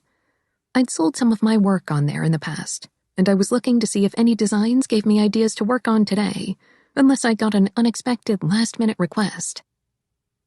The doorbell ringing once, not long enough to be annoying, but not too short to be ignored, had me getting to my feet.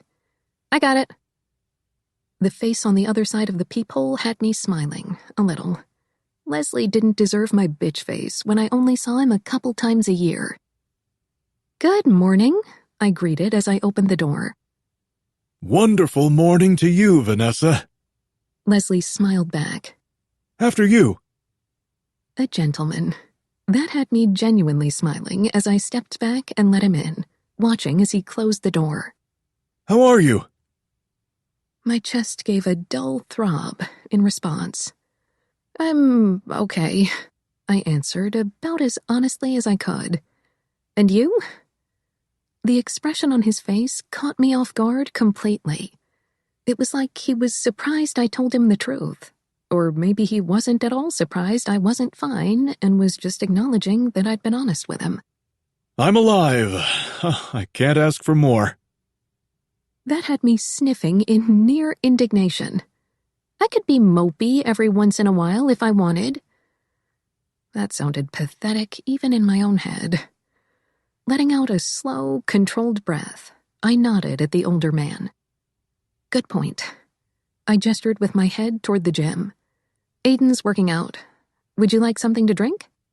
Do you have any coffee? I was the only coffee drinker in the house. I'll make some right now. With his hands behind his back, he dipped his chin in thanks. I appreciate it. I'm going to check up on Aiden. Leslie peeked into the kitchen and raised his hand, giving Zach a no-tooth smile. Morning, Zach. I headed into the kitchen as Leslie went to the gym and scooped out the pre-ground coffee beans into the coffee maker, hitting the button to start the brew.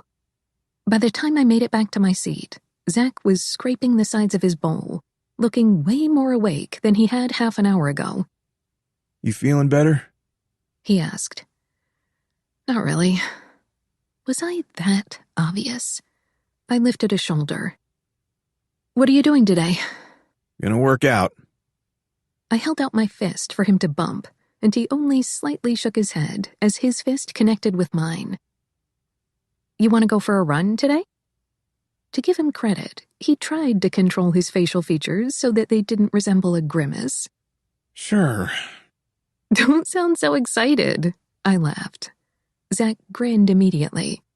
I'm fooling you, Vanny. What time do you want to go? Is 4 okay? He nodded. I'll be back by then. I held up my hand again, and he fist-bumped it.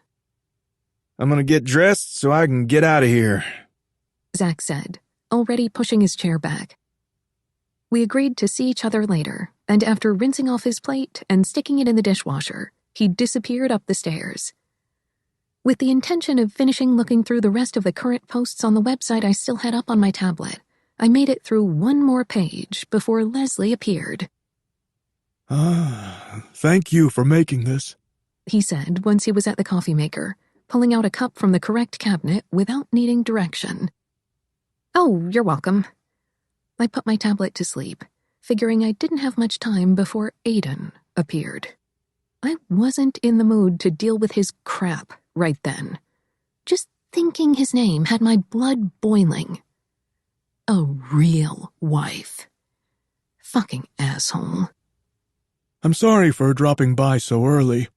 Leslie chimed in from his spot at the counter, pouring coffee. That had me snapping out of cursing Aiden in my head. Don't worry about it. It's okay. It isn't okay. I felt terrible after Aiden told me you were going home. Home. What a word to use for El Paso. I didn't mean to take up your time alone. I remember what it was like to be a newlywed. The man who had put into motion Aiden's future said. Newlyweds. I wanted to puke. It really is okay. I know how much you mean to him. Or at least I had a good idea of how much the older man meant to him. Aiden had 2 friends he kept in touch with semi-regularly. He saw them in person maybe once a year. Other than them, there was only Leslie. Leslie, who had been his coach in high school. Leslie, who Aiden had said repeatedly had groomed him and pushed him to succeed. In the 12 years since he'd graduated high school, they still saw each other often enough. Leslie continued to train Aiden in Colorado when the season was over. Then there were the other times that the former coach came by to visit. If that wasn't its own form of love and respect, at least in Aiden's case, I had no idea what was. My comment, though, had him chuckling. Only because he knows how much he means to me. As bitter as I felt, I couldn't help but soften a little as Leslie walked around the island with his cup in hand. His eyes strayed to the table, a smile coming over his face. He's still doing those? He gestured toward the puzzle. All the time, especially when he's stressed. Leslie's smile grew even wider, turning wistful. He used to do them with his grandparents. I can't remember there ever not being a puzzle at their home. He snickered softly. You know, after his grandmother died, he didn't speak to me for almost a year. What? His grandmother? I can't tell you how many times I tried calling him, left him voicemails. I even went to several of his games at Wisconsin to see him, but he went out of his way to avoid me. It damn near broke my heart. He took the seat that Zach had just left. His white eyebrows rose as he looked at me from over the top of his cup. That's between you and me, eh? He's still sensitive about that time period. Aiden? Sensitive? When his grandfather died, he was devastated. But when Constance, his grandmother, passed away, I've never seen anyone so distraught. He loved that woman like you couldn't imagine. He doted on her. She told me he called her every day after he went away to school. He continued on like this wasn't the greatest secret I'd ever heard. There was no way I could pull off being casual about what he was saying.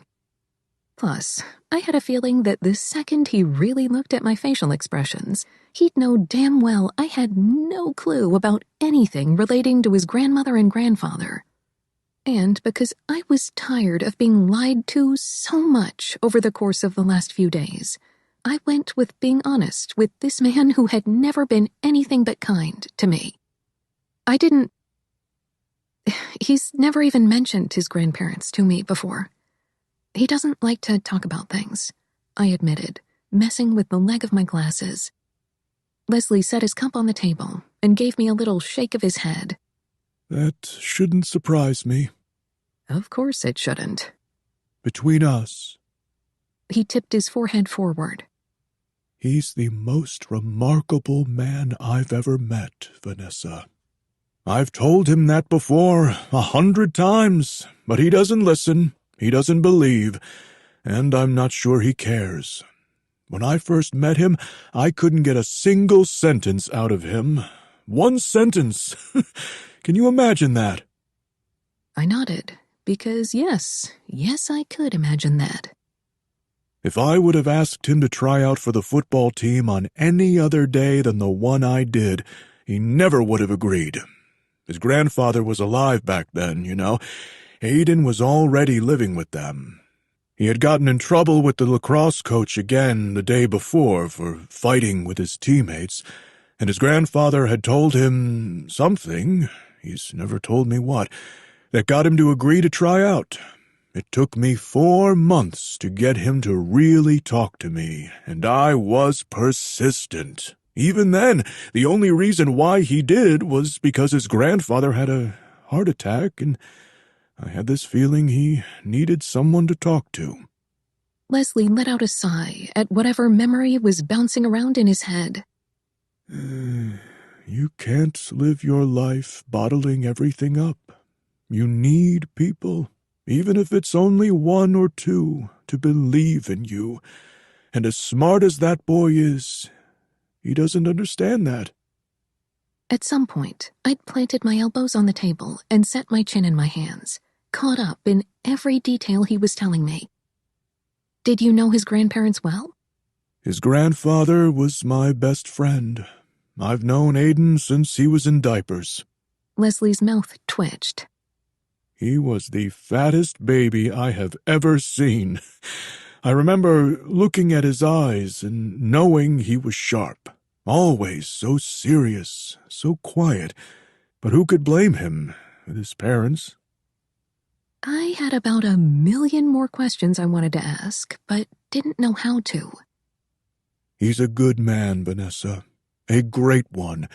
He'll open up to you in time. I'm sure of it. Leslie added. He used to say he would never marry, but I knew all it was going to take was him finding the right girl to convince him otherwise. Even mountains change over time. And that had me feeling like a schmuck. Like a giant, fake schmuck. It messed with my head. I wasn't his real wife. He didn't love me. This was all a charade. The knot from the night before swelled in my throat again, leaving me unable to speak for a moment while I tried to collect my thoughts. I know he's a good man, I finally managed to get out with a tremulous smile that felt way too transparent. And hopefully we have a long time ahead of us, I added even more weakly. The way Leslie's features lit up made my stomach roll. I was a fluke, a con woman, imaginary. I was what I made myself to be. Is he almost done? I forced myself to ask as I snuck my hands under the table and clenched them. Almost. He should be... Oh, here he is. Were you eavesdropping on us? Leslie joked. I pushed my chair back, trying to school my emotions, my face, and my body all to behave and get through these next couple of minutes until I could disappear to my room. Before I could even make it to the island, the big guy was in the kitchen, heading to the sink. No. Those brown and caramel irises were on me. Rinsing off my bowl, I set it in the sink as I faintly listened to Leslie and Aiden discuss his workout. I ignored the way his shirt clung to his sweaty chest, ignored the way he kept glancing at me. Regardless of what Leslie had said, I wasn't in the mood to deal with him, even if he'd loved the hell out of his grandparents. Somehow, I managed to paste something similar to a grin on my face as I walked right by Aiden, purposely letting my shoulder brush his arm, because I was positive Leslie was watching. "I have a lot of work to do. I'll be upstairs if you need me," I said, more to the older man than to the one I was married to. Only Leslie responded. Which was fine. It was totally fine, I assured myself as I climbed the stairs. Aiden could be pissed at me all he wanted. I was mad at him.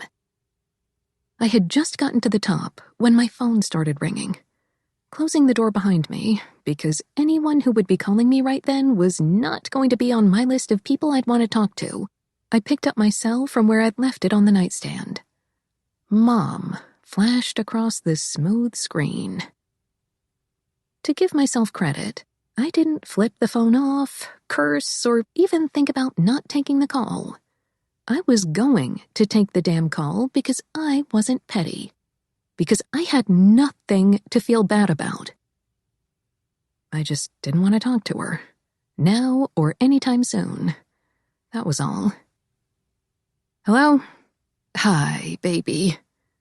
Okay, that had me rolling my eyes. "Hi. I've been so worried about you," she started off. Was that why she'd waited almost 2 days to call? Because she was so worried? Damn it, I was being a bitch. "I'm fine," I let her know in a dull tone. "You didn't have to leave like that." There was only so much a person could handle, and I was at my tipping point. I'd been at my tipping point, and it was all my fault. If I hadn't ignored my instincts and gone to El Paso, this could have been prevented. I'd been the idiot. Then I'd given everyone else the ability to piss me off. I love you both. I know you do." Once upon a time, when I was a lot younger and a lot more immature, it had killed me that she loved us equally. I wasn't a borderline psychopath like Susie. I hadn't been able to understand how she didn't take my side each time there was an issue. But now that I was older, I realized there was no way I could ever ask that of her. It was just one of those things. On a bitchy day, I thought broken things couldn't help but love other broken things. I might not be flawless, and I might have hairline fractures all over the place, but I'd sworn to myself a long, long time ago that I wouldn't be like either of them. It was a terrible, shitty thought. Mostly because I held my mom and Susie as the prime examples of who and what I didn't want to ever be. But there was only so much I could take. I'm not asking you to not have a relationship with her, but I don't want one with her. Nothing is ever going to change between us. I might get along okay with Erica and Rose sometimes, but that's it. Vanessa. Mom, did you hear what she said? She said she wished she'd hit me harder with her car. She tried to spit on me. Then Ricky grabbed my arm. I have bruises. My knee still hurts every single day from what she did. Damn it, my voice cracked at the same time my heart seemed to do the same. Why couldn't she understand? Why? I'm not trying to argue with you, but there's no way I could have stayed after that. You could have walked away, said the woman who had walked away 100 times in the past. This was the person who couldn't deal with her problems if there wasn't some sort of bottle around. Damn it. I was so angry with her in that moment, I couldn't find a single word that wouldn't be brutal, that wouldn't hurt her feelings. She said some things that I didn't listen to because I was too focused on myself. I shoved my sleeves up my forearms in frustration. Squeezing my free fists closed, I didn't even bother trying to count to 10. I wanted to break something, but I wouldn't. I fucking wouldn't. I was better than this. You know what? You're right. I really have to go. I have a lot of work to catch up on. I'll call you later. And that was the thing with my mom. She didn't know how to fight. Maybe it was a trait I'd picked up from my dad, whoever the guy was. Okay, I love you. I'd learned what love was from my little brother, from Diana and her family, and even from my foster parents. It wasn't this distorted, terrible thing that did what was best for itself. It was sentient, it cared, and it did what was best for the greater good. I wasn't going to bother analyzing what my mom viewed as love again. I'd done it enough in the past. In this case, it was just a word I was going to use on someone who needed to hear it. Love you too. I didn't realize I was crying until the tears hit my chin and plummeted to my shirt. Fire burned my nose. 5, 6, 7, 8, 9, 10, 11, 12, 13, and 14-year-old Vanessa all came back to me with the same feeling that had been so strong in those years. Hurt. The Vanessa who was 15 and older had felt a different emotion for so long. Anger. Anger at my mom's selfishness. Anger at her for not being able to clean her act up until years after we'd been taken away from her. Anger for being let down for so long, time and time again. I had needed her 100 times, and 99 of those times she hadn't been around. Or if she had been, she'd been too drunk to be of any use to me. Diana's mom had been more of a mother figure to me than she had been. My foster mother had been more maternal than the woman who had given birth to me. I had practically raised Oscar and myself. But if it weren't for everything I'd been through, I wouldn't be where I was. I wouldn't be the person I was. I'd become me not because of my mom and sisters, but in spite of them. And most days, I really liked myself. I could be proud of me. That had to be worth something. I'd barely managed to wipe off my teary face and set down my phone when a familiar bang, bang, bang called a knock rattled my door. If I was capable of snarling, I'm sure the facial expression I made would have been called exactly that. Yes, I called out in a sarcastic tone, resisting the urge to throw myself back onto my bed like a little kid. Not that I'd ever done that, even back then. Considering yes wasn't exactly an invitation to come in, I was only slightly surprised when the door opened and the man I didn't exactly want to see in the near future popped his head inside. Yes, I repeated, biting the inside of my cheek to keep from calling him something mean. I was sure my emotions were written all over my face. My eyes had to have some trace of the tears that had just been in them, but I wasn't going to hide it. Aiden opened the door completely and slipped inside, his eyes sweeping across the room briefly before landing back on me, sitting on the edge of my bed. His eyebrows scrunched together as he witnessed what I wasn't trying to hide. His mouth depressed into a frown. One of his hands went up to reach behind his head, and I tried to ignore the bunched biceps that seemed to triple in size at the action. His Adam's apple bobbed as his gaze swept over my face once more. We need to talk. Once upon a time, all I'd wanted was for him to talk to me. Now, that wasn't the case. You should really be spending time with Leslie while he's here. Those big biceps flexed. He agreed I should come up here and talk to you. I narrowed my eyes, ignoring the tightness in them. You told him we got into a fight? No, he could tell something was off without me saying anything. Those massive hands dropped to his sides. I wanted to talk to you last night. But I'd ignored his knock. I made a vague noise. What was the point in lying when I'm pretty sure he was well aware of the fact I'd been awake then? Aiden fisted his hands for a moment before bringing them back to cross his arms over his chest. I'm sorry for what I said yesterday. I wasn't remotely impressed by his directness, and I was sure my face said that. In true Aiden fashion, he didn't let my expression deter him from what he'd come to say. I don't like things hanging over my head, and if you and I are going to have a problem, we're going to talk about it. I meant what I told you in your apartment. I do like you as much as I like anyone. I wouldn't have come to you for all of this if I didn't. You always treated me as more than just the person who paid your check, and I see that now. I've seen it for a while, Van. I'm not very good at this crap. Did he look uncomfortable, or was I imagining it? I wondered. I'm selfish and self-centered. I know that. You know that. I bail on people all the time. He had a point there. He did. I'd witnessed it firsthand. I get it. You're not that kind of person. You don't go back on your word. I didn't think you'd care if I didn't go. He said carefully. I opened my mouth to tell him that no one liked being bailed on, but he trudged on before I could.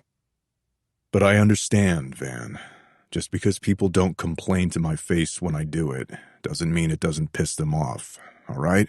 I didn't mean to be an asshole downstairs. I only wanted to make sure you made it back fine and you weren't going to kill me in my sleep for flaking out on you. Then I got mad. I had thought about killing him, but it surprised me just a little bit that he assumed I would think that. Before I could linger on that thought too long, Aiden leveled that dark gaze on me. If you had done that to me... He looked a little uncomfortable at whatever he was thinking and let out a shaky exhale. I wouldn't have handled it as well as you did. That was a freaking fact. I wasn't nagging, I stated, then thought about it, and in my head amended the statement to add mostly to it. He tilted his head to the side like he wanted to argue otherwise. You were nagging, but you had a right to. I have a lot going on right now. My first thought was, the end has come. He's opening up to me. My second thought was, it's so obvious he's stressed as hell. I hadn't caught on to his body language or the tightness he carried both in his shoulders and his voice as he spoke, but now, up close, it was obvious. He'd been through a lot in just the first month of the regular season. He'd already sprained his ankle.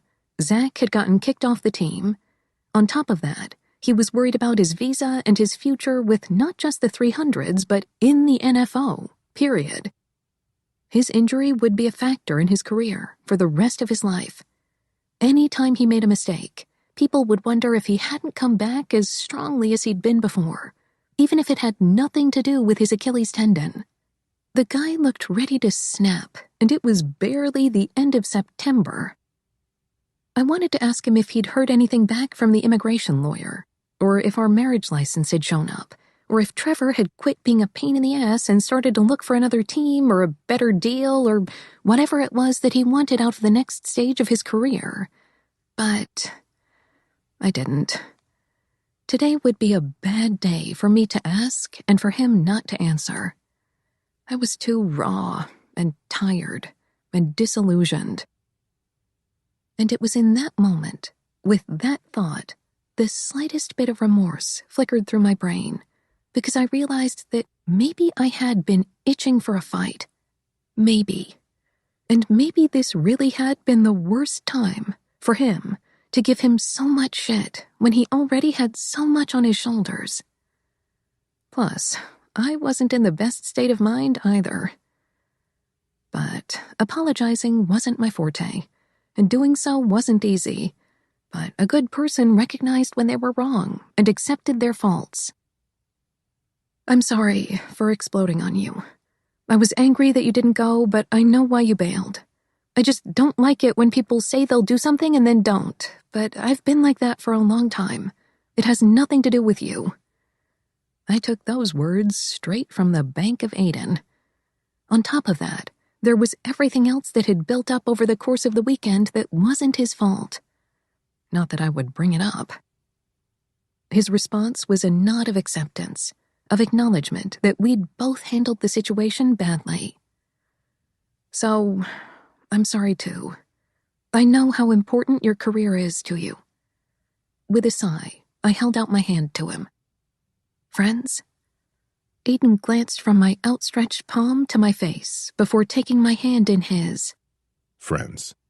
It was mid-shake that he looked down at his giant hand swallowing mine, and the most disgusted expression came over that perfectly stoic face. What the hell happened to your wrist?